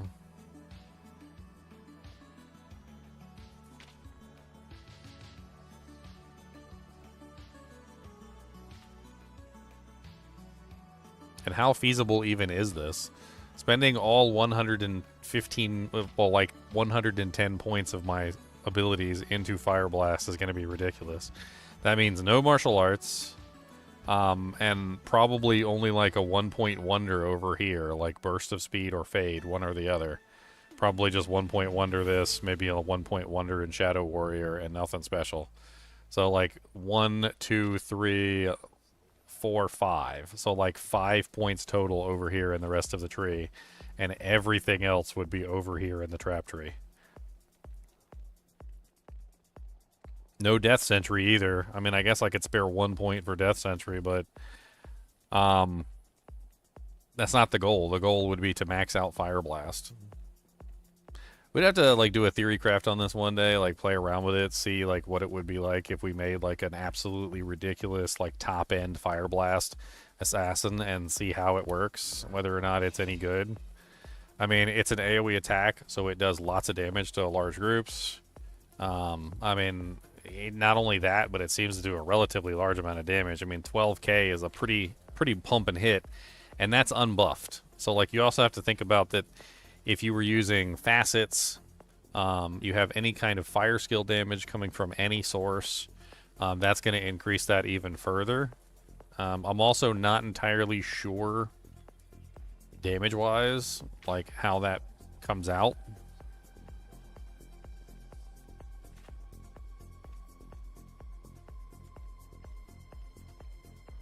We'd have to see. Like, I'd have to, like, do some tests and see, like, how much damage it does, how well it does in, like, P8. Obviously, you need negative resistances. So, like, as much negative resistances as you can get your hands on. Optimal setup would literally be, like, some god-tier claws that probably barely even exist within the realm of game. I mean, we're probably talking about, like, +3 traps, +3 fire blast claws that have 2 sockets in them and 2 fire facets. That's probably what we're looking at. So double fire facet, 6 skill claws would be the optimal for this build. And you run 2 of them so that you have +12 skills and plus, what would that be? 5, 10, 15, 20% fire skill damage and negative 20% enemy fire resistance. Combined with the helmet, which would be an additional negative 15, which would bring us to negative 35 enemy fire resistance, of course running the Fire Sunder, and then you could potentially have some more negative fire resistance in your armor, plus the skills pretty much everywhere. So you've got, I mean, just running on a calculator real quick, let's take a quick look. So 20 Fire Blast, and then you would have +3 for the helmet, you'd have +6 for each claw. You could potentially also have +2 on your body piece. Can you get +3 traps on gloves? I can't remember. You can get shadow. No, yeah. You can get martial. You can get traps on gloves, right? Or am I misremembering? I can't remember. And then of course you've got the +3 from the torch, and then you have +1 from the Annie. You could also potentially run multiple Grand Charms, so you got 1, 2, 3, 4, 5 at the very least. Plus traps there. And then you could also be running Soj, and Arachnid's Mesh with a +3 amulet, which is already bringing us up to 52. So that's level 52 so far, and I'm not even counting in whether the gloves or not. I don't know whether you can get trap gloves. I can't remember. Assuming that you could get trap gloves, that's 55 Fire Blast. The build would be absolutely insane. Very glass cannon-ish, though. Lots of plus to skills, though, so anything that you 1-point wonder would probably have a pretty decent amount of bonus. Like, even over here, like Fade or Burst of Speed would still have a pretty good bonus because you could just 1-point wonder it, grab the plus to skills, and then move on. Another interesting thing is the Shadow Warrior. So the Shadow Warrior could potentially offer us an ability to have a Fire Blast that does way more damage than normal.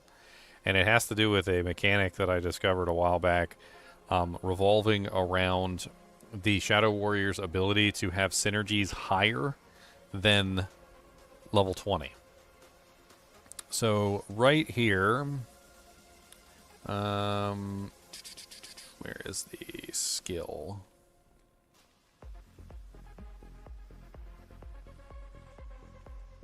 Bum, bum, bum, bum. Skill levels of skills are are stored and can provide synergy bonuses to skills used afterward. Synergy bonus is not restricted to a maximum of level 20. Skill level stored is that when what was most recently used. So basically how this works is you could basically use the abilities, and you could have, like, say, only like 50 plus in all of your things, for instance. And this is kind of the craziest part right here. So let's run like a tiny little calculation here.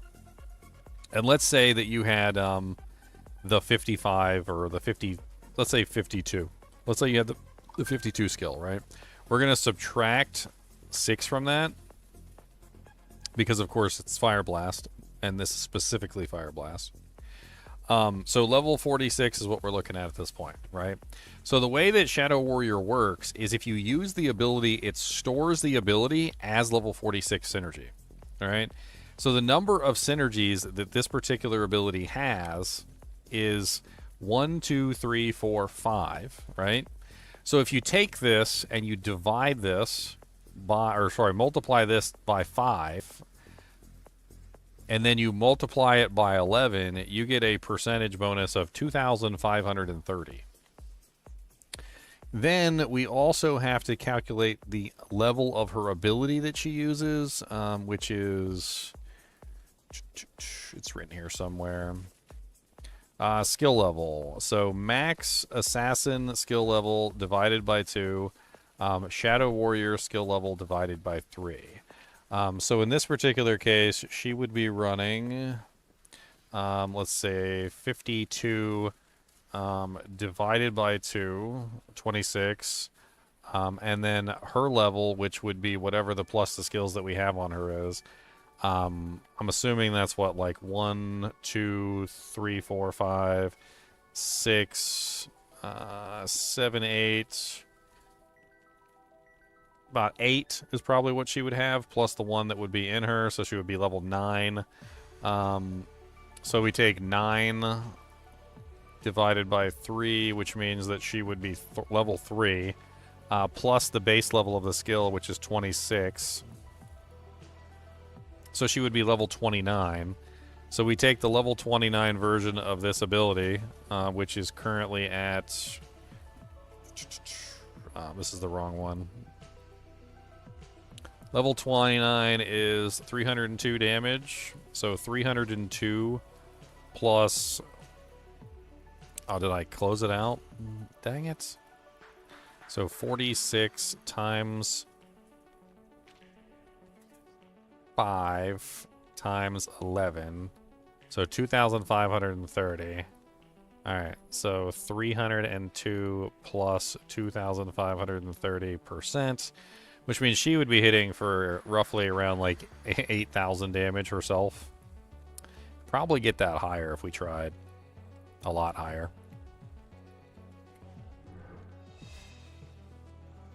It'd be interesting to see how it works. I don't know. I've never done a Fire Blast Assassin. Maybe that's what we'll go with this season.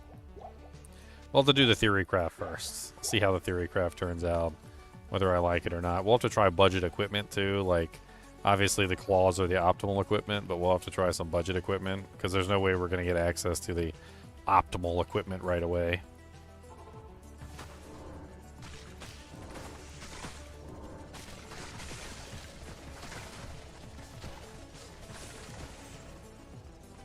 Flickering Flame's easy.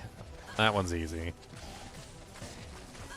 A lot of the other equipment, not so much.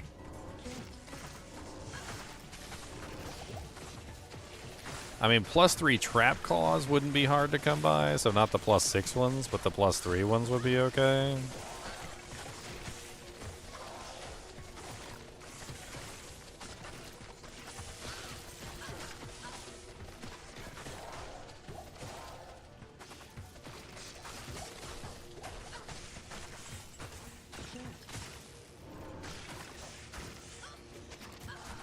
Oh god.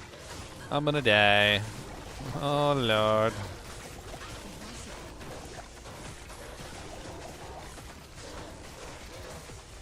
Let me out of here. Let me out of here.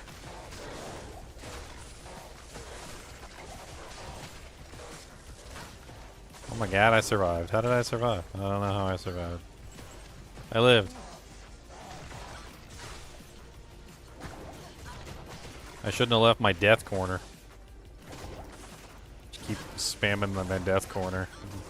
Don't let him in. Get out of my death corner. It's my death corner. Come over here, you're dead.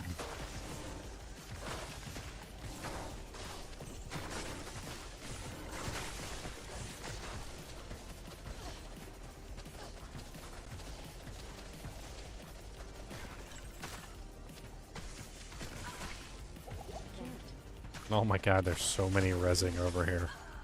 This is ridiculous.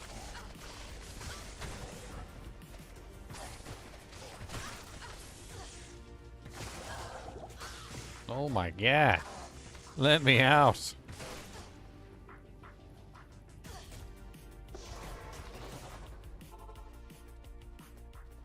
Tell me your troubles. I mean, I certainly won't be lacking at utility. +1 max damage, 91 attack rating.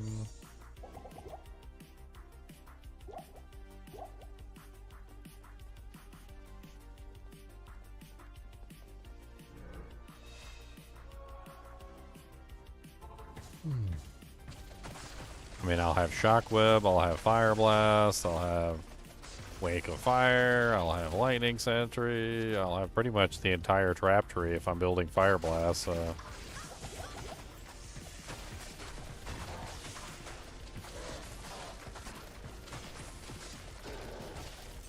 Main problem is going to be like how do I get negative res? It's not always easy to get negative res, especially with the fire tree. Like lightning's easy, fire's not.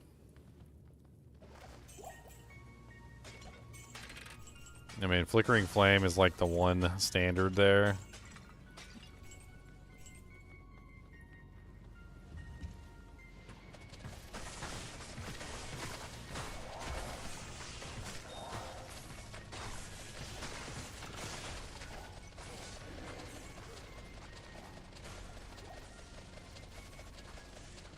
So many monsters over there. I am overburdened.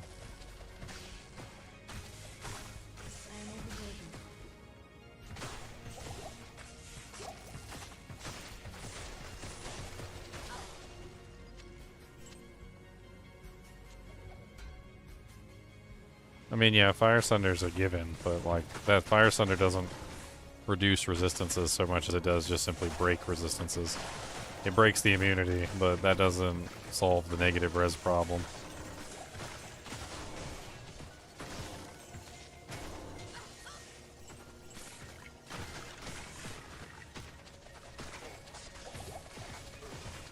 Just because the monster's immunity is broken doesn't mean that they're going to be easy to kill.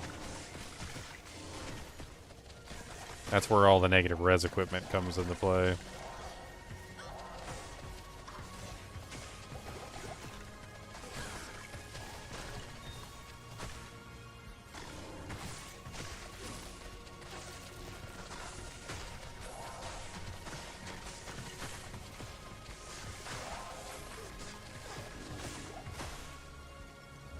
Okay, this is a dead end. I know it's a dead end. I can tell it's a dead end from the shape of the thing.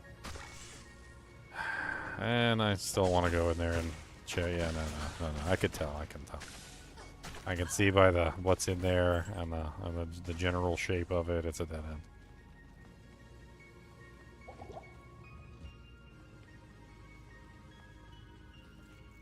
Impossible.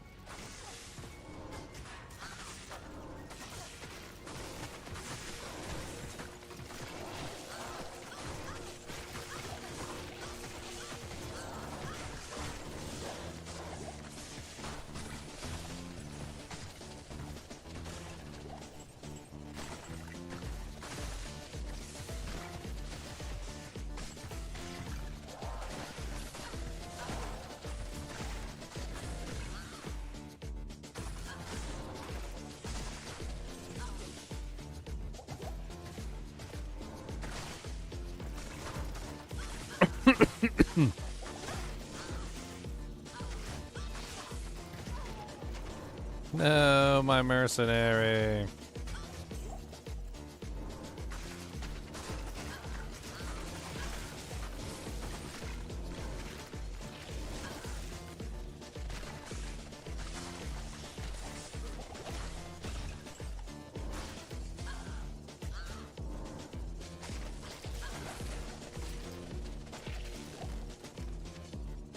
Let's go pick her back up.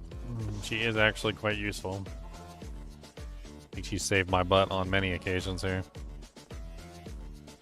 Level 55 and count.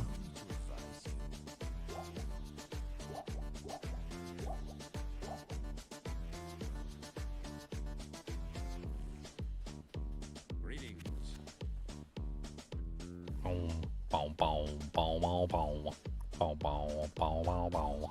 Boom, boom, boom, boom, boom. Boom, boom, boom, boom, boom. Bow, bow, bow, bow, bow.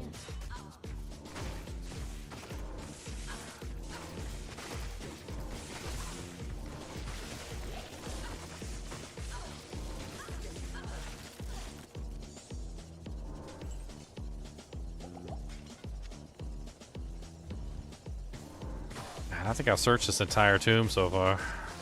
It's crazy.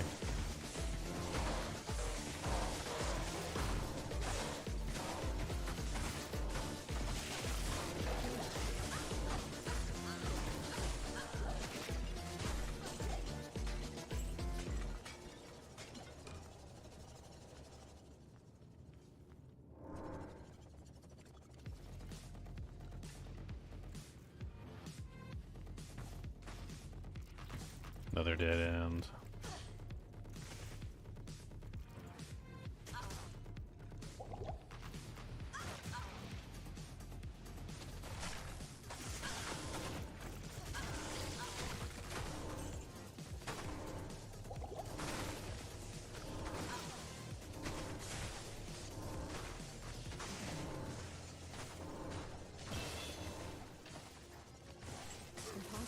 Yellow you want. Thank you.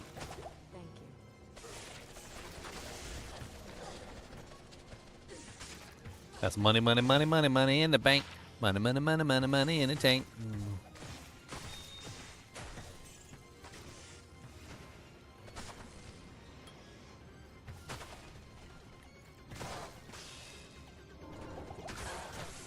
Damage is going up and up and up. We still haven't capped out on our synergistic damage yet. I need mana. Did you steal all my mana? Uh-huh. Wow, an empty room. Not used to it being empty like that. Alright, boys. Let's go get our butts kicked by the real. Time to get our booty cheeks clapping. Look at Cody's nose. You see his nose? He's snooting. He's snooting me right now. This is where he puts his chin on my arm and he stares directly at me. Like he's staring directly into my soul right now. See his nostrils is pointed directly at me. He's got nostrils, pointy nostrils. Pointy, pointy nostrums. Look at all them nostrums. Pointy, pointy nostrums. He's got pointy nostrums. It is an honor to serve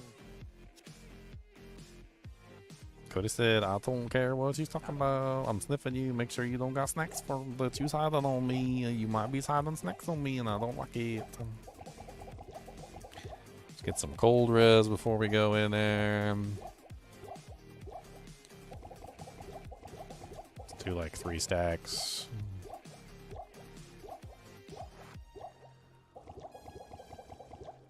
Not here. I hear you, buddy. We're about to go downstairs after we kill Duriel. So why don't you just wait and Thank hang on. Thank you. And we will be done in just a minute or two here. As long as it takes me to kill Duriel. But if you hold me up and I can't kill him because you're pushing my elbow and making it difficult, then I don't know what to tell you because it's going to be more harder. It's going to be harder if you's pushing me around and making it difficult. Thank you. Thank you. Thank you. Thank you. Thank you. Thank you. Thank you. All right, let's do one more stack for myself since we did ours first. And make sure we got full potions. We're probably going to need more HP potions than anything.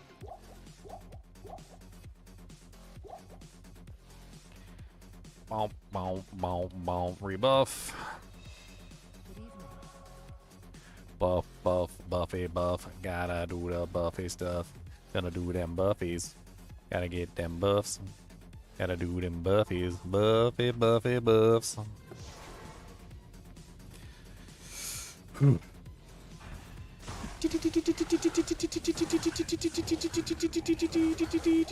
Might be a good time for me to spend my HP. Thank you.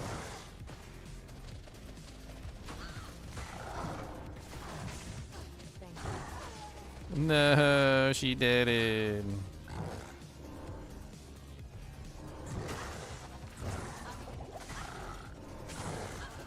Huh. You know, if I did drop all my points into vitality, it kind of feels like I might be able to sit here and tank it.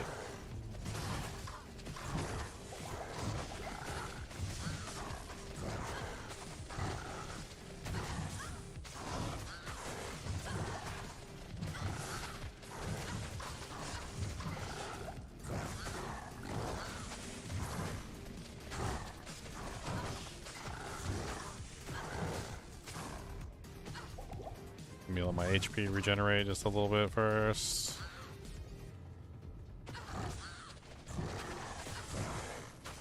And just hold down the button.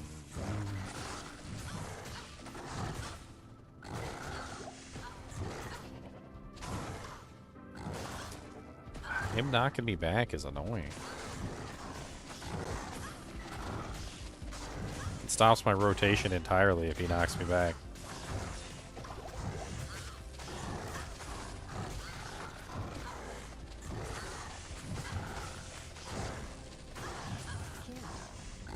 Alright. Running out of potions, got a jet. That was pretty good though. That was way better than I thought it was gonna be. Let's do a rebuff. There's no trouble. Let's re-grab the Merc. A little bit more potions. Ask and learn. I think we probably got him on this next try. Merc can take a little bit of a strain off of us as well. Make it a little bit easier for us to dish out damage.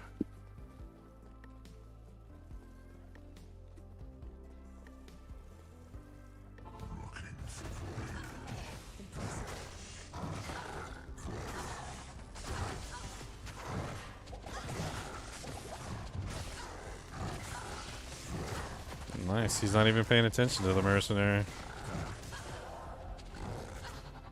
I say that, and then he's gonna turn around and like pimp slap her.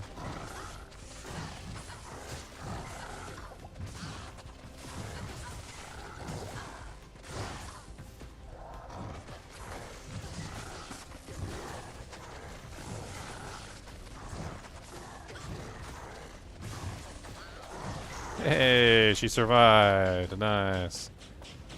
Oh, he dropped me a unique edge bow, Sky Strike. It's probably not worth anything. It's probably not even worth taking back, to be honest. We can't do anything with any of this stuff. Throwing axe might be worth selling. Everything else is garbage, basically.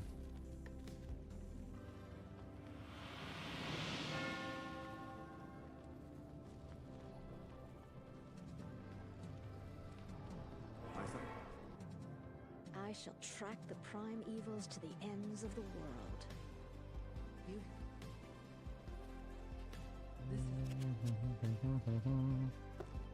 You. Goodbye, Sky Strike. Blessings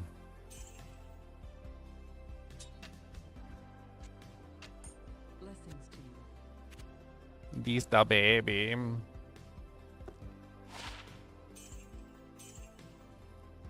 Nice, 30k wand. Love it.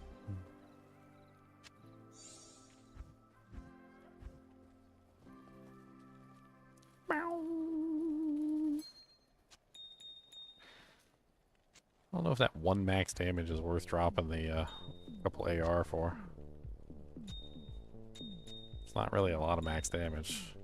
But I could drop like, what is that? Like, it's like 15 or so AR. Not sure about that one. Alright, so we are in Act 3. What's up, Lysandra?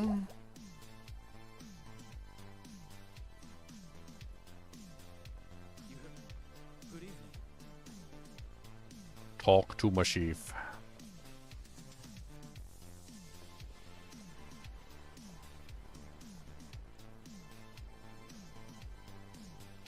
Greetings. Good to see you. Let me look up the next hit delay stuff for D2R.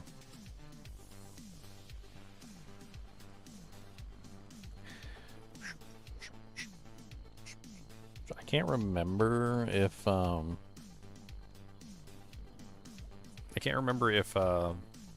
Fire Blast has next hit delay problems.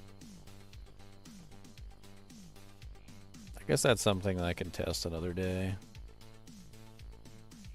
I'll test it when I do my theory craft. Maybe we'll start the tomorrow's stream with the Fire Blast theory crafts. That'll be fun. Anyway, I gotta get to the bed. I gotta go sleep. I gotta go to work at like 4:30 tomorrow. So, well, I gotta get up even earlier than that because I gotta leave. Anyway, as always, I do appreciate it for you guys and gals watching. Be sure to hit that like button and the subscribe button if you enjoy the content. It helps out the channel and obviously keeps me from being homeless and stuff, which is great. As always, I do appreciate you guys watching, and keep watching.